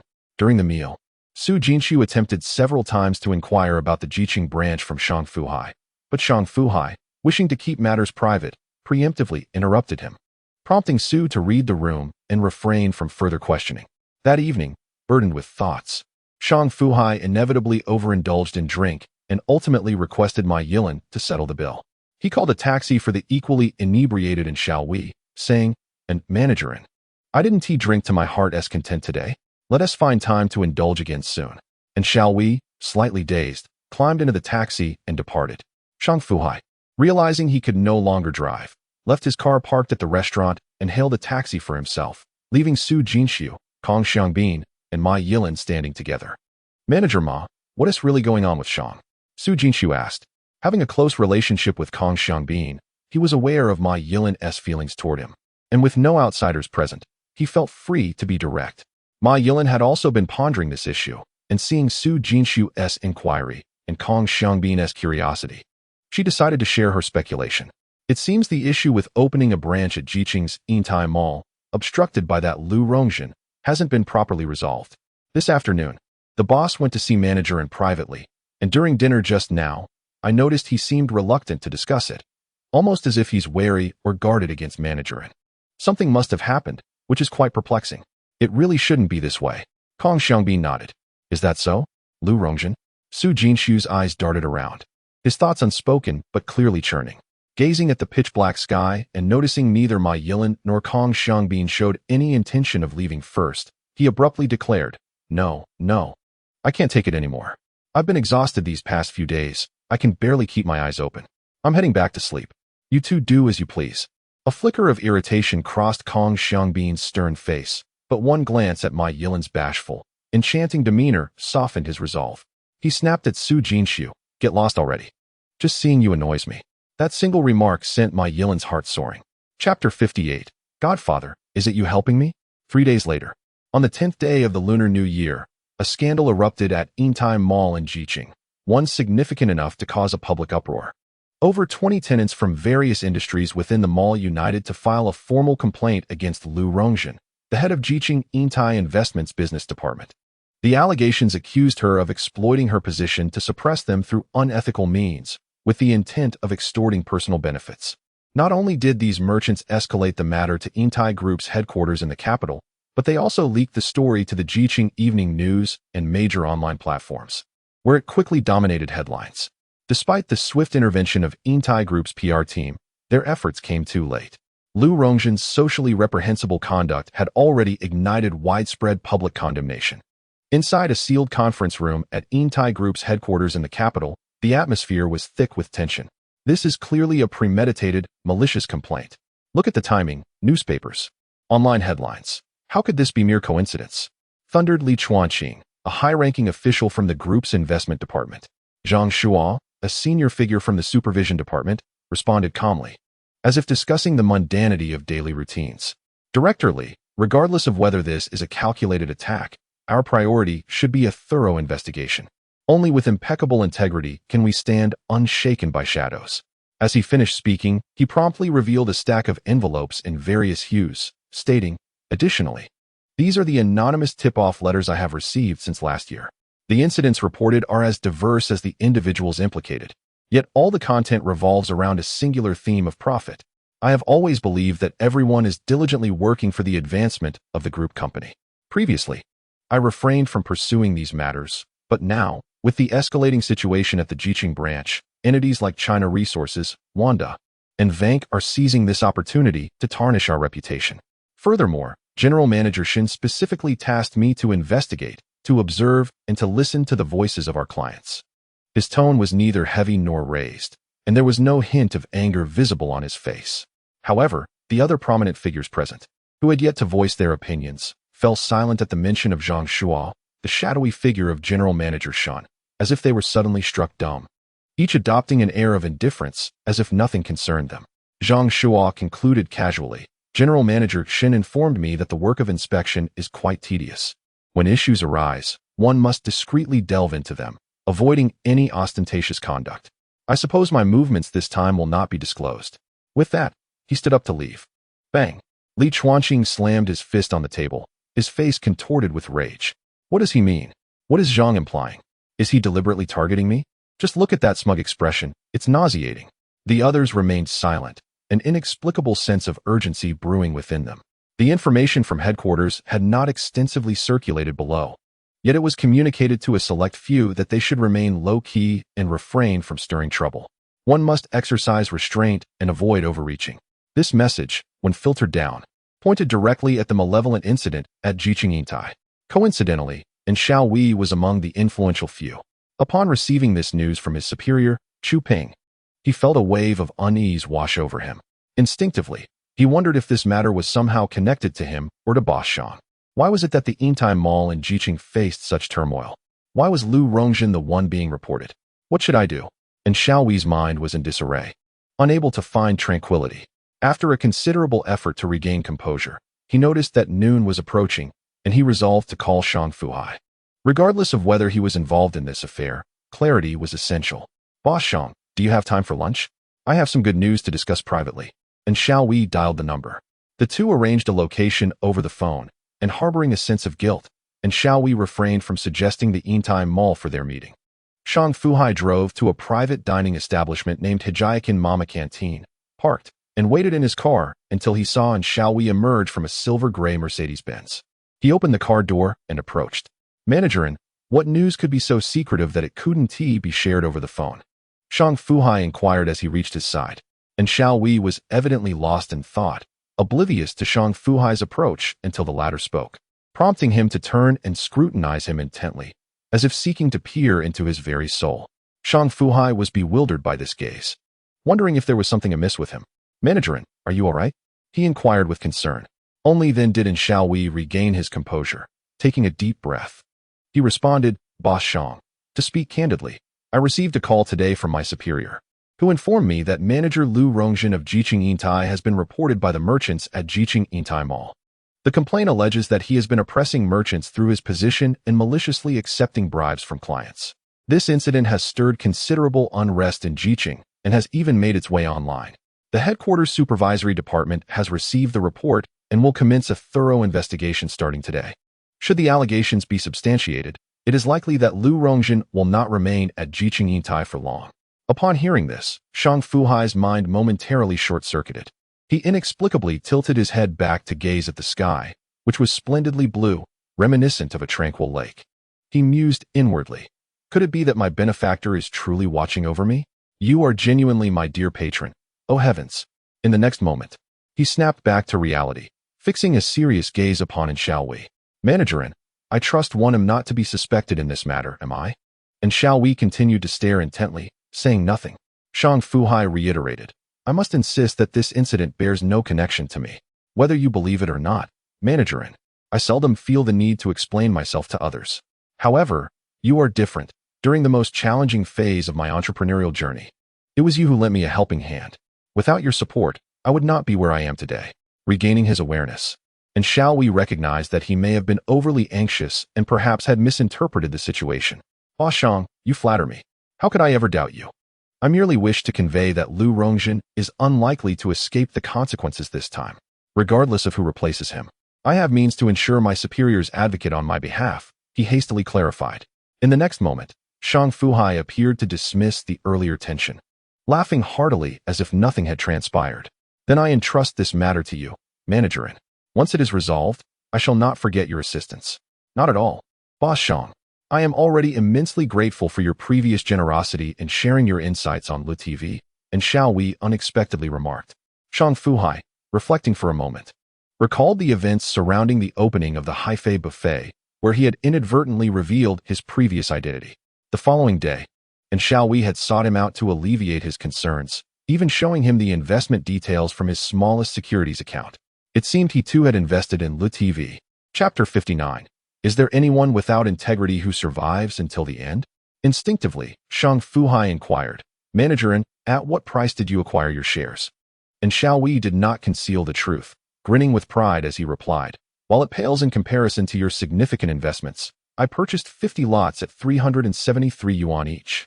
And then, unable to resist, I bought another 30 lots when the price dipped to over 42 yuan, effectively investing all my savings of 300,000 yuan.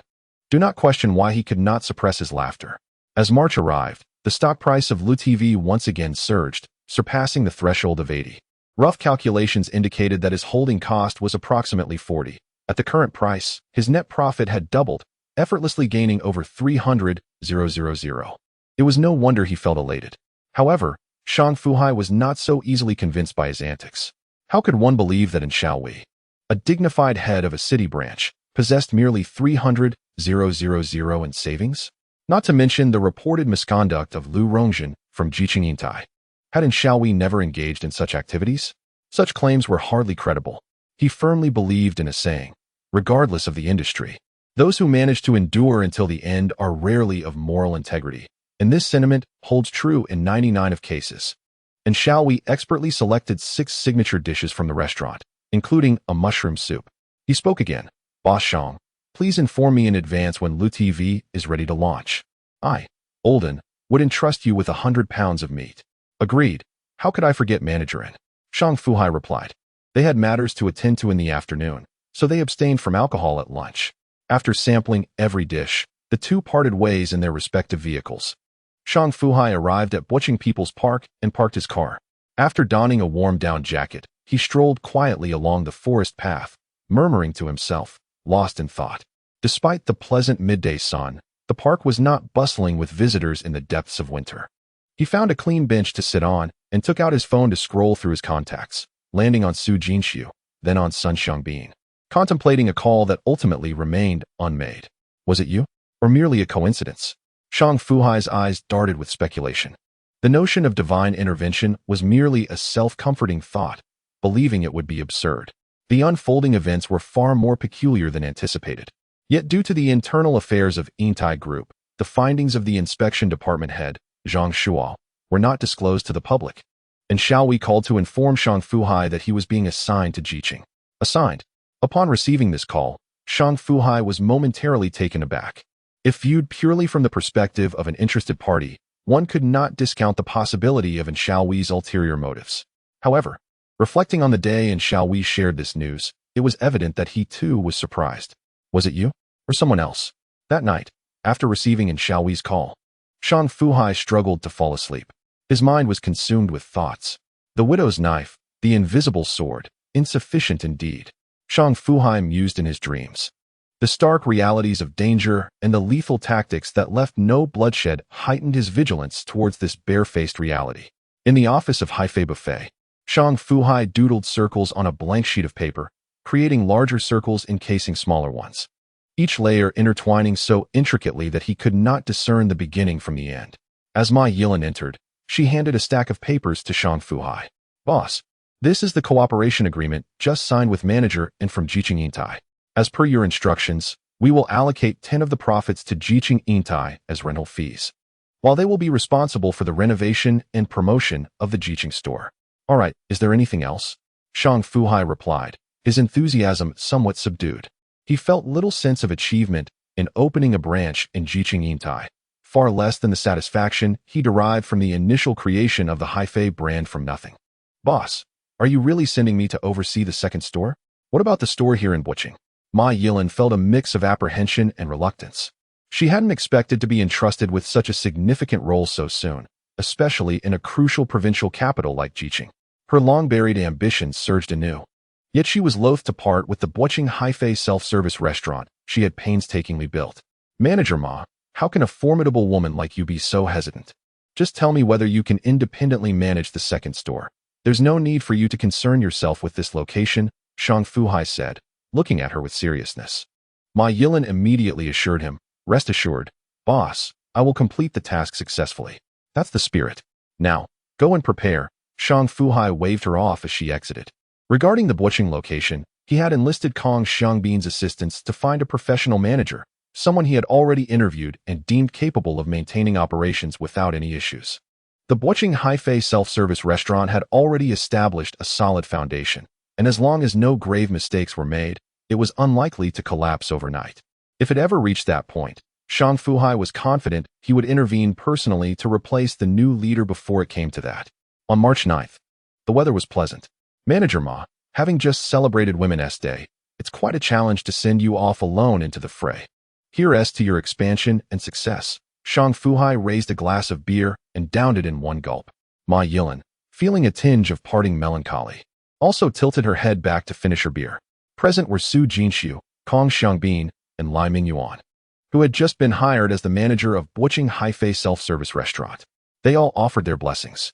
In particular, Lai Mingyuan expressed his admiration for Ma Yilan, the remarkable woman who had single-handedly supported Buching Haifei's self-service dining, saying, "Manager Ma, on the day of your triumphant return, I shall personally await you with a carriage." "Haha. Lao Sun, if you don't step up your game, someone might take your job," Su Jinxiu joked. Lai Mingyuan, unperturbed by the jest, understood there was no misunderstanding. After all, he had entered Haifei self-service dining through Kong Xiangbin, the headhunter, and his background was well known. During the gathering, Shang Fu Hai tossed a plastic bag containing something to Su Jinxiu. "Lao Su, this is a new song. You can release it early to create some buzz. I have no other requests. Just postpone your Jiqing fan meeting until after we see how Manager Ma's efforts unfold." "Is it the song Thief of Hearts that you previously hummed?" "Lao Shang, I am utterly perplexed. How could someone with your lack of vocal talent create such a melodious piece? It truly is bewildering." Su Jinxiu expressed his profound dissatisfaction. He believed that his own singing prowess was certainly not inferior to anyone else's, yet songwriting seemed forever beyond his reach. He felt fortunate to have encountered the eccentric Shang Fu Hai while still engaged in his unremarkable business. Otherwise, he often wondered why he had found him so appealing. Damn. If he were a woman, perhaps Su could have ended his bachelorhood as well. Chapter 60. To pursue piracy to the end. On March 11th, Su Jinxiu uploaded the studio version of Thief of Hearts to a prominent music website, patiently awaiting the response. By March 14th, an unexpected wave swept across the internet. The ghostly singer Su Jinxiu's stage name, had become the center of attention with his new song Thief of Hearts, igniting fervent discussions among netizens. Subsequently, an overwhelming torrent of listeners disseminated the song to every corner of the web. Within the next 2 days, as mid-March transitioned into its latter half, Thief of Hearts unexpectedly emerged as the new darling among performers on various live streaming platforms. At this juncture, when someone sought to interview the original artist Su Zi, who had skyrocketed to fame in such a short span, they discovered that locating him was impossible.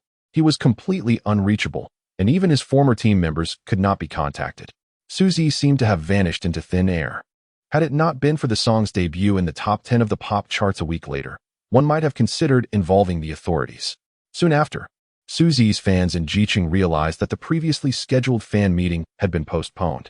Many fans had hoped to inquire about the creative journey behind his new song, but the event was regrettably canceled. A group of restless fans sought to reach out through various channels to question Su Zi about his sudden absence, but alas, their attempts were in vain.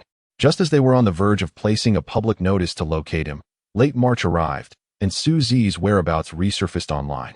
This time, the announcement revealed the rescheduled date and venue for his fan meeting in Jiqing. On April 13th, at the 4th floor of Yingtai Shopping Plaza in Jiqing, Haifei Buffet, Su Zi promises to meet you there. Almost simultaneously, the same news echoed across the internet. Entertainment sections dedicated ample coverage to this development.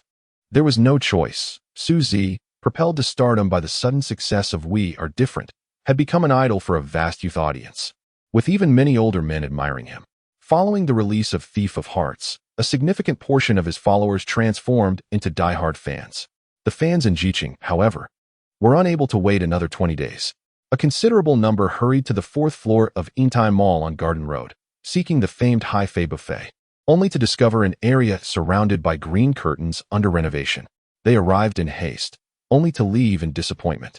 Meanwhile, in Buching, in late March, Shang Fu Hai welcomed his wife, child, and mother-in-law to his home. His father-in-law, for the time being, had not ventured out for work, instead busily attending to the renovation of their old house. Little Yuan was vociferously babbling, her words incomprehensible, yet Shang Fu Hai felt an inexplicable joy. In just over half a month, his daughter had not only learned to take a few tentative steps with assistance, but also seemed to be on the verge of speaking. A pang of guilt washed over him. He had been preoccupied with the affairs of the main store and its branches, neglecting to witness his daughter's growth. Yuan, grow slowly. Once you become a young lady, you'll be getting married, and your father wishes to spend more time with you, he said, holding her tiny arm and jesting lightly, which prompted Xu Fei to playfully nudge him with her foot. His mother-in-law, too, laughed and chided him for his frivolity, as they continued to amuse their daughter. Shang Fu Hai inquired of his mother-in-law, "Mother, how is the renovation of the house progressing? It should be nearing completion, correct?" Almost, but it will take another 2 weeks. Jiang Chunhua replied. Shang Fu Hai nodded in understanding. That's fine. Once it's done, I'll bring my father over to stay for a while. The house will be empty and could use some refreshing. That's not advisable. After the renovation, I must return to supervise. Your father still needs to work. The contractor has already called him several times. If it weren't for the renovations, he would have lost his job, Jiang Chunhua stated matter-of-factly. While their son-in-law had indeed prospered, that was not their family's true wealth. Filial piety from a son-in-law and daughter was one thing, but the elder Xu still had the strength to contribute, and he needed to help his son earn some money for the future. Shang Fu Hai refrained from arguing. He understood that it would be futile, and the matter could be revisited once his younger brother graduated from university. As the family walked on, a song titled Thief of Hearts began to play from a hidden speaker amidst the blooming flowers in the park. The lyrics echoed themes of love and longing, capturing the essence of fleeting moments and deep emotions. Xu Fei paused, listening intently, before suddenly asking, "Darling, is this song sung by that friend of yours who performed We Are Different? It can't be one you wrote, can it?" Shang Fu Hai had no intention of concealing the truth. He had indeed released a song 2 years ahead of schedule. Having pirated once before, he found the act remarkably effortless, especially as each borrowed melody propelled him to unexpected fame, granting him a peculiar sense of satisfaction. Xu Fei, surprised by his admission, gasped, "Husband, it really is you. You're not joking, are you? That last song was one thing, but this one is also your creation? When did you become so talented? After knowing you for so many years, I've never heard you sing so beautifully." Mother-in-law Jiang Chunhua was displeased and scolded her. "How dare you speak like that, child? Just because you're incapable doesn't mean others can't have some talent. How ridiculous. Mom, I don't want to talk to you," Xu Fei muttered in frustration, stomping away with heavy footsteps. It was mid to late March. Shang Fu Hai had just driven to Jinan and was still on the highway when his second brother called. The roads in Jinan were congested, so Shang Fu Hai didn't dare answer. Only after parking in the underground lot on Huayuan Road did he return the call. "Brother, I was driving earlier. Did you need something?" Shang Fu Hai asked once the call connected. Shang Fu Hong replied, "Hi, nothing urgent. It's just that LuTV's stock has hit 99 yuan, almost 100. Should we hold or sell?" "Already 99? That fast?" Shang Fu Hai was genuinely surprised. He had been too busy to check the stock market lately, but he remembered LuTV's peak was in May, nearly 2 months away. What was the rush? "Hold on to it. I can't say for sure, but I heard it might climb past 100. The current price isn't the peak yet. Besides, the market is still bullish. I'd suggest waiting a bit longer." Shang Fu Hai avoided giving a definitive answer. Stocks were a personal matter, especially when money was involved. He wouldn't recommend stocks again, lest it strain their brotherly bond. "All right, I'll hold a little longer. But nearing 100 yuan, I'm really on edge." It's hard to stay calm. Shang Fu Hong was uneasy. Based on his initial purchase price, his investment had already tripled, leaving him with a 7-figure sum in his account. It felt surreal. Sometimes he regretted not listening to his brother's advice. If only he had bought more. He wasn't the only one. Other friends who had invested in LuTV were equally restless, calling him frequently for advice. Unable to bear the pressure, he finally reached out to Shang Fu Hai. But with this reassurance, he felt slightly more at ease. Chapter 61. Restless Hearts. "Got it, brother. I've got some things to handle here, so I'll get going. Let us catch up another time." After calming his brother, Shang Fu Hai hung up. The reminder prompted him to check the stock on his phone. Good heavens, in less than a month, LuTV's stock had been fluctuating above 90 yuan. No wonder his brother was nervous. If not for knowing the stock's eventual trajectory, even he wouldn't dare hold on. The pattern looked like a head and shoulders top, signaling an imminent crash. But a glance at the Shanghai index, just over 600 points, steadied his nerves. With the peak at 100, there was still a long way to go. Plenty of time. Shang Fu Hai contacted in Xiaowei, and upon entering In's office, the latter mysteriously closed the door tightly and inquired, "Boss Shang, you have finally arrived. I must ask you one thing. Can we still hold on to the TV? My heart is in turmoil. I can't even sleep peacefully." Shang Fu Hai felt utterly baffled. What was happening? Everyone was earning money, yet they seemed to have developed an inexplicable anxiety. With so much profit in their accounts, how could they be hesitant to take it? What kind of mentality was this? With such fragility, how could they expect to amass wealth? He reflected on his own mindset when he initially purchased Kweichow Moutai. When there was unrealized profit, he thought only of earning more, reluctant to sell. As Kweichow Moutai ensnared him at its peak, he hesitated to sell, only to watch its stock price steadily decline, each drop more pronounced than the last, until his mindset became as tranquil as still water. Come on, let us not mince words. Manager in, my esteemed district manager, you have recently received a promotion and now hold a mid-level management position at Intai Group. Are you truly still concerned about this small sum? Shang Fu Hai retorted. And Xiaowei, clearly disinterested, dismissed him. What do you know? Shang Fu Hai spread his fingers, stating, I estimate that once it rises to this number, regardless of whether it continues to climb, I will begin selling. With a snap of his fingers, and Xiaowei replied, fine. I'll heed your advice. Once it increases by 50%, I too will liquidate my holdings. You have no idea how much pressure I am under, Boss Shang. Shang Fu Hai quickly interjected, let us not discuss this today. I came to check on the progress of my branch's renovations, and I need you to oversee it properly. And Xiaowei responded, Boss Shang, do you still require my oversight? My superior has already stated that the collaboration between Boching Intai and Haifei Buffet is the best deal I have executed. The profits from the past 3 months are nearing 600,000. By the end of the year, it will surely amount to 2 million. He continued, Boss Shang, do you realize that even without my involvement, our Intai Mall would actively seek to discuss branch cooperation with you? Not to mention, you generously offered a 10% profit share. Honestly, I should be thanking you. Is that so? Then allow me to offer you an opportunity. Would it be too much to ask for you to treat me to dinner tonight? Shang Fu Hai casually suggested, seizing the chance for a meal, as he was unfamiliar with dining options in Jiqing, and Xiaowei took the lead in selecting a restaurant. Ma Yilan, who was busily supervising the renovations on site, also joined them. After more than half a month apart, she appeared considerably slimmer. Yet her smile radiated even more brightly than during their time in Boching, with fewer wrinkles adorning her forehead. Manager Ma, what delightful news do you have? Your smile is radiant. Have you and brother been reached a new milestone? Shang Fu Hai inquired. Ma Yilan blushed at his words, replying, what milestone? It's merely to support the development of Lianhua Human Resources. He has moved his office to Jiqing as well. Shang Fu Hai felt overwhelmed by the abundance of unspoken affection in the air. He was left speechless by the subtle romance Ma Yilan was sprinkling around. That cold and aloof man actually knew how to care for others. Was this his way of staying close to Ma Yilan? Shang Fu Hai remarked with a sarcastic tone. I must say, I'm impressed by you too. Oh, come off it. Everyone knows you're a hopelessly devoted husband, Boss Shang. I heard from the madam that she's never even stepped into the kitchen. Is that true? Ma Yilan teased. Shang Fu Hai immediately straightened his back with pride. Now, that's not quite accurate. What do you mean she's never stepped into the kitchen? Have you forgotten how much effort I put into winning her over? Did I marry her just to have her cook for me? How vulgar. Coughing and stifling laughter, Ma Yilan and Xiaowei struggled to keep straight faces, thoroughly scandalized by Shang Fu Hai's shamelessness. What kind of person was this? Amidst their banter and light-hearted jabs, the conversation eventually turned serious.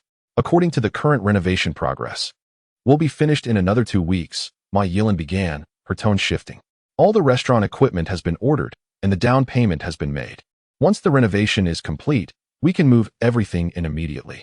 I've also secured supply lines with major vendors, though it's different from Boching. For the first shipment, we'll need to pay 1/3 up front since we don't have an established partnership. I've agreed in principle, but I'll need your official approval, boss. For produce, I've sourced new suppliers locally. Shipping from Boching would be too inconvenient. As for the kitchen staff, I've spoken with Li Mingbao, the chef you recommended. His team's Chinese cuisine meets our standards, but they lack expertise in pastries, seafood, Western dishes, and barbecue. So, I've hired a separate specialized team, meaning we'll have 2 kitchen crews. Su Jinxiu and I have also settled on a date, April 13th, for the fan meetup at our new restaurant. Manager and has agreed to assist with the arrangements. For promotions, I've coordinated with manager and for in-mall advertising starting next week. Externally, I've contracted local online media outlets in Jiqing, though the rates are double those in Boching, as I mentioned over the phone. Flyers are already being distributed around the university district, and the response has been much stronger than in Boching. For membership cards, I've commissioned 3 tiers, Platinum VIP, Silver VIP, and Standard, priced at 2,000, 1,000, and 500 yuan respectively, offering discounts of 25, 20, and 10. In principle, I oppose allowing Jiqing's Haifei membership cards to be used interchangeably with Boqing's. However, card balances can be transferred between locations, with discounts adjusted to regional rates. Without hesitation, Ma Yilin laid out over a dozen policies specific to the Jiqing Haifei restaurant in front of Xiaowei. Exhausted, she took a deep breath and gulped down half a bottle of water, thirsty from all the talking. Chapter 62. Purchasing another vehicle after finishing her water. Ma Yilin gazed at Shang Fu Hai with an eager intensity. Shang Fu Hai gave a slight nod. In principle, I agree to all your conditions. However, there is one stipulation. Just like with Bohai Haifei, I require you to intensify assessments in 4 key areas: raw material suppliers, the culinary team, restaurant hygiene, and staff service. If any deficiencies are found, they must be addressed immediately, without leniency. No problem, Ma Yilin readily agreed.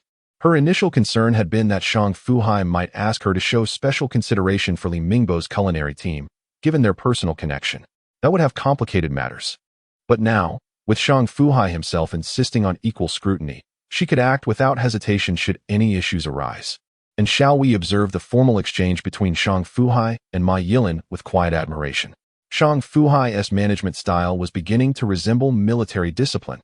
Orders were clear, and compliance was absolute. His success was no accident. And Xiaowei pondered whether adopting a similar approach in managing Jiqing Yintai investments might yield better results. After all, the Yintai group had grown so vast over the years, an unwieldy behemoth, inevitably sluggish. Often, directives from above would languish for days without proper execution, a bureaucratic inefficiency that frustrated him beyond measure. Now, witnessing Shang Fu Hai's firm leadership, and Xiaowei felt even more compelled to reform his own management methods. As for Li Mingbo joining the newly established Jiqing Haifei buffet team, it had come about after he resigned from his previous employer in Boching and was searching for new opportunities. Shang Fu Hai, learning of this through his second brother Shang Fuhong, introduced him to Ma Yilin during the post-Lunar New Year expansion of the second branch. Shang Fu Hai had deliberately stayed out of the interview and negotiation process, offering no directives. Given the familial ties, he preferred minimal involvement. His recommendation of Li Mingbo was purely based on the man's culinary expertise and his established kitchen team. After all, business was business. Once this matter was settled, Shang Fu Hai privately requested a favor from both Ma Yilin and Xiaowei to help him find a highly skilled cardiologist. By late March, as temperatures rose and nature reawakened, it was time to fulfill the promise he had made to his father during the new year, to seek treatment for his condition. Father must be longing for the day he can stand again, Shang Fu Hai thought, recalling the sturdy figure of his father from childhood. Just wait a little longer, Dad, he murmured inwardly. After concluding his business in Jiqing, Shang Fu Hai returned to Boching by car on March 28th. This time, he had 2 objectives: to reunite with his friends in Boching, and to address the matter his wife had called about. She had finally obtained her driver's license and was ready to hit the road. Just say you want to buy a car instead of beating around the bush, he mused wryly. Upon returning home, Shang Fu Hai playfully teased Xu Fei. Xu Fei glared at him defiantly. I am indeed going to buy a car, so what? Are you going to buy one or not? Unable to bear the exchange, her mother interjected. Isn't it sufficient to have one car already? Why the insistence on purchasing another? I have long stated that Fu Hai has just embarked on his entrepreneurial journey and is preoccupied with opening new branches. This is a crucial time for finances.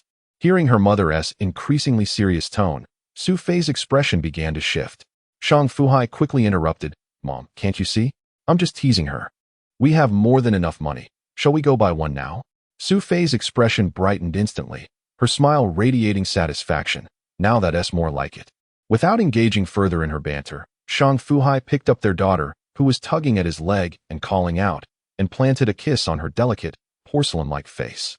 Have you decided what car you want? Or shall we choose one on the spot? Let's get a Cadillac. I've already inquired with Ms. Lin. There's a vehicle available. And I even asked her to reserve one for us. We should go see it now, Xu Fei replied swiftly. Shang Fu Hai, momentarily puzzled, asked, Who is Ms. Lin? The sales consultant from when we last bought the car. She has been running around for us. And you still haven't remembered her? What are you always thinking about? Xu Fei chastised. Shang Fu Hai lightly replied, I think about you every day. At this, Xu Fei's cheeks flushed with embarrassment, and even her mother could no longer contain herself, shaking her head as she took their granddaughter to get dressed. What a world we live in. The family drove to the Cadillac dealership on Quanming Road, where the diligent sales consultant was indeed waiting. As soon as she spotted them through the glass, she hurried out. Mr. Shang, Ms. Su, you're here. Please, come inside. Ms. Lin greeted them warmly, and then turned to the grandmother holding the child, asking, And who is this lovely lady? Shang Fu Hai chuckled. This is my mother-in-law. She cannot bear to part with her granddaughter. He then glanced at the name tag on her chest, Lin Xiaoxiao, finally committing it to memory. Lin Xiaoxiao's smile grew even brighter. Ah, how could I not recognize such an esteemed guest? Please, come inside where it's warm. The car was parked in the back, and she ushered them to wait in the lobby while she personally fetched it. Xu Fei immediately set her sights on a sleek, black vehicle, its powerful design captivating her. This is the one, she exclaimed, eager to take it for a test drive. Shang Fu Hai felt a twinge of concern, but reassured by the automatic transmission and Lin Xiaoxiao's presence, he suppressed his anxiety and waited with his mother-in-law in the showroom. As Shang Fu Hai playfully entertained their daughter with a small gourd, eliciting her joyful laughter, his mother-in-law admonished him. Fu Hai, you cannot spoil Fei Fei like this. Whatever she wishes to buy, you simply acquiesce. What if next she wants to purchase an airplane? If I had the means, I would buy her a plane. Shang Fu Hai replied nonchalantly. His demeanor stirred the hearts of the sales assistants around him. The men gritted their teeth in envy, while the women gazed at him with eyes that seemed ready to devour him whole. To have a man treat oneself like this in this lifetime would be enough. The elderly lady was utterly speechless. She wanted to say something more, but what else could she say? Better to let it go. After all, it wasn't her money. Yet, deep down, she was pleased. What mother wouldn't feel reassured seeing her son-in-law treat her daughter so well? Shang Fu Hai, however, was reminded of his past life before rebirth. Back then, whenever he considered buying his wife a piece of clothing or jewelry, he would hesitate, worrying whether the household budget could stretch that far. Chapter 63. Exposure. A full hour later, Xu Fei, who had been test driving the car, and Lin Xiaoxiao, who accompanied her, finally returned to the 4S store. Shang Fu Hai hurried over to check on them. Thankfully, they were fine, though Xu Fei was drenched in sweat, her entire being radiated exhilaration. Shang Fu Hai could easily imagine the indescribable mix of nervousness and excitement one feels when driving their very own car for the first time. Tired? Here. Rest and have some water. He handed her a bottle of mineral water. After she took a few sips and caught her breath, he asked, How is the car? It's perfect. So comfortable to drive, and the visibility is excellent, much better than your car. I told you, if they had it in stock back then, I would bought this one. Xu Fei nodded eagerly. Shang Fu Hai chuckled. This must be pure psychological satisfaction. With a wave of his hand, he said, Manager Lin, please help us with the paperwork. He then took Xu Fei's ID card and passed it to Lin Xiaoxiao. Lin Xiaoxiao was thrilled. From the moment Xu Fei called her, she had a strong premonition that this deal would go through. And indeed, not only did it succeed, but the clients were also remarkably undemanding and prompt with payment. Exactly the kind of customer she adored. Shang Fu Hai swiped his card for the full payment. Though the funds were drawn from Bohai Haifei's corporate account, most of the 470,000 yuan he had previously withdrawn from the stock market had already been spent. And with no recent withdrawals, he had no choice but to use the restaurant company's funds. How much was it? Xu Fei asked. Shang Fu Hai didn't answer. But Lin Xiaoxiao chimed in with admiration. Sister Su, your husband is so generous. The 30 luxury model with a 6-speed automatic transmission comes to 458,000 yuan after discounts. And since both you and your husband are loyal customers, I can arrange 2 years of free maintenance, this year's commercial insurance, and some interior accessories for you. You can come with me later to pick them out. She was genuinely envious. She didn't have a husband with such deep pockets. Just 3 months after buying a new car, they were purchasing another, with the two combined exceeding $1,000,000 yuan. How substantial must their wealth be? What struck her even more was how casually the couple treated buying a car, as if it were no different from picking out a new outfit. She couldn't even fathom just how wealthy they were. Old Mrs. Jiang felt her heart tremble at the sight. Another nearly 500,000 yuan. How could her daughter be so extravagant? She resolved to lecture her later. If this continued, no fortune, no matter how vast, would last. After completing the necessary formalities, on the way back, Shang Fu Hai still felt a sense of unease. He requested Lin Xiaoxiao to follow his wife's car, offering to cover her taxi fare. Xu Fei, who overheard the conversation, was somewhat reluctant, yet she was acutely aware that her driving skills were still somewhat unrefined. Having driven for nearly an hour, she found that navigating the open road was an entirely different experience from practicing in a driving school. She was genuinely nervous. Lin Xiaoxiao readily agreed, as she was contemplating every possible means to retain these valuable clients. Who knows when they might wish to purchase another vehicle? After some commotion, it was past 3 in the afternoon. Their daughter, little Yuanbao, had succumbed to sleep after her milk, while Xu Fei's mother prepared some noodles. After Shang Fu Hai had a bowl, he turned to Xu Fei and asked, "Are you going to join the dinner with Gu and the others tonight?" Xu Fei glanced at her mother and shook her head, about to decline, when Grandma Jiang unexpectedly interjected, "You should go. I'll stay home to watch my granddaughter. If Fu Hai drinks, you can drive back. Just remember to be cautious and take it slow." Reluctantly, Xu Fei acquiesced. As she prepared to leave, Xu Fei drove her newly purchased car, and Shang Fu Hai found himself in the passenger seat for the first time, experiencing an inexplicable sense of satisfaction. This feeling was truly different. "You're driving quite steadily. It seems you've put in considerable effort at the driving school," Shang Fu Hai objectively assessed. Xu Fei beamed. "Of course. We paid for a dedicated instructor who offered one-on-one lessons, and I've practiced extensively. With an automatic transmission, how could I not manage?" Shang Fu Hai straightened his posture, having noticed his wife's recent display of pride. This was not a good sign. If she hadn't mastered the basics yet was already showing off, he thought, it would be prudent to maintain a driver's awareness, especially with her husband in the car. He sat up straight, ready to engage the handbrake should the situation take a turn for the worse. Fortunately, upon reaching their destination, a Sichuan restaurant, his precaution was unnecessary. The couple arrived at the private room where Gu and his wife were already seated, sipping water. Their cousin, Guan Xiaoxiao, and her husband, Li Mingbo, had also arrived. Li Mingbo had recently resigned from his previous job, and during this interim, while the Jiqing Haifei self-service restaurant was under renovation, he was spending time at home with his wife and child. He was contemplating a busy schedule when he returned next month, but had no immediate plans for his wife and daughter to move as of now. Should stability be achieved in the future, he would consider the prospect of residing permanently in Jiqing. Upon their arrival, Shang Fu Hai and his wife made their way directly to the private room as instructed by Gu. As they entered, Li Mingbo greeted them, "Brother Hai, you finally arrived." After they settled, he poured tea and earnestly remarked, "Brother Hai, I appreciate your concern regarding this matter. Let us not beat around the bush. Gu, I don't care whether you thrive or struggle over there, but if Manager Ma finds your performance unsatisfactory and decides to dismiss you, I want to intervene." Shang Fu Hai stated candidly. There were no outsiders present, and it was best to be transparent. When genuine issues arose, it would not bode well for anyone involved. Li Mingbo comprehended this principle, chuckling as he patted his chest. "Brother Hai, just you wait and see. I may have been a bit foolish in the past, but I would never betray my own. This time, I am determined to regain my honor and work diligently." His sister-in-law and cousin had already engaged Xu Fei in conversation, the three women discussing children, clothing, and cosmetics, though the children remained their focal point. Brother Shan Fuhong and Li Mingbo shifted their chairs closer together. Brother Shan opened his mobile stock trading application. Luico has been fluctuating around 95 yuan recently. I believe it will soon choose its next direction, whether upwards or downwards. I intend to sell 20 of my holdings at this price, while keeping the remainder for further observation. As a seasoned investor, he adhered to his own trading principles. Since purchasing Luico, he had already achieved a profit exceeding 60 yuan per share, effectively doubling his initial investment.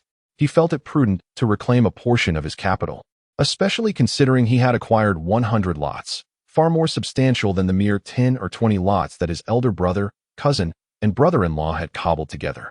Even if he sold off 20, he would still retain 80 lots. His initial investment was less than 300,000 yuan, and he could thus recover 200,000 yuan, leaving him unconcerned about the remaining shares. Brother Sean did not attempt to dissuade him. He had already expressed his thoughts, and he understood that, regardless of the circumstances, financial transactions were ultimately the individual's responsibility. Even with his guidance, it did not equate to hand-holding. He had fulfilled his duty. He nodded. Brother, your considerations are reasonable. It is wise to recover some of your costs. However, I plan to hold on for another month, after which I will reassess the situation and begin to gradually liquidate my positions.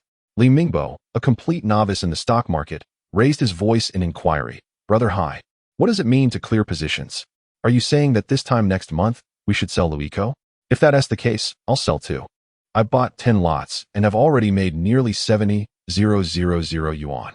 I haven't properly thanked you yet. Brother Sean inwardly lamented. This is problematic. He had kept his stock investments a secret from Xu Fei. The three women, engrossed in their discussion, suddenly paused, and Xu Fei looked at the trio with confusion, asking, what is this Kweichow? Brother Bo, did you just say you wanted to thank our brother Hai for something? Chapter 64. Xu Fei's overreaction. Did I say something wrong?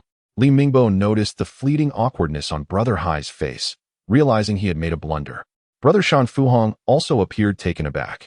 Glancing between his cousin and brother, seemingly recalling something, he proactively stated, here's the situation. A while back, when Fu Hai was at the bank, he overheard some individuals discussing the stock of LuTV. At that moment, he happened to catch wind of certain secrets. Later, he shared this information with me and our elder brother. I followed this stock for a while and believed it would experience a substantial rise.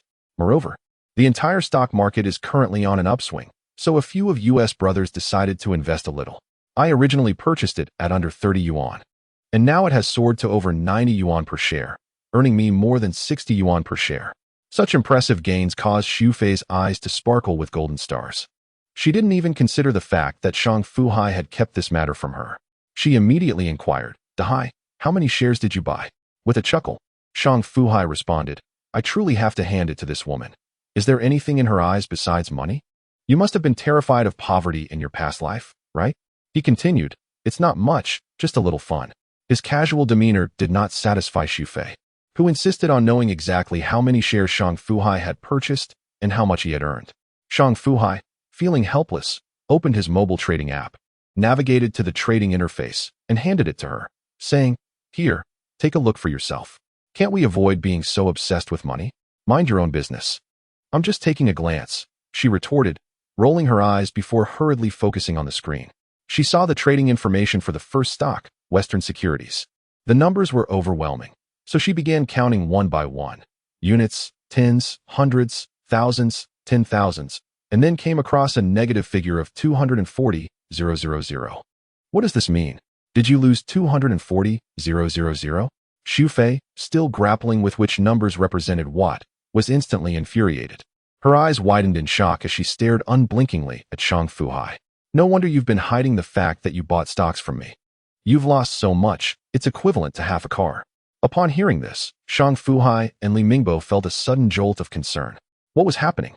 A loss. Shang Fu Hai covered his face with his hands, unable to face his brothers and sister-in-law. Xu Fei, can you please take a moment to understand before reacting so dramatically? Shang Fu Hai felt utterly helpless. Xu Fei's understanding of stocks was even more limited than Li Mingbo's, so he patiently explained, when I bought Western Securities, I sold off most of my shares and only retained 100 as a remnant. I had initially made a profit of 240,000. So when you deduct that from the cost basis of my 100 shares, it amounts to 240,000. Upon hearing this explanation, Xu Fei instantly comprehended, offering an awkward smile, feeling somewhat embarrassed by her earlier ignorance. However, this revelation left Shang Fu Hai and Li Mingbo in stunned silence. Hai has invested in other stocks as well, and earned so much. They pondered whether he had learned of other secrets or if his investment acumen was remarkably astute. Just then, Xu Fei gasped in astonishment, exclaiming, oh my, darling, does this mean you've made 14 million from LuTV? Without waiting for Shang Fu Hai to respond, her imagination began to soar. Oh my, if that is the case. You've earned back the money for 2 cars. If it's this lucrative, perhaps I should invest a little too. Shang Fu Hai hastily snatched the phone away, abruptly interrupting her fanciful thoughts. My dear, you're overthinking. At that moment, Shang Fu Hai's mind was racing with myriad thoughts.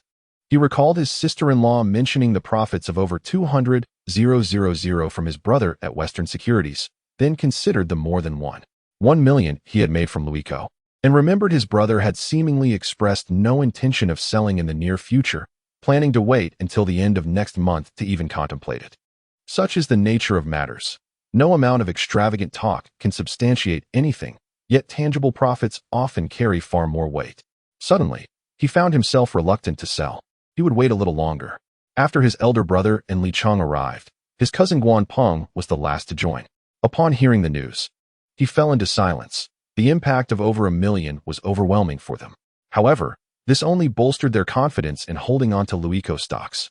Individuals like Li Mingbao and cousin Yuanbao had relatively little liquid cash at hand. Each had initially purchased 10 lots, spending nearly 30,000, and now their investment had surged to a value of 100,000. In contrast, his elder brother Shang Fu Hai and brother-in-law Li Chong, who had slightly more liquidity, had bought 20 lots, investing close to 60,000, and now their holdings were worth over 190,000. Even those who had invested less had earned over 60,000 in just 3 months. The more discreetly prosperous second brother had amassed over 600,000. What more could one desire? Regret for not purchasing more briefly flickered through his mind. Yet, recalling the trepidation he felt when making even that modest investment, cobbled together from various sources, he felt a sense of relief. Regardless of the amount, they had all profited, and the gratitude from his brothers towards Shang Fu Hai was palpable, each raising a glass in his honor, causing Shang Fu Hai to succumb to intoxication once more. He vaguely remembered being carried to the car by either his elder brother or Bozy. The details were hazy. Upon awakening the next day, a throbbing pain pulsed in his head, his mouth parched. Xu Fei, hearing the commotion, approached with a glass of water.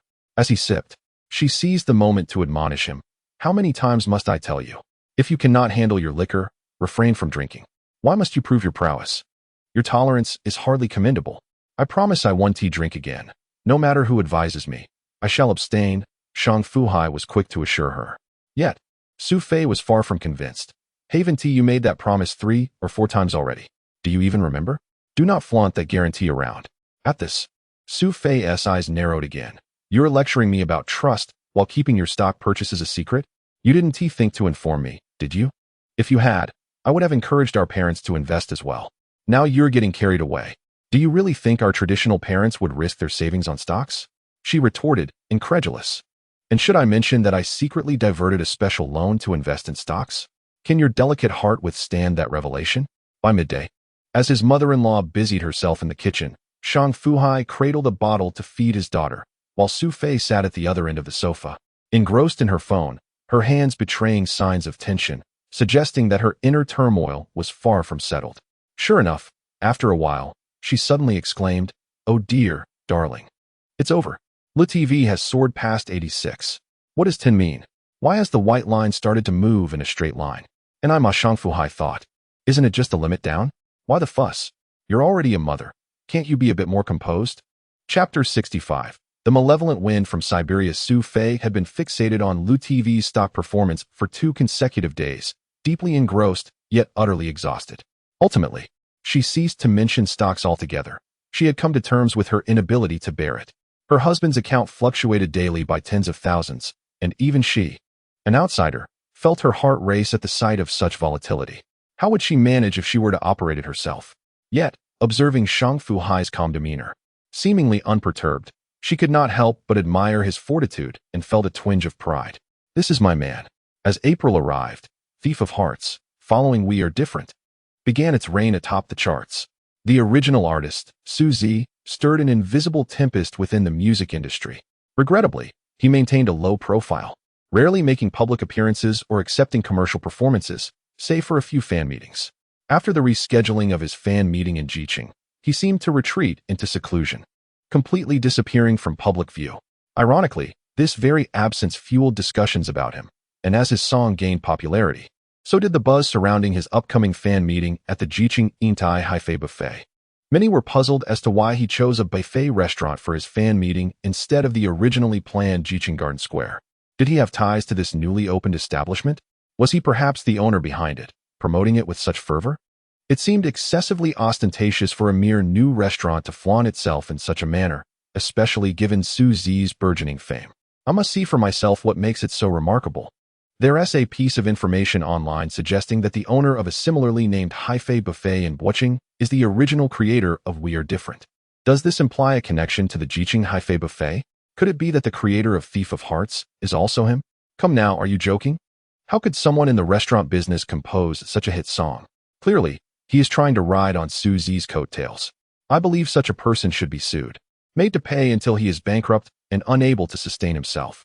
This malevolent wind, akin to one from Siberia, traversed thousands of miles to infiltrate the entertainment industry of China and subsequently spread to the culinary realm. In an instant, countless eyes turned in its direction, for the leap was truly monumental. Consequently, many began to reevaluate the original creator of We Are Different, the supposed owner of a buffet restaurant in a small third-tier city, drawing considerable attention from the public. During this period, the business at Boching Haifei Buffet Restaurant experienced a remarkable surge, with a noticeable increase of 30 to 40% in the number of diners lining up for meals during lunch and dinner. The once lackluster membership recharge card service also saw a revival, reaching peak levels once more. This unexpected turn of events startled the newly appointed manager, Lai Mingyuan, leaving him bewildered as to the cause of such a phenomenon. He promptly informed Shang Fu Hai about this development, but Shang Fu Hai was equally perplexed and unable to provide any clarity. Nevertheless, he refrained from admitting his ignorance, instead adopting an air of mystery as he advised Lai Mingyuan. Manager Lai, do not concern yourself with other matters. Your primary task is to retain this wave of customers. Let us aim for at least a 30% retention rate, shall we?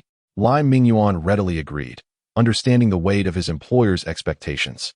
As Lai Mingyuan pondered various strategies to retain the influx of new patrons, he exhausted countless brain cells, even finding a few more gray hairs sprouting on his head. Days later, a reporter from a gossip magazine unexpectedly appeared at the Boching Haifei buffet, managing to locate the current manager, Lai Mingyuan, through his own means. Upon the reporter's arrival, Lai Mingyuan's first thought was one of trepidation. Was there an issue within the restaurant that had caught the attention of the media? His mind raced as he prepared to respond to any inquiries. However, he was taken aback when the reporter initiated the conversation with an entirely different agenda. Hello, Manager Lai. I am Huang Jianming, an entertainment reporter. You may call me Xiao Huang. I would like to inquire whether the ghost singer Xu Zi is the behind-the-scenes owner of your restaurant. There are rumors online suggesting that the original creator of his breakout hit, We Are Not the Same, is the owner of your establishment. Is this true? Or is your owner merely capitalizing on Xu Zi's popularity? Are you aware that this could be considered illegal? Manager Lai, Xu Zi's team has officially announced that the location for their next fan meeting will be at the Haifei Buffet in Jiqing. May I ask what the relationship is between this buffet and your restaurant? Is it part of your chain? Why has Xu Zi chosen this venue for the fan meeting? Given these coincidences, can I conclude that he is indeed the hidden owner of your restaurant? The intersection of entertainment and the dining industry is not a novel concept, with various sports stars and renowned singers establishing their own eateries.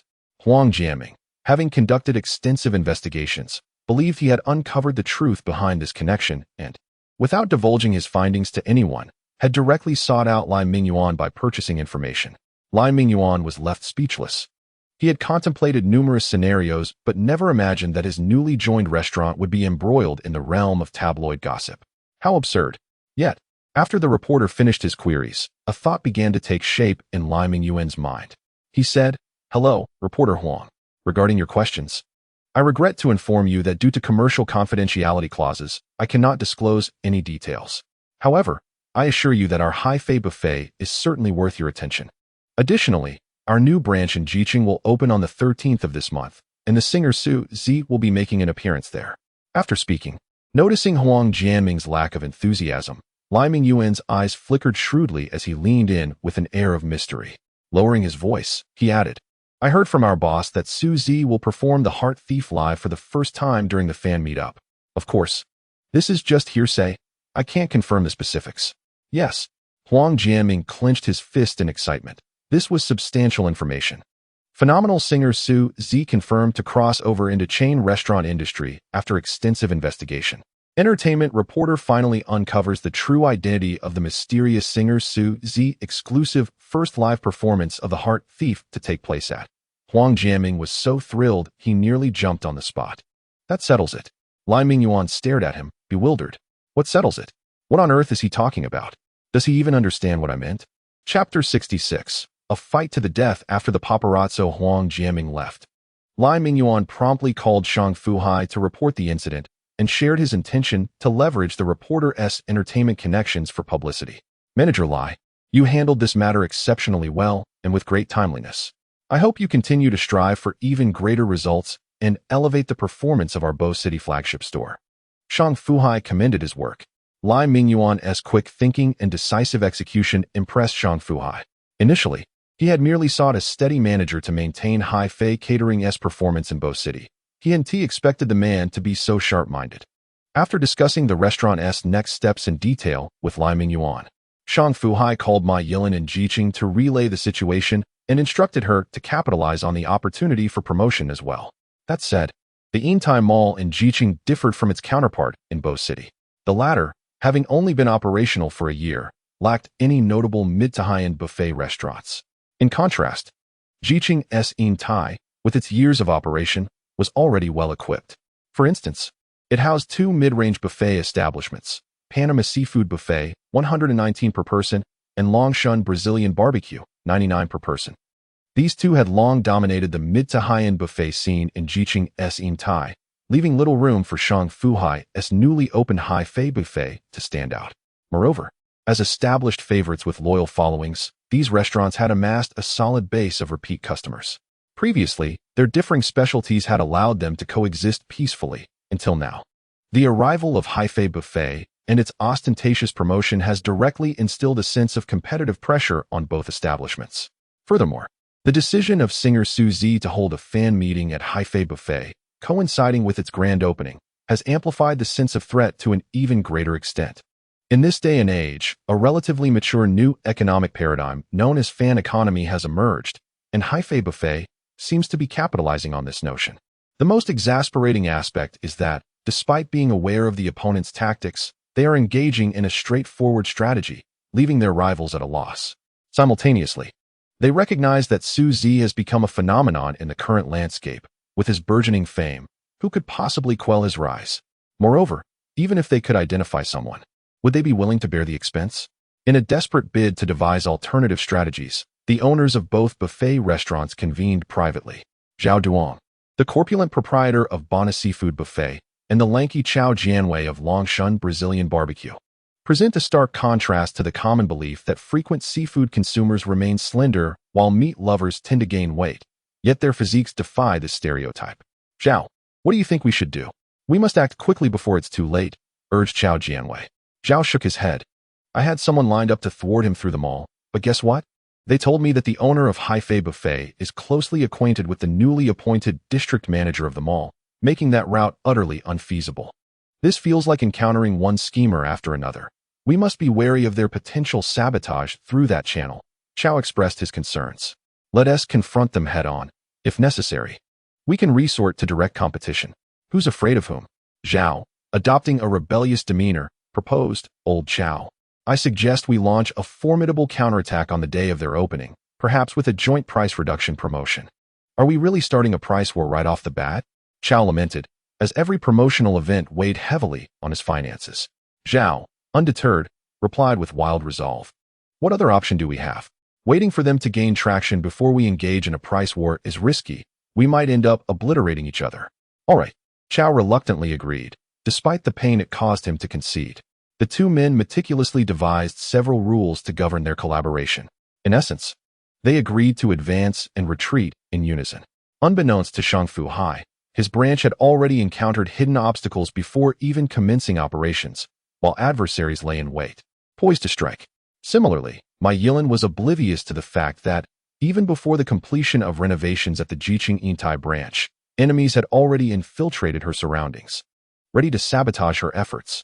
Yet, even if she were aware, she would not be intimidated. Officially, They relied on Intai's investment in Jiqing and the profit-sharing model they had established, which dictated that they would rise or fall together. The representative of Intai, and Xiaowei, would not allow them to be bullied by official means. In the realm of clandestine competition among peers, such occurrences are utterly commonplace. In every aspect of life, from food and clothing to housing and transportation, competition is ubiquitous. If one were to fear this, it would be more prudent to simply close the doors and retreat into obscurity. A week prior to the grand opening of the Jiqing Haifei Buffet on April 7th, both the Bona Seafood Buffet and Longshan Brazilian Barbecue at the Jiqing Intai Mall launched extensive promotional campaigns on the same day. Their approach involved a straightforward yet effective strategy of distributing physical flyers. Online, they capitalized on regional promotions via WeChat and local advertising on well-known websites, notably Meituan and Dazhong Dianping, which significantly increased their discount offerings. Crucially, their promotional activities were set to commence on April 13th. Continuing for an entire week, neither a day earlier nor later, but precisely on the same day. Ma Yilin was promptly informed by her subordinates of this development. Clutching the flyers for the Bona Seafood Buffet and Longshan Brazilian Barbecue that had been delivered to her, these flyers featured ready-to-use discount coupons, indicating that patrons could enjoy a 20% discount at any time simply by presenting the coupon. The online promotions on platforms like WeChat were equally straightforward, offering 3 tiers of discounts based on the number of likes received, ranging from 10 to a minimum of 60. This was a substantial financial investment for both establishments. If calculated at the lowest 60 discount, after accounting for raw material and operational costs, they would hardly break even, and with an influx of customers, they might even incur losses. Was this a declaration of war? Ma Yilin narrowed her eyes, brimming with fierce determination. The thought of the impending confrontation exhilarated her. She eagerly anticipated the day, wondering who would emerge victorious in this battle of survival. Chapter 67. Know Thyself and Thy Enemy, Mom. I need to head over to the branch in Jiqing for a bit. I'll leave now. When Xu Fei returns, please let her know that I want to be back for the next few days, said Shang Fu Hai, attired for the seaside, addressing the elderly Jiang, who cradled her granddaughter. Just days earlier, Ma Yilin had called him to inform him of the underhanded tactics employed by the Bona Seafood Buffet and Longshan Brazilian Barbecue. She intended to request additional funding from Shang Fu Hai to amplify her offline promotional activities. This initiative would transcend mere dining discounts. She planned to acquire the latest electronic gadgets to use as prizes for a restaurant raffle, thereby enticing customers to spend more. Boss, I intend to categorize the prizes into 3 tiers. Every patron dining at the restaurant will have the chance to win a Joyoung soy milk maker valued at 299 yuan. Limited to 50 winners per day. Those who recharge their regular membership cards with 500 yuan will have the opportunity to win a Lenovo smartphone worth 999 yuan. With only 20 winners daily, patrons who recharge their VIP silver cards with 1,000 yuan will be eligible for a chance to win a Xiaomi smartphone valued at 1,999 yuan. Limited to 10 winners each day. Finally, those who opt for the Supreme Gold card with a 2,000 yuan recharge will have the chance to win a Huawei smartphone worth 2,999 yuan. Limited to 6 winners per day. Finally, Ma Yilin remarked, Boss, I plan to conduct this offline lottery event for a week, which will require approximately 500,000 in unplanned expenses. While this is a considerable expenditure, if it successfully enhances our momentum and helps us attract a batch of loyalty card customers, the investment will be worthwhile. All right, I agree in principle. If any urgent circumstances arise, you may handle any one-time expenses not exceeding 500,000 autonomously. Shang Fu Hai acquiesced. He concurred with the proposed event. Ma Yilin was absolutely correct. Each customer who purchased a recharge membership card represented a potential repeat patron. In this regard, an average daily expenditure of 70,000 was manageable for him. Furthermore, when it comes to electronic products, the marked price is one thing.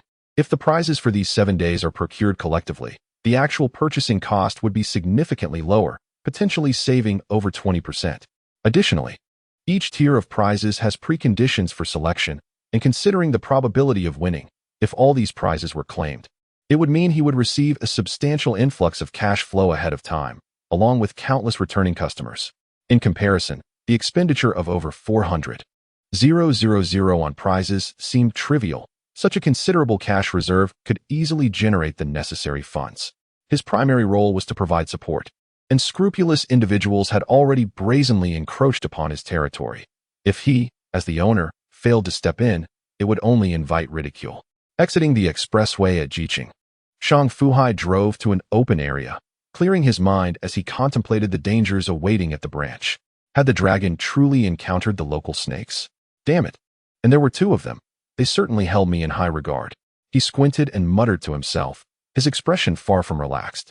Otherwise, he would not have acquiesced to the last-minute edition of the offline lottery event proposed by my Yilin.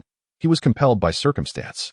After a while, he relaxed his somewhat stiff facial muscles and softly uttered, "Let us hope I can navigate through this challenge. Otherwise, I won't hesitate to deal with you."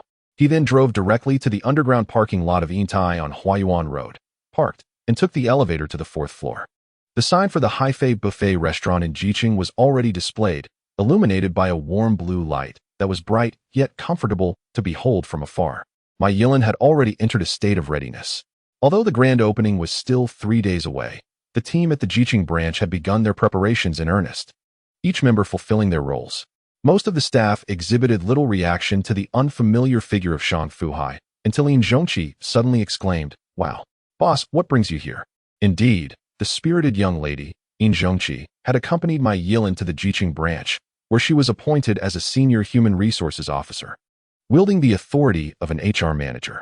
In just a few short months, despite her once vivacious demeanor, Yin Zhongqi had matured significantly, adopting a more composed and steady character.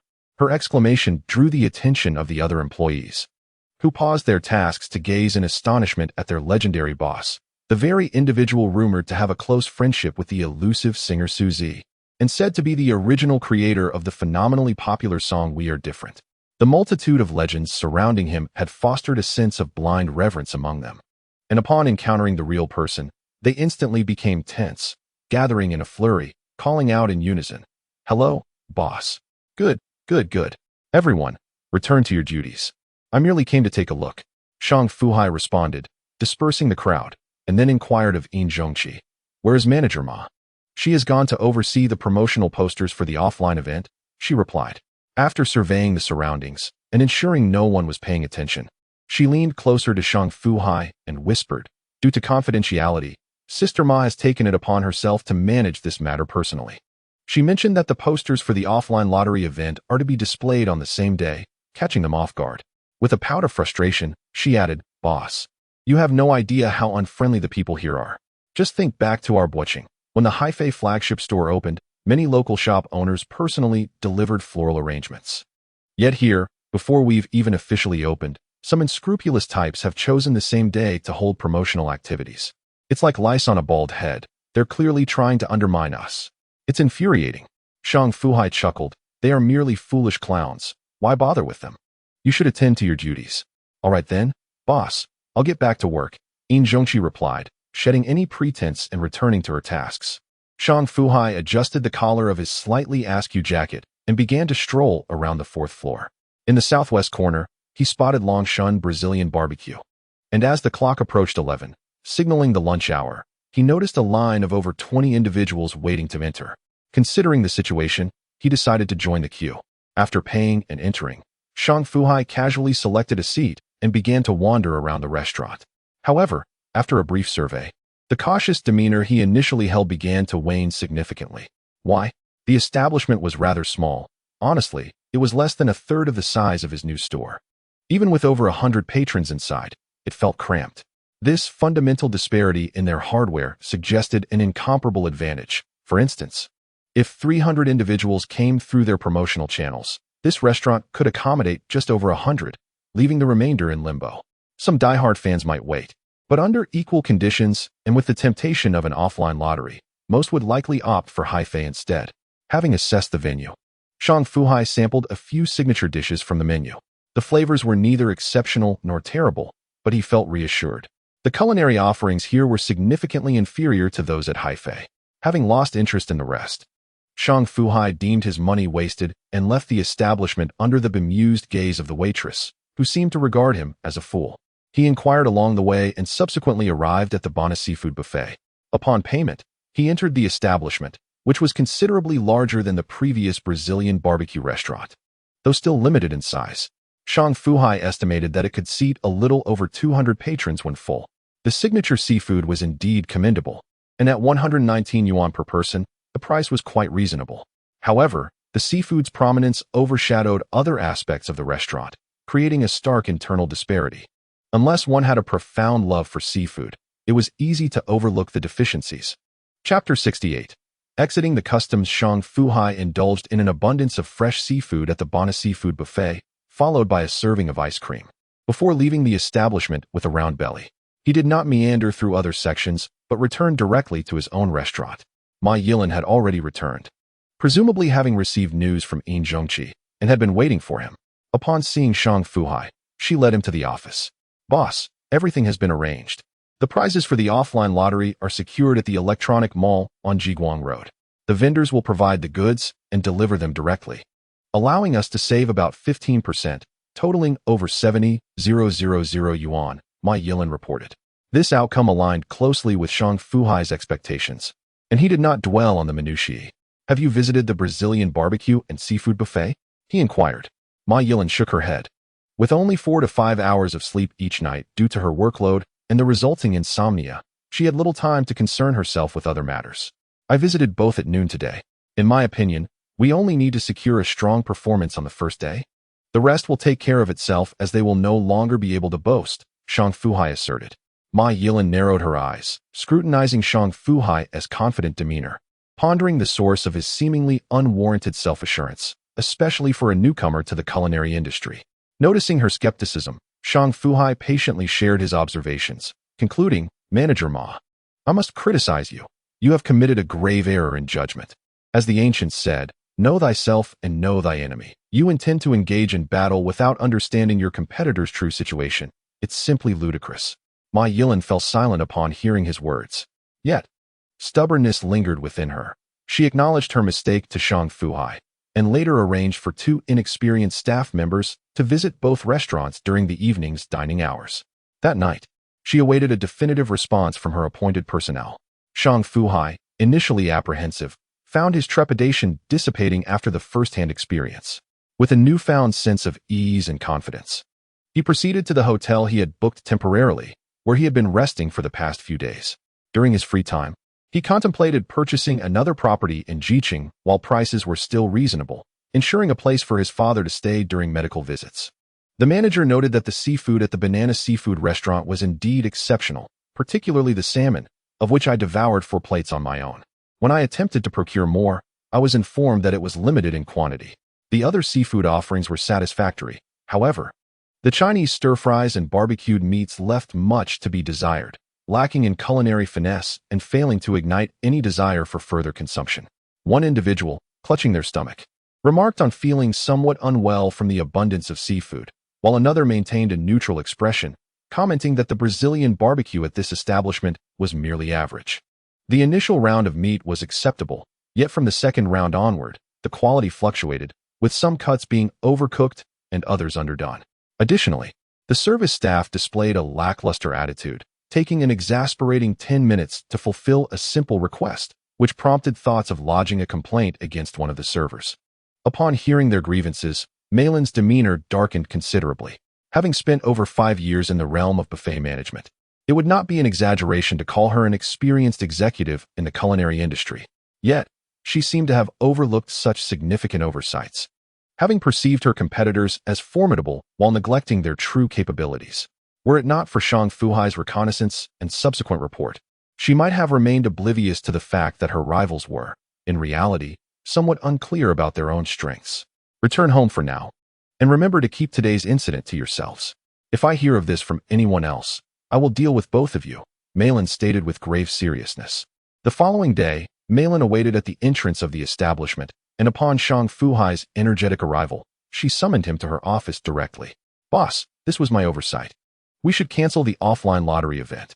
I have also rescinded the orders from the electronic mall, and I will personally bear the penalty," Malin declared. Shang Fu Hai shook his head emphatically.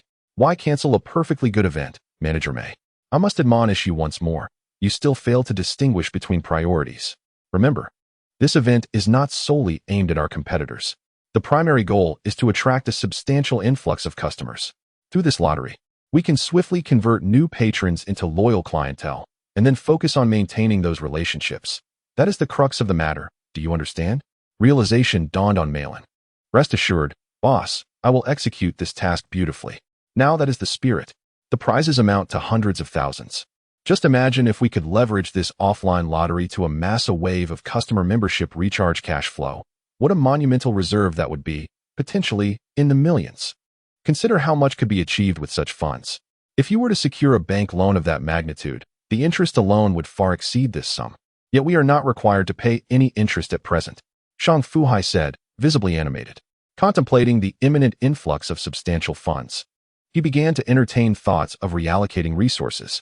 As April approached, the robust market trends were nearing their peak, and while entry into the stock market was no longer viable, real estate investment still beckoned. He recalled that at a certain point this year, purchasing properties would likely yield returns exceeding double their value within 2 years, a guaranteed profit. What, after all, did a few $100,000 in prize money signify?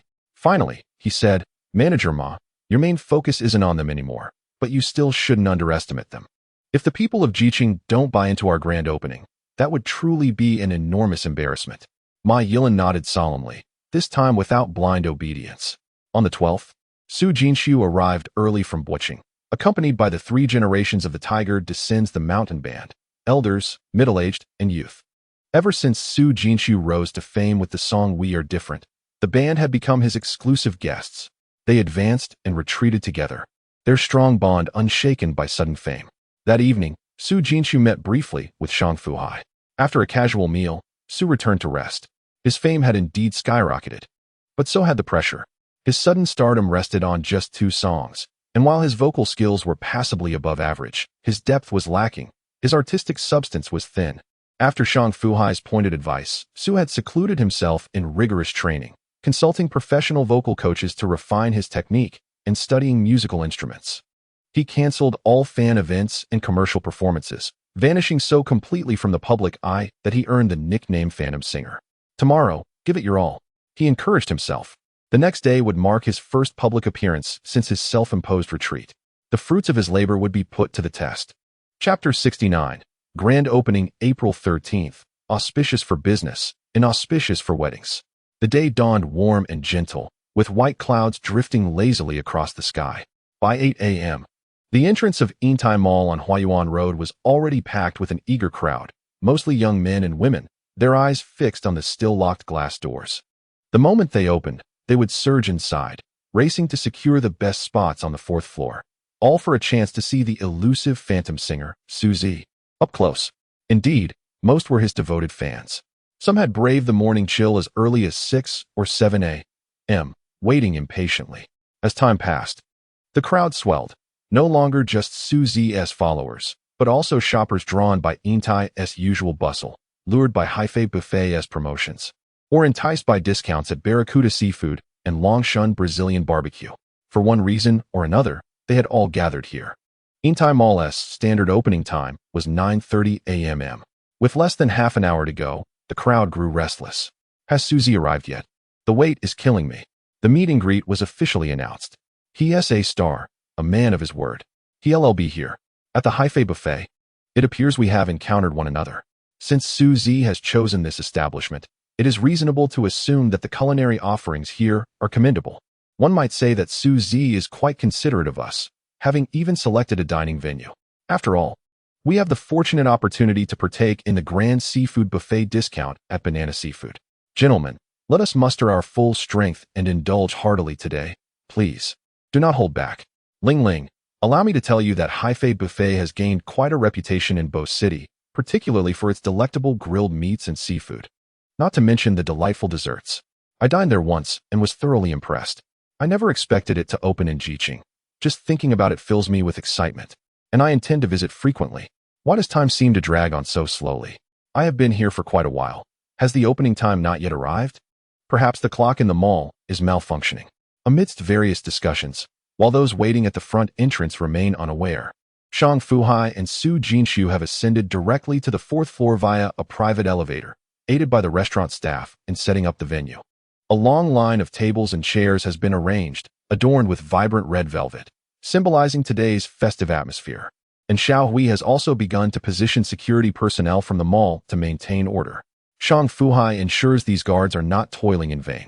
He promises that all meals during the event will be provided by the restaurant, and upon the conclusion of the week-long festivities, each participating security member will receive a standard membership card worth 500 yuan. Originally assigned as a task by the leadership, the prospect of food and monetary rewards invigorates their spirits even further. While Shang Fu Hai remains in the office, Ma Yilan stands at the entrance of the restaurant. Su Jinshu is already seated at the designated long table. With members of the mighty tiger descends the mountain band, representing 3 generations, positioned on either side. 2 security personnel have been assigned to stand guard beside them, preventing overly enthusiastic fans from acting impulsively.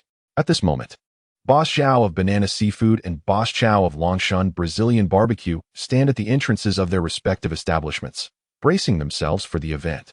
A glance towards the Haifei buffet inevitably tightens the tension on their faces. Boss Chow exclaims, "I have invested so much in this event, offering substantial discounts and sending special offers to our loyal customers. Today, I will surely bring you to your knees." Boss Zhao retorts, "You young upstart, barely established in Jiqing Yasintai, and already you wish to soar? Watch as I disrupt your event today. I will not be outdone. Attention, all units, attention. The doors are opening. Ensure the safety of the guests."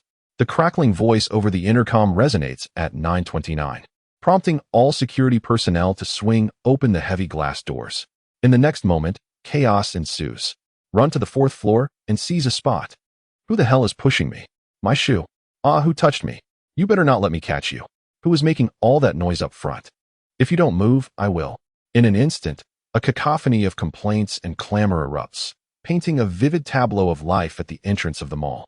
However, individuals in their 80s either took the elevator, opted for the escalator, or simply dashed up the stairs to the 4th floor, with only a few meandering about on the 1st floor.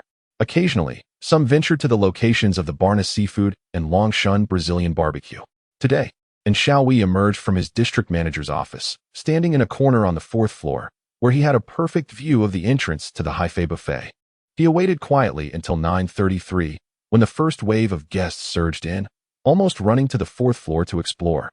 Finally spotting the warm-hued blue sign of the Haifei buffet and the long table set up beside the entrance, where several individuals were seated, he recognized Suzy and, filled with excitement, made his way over with long strides, exclaiming, "Look, Suzy is over there." His appearance acted as a signal, and in the next moment, a torrent of people surged from various directions. Initially, and Xiao Hui was pleased by the scene, but as more and more guests arrived on the 4th floor, crowding around the Haifei restaurant and refusing to disperse, he broke into a cold sweat. Fortunately, the shopping mall was constructed to high standards, ensuring safety. Yet he worried that the overwhelming crowd might lead to a stampede. Thousands clustered together, a sea of humanity. Observing the throng before him, he felt a twinge of anxiety. It must be a substantial number of people, and it had only been a short time. And Xiao Hui contacted the mall's security department again, requesting additional security personnel for support. Shang Fu Hai gazed through the restaurant's glass walls at the gathered crowd, feeling a surge of joy. The more patrons, the better, as they were essentially bringing him revenue. His task was to convert the fans of others into his own clientele. At this moment, the ongoing raffle seamlessly commenced. After numerous eager fans had arrived at the venue, the elusive Su Jinshu began with a rendition of "We Are Different." His adept vocal techniques, infused with deep emotion, elevated his performance, thrilling the audience of fans who were captivated, basking in a heavenly experience. Without pause, he launched into the premiere of Heart Thief, a new song that had been dominating the charts.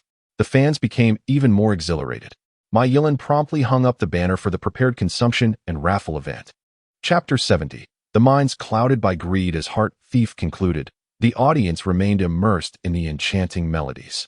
Su Jinshu seized the microphone and called out loudly, "To all the friends and family present today, please tell me loudly, is this new song enjoyable?" "Yes, it is." 1,000 voices thundered in unison, the sound reverberating like rolling thunder, causing nearby ears to buzz. The spectacle was truly magnificent. Su Jinshu relished the moment of applause. As the noise subsided, he continued, "I want to share a secret with everyone here. The original composer of this delightful new song is none other than the owner of this Haifei buffet beside me. My dearest friend, to all the family members present, if you also find it enjoyable, please extend your support to him on my behalf." As his voice faded, Ma Yilin swiftly directed the waitstaff to hang the banner detailing the grand offline lottery event at table 102. If Su Jinshu's earlier leak had merely sent a ripple of shock through the crowd, the unveiling of the banner, which announced the opportunity to win the latest smartphone through consumption and recharge, sent a far greater wave of astonishment among the onlookers. No one dared to admit their luck was the worst. With nearly 300 prizes of varying values available each day, surely one would be fortunate enough to win something. After all, even if one ended up with nothing, they could take solace in having contributed to our esteemed Su family's endeavors. This illustrates the often irrational spending habits of fans. A throng of eager individuals jostled at the entrance of the Haifei Buffet restaurant, anxious not to miss out on the chance to obtain a membership card, fearing that any delay would diminish their odds of winning. At the rear of the crowd, Boss Zhao and Boss Chow observed this scene in silence. In truth, their establishments had already been bustling with patrons due to the substantial discounts offered today. Yet, witnessing the surge of individuals flocking to become members, they realized that no matter how well they executed their promotions, they had ultimately failed, spectacularly so. "Old Zhao, I must take my leave." Chao Jianwei's heart ached. He had invested a considerable sum into this event, and for someone as frugal as he, it felt akin to having a piece of his flesh carved away. Had the event been a resounding success, it would have been one thing, but alas, it had not yielded the anticipated results.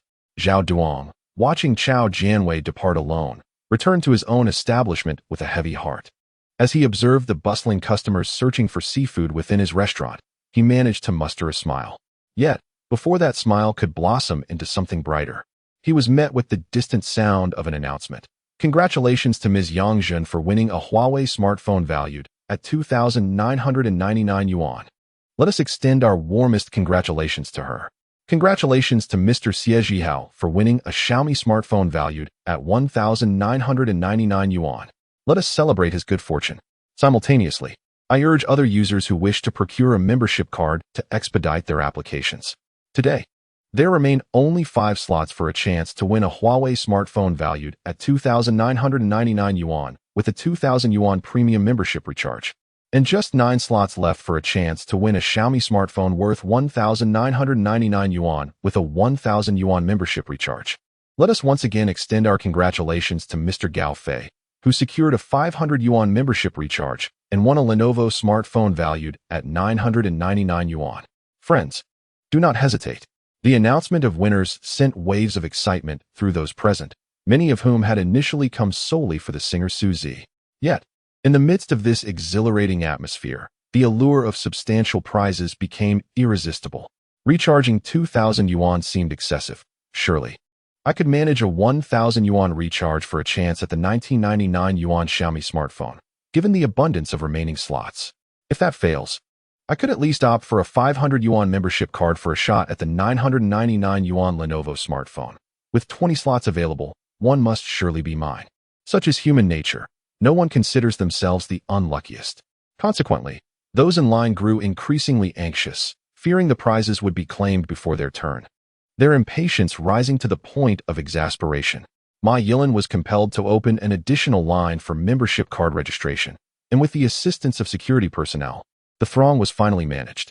At this moment, mealtime had arrived, and those who had successfully procured their membership cards swiftly entered the restaurant to indulge in a hearty meal.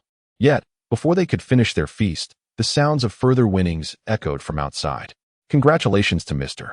Chen Sheng for winning a Joyoung soy milk maker valued at 299 yuan. Congratulations to Mr. Wang Shulin for winning a Joyoung soy milk maker valued at 299 yuan. Congratulations to Ms. Lian Fengwan for winning a Joyoung soy milk maker valued at 299 yuan. The cascade of winning announcements rang out repeatedly, stirring those waiting outside to apply for membership and make purchases.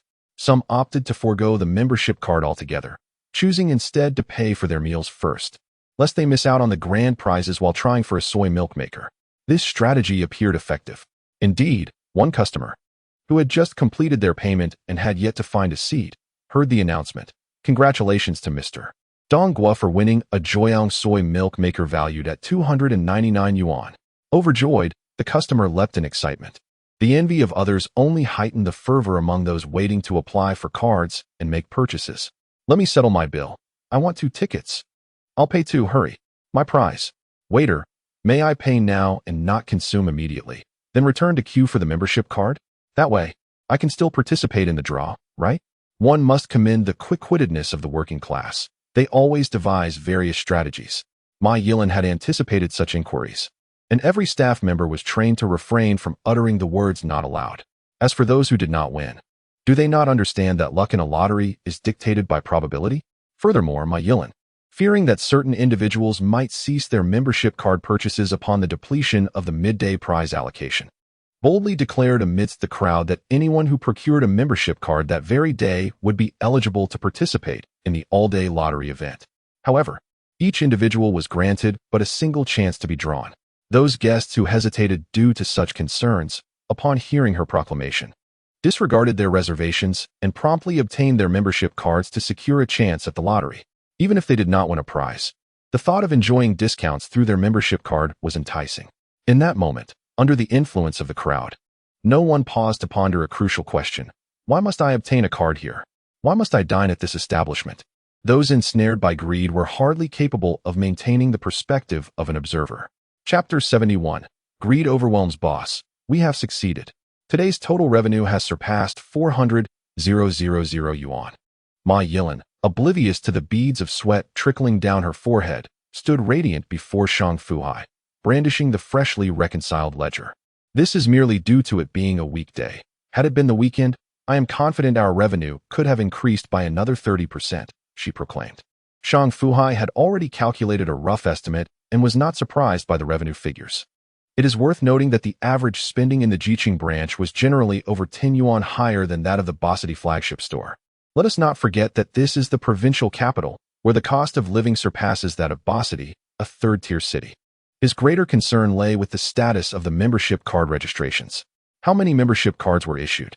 Ma Yilin's smile grew even brighter. Boss, you would never believe it. Today, we issued 327 Supreme Gold cards, accumulating a total recharge of 54 million yuan, 569 VIP silver cards, totaling 69 million yuan, and over 1014 regular membership cards, amounting to 507 million yuan. In total, we garnered over 68 million yuan just from membership recharges today. It's truly astonishing. There are over 90 affluent individuals in Jiqing. Upon calculating, Shang Fu Hai realized that the number of cardholders exceeded 900, meaning that they constituted more than half of today's consumer base. The realization left him gasping. Such a ratio was indeed remarkable, for these patrons would undoubtedly return. Shang Fu Hai felt immense satisfaction with the warm reception from Jiqing citizens. However, he was unaware that the enthusiasm of the Jiqing populace had yet to reach its zenith. The news of the lottery at the Yintai Haifei Buffet branch on Huayuan Road spread through various channels. Upon hearing that this establishment was hosting a continuous 7-day lottery, along with a high probability of winning after dining there, unofficial enthusiasts conducted a statistical analysis revealing that the overall winning probability for various prizes approached 10. This alarming figure directly stimulated the vast consumer base in Jiqing. Diners for lunch and dinner alike spontaneously altered their plans to choose Haifei Buffet, for dining was merely dining, and the prospect of winning grand prizes was an irresistible allure. Haifei itself symbolizes a certain level of sophistication, and the variety of dishes is quite commendable. The service staff exhibit an exceptionally pleasant demeanor, and the possibility of winning prizes adds to the allure. With such enticing thoughts at play, it was no surprise that the sales figures reported by Ma Yilin the following evening approached an impressive 500,000 yuan, while the total amount of membership card transactions exceeded 2 million yuan. As the days progressed, the distribution of tangible prizes further fueled excitement among patrons, those who had yet to participate, or those who had already entered but could rejoin the draw the next day, found themselves swept away by a frenzy. One after another, they waved their cash, rushing into the Haifei Buffet restaurant. At this juncture, there was no need to leverage Su Jinshu's name for promotion. Captivated by the allure of substantial rewards, people cast aside their rationality. Remarkably, some even rushed to acquire a recharge card merely for a chance at winning, without any intention of dining. As the weekend arrived, marking the final day of the event, the reception area of the Haifei Buffet was completely overwhelmed by a throng of eager customers clamoring to obtain cards. After a week, The offline lottery event drew to a close, and Ma Yilin presented her compiled data report to Shang Fu Hai. The total sales for the week neared 4 million, with the revenue from recharge membership cards exceeding 18.4 million. Shang Fu Hai felt the atmosphere around him grow heavier. Even taking a breath seemed laborious. Was this truly a buffet restaurant or a commercial enterprise? The data appeared almost surreal to him.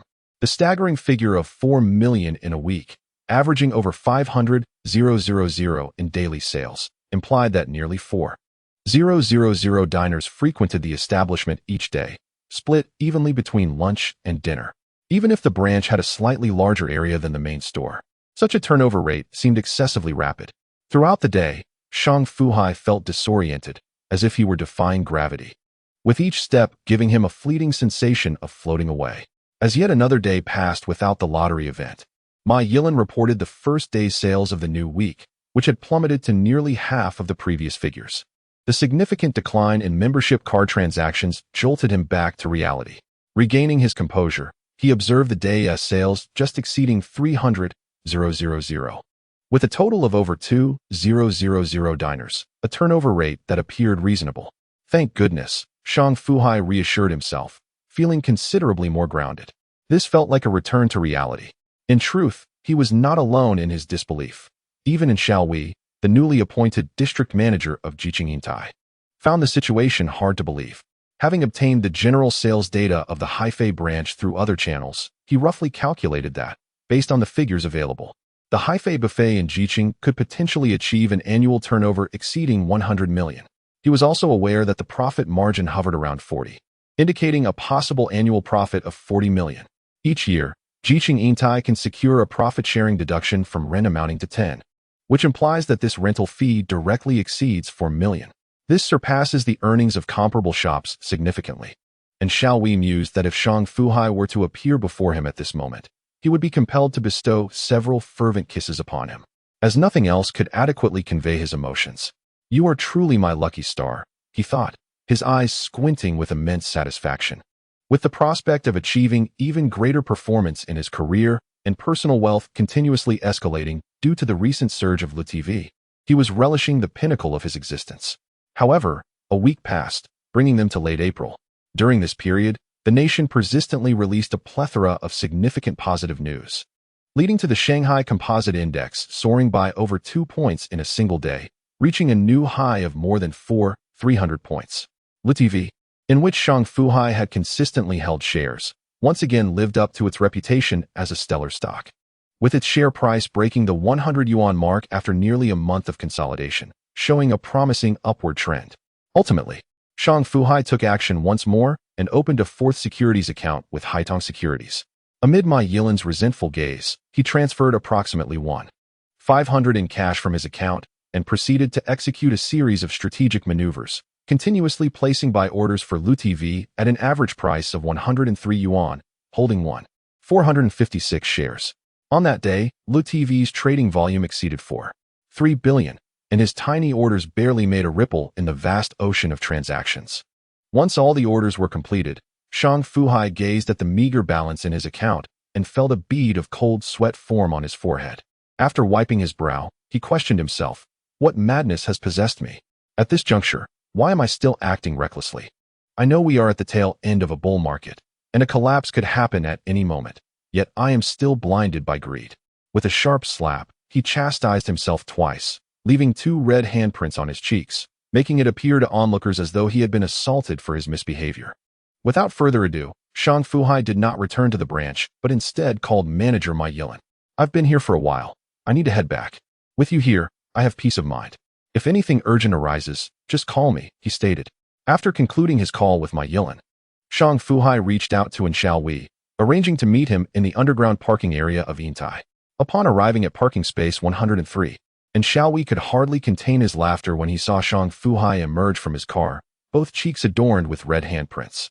"I say, Boss Shang, did you get so anxious that a woman had to slap you?" Shaohui teased him. Shang Fu Hai was in no mood to engage in idle chatter. He raised his hand to touch his cheeks, as if narrating an event entirely unrelated to himself. "These past few days, I have found my mind clouded by greed. This is a realization I must remind myself of." This statement left Shaohui utterly perplexed. Before he could gather his thoughts, Shang Fu Hai continued, Managerin. The reason I called you over is to inform you that, at the quickest, within a week, and at the slowest, within 2 weeks, I intend to liquidate my holdings in LuTV. Liquidate? LuTV has been consolidating for almost a month, and I noticed it has recently broken through with 2 upper trading limits. Is it not a tad hasty to liquidate at this juncture? And Xiao Wei expressed his astonishment, though inwardly, he wrestled with his own conflicting emotions. After all, LuTV was a stock recommended by Shang Fu Hai, and he himself had already seen more than a double return on this investment. He had been hoping to earn even more. Little did he know that before his dreams could even settle, Shang Fu Hai was announcing his decision to sell off, casting doubts on the stock's potential. Shang Fu Hai did not engage in a debate on the matter. He pointed to the palm print on his cheek and said, Managerin, this is the price I have paid. Additionally, I am merely speaking to you from a friend's perspective. I am not particularly well versed in stocks. I merely followed the trend. There might still be room for growth, but I cannot ascertain when it will peak. Therefore, I remain committed to liquidating my holdings within 2 weeks. The primary purpose of this call was to convey that, now that I have expressed my thoughts, I shall return to Butching. We can gather again in the future. Shang Fu Hai emphasized this point once more. He had done what he needed to do and said what he intended to say. How and Xiao Wei chose to act was no longer his concern. As for himself, Shang Fu Hai had begun to gradually liquidate his holdings in LuTV when the stock was around 150 yuan. The 2-week timeline was merely a courtesy to Xiao Wei. But he recalled that LuTV had surged above 170 yuan. The exact peak eluded his memory. Reluctant to take unnecessary risks and unwilling to consume the last morsel, Shang Fu Hai could not confidently tell his friends and family at which price he would sell. After much contemplation, he settled on a 2-week deadline, estimating that by then, LuTV would have reached a sufficient height.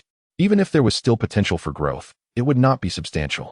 Upon returning to Butching, Shang Fu Hai drove directly to Future City.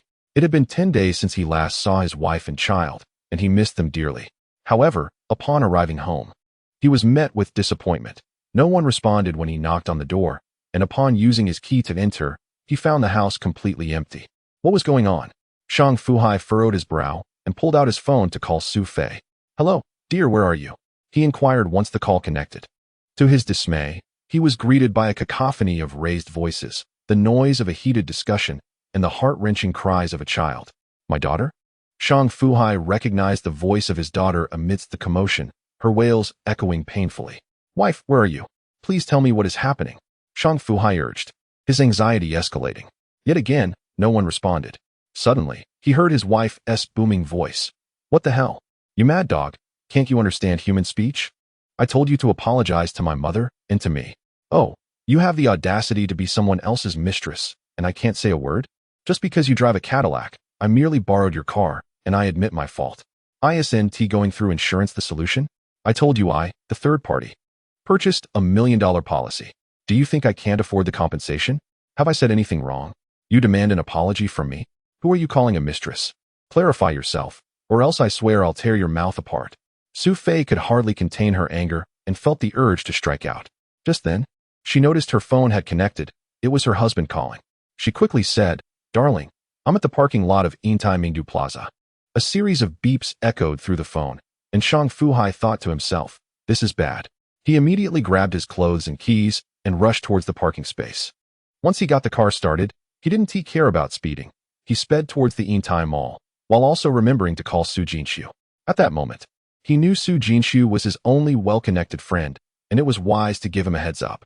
Unbeknownst to him, Su Jinshu, upon receiving the unexpected call, abandoned his training and hurriedly drove towards Yintai City, also starting to make calls to gather people. What usually took 15 minutes, Shang Fu Hai managed to accomplish in 10, having run 2 red lights in the process. Urgency dictated his actions, and he would deal with the consequences later. Upon arriving near the parking lot of Mingdu Plaza, he didn't even need to look for a spot. He squeezed his car into a roadside space and heard his wife's loud voice from the nearby crowd. How dare you call me a mistress, you wretched woman? Let me tell you one last time, I demand an apology. Have your ears stuffed with donkey hair? You're really pushing me to the brink. Xu Fei was completely enraged. She had not anticipated that the day, meant for a delightful outing with her mother and daughter at Yintai City, would take such a distressing turn. As she was reversing into a parking spot, a car unexpectedly veered in and collided with the front left side of her vehicle, leaving a noticeable dent in the left front tire area and peeling off a significant patch of paint. She had been driving meticulously lately, almost washing her new car every 3 days, cherishing its freshness.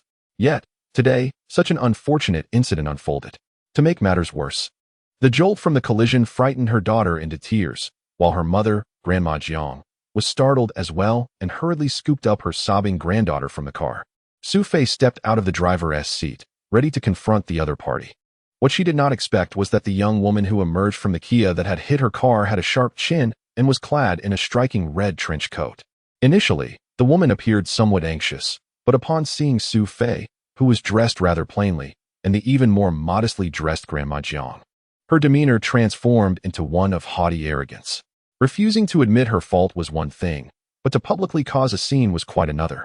It was beyond comprehension what had gone awry in her mind when she brazenly accused Xu Fei of being a mere mistress to a wealthy man. Grandmother Jiang, witnessing her daughter being wronged and her granddaughter sobbing uncontrollably in her arms, stepped forward to defend her daughter. However, the young woman in the red trench coat turned her ire on Jiang, which ignited Xu Fei's fury. "Young lady, have some decency. You crashed into our car, and yet you spew such nonsense. How do you live with yourself?" Grandmother Jiang scolded, then hurried to comfort her granddaughter. Caught in a whirlwind of chaos, the woman, instead of acknowledging her misdeed, grew even more arrogant. "What did I say? I merely spoke the truth. Look at you two, dressed as you are, lacking both style and grace. Who could believe you could afford such a fine car? Clearly, your daughter has latched onto a wealthy man. Yes, I collided with your vehicle. Feel free to call the police. I'll cover the damages through insurance. But I want to apologize. How dare you? I'll make you pay." Xu Fei's eyes blazed with fury as she rolled up her sleeves, ready to confront the woman. Unprepared, she felt a large hand grip her raised arm from behind, followed by a firm hold on her shoulder. Startled, she instinctively turned to retaliate. But her mother's voice called out, "Fu Hai, why are you here?" Hearing that name instilled a sense of confidence within Xu Fei. Yet her rage remained unbridled as she glared at him, then pointed accusingly at the woman in red. "Do you have any idea how vile her insults were? Why did you take so long to return?" Shang Fu Hai, observing her face contorted with anger, felt a pang of sympathy. With a slight smile, he pulled her behind him. "I'll handle this." He then turned his attention to the woman before him. From the back of the crowd, he hadn't noticed her clearly, but now, he could see she was quite attractive, with exceptionally fair skin and light makeup, her red trench coat making her stand out even more. However, the overpowering scent of her perfume made him sneeze, narrowing his eyes. The confidence that came with his wealth inadvertently radiated an air of intimidation, a trait he had cultivated as a business owner over the past few months.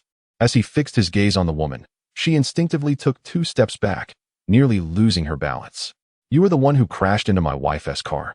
You were the one who insulted her, calling her a mistress to a wealthy man. You also insulted my mother-in-law. How should I deal with you?" His tone was calm, yet his words were laced with a chilling severity. The onlookers instinctively recoiled, none daring to step closer. The young woman, realizing her embarrassment and feeling humiliated, defiantly retorted, "Am I wrong?" In response, Shang Fu Hai stepped forward and delivered 2 swift slaps to her powdered cheek, instantly reddening her previously flawless skin. Perhaps stunned by the suddenness of the blows, she momentarily stood in shock, unable to react. Shang Fu Hai paid her no heed, gritting his teeth as he declared, "Remember this, those 2 slaps were for your filthy mouth. My wife was wed to me through proper matchmaking, yet you dare spew such nonsense? Consider yourself fortunate I didn't tear your wretched mouth apart right here in the street. Push me further, and I have plenty of ways to deal with you." With that, he turned to check on his wife and children. Only when the stinging pain flared across her face did the young woman realize she'd been struck. Like a madwoman, she lunged at Shang Fu Hai's back with clawing hands. Xu Fei, who had been seething with anger moments ago, felt an immense satisfaction watching her husband deliver those 2 resounding slaps. But seeing the woman now attacking her man, she refused to stand idle. Lifting her foot, she kicked the woman square in the stomach. The impact sent the woman crashing to the ground with a heavy thud, her rear colliding painfully with the pavement.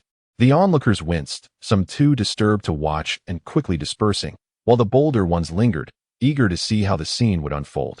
A few, alarmed by the scuffle, hastily dialed 110 to report the incident. Utterly unhinged by the humiliation, the woman shrieked, "How dare you hit me? I'll have my people wipe out your entire family. What? A dangerous glint flashed in Shang Fu Hai's eyes. His family was his untouchable line, and now someone dared threaten them. Say that again, he growled, striding forward and crouching beside the fallen woman. His fingers tangled in her long hair, poised to slam her head against the ground if she uttered another wrong word. To hell with the law. Terrified, the woman averted her gaze, too frightened to meet Shang Fu Hai's eyes, especially those that seemed ready to devour her alive. Trembling, she stammered. My man is the chief of Baoshan police station in the high-tech zone. Touch me again, and you'll see what happens. Then, as if realizing her blunder, she hastily added, now let me go, and I'll pretend none of this happened. Shang Fu Hai nearly laughed at the absurdity. What kind of fool is this? One moment, she was all arrogance. The next, she cowered, yet still couldn't read the room. Unable to contain his fury, he delivered another brutal slap. This one so forceful it sent her other cheek smacking against the pavement. Ack! It hurts. The woman wailed in pain, now genuinely terrified. Frantically, she fumbled for her phone to call her so-called man. At some point, Su Jinshu had appeared on the scene. With a cold chuckle, he remarked, funny. I recall the chief of Baoshan police station, Xing Jigua, is already married, with a kid in middle school, no less. Woman, are you sure your son is that old? The woman froze mid-dial. Yet Shang Fu Hai saw clearly. The number she pulled up was indeed labeled Xing Jigua. If it was the same man, this was about to get very interesting. Su Jinshu's rogue demeanor flared up again at this moment. He appeared silently, but delivered a fatal blow to the woman in such a manner. It didn't end there. Seeing that she wasn't making the call, Su Jinshu simply snatched her phone away, ignoring her frantic struggle, dialed Xing Jigua's number, and pressed the record button. The call connected, and a deep male voice came through. Hey, Lily, I told you not to call me during work hours. Did you forget again? What is it this time? Well, old Xing, so it really is you. Impressive, keeping the home fires burning while flying colorful flags outside.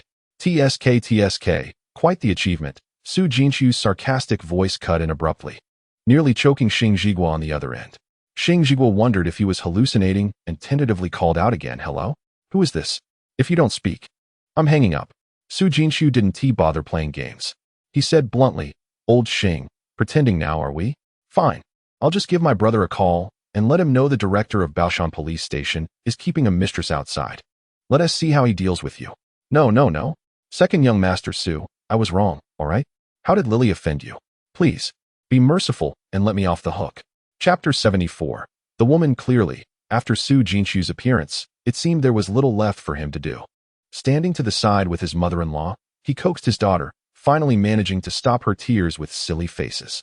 But she remained visibly shaken, no longer giggling as she usually did, which weighed heavily on Shang Fu Hai's heart, just as Shang Fu Hai had anticipated, especially after Su Jinshu called the woman's husband, who was still sprawled on the ground. The once arrogant woman seemed to lose all backbone. When Su Jinshu threw the still-connected phone in front of her, she trembled as she picked it up, listened for a moment, then scrambled to her knees before Su Jinshu. Su Jinshu refused to take the blame, stepping aside with a cold snort. Cut the crap, you shameless wretch. If you've got something to say it properly. Being a mistress is bad enough, but which of your blind eyes dared to spew nonsense at my sister-in-law? I've mellowed out these days. Back then, I'd have broken both your legs and tossed you in the trash. Yes, I was blind. Second young master, please forgive me. I'll never dare again. The woman, already bruised and battered from Shang Fu Hai's slaps, wept pitifully, her face streaked with tears and snot. No one pitied her, not even the onlookers. They merely glanced fearfully at Su Jinshu and Shang Fu Hai, realizing that the world wasn't quite what they had imagined. Brother Shang, how do you want to handle this? Su Jinshu tossed the decision to Shang Fu Hai. Shang Fu Hai glanced at his wife. Xu Fei gritted her teeth and said, that bitch, if it were up to me, I'd have torn her mouth apart. Who does she think she is, humiliating me like this? Since Brother Su stepped in, I'll say it again, apologize to my mother, apologize to me. And the car, Xu Fei's beloved car, bought less than a month ago, was now a wreck, undoubtedly totaled. The pain in her heart was unbearable. Shang Fu Hai cast a glance at the car, noticing that the engine was still running. Without hesitation, he entered the driver's seat and, amid the onlookers' attention, shifted gears and pressed the accelerator. With a resounding crash, the front of his vehicle collided forcefully with the front half of the Kia, causing the hood to pop up, inciting gasps from the gathered crowd.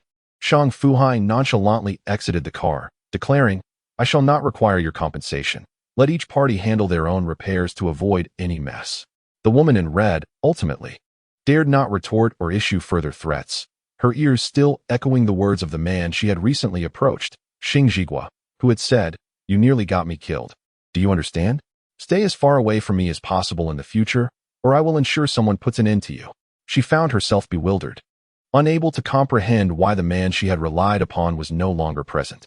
Su Jinshu's contact was ultimately of no use, yet Shang Fu Hai expressed his gratitude warmly, especially towards Su Jinshu, saying, "Now, hurry back and comfort your wife. Encountering such an incident must be distressing. Do not worry about that old rascal Xing Jigua. I will handle this matter and provide you with a satisfactory resolution. I am leaving now."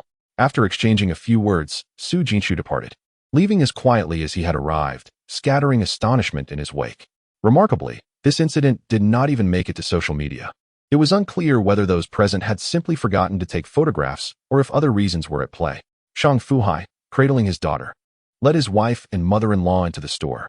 Lai Mingyuan, upon seeing the family arrive, hurried over to greet them. However, he quickly discerned that the family's spirits were rather low, particularly noting two faint red marks on the boss's face, suggesting some unspoken domestic dispute had occurred. Pondering this, he dared not linger and personally prepared a few glasses of freshly squeezed juice before returning to his tasks. Xu Fei, still seething with indignation, exclaimed, "It infuriates me. How could she be so blind as to compare me to what she claimed? What a wretched creature. If this does not suffice, shall I hire someone to break her legs?" Shang Fu Hai's audacious suggestion left his mother-in-law in shock. Grandmother Jiang hastily urged, "Fu Hai, you must not act in such a manner. It is all in the past. You have already confronted her, and your anger has been vented. Let this matter rest." What more could Shang Fu Hai say? He certainly did not wish to further upset his mother-in-law. Xu Fei gradually calmed down, refraining from further remarks. With her mood settling, she glanced at Shang Fu Hai, whom she had missed for 10 days, studying him intently with a sense of longing. Upon closer inspection, she immediately noticed something amiss. Her heart skipped a beat, and she quickly inquired, "What happened to your face? It looks as if there are two handprints. Which woman slapped you?" Shang Fu Hai was momentarily taken aback, struggling to catch his breath. After much explanation, Xu Fei reluctantly accepted that he had not been struck by anyone. Casting him a skeptical look, "You are truly peculiar. Why would you hit yourself so hard? What could possibly warrant such a reaction?" "You wouldn't understand," he replied. Shang Fu Hai shook his head. He needed to teach himself a lesson. This time, he had been blinded by greed, but he knew he still stood to profit safely. But what about the future? What if one day his memories of the past decade simply vanished? A man truly must not be too covetous. Yet he hadn't anticipated that an offhand remark of his would leave Xu Fei deeply unsettled. She thought to herself, "Fine. I don't understand, but why not explain it to me? If you did, wouldn't I grasp it then?" Such a stubborn man. At the same time, a lingering discomfort weighed on her, especially after what had just transpired. Humiliated as a mistress by that wretched woman, mocked for her lack of style and grace. These layered grievances brewed darker thoughts within her. Unaware of this, Shang Fu Hai cradled their daughter, recounting the bustling scenes from his recent trip to Jiqing, the crowds clamoring for membership cards. Old Mrs. Jiang gasped in disbelief, unable to fathom so many wealthy people willing to spend thousands just for dining privileges. "So much money," the elderly woman mused. "Back in the village, we grew our own grain and vegetables. A year's meals never cost this much." "Mother, times are better now," Shang Fu Hai reassured her. Mrs. Jiang knew her perspective was outdated, shaped by her era. Even though the business was her son-in-law's and the profits his, such extravagance still grated on her frugal sensibilities. She sighed but let it go.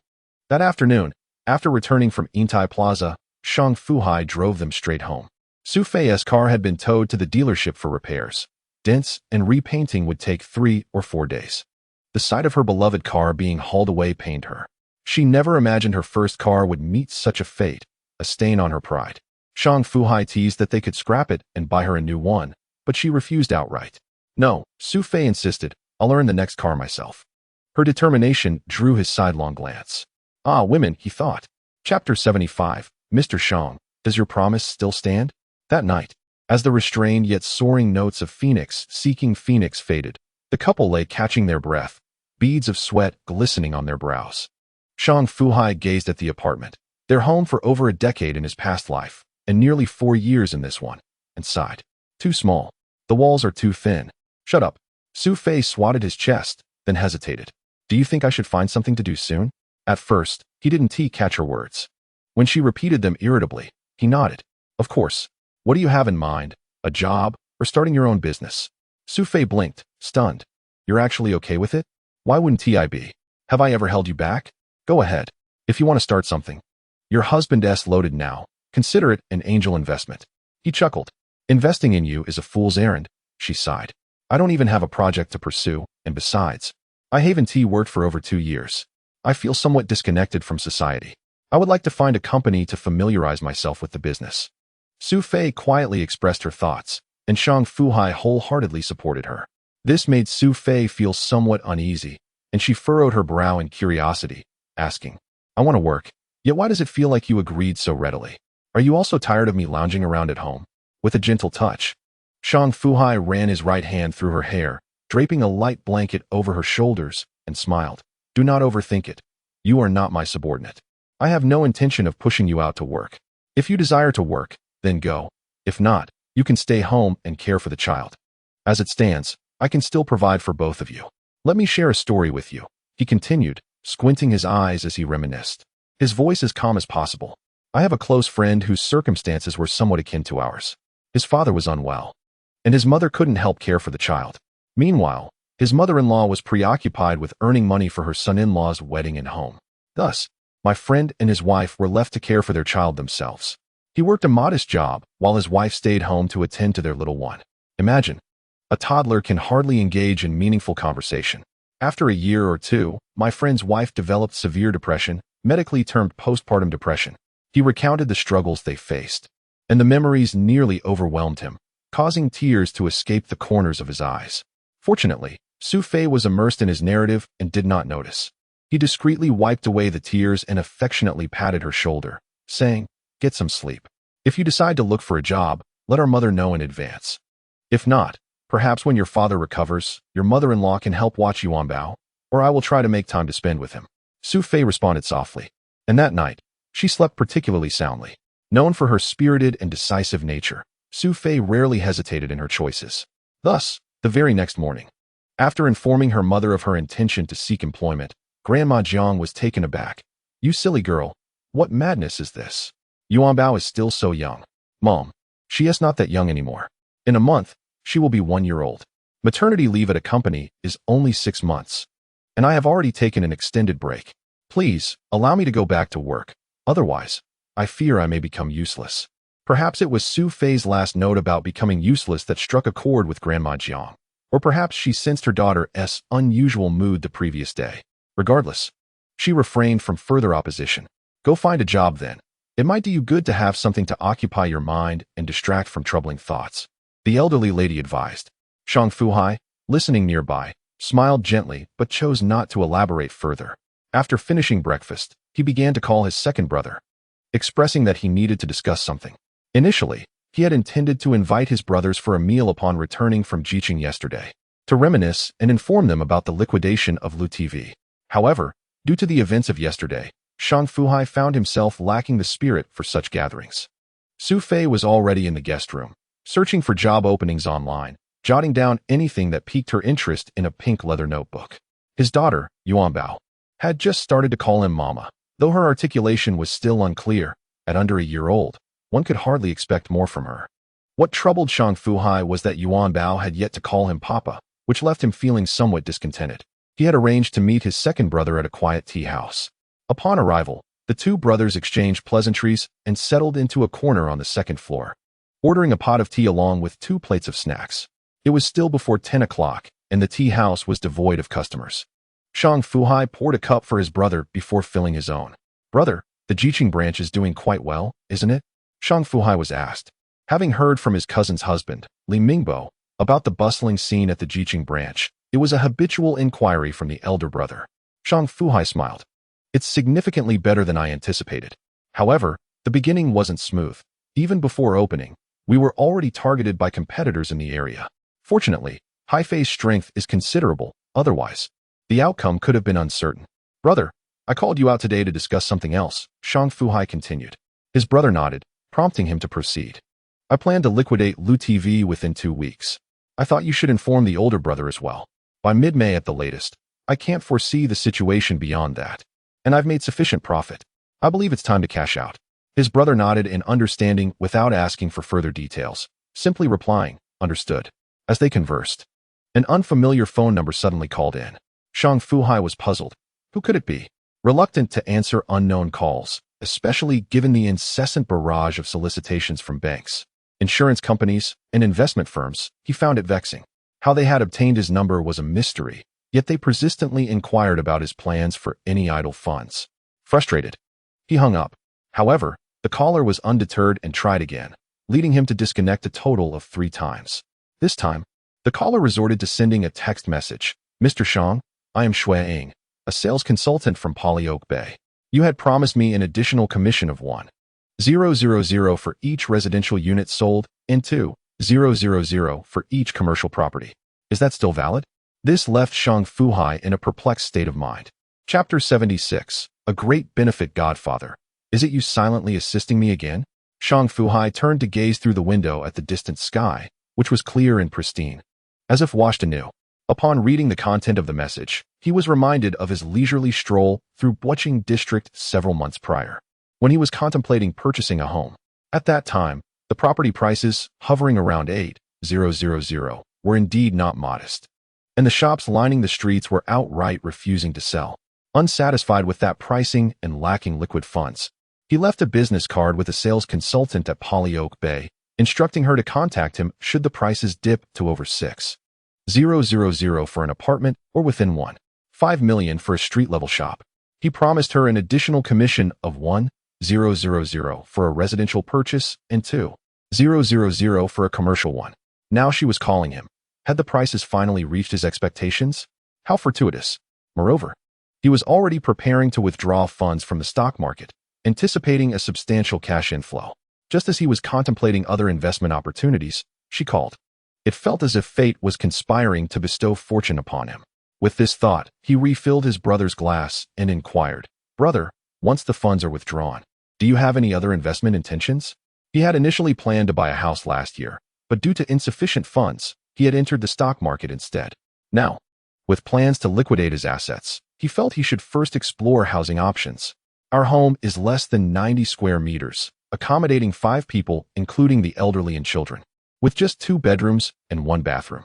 It becomes quite urgent during busy times. We must resolve the housing situation first. However, his brother questioned what he meant by that. Was there another promising avenue? Shang Fu Hai was unaware of his brother's housing plans. He had merely asked casually, hoping that if his brother had no immediate intentions, they could jointly invest in a property, even if it was just to hold for appreciation. Brother, how fortuitous, he exclaimed, shaking his phone. I just received a call from the sales consultant at Polyoak Bay. I missed her call, but she sent me a text. It seems the prices have dropped. Are you interested in going to take a look together? Really? By how much can we negotiate? Shang Fu Hai perked up at the mention of Polyoak Bay, one of the developments he had previously considered. However, when the prices were at 8,000 per square meter, it felt inflated. He had intended to purchase a 4-bedroom apartment exceeding 170 square meters. Yet, given the prices at that time, they could only secure a loan of 700,000, with a down payment and various fees exceeding at least 700,000. He had hesitated to commit due to the financial constraints. After a moment's contemplation, Shang Fu Hai remarked, I told her to call me if the residential prices fell to over 6,000. I'd buy a unit and offer her an extra 1,000 in commission. Since she has called, the price must be close to that. Let us grab a quick meal and head over to check it out. Let us skip the meal for now and go take a look first. Afterward, I'll treat you to roasted lamb legs in the West, Shang Fu Hai replied, his interest piqued by the pricing. If this were indeed the case, they could save 200,000. Once he sold Le TV, he would have over $1 million at hand. If he tightened his belt, there would be no need to consider a loan. What a delightful prospect. The 2 brothers drove towards the district, one following the other. It was already 11 o'clock when they set out, coinciding with the midday rush hour, resulting in heavy traffic that made it impossible to accelerate. Although the distance was less than 10 kilometers, it took them a full 40 minutes to arrive. Upon reaching their destination, they discovered that numerous cars were already parked in front of the Poly Oak Bay sales office, making it a challenge to find 2 vacant spots. Looking at the scene before him, Shang Fu Hai remarked, "There are quite a few cars. So many people are here to view properties?" Thankfully, we hurried over without stopping for a meal.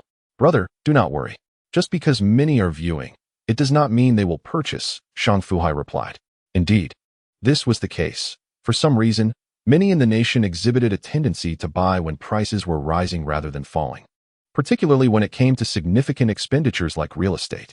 Unless it was a necessity, they tended to hesitate when prices dropped, but once they began to rise, even substantial year-on-year increases could not dampen buyers' enthusiasm. As the two approached the sales office, they could see through the transparent glass doors that the interior was packed with people. "Goodness, so many people," Shang Fu Hai exclaimed, realizing that the promotional event for the Oak Bay development must be exceptionally enticing. Once inside, they found themselves amidst a bustling crowd. Shang Fu Hai looked around but could not spot Xu Fei, the sales consultant who had assisted him during his last visit. He thought it only fair that she would have notified him, as it was unprofessional to neglect her responsibilities. He called Xu Fei for the first time, but she did not answer. After a second attempt, she finally picked up, though he could hear her breathlessness, suggesting she was quite exhausted. "I am at the entrance of your sales office," Shang Fu Hai called out, raising his voice above the cacophony that was louder than a market. "Mr. Shang, please hold on.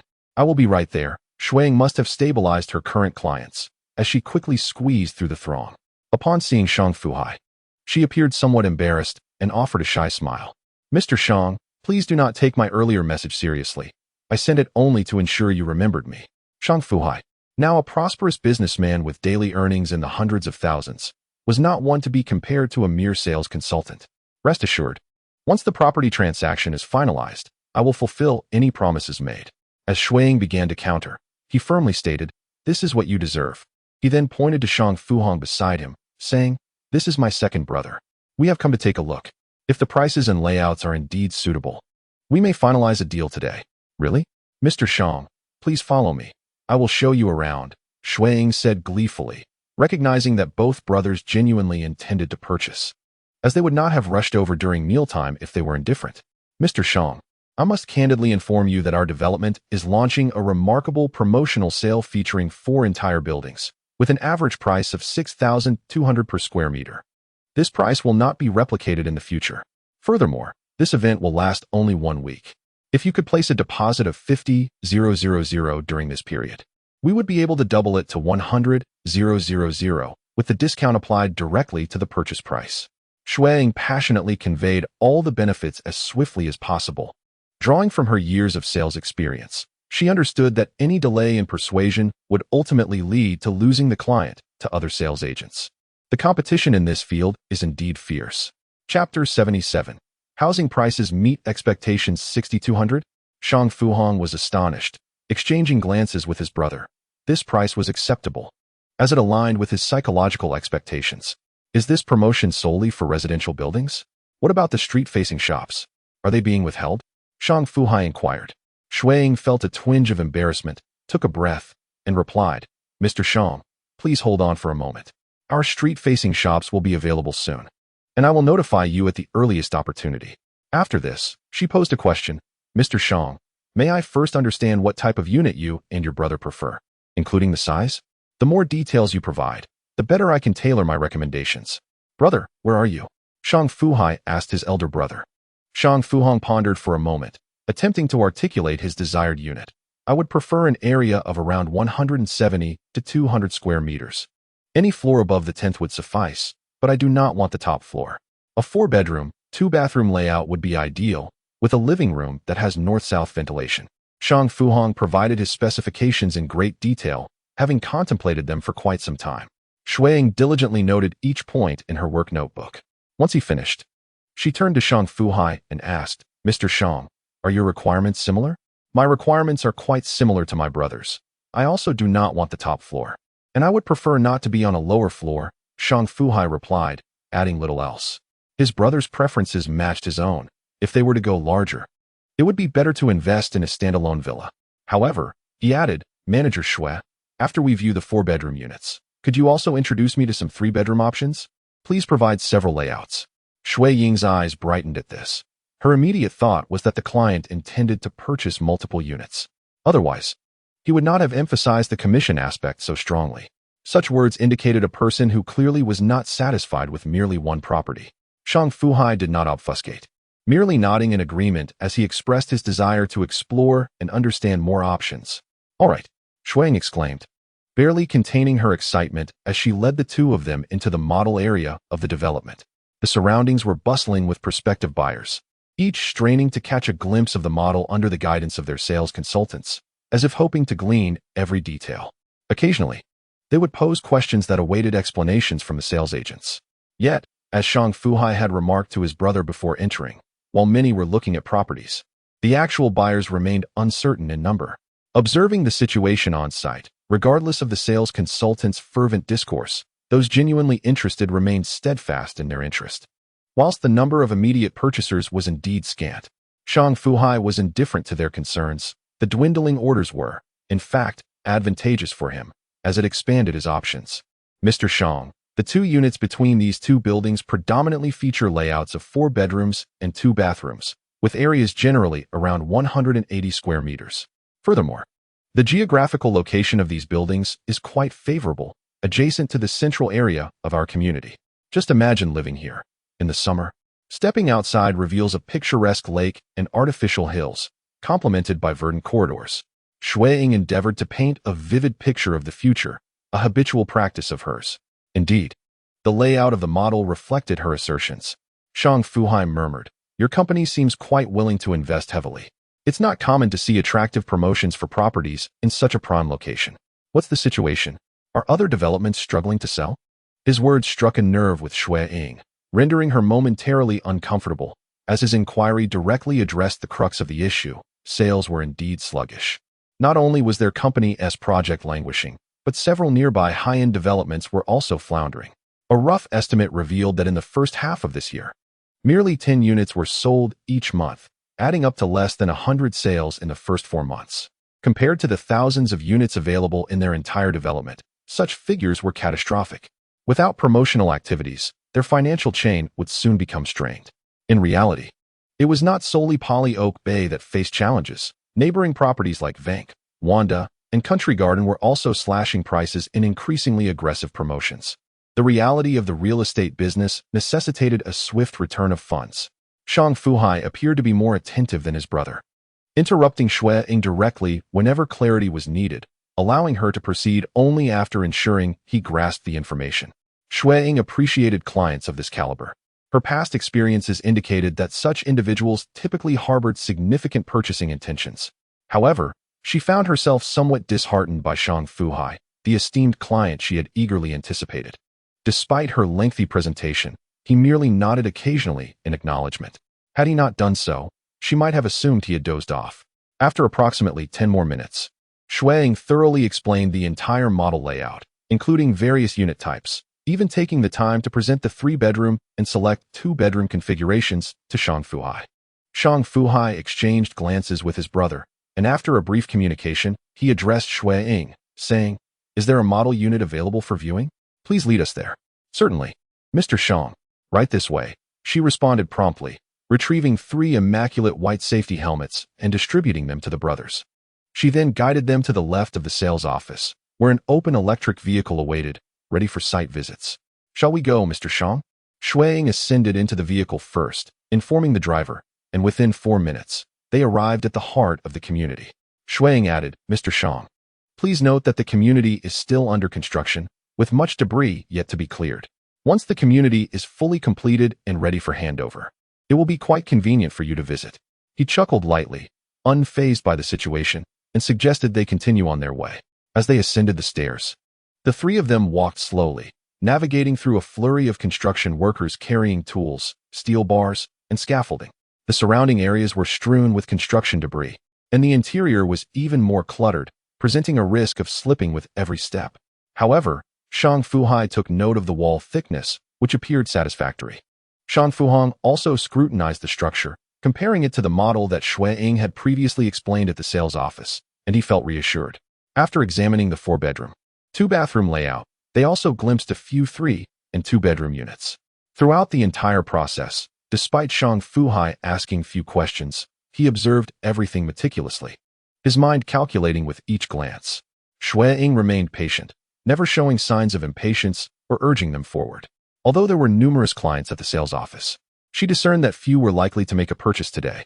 Most had come merely to assess the property in light of the recent price reductions, with several inquiring whether prices might fall below 6,000 soon. In contrast, these two brothers, upon hearing the price for the first time, had not pressed for further details, and their demeanor suggested genuine intent to buy. It seemed plausible that a transaction could materialize with them. Chapter 78. I will purchase 6 units as anticipated. After exiting the show apartment, Shang Fu Hai inquired, Manager Xue, is there a place nearby where we might dine? My brother and I rushed over upon receiving your message and have been on empty stomachs since. Additionally, there are a few matters we would like to discuss over a meal, if that is agreeable. Xue Ying hesitated briefly before responding, Mr. Shang, would it be acceptable for you both to join me at our company's cafeteria? There are private rooms available, and the chef's offerings are quite commendable. She was uncertain of their status and worried they might not find the cafeteria to their liking. Moreover, it was still working hours, and she felt uneasy about leaving her post, even to accompany clients with strong purchasing intentions, as it could reflect poorly later on. Evidently, her concerns were unfounded. The brothers had no objections. Xue Ying ordered several exquisite dishes from the chef and settled the bill. Shortly thereafter, 4 dishes and a soup were served. She also brought each of them a bottle of orange juice, saying, Mr. Shang, I apologize, but we are not permitted to serve alcohol during working hours. Haha, Manager Xue, you are too courteous. We will be driving later, so we prefer a simple meal. We mainly wish to clarify a few questions, Shang Fu Hai replied. He then turned to his brother, Shang Fu Hong, and suggested, Brother, why don't you go ahead and ask? Very well, Shang Fu Hong nodded. Manager Xue, you have explained the house structure, and I have personally inspected the property. Overall, I am quite satisfied. However, I would like to inquire if I could place a deposit if I express interest. After paying the deposit, how long do I have to provide the remaining funds? Additionally, if I decide today, what discounts might I be eligible for? When can I expect to receive the keys? Hello, Mr. Shang. Indeed, if you are inclined to purchase today, you may place a deposit, and we can sign a letter of intent, Xue Ying replied. This is a special promotional event to reward our valued customers.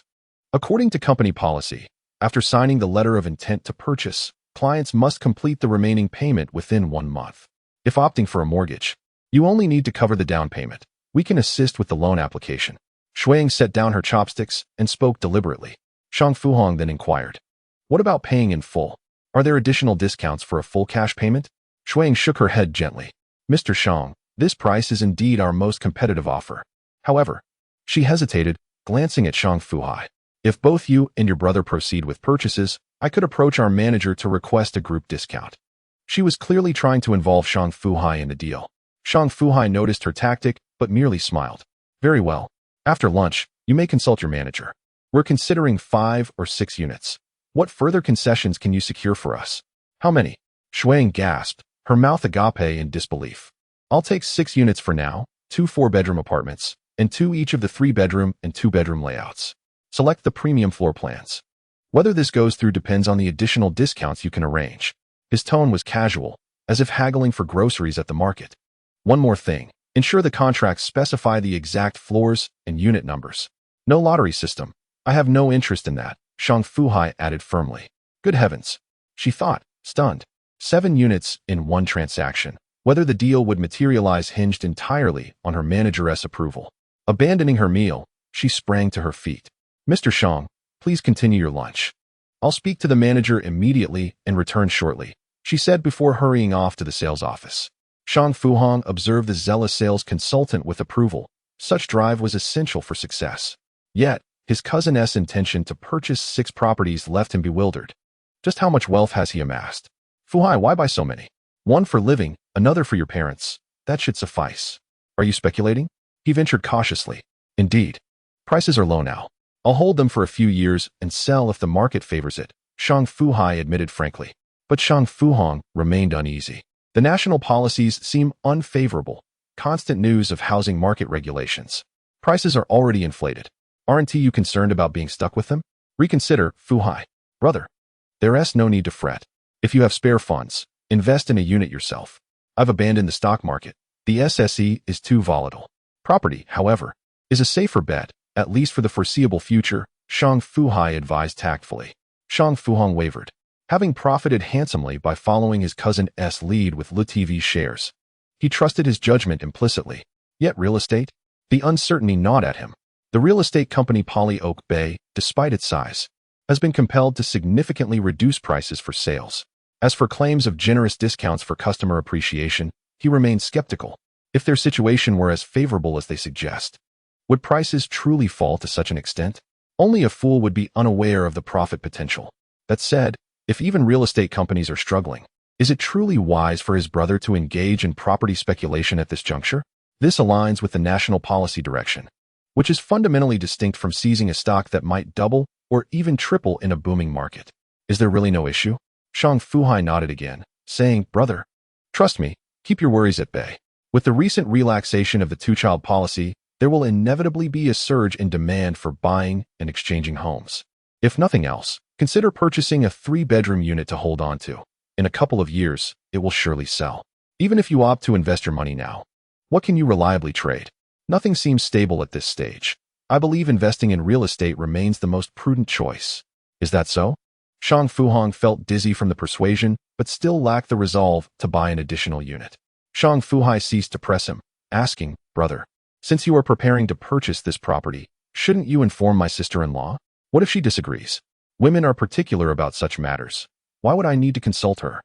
I'll make the decision myself," Shang Fu Hai replied dismissively, waving his hand as if to assert his authority. However, Shang Fu Hai soon witnessed his brother swiftly retrieving his phone and dialing a preset contact number. Moments later, upon connecting, he heard Shang Fu Hai say, "I just viewed an apartment at Poly Oak Bay, the same community we looked at together. It's a 4-bedroom, 2-bathroom unit, spacious enough for your parents to live comfortably. The price is over $6,000. I've already placed a deposit, so if you have time, come take a look." After finishing the call, Shang Fu Hai casually tucked his phone into his pocket, glancing at Shang Fu Hai with a broad grin. "Brother, is this really the best approach?" Shang Fu Hai felt a sense of despair. It was the first time he had seen his brother in such a cowardly light. Yet Shang Fu Hai remained unconcerned, maintaining a relaxed tone. "Women are like that. They appreciate the way I present things. Ultimately, the final decision rests with me." Shang Fu Hai felt utterly crushed by this lack of faith. Chapter 79. Enjoying the spectacle turning the conversation, Shang Fu Hai asked, "Brother, are you not going to mention your home purchase to your sister-in-law?" Observing his brother's eager anticipation for the unfolding drama, Shang Fu Hai felt an urge to disregard their brotherly bond and punch him. He was exasperated by such a brother, who seemed poised to revel in his misfortune. He retorted, "Brother, I'm not like you. My sister-in-law genuinely doesn't concern herself with these matters. I'll make the decisions, and if she truly objects, I can always sell in a couple of years, making a profit." "You have your way." Shang Fu Hai said nothing further. As the brothers continued their light-hearted banter, they noticed Xu Fei hastening towards them, accompanied by a man. The newcomer appeared to be around 40, sporting a crew cut. Dressed in a silver-gray suit with a crimson tie, his physique well-proportioned, and his skin smooth and unwrinkled, clearly indicative of diligent self-care.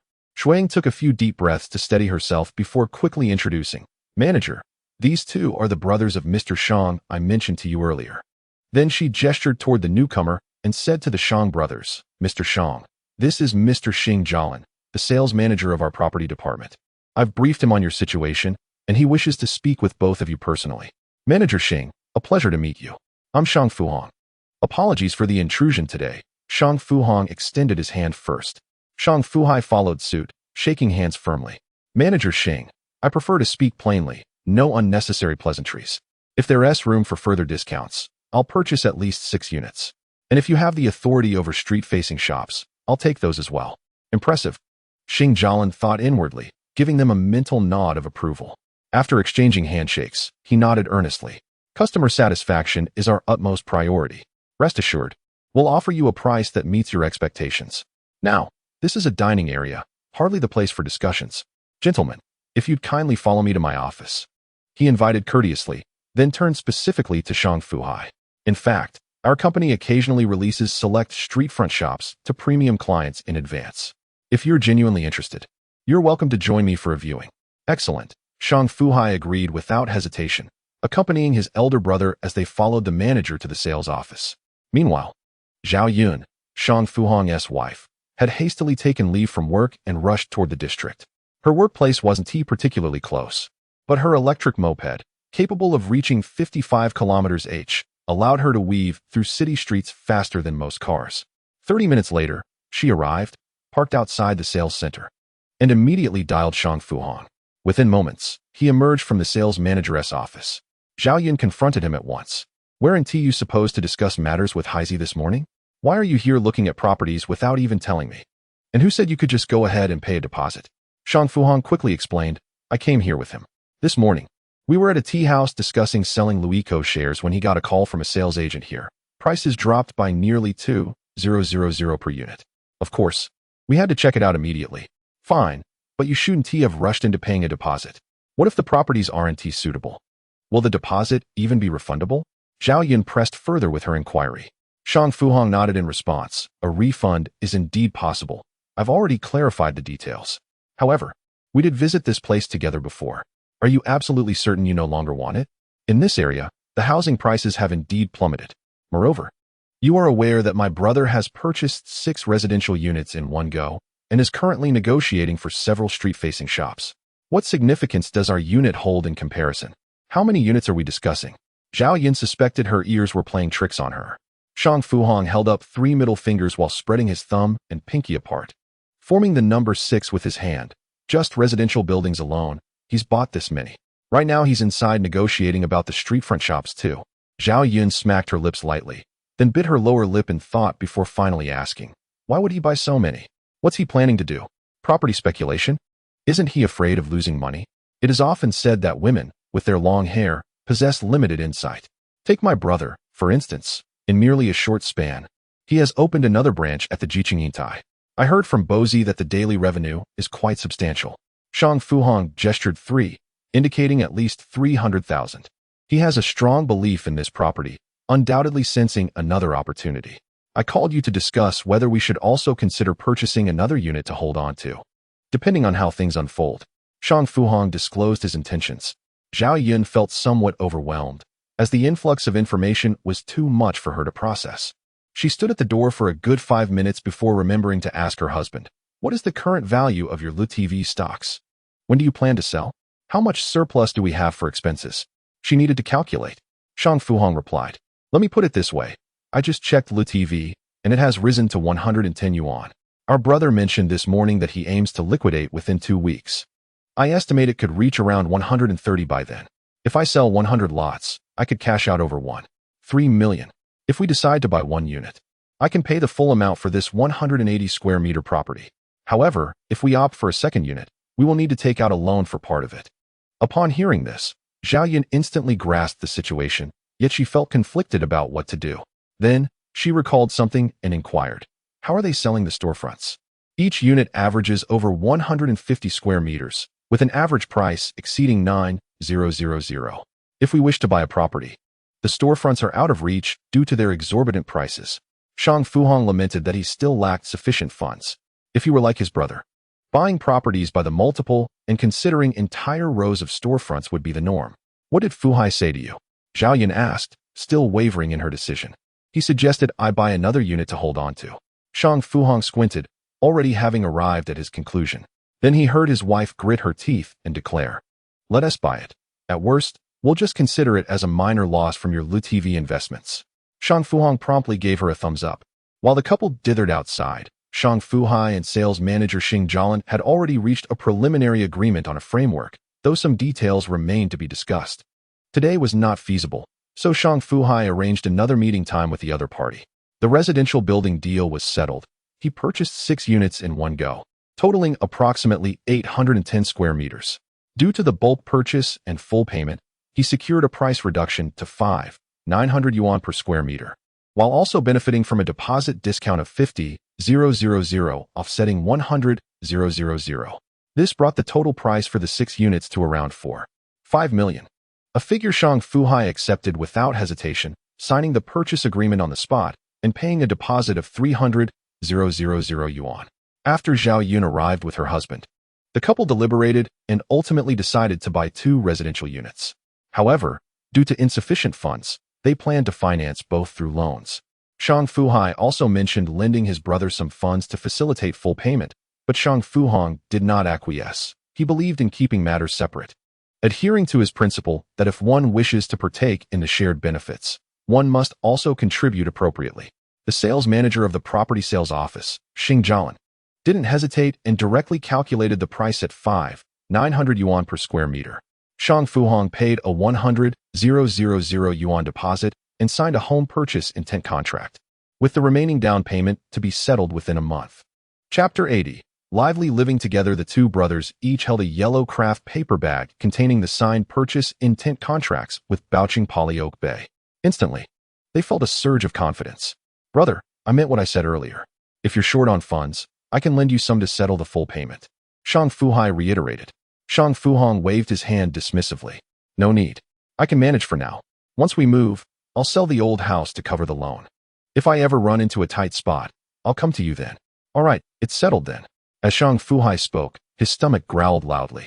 The brothers exchanged glances and burst into laughter. They had been busy since morning, and the quick lunch at the sales office cafeteria hadn't been filling. "Come on, let us go for roasted lamb legs. I'll also call eldest brother, Pengzi, and Xiangzi," Shang Fu Hong suggested enthusiastically. His wife chimed in, "Fu Hai, why don't you call your wife and see if she and her mother would like to join?" She was overjoyed. Their family had finally bought a spacious home. The thought of receiving the keys in 6 months, completing renovations, and moving in by next year filled her with excitement. No more squeezing into their cramped little house. "She might not come," Shang Fu Hai said, dialing anyway.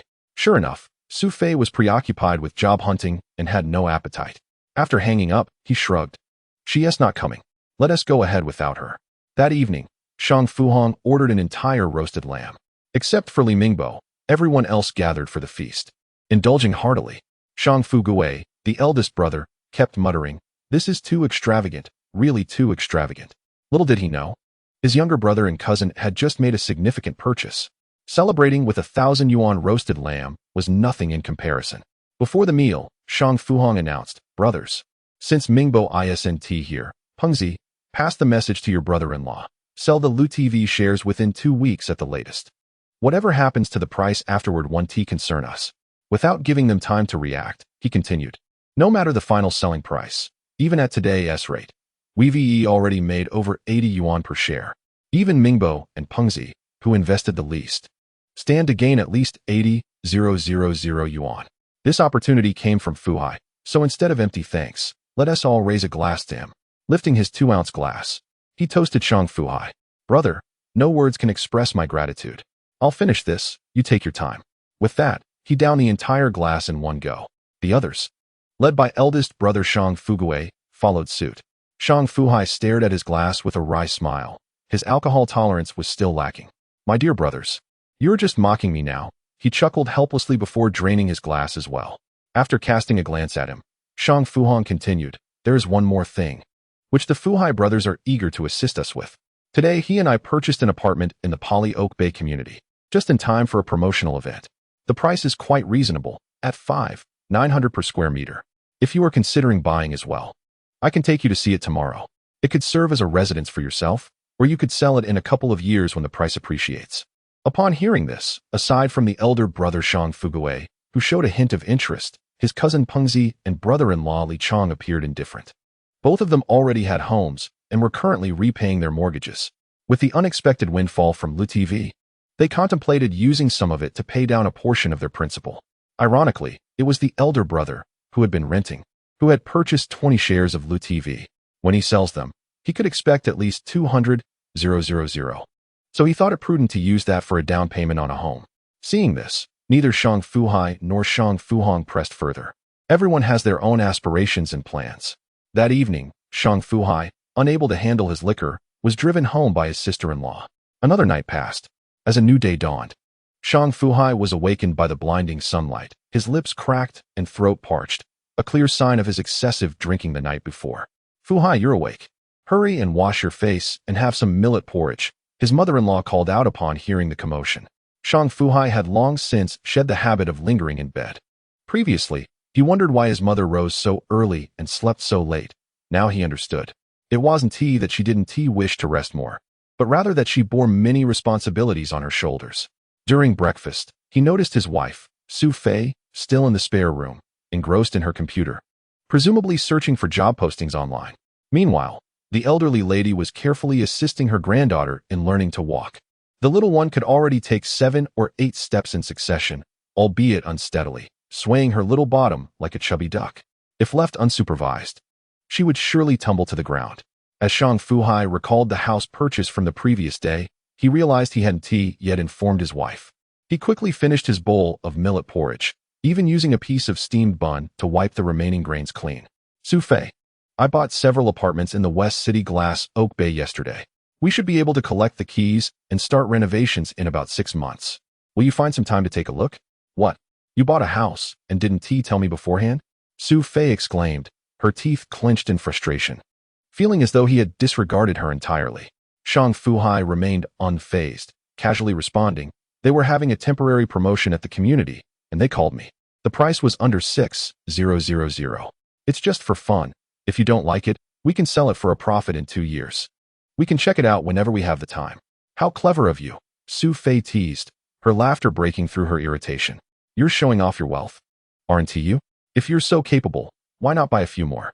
She said it in jest, but to her surprise, Shang Fu Hai nodded earnestly. Indeed. I bought a total of 6 units and have already coordinated with the manager to purchase a row of storefronts in a couple of days. You rascal. Are you truly jesting with me? Xu Fei exclaimed, grabbing a cushion and hurling it at him. Shang Fu Hai, feigning clumsiness in an attempt to evade, was nonetheless struck by a cushion, causing little Yuanbao to erupt in delighted laughter. My dear daughter, do you know that your father has prepared a bridal chamber for you? In due time, I shall also acquire 2 commercial properties along the street for you, he declared, returning to play with his daughter. Yet, the thought of this tiny being eventually marrying in 20 years filled him with an inexplicable melancholy. It felt as if a precious gem from his heart would be taken away by some scoundrel, leaving a sour taste within him. Suddenly, he remembered something and flashed a smile at his mother-in-law.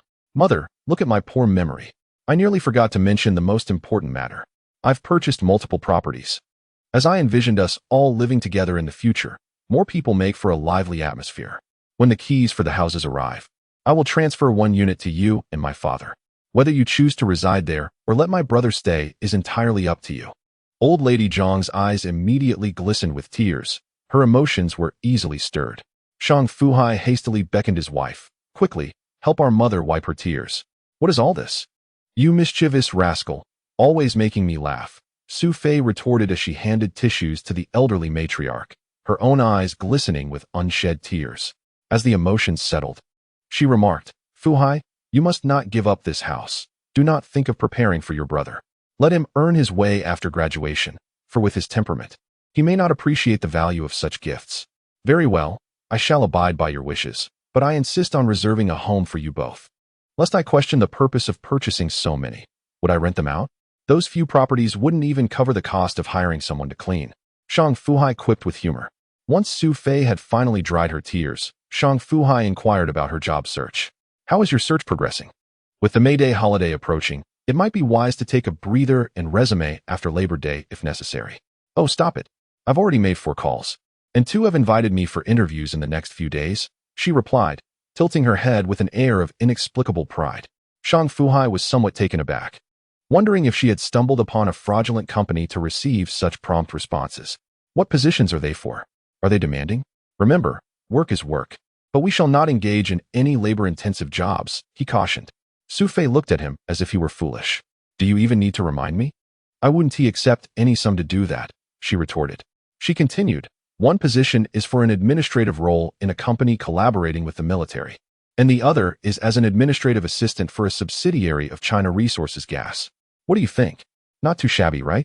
She gazed at Shang Fu Hai expectantly, waiting for his approval. Shang Fu Hai, ever the astute individual with a strong desire to survive, replied, truth be told, they indeed have a keen eye for selecting employees. See, I told you they are quite impressive. Xu Fei beamed with pride. Shang Fu Hai nodded in agreement. Indeed, indeed. Without delving into other matters, once you commence your employment, should your company organize team-building activities or corporate gatherings, Feel free to visit Hai Fei Buffet. I assure you the most favorable discount. I must support your endeavors. Now you, with the surname Shang, hasten to roll away from my sight. I wish not to behold you again. You truly infuriate me. Xu Fei, realizing she had been duped, was engulfed in a wave of frustration. Shang Fu Hai leaned closer to her side, only to receive a few playful punches from her, which dissipated her anger as she resumed her search for job postings. With no pressing matters at home requiring his assistance, Shang Fu Hai seized his keys and stepped outside. The negotiations regarding the storefront at Oak Tree Bay with Xing Jialin were still unresolved, and he also sought a tranquil place to ponder his next steps. At present, both Boqing Hai Fei and the Jiqing Hai Fei branch had transformed into veritable profit-generating machines. To elaborate, these establishments garnered daily revenues of 6 to 700,000 yuan. After deducting various procurement and operational costs, he still realized a profit margin of approximately 40%, with daily profits ranging from 2 to 300,000 yuan. The cumulative figures were indeed staggering. He felt compelled to find a worthy outlet for these earnings. Allowing them to languish in a bank account would be a sheer waste. Investment in the capital market was something he outright dismissed. What purpose would it serve for someone so ignorant of the field to venture in, risking failure, and purchasing properties? Did he truly intend to hoard real estate as a mere middleman? The recent acquisition of several properties was merely a fleeting thought. Should the Gene Science Academy properties become available, he would certainly consider acquiring a few, as these aspirations were remnants of his past life. Should he contemplate investing once more in Kweichow Moutai? The stock was currently priced at a little over 240 yuan per share, a mere fraction compared to its later peak. If he were to invest now and hold for 4 to 5 years, the stock price could quintuple, not accounting for dividends or stock bonuses. However, Shang Fu Hai was acutely aware of the pitfalls associated with this investment, having been ensnared by it for several years. He vividly recalled that in 2016, there was a period when the price dipped below 200. If he were to invest, that would have been the opportune moment. Moreover, it wasn't solely Kweichow Moutai. Starting next year, Ping and Insurance, a formidable presence in the market, would begin to reveal its potential, embarking on the path of value investment as heralded by many. On his way, having arranged a meeting time with Xing Jialin, Shang Fu Hai received a call from Su Jinshu before even reaching the sales office at Oak Tree Bay. "Old Su, is there something you need?" Shang Fu Hai inquired. Su Jinshu, possibly preoccupied with rehearsals, could be faintly heard amidst the sounds of musical accompaniment and instruments. Since the success of We Are Different, he had been working with increased fervor, his efforts now far surpassing those made during his initial networking days, as he seemed to have discovered a sense of purpose along this path. "Brother Shang, I am calling to inform you that Xing Jigua is finished. It appears someone reported him. He has abused his public office for personal gain and maintained an extramarital affair. Now, there is no one who can save him." Shang Fu Hai was momentarily taken aback, struggling to recall the details. After a brief pause, the pieces fell into place. This was the man associated with the arrogant female driver who had collided with his wife. Truly, karma had come swiftly. "Old Su, my friend, I truly appreciate your help. Let's catch up when you're free someday." Shang Fu Hai understood perfectly. This matter was undoubtedly connected to that rascal Su Jinshu. But since the other man didn't seek credit, he wouldn't spell it out either. Both knew this favor couldn't be erased. "All right, enough idle chatter. I've got rehearsals to attend to. Take care." Su Jinshu sensed his comprehension. The phone call had delayed him, making him 10 minutes late when he arrived at the Oak Bay sales office. Unexpectedly, Xing Jialin was already waiting at the entrance. "Manager Xing, my apologies for keeping you waiting," Shang Fu Hai said, feeling somewhat guilty. After exchanging pleasantries, they bypassed the bustling crowd and headed to Xing Jialin's second-floor office. Peering down from the railing, Shang Fu Hai observed the first-floor hall teeming with even more prospective buyers than the day before. The occasional celebratory announcement of a successful property deal echoed through the space. "Lucky I closed the deal yesterday," Shang Fu Hai mused. "At this pace, would I still have secured that price?" Indeed, the first words of Xing Jialin were filled with lament. "Mr. Shang, I must confess. The price I quoted you yesterday was excessively low. After I reported it, the general manager reprimanded me. If it weren't for your full payment, I truly could not manage." Shang Fu Hai's lips twitched in response. "Please do not say that. I am equally at a loss. Manager Xing, if that's the case, I must treat you to lunch today, for you have saved me a considerable sum," Shang Fu Hai jested. The two shared laughter and, after sipping a cup of green tea, delved into the matter at hand. Xing Jialin revealed his hand first. Mr. Shang, there is a row of 8 units on the north side of the community, adjacent to Zhongqing Road, each no less than 150 square meters, with a firm price of 9,500 yuan. The handover will occur in 4 months. It cannot be lower. I will take all 8 at a flat price of 9,000 yuan, paying the full amount in cash within a month, and I will sign the contract immediately. Shang Fu Hai countered, dismissing his proposal outright. Mr. Shang, that price is far too low. I can make a concession to 9,400 yuan for full payment. Xing Jialin remained composed, sipping his tea. Chapter 82. Fulfilling promises. Shang Fu Hai chose not to respond.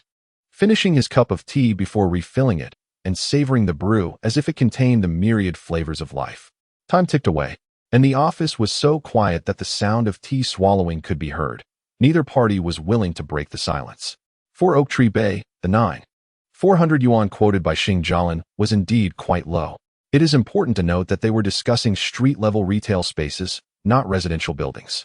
If executed well, whether rented out or sold in a couple of years, it would represent an excellent investment opportunity with guaranteed returns. For Shang Fu Hai, this price was also acceptable, as he recognized that in a few years, the residential prices in Oak Tree Bay would surpass 16,000 yuan, while the prices for the street-level retail spaces would soar to over 30,000 yuan. This surge stemmed from the fact that most buyers in Oak Tree Bay were affluent, and the presence of wealthy individuals naturally fostered high-consumption projects, with these street-level shops serving as their embodiment. Negotiation is indeed a matter of give and take. He readily consented, though the other party might still hesitate. Moreover, if there's a chance to negotiate a better price, why not seize it? Money does not come easily. For a considerable period, neither party spoke. Xing Jialin, unable to endure the silence any longer, proposed, Mr. Shang, I am willing to make a concession, 9,300 per square meter. If agreeable, let us finalize the contract now. Should you still find it excessive, we can remain friends. Manager Xing, your sentiment resonates with me. In business, if a deal does not materialize, the bonds of friendship remain intact. Hence, I shall add 100. But I would also appreciate it if you could include the 2-story building near the north gate of the community, which you previously utilized as a sales office. What do you think? Are you referring to the spacious shop of over 700 square meters? Xing Jialin recalled that prior to moving to their current location, they had used that extensive shop as a temporary sales office. Many office supplies remained unrelocated. Shang Fu Hai, nearly forgetting this detail, nodded affirmatively. Indeed. Is it more than 700 square meters? That would be perfect. The larger the area, the better. Mr. Shang, will it be a full payment? Xing Jialin could not suppress a sharp intake of breath. Goodness, if we include that shop, we would be selling a street-level store of 2,000 square meters. If the other party opts for full payment, nearly 20 million in funds would be swiftly returned. Even if it's slightly discounted, our general manager would certainly approve. Calculating in his mind, he observed Shang Fu Hai nodding. Full payment. With the 2 stores' funds uncertain, it was fortuitous to invest in commercial property, whether for leasing or holding for a few years to sell at a higher price. Thump, thump. Xing Jialin's heart raced. He swallowed hard. Mr. Shang, your generosity is commendable. I shall contact our general manager immediately. While Xing Jialin retreated to another office to discuss pricing with the general manager of Kweichow Moutai Company, Limited, Shang Fu Hai casually scanned the surroundings, finding nothing of note, and returned to his tea. Mr. Wang, yes, indeed. The other party has consented to full payment, to be settled within a month. However, their offered price is somewhat low at 9,100. In another office, Xing Jialin earnestly relayed the information once the call connected. Wang Jian, the leader of Kweichow Moutai, served as the branch manager dispatched from the Poly real estate headquarters, possessing the authority to finalize pricing. For a lengthy period, the real estate market had been lackluster. Many buildings nearing completion had sold very few units. He felt urgency and sought a substantial discount from the headquarters, effectively reducing prices by 1,500 yuan. Consequently, he earned criticism from those at headquarters who held grievances against him. However, his strategy proved effective. Since the promotion commenced, sales surged from a mere few dozen units per month to nearly 20 units in a single day yesterday. Among those were 8 transactions involving the 2 brothers, signifying that funds were beginning to flow back in. Poly Real Estate's current biggest challenge is securing repayment to ease the parent company's cash flow strain. Even with bank loans, The colossal interest payments often suffocate the parent company's finances. Wang Jian was pleasantly surprised when sales delivered good news today. A client offered $10 million in full payment for streetfront shops. Compared to bank loans, he vastly preferred such clients, even if it meant slightly reduced profits. While bank approvals drag on for months, cash payments hit accounts immediately. Manager Xing, I approve the transaction price in principle. Finalize this deal promptly. Once funds are secured, I'll personally commend you at headquarters. President Wang, your assurance puts me at ease, Xing Jialin replied. Returning to his office, he noticed Shang Fu Hai boiling water for a third round of tea, thinking how tediously mundane the man was. Yet, he maintained a polite smile. Mr. Shang, our general manager has agreed to your price, on the condition of full payment within a month. Shang Fu Hai gestured confidently, signaling no issue. The next step was signing yet another purchase intent agreement. Manager Xing, I assume I still qualify for the 50,000 deducted from 100,000 promotion? Shang Fu Hai abruptly interjected. Xing Jialin chuckled wryly. Mr. Shang, a magnate like you splurging millions. Why haggle over mere thousands? Thousands are still money. I don't earn that in a day, Shang retorted, unfazed by the ploy. After depositing another 450,000 in earnest money, Shang mused about settling the balance once his Lu TV shares were liquidated. Wrapping up, he recalled an unfinished matter. Bidding Xing farewell, he scoured the sales hall until he spotted Shui Ying, engrossed in negotiations. He had yet to fulfill his promise to her. Truthfully, Shui Ying had resigned herself to disappointment after Shang's non-committal response yesterday. A tinge of regret lingered. Had he honored his word, his purchase of 6 units would have netted her 6,000, no small sum. Yet, no call or message followed. Typical rich miser, she inwardly cursed, consoling herself with the consolation that his brother's purchases still earned her a commission. To her astonishment, Shang reappeared today, seeking her out. Manager Shui, got a moment?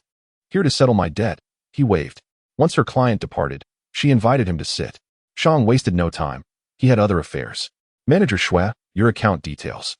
As promised, 8 residential units yesterday with my brother. 8,000. Plus 9 street shops, just signed. 18,000. Total 26,000. Verify the math. If transferring funds proves inconvenient, cash will suffice. I have it right outside in my car. Which do you prefer? Shui Ying was utterly taken aback. Is this truly how one buys a house? The exclusive student discount card is indeed to be given. Shui Ying foolishly inquired, regretting her words as soon as they escaped her lips, fearing that he might take advantage of her naivety and refuse it. Fortunately, Shang Fu Hai was not as unscrupulous as she had imagined. Of course, it is to be given. I am a man of my word, and without your reminder, Manager Shui, I might not have been able to secure this property at such a price. Wouldn't you agree? Upon reflection, Shui Ying realized the truth in his statement, and with that thought, she felt justified in accepting the money. Cash, you say? Shang Fu Hai chuckled lightly, then rose to his feet. Manager Shui, my car is just outside. Please accompany me for a moment. I have some other matters to attend to. Being quite considerate, Shang Fu Hai was wary of Shui Ying flaunting a large sum of cash, so he had prepared a plain black plastic bag to conceal it. Holding a thick stack of cash in her hands, Shui Ying was almost in a daze. Although her commission from selling properties was substantial, she had never experienced such a high monthly income. Not to mention the commissions from the 8 properties sold by Shang Fu Hai and his brother Shang Fu Hong that had yet to be dispersed, along with the potential to sell a few more properties during this promotional event. The thought of it was simply delightful. However, her moment of triumph was fleeting, as Shang Fu Hai's parting words echoed in her mind. Manager Shui, let us not burden one another with too many matters. I have another request. The construction of your community may take a year or 2. Please keep an eye on it for me. If the price of the storefront exceeds 30,000 yuan per square meter, do let me know. I will ensure you receive at least 10,000 yuan for facilitating the transaction. I am a man of my word. Is this how the wealthy conduct themselves? Shui Ying felt a tumult of emotions within her. She etched this matter into her heart. Facilitating a transaction for him would yield her 10,000 yuan. But would anyone actually buy a 30,000 yuan per square meter? After concluding his affairs at Oak Bay, Shang Fu Hai proceeded to a nearby Starbucks, seeking a secluded corner. After ordering a cup of coffee, he retrieved a black notebook and began to jot down notes and sketches. The entire page was filled with content ranging from Kweichow Moutai, China Pinyin, housing hoarding, Alibaba, Tencent, live streaming, Douyin, Pinduoduo, and listings on Nasdaq, to self-service chain stores and convenience stores, both online and offline. Shang Fu Hai remained engrossed for over an hour, recording his thoughts without pause, neglecting even the coffee he had ordered, which had grown cold. It was only when the raised voices of a couple at a nearby table disrupted his reverie that he returned to the present moment. Turning his gaze, he observed that the couple appeared youthful, likely in their 20s, embodying the vigor of their age. They were both quite attractive, though the woman's attire was notably more fashionable than the man's, who dressed rather ordinarily. As the observation was not yet complete, the young man lamented, "Ting, the self-service at Xu Fei is exorbitant, 109 per person. With the addition of my good friend and your close companion, it would consume over half of my monthly allowance. Let us consider an alternative venue. Meng Jiangwo, do you truly hold me in your thoughts? We are officially a couple now. I had previously made a pact with my friend. Whoever finds a partner must treat the other to a meal. I am introducing you to my friend. And this is merely a modest feast. Why do you hesitate? Can you not exhibit some semblance of masculinity? But Ting, I am truly the handsome Meng Jiangwo, financially constrained." Unable to be assertive, he replied. The lovely girl was not merely being unreasonable. She proposed, "I shall give you 500, and you can add 500 more to purchase a membership card. I've heard it offers a 30% discount. The remainder we can use for future meals." "Oh, charging 1,000 directly? How long will that last? Moreover, we are still students." Meng Jiangwo attempted to reason, but upon seeing his girlfriend Chun Tingting's expression darken, he quickly conceded, "All right, I will look into it. We can address the rest when your birthday arrives. That is more like it. It is just a bit of money. Once we graduate, we will earn together." She mused about their promising future, filled with optimism. The young couple shared a tender moment, and after enjoying their coffee, paid for by the girl, they departed. This was merely a brief episode, yet it profoundly impacted Shang Fu Hai. It was not sympathy for the financially struggling couple that moved him, but rather the realization that he had overlooked a significant consumer demographic: university students. Do students possess money? Some indeed do. Those with affluent parents spend without concern, treating a meal costing 1,000 or 800 as trivial. They might even consider obtaining a membership card beneath their dignity. However, a portion of students are not so fortunate. Their families are not financially robust, and their allowances are modest. They carefully calculate expenses for meals, let alone parting with 500 or 1,000 for a membership card, much less the 2,000 for the premium gold card at Jiqing branch. Should this demographic be turned away? That would be a travesty. Shang Fu Hai momentarily set aside his future development plans and promptly called Ma Yilin, urging her to expedite the creation of a student card. "Boss, is such an approach necessary? Even if we create this exclusive card, are we to give it away?" Ma Yilin inquired. A student card that requires a recharge would evidently be redundant, a point she recognized. Shang Fu Hai, with a mischievous grin, replied, "How could I possibly give it away for free? Advertise this. For 50 yuan, one can obtain a Xu Fei self-service restaurant student card, offering a 25% discount upon card use, exclusively for students. No other individuals will be accepted." Upon hearing this, Ma Yilin understood, saying, "Boss, do you not think this is rather unethical? University students are spending their parents' hard-earned money, and you intend to charge them for this?" "Manager Ma, it seems you are contemplating resignation," Shang Fu Hai threatened. "Allow me to explain that I did not coerce anyone into dining at Xu Fei. Rather, I merely provided them with an exclusive avenue to enjoy discounts without the necessity of substantial upfront payments. In truth, some individuals ought to express their gratitude towards me, as I have, at the very least, afforded them a semblance of dignity in the presence of their partners." Shang Fu Hai's elaborate discourse left Ma Yilin utterly astonished, as she began to comprehend the immense potential profits involved. What is the magnitude of the university's student demographic? To illustrate, there are over 50,000 enrolled students at Jiqing University, not accounting for various specialized colleges and vocational institutions. Boching boasts over 20,000 regular university students, similarly excluding several higher vocational colleges and technical institutions. Collectively, this vast cohort amounts to over 100,000 individuals, who are notably among the most willing to spend money. Without digressing further, if the promotion is executed effectively, even if just 1/10 of this population acquires the exclusive student cards, that would result in over 10,000 cards sold, each priced at 50.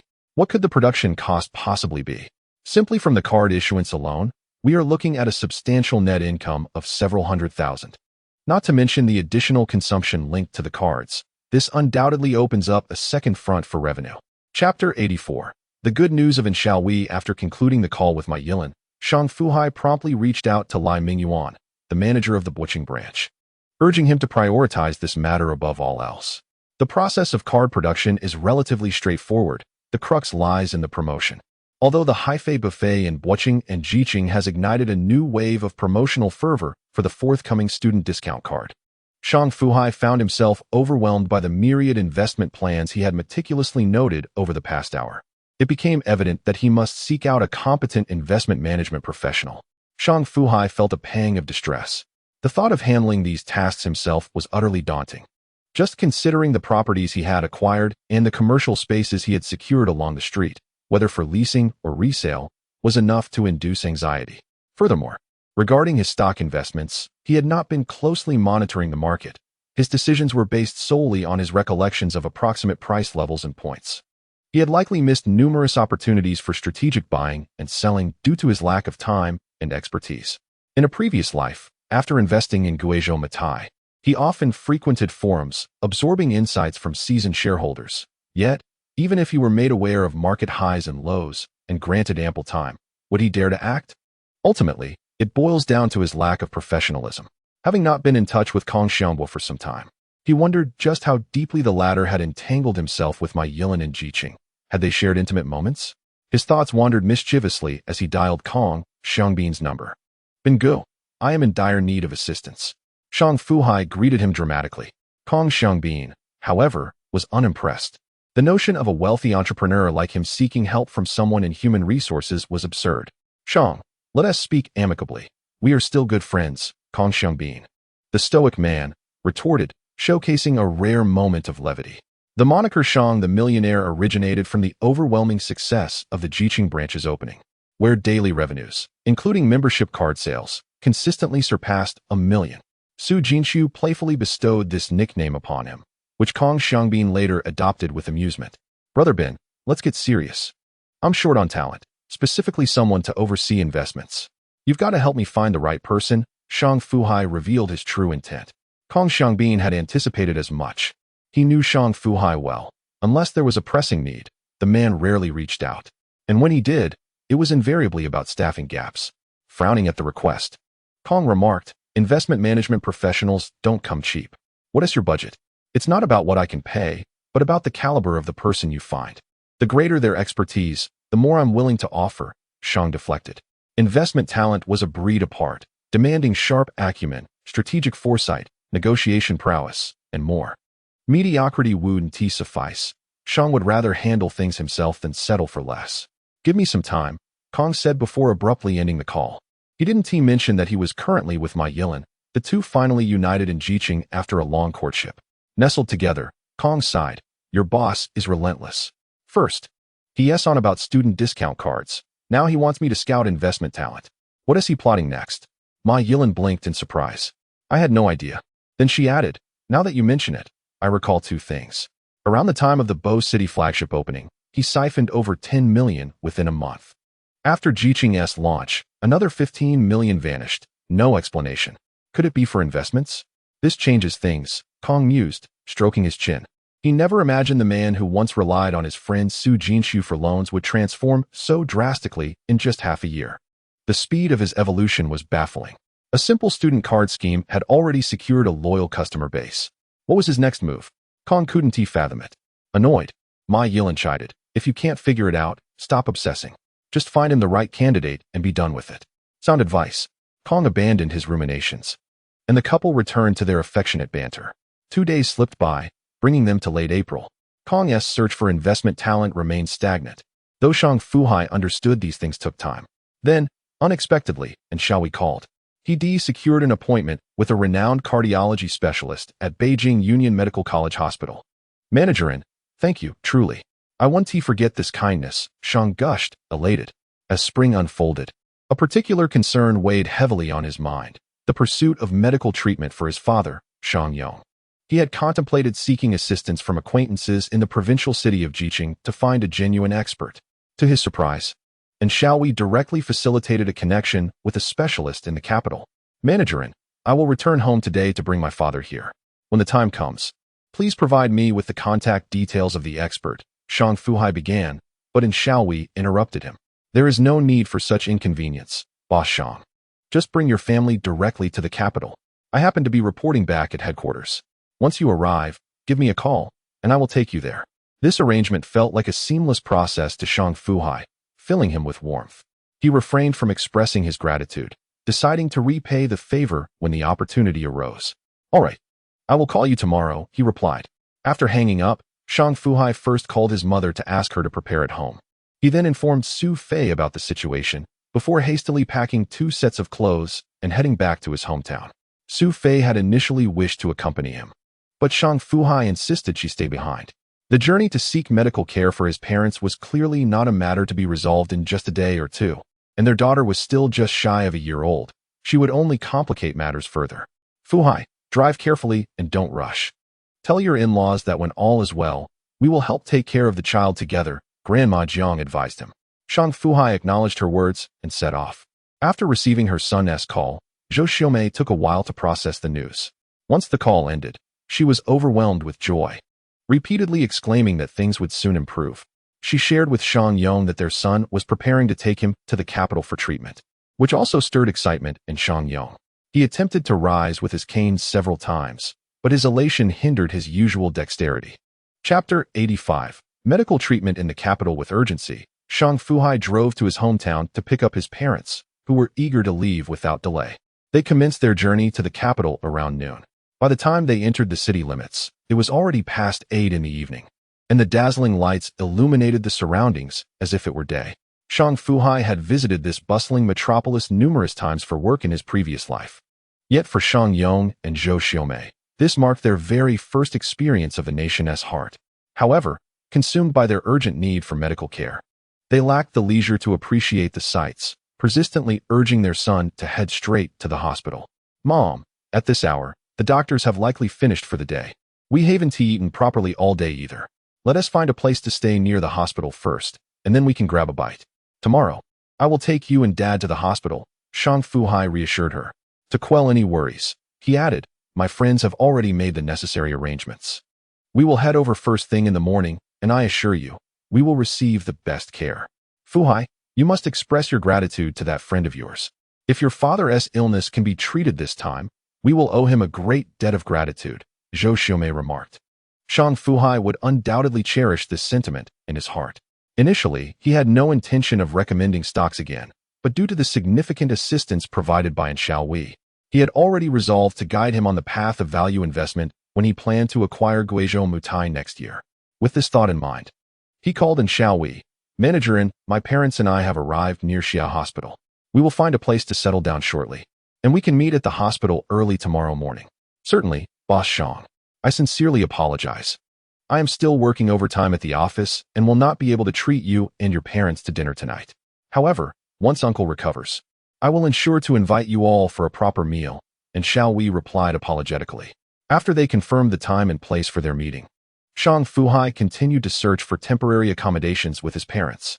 Around the vicinity of Xia Hospital, he had inquired at 3 mid-range hotels, all fully booked, until he finally found a chain hotel a bit further away with available rooms. Regardless of the environment, he reserved 2 rooms. Noticing his father, Shang Yong, struggling with mobility, the attendant remarked, you must be from out of town seeking medical treatment at Xia Hospital. Impressive, you recognized it at a glance, Shang Fu Hai complimented her. She smiled. Let me put it this way, every hotel and in around Xia Hospital is filled with out-of-towners seeking treatment. We have grown accustomed to it. Shang Fu Hai suddenly understood why the 3 hotels he had approached were fully booked. He had overlooked this detail. The attendant curiously asked, have you scheduled an appointment with the hospital's doctors? If not, I advise you to spend some money on a scalper to secure a specialist consultation. Otherwise, you may find yourself in a difficult situation. Is it truly that challenging? Shang Fu Hai recalled the various anecdotes he had encountered online about the difficulties of seeking medical care in the capital, having never experienced it firsthand until today. The attendant nodded. Indeed. Let me tell you, the family that has stayed the longest in our hotel has been here for nearly 3 months and still hasn't managed to get an appointment. They are reluctant to spend on a scalper's ticket. As she continued to speak, she became more animated. I'm not criticizing them. They ought to calculate how much they've spent on lodging and meals over these 3 months. They would have been better off purchasing a scalper's ticket for peace of mind.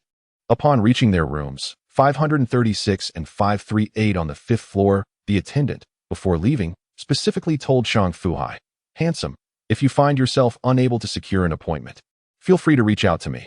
I can introduce you to a seasoned scalper." As she spoke, her right hand made a gesture mimicking the act of counting money. This further enlightened Shang Fu Hai. Had he lived in such a manner in his previous life, he would have lacked the means to afford his father's treatment. As Shang Fu Hai was putting his clothes into the wardrobe, his mother, Zhou Xiaomei, approached him.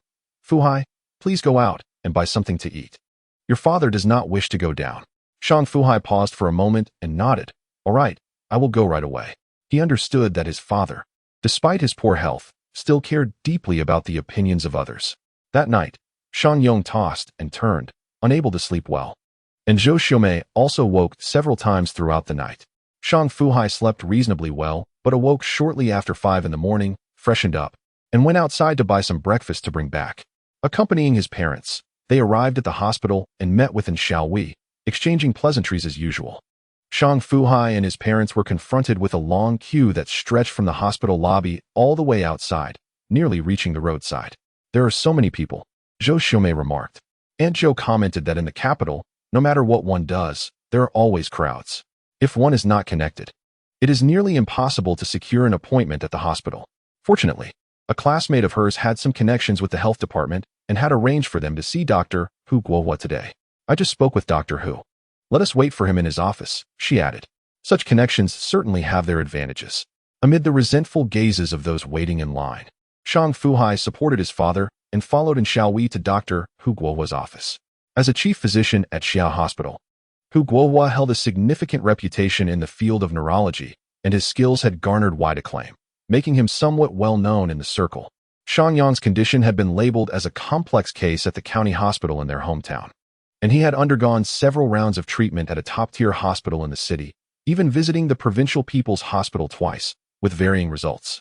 Shang Fu Hai, accustomed to thinking that this treatment would also be difficult, was surprised when Hu Guohua, after examining his father, proposed a minimally invasive bypass surgery along with a rehabilitation plan post-surgery. "In fact, your father's condition is not complicated," Hu Guohua stated.